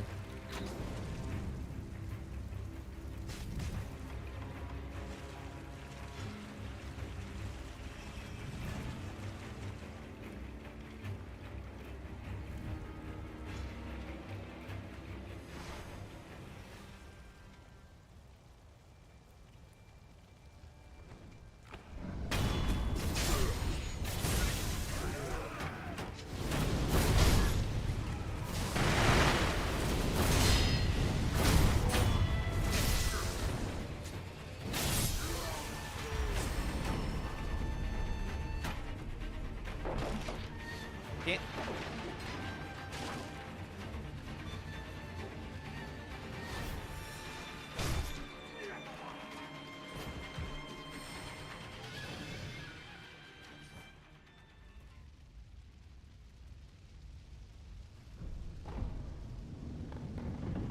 Reflecting, Gulster, and Night Rain. Is this what Sekiro feels like? Kind of, but Sekiro's even better.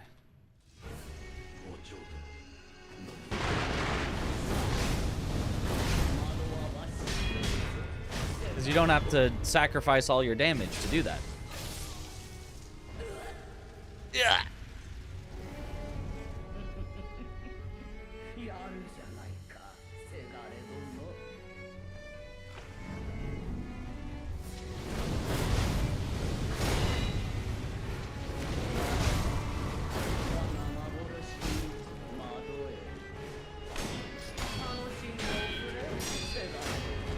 Good enough. That was not what I was hoping for, but good enough. I did the first mortal draw too early. Hey, Mr. Strimmer, not chat. Hi, Skybladder.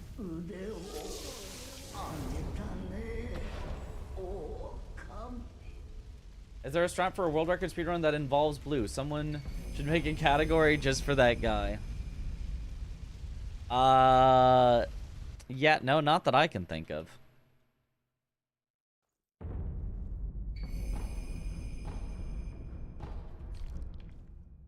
Alright, is our 2% going to disappear because our Lady Butterfly was not good enough? Let's see.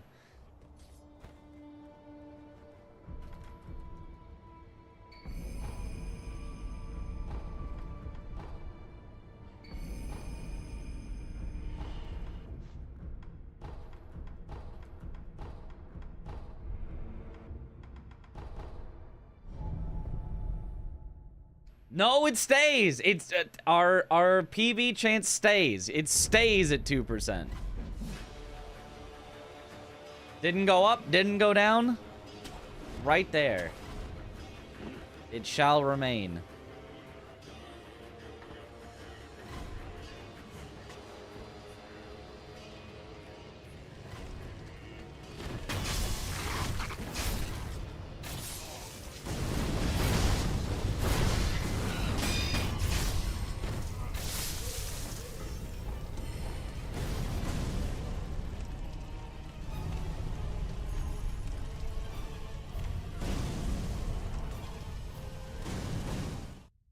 Gold. Oh, 2.99%. We've almost got to 3.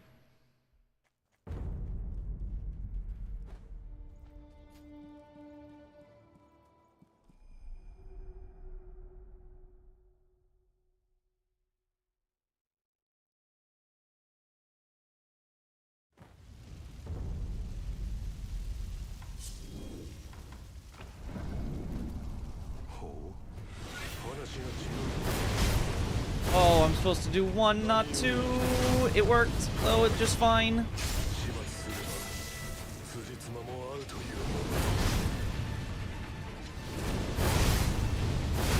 That works. Nice. Okay.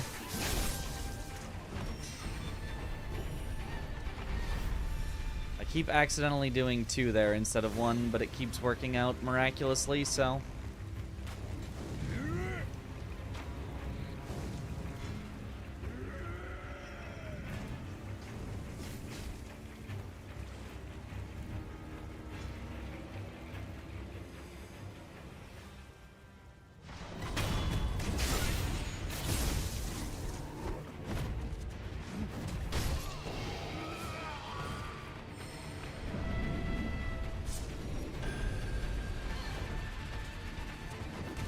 No, I need you down here.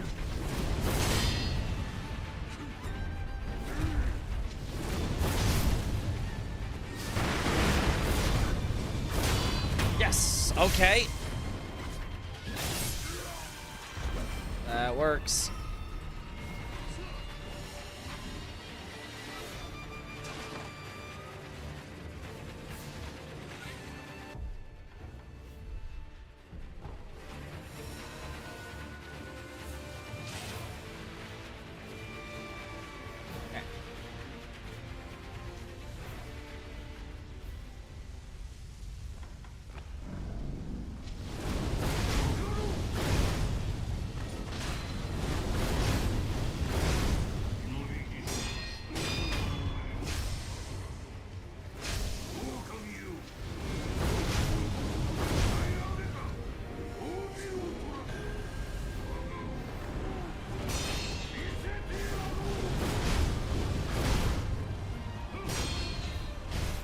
Oh, beautiful.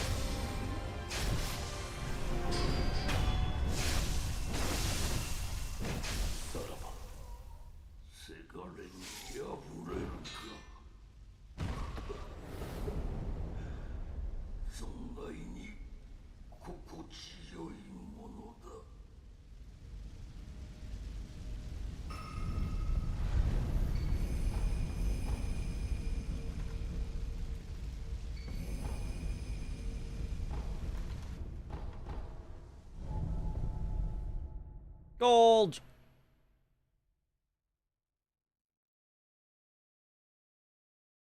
6.9%.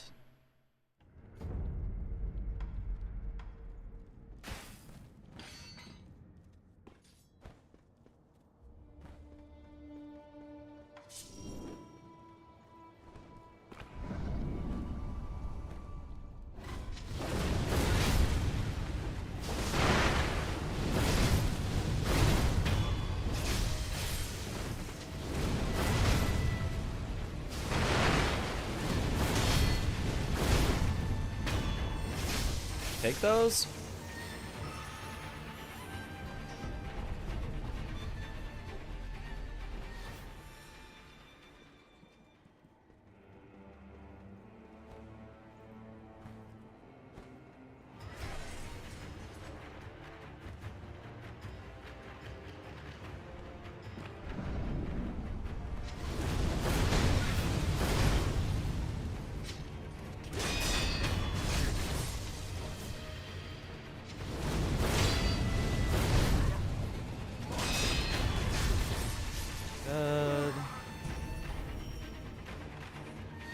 Not need any extra gaching.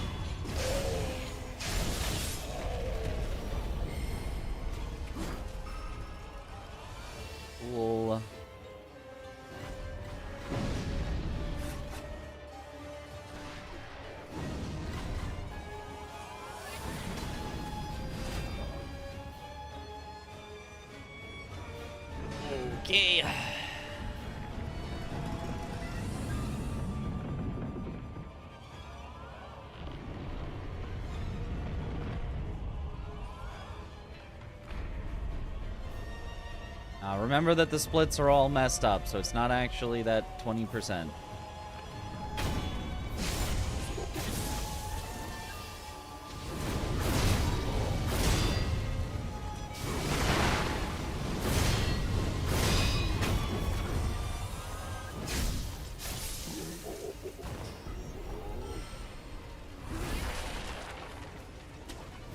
Once this catches up, though, then we'll have our actual new percentage.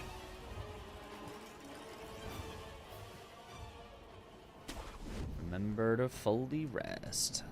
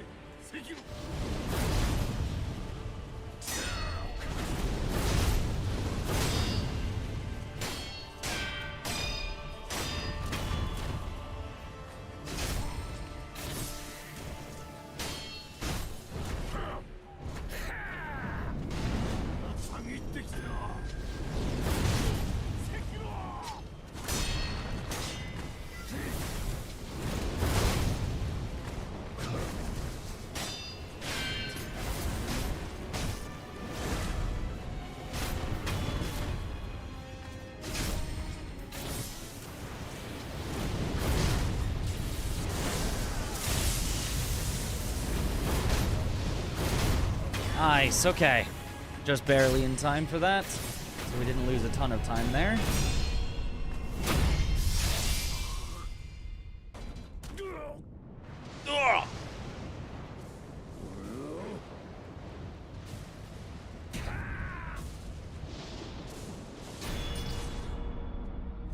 Yare!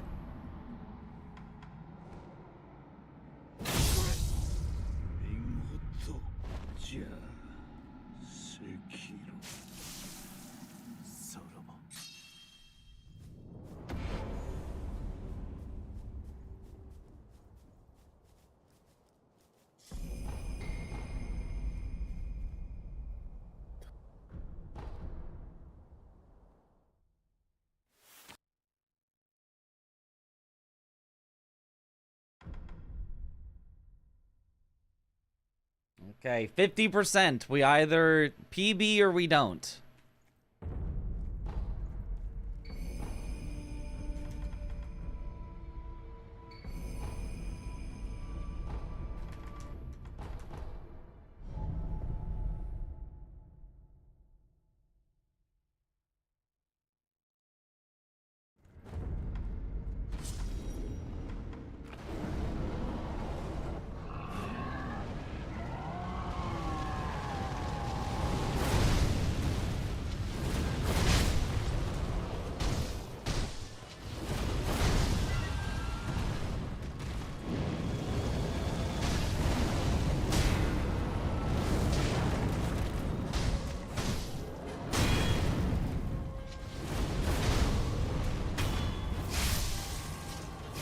It's a fine phase one.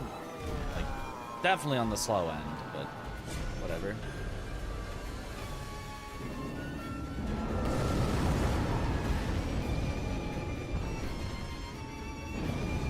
Oh, he did that really close.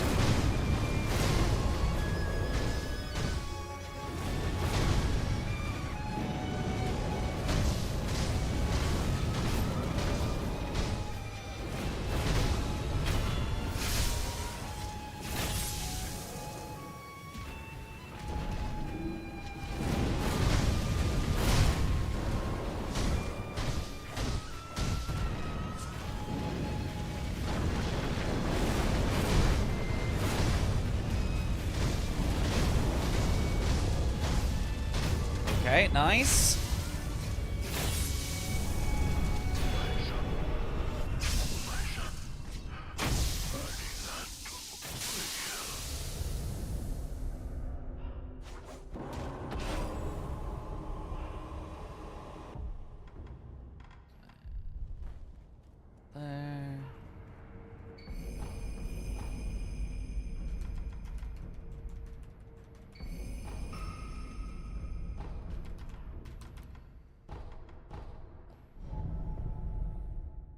78%!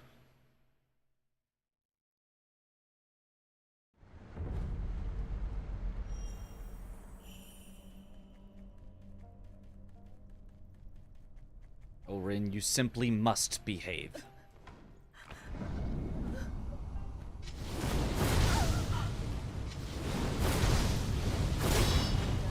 Not exactly what we were looking for from the first phase, but not bad.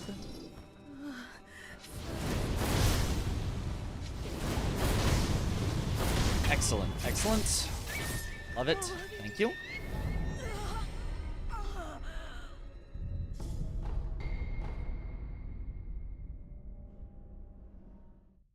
Gold!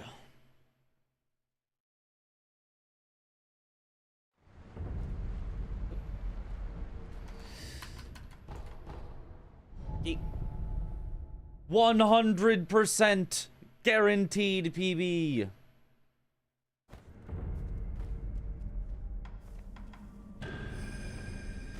Never thrown a PB from this situation, and I never will.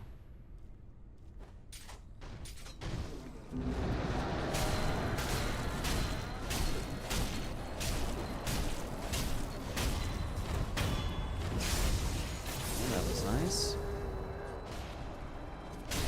Oh, that's nice. Oh, perfect. Pristine. Beautiful.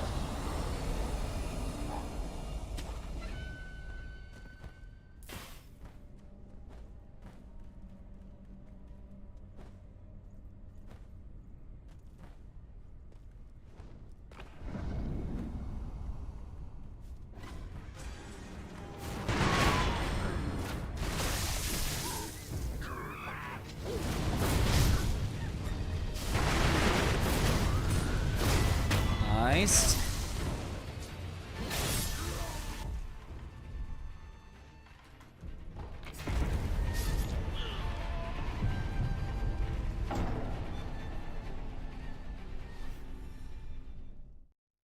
Nice.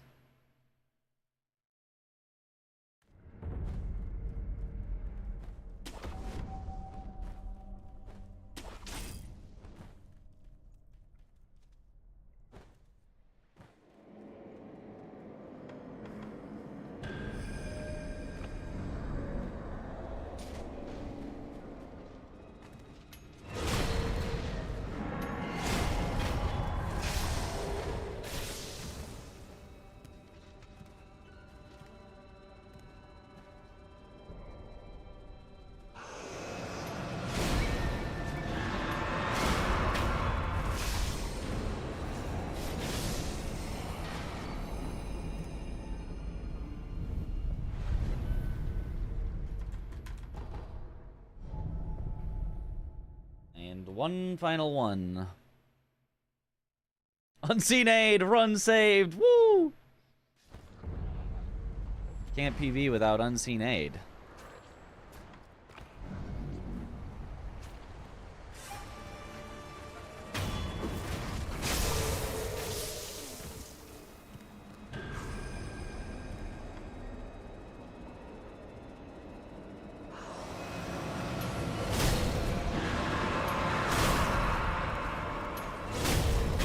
There it is.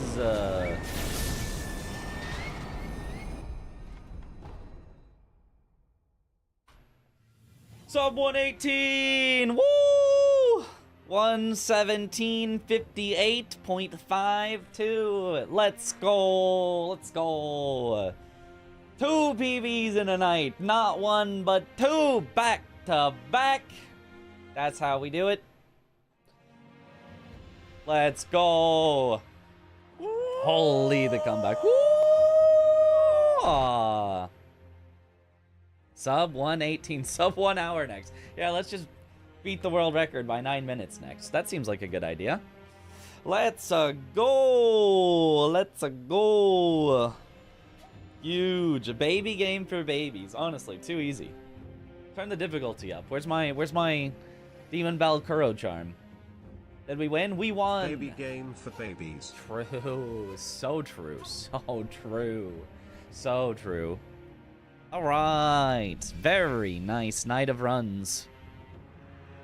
We are definitely happy there, and we'll definitely send the gamers on out somewhere.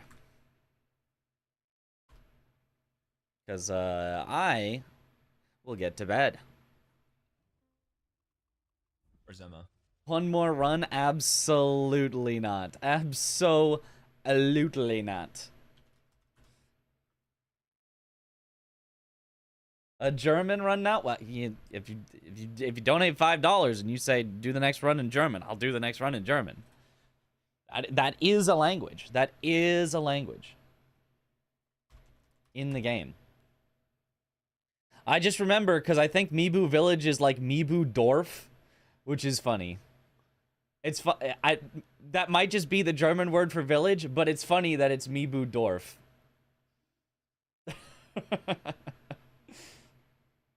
Is he do another run? Not tonight. We'll do another one tomorrow. It is. That's just it's a funny word. That's just a funny word. Village equals Dorf. Yep. Nice, nice. I like that. The voice acting, I don't really remember any, like, funny lines, but if we did, maybe we'd find some. Literally said, please. Oh, he said, please, I'm gonna have to stay for 17 more hours. We're gonna have to turn this into an entire subathon, because he said, please. Oh. German is a language, yes, yes.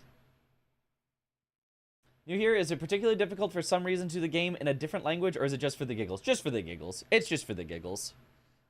It just has, there's no speed difference or anything, so it's just for the giggles. We're gonna raid Puppery.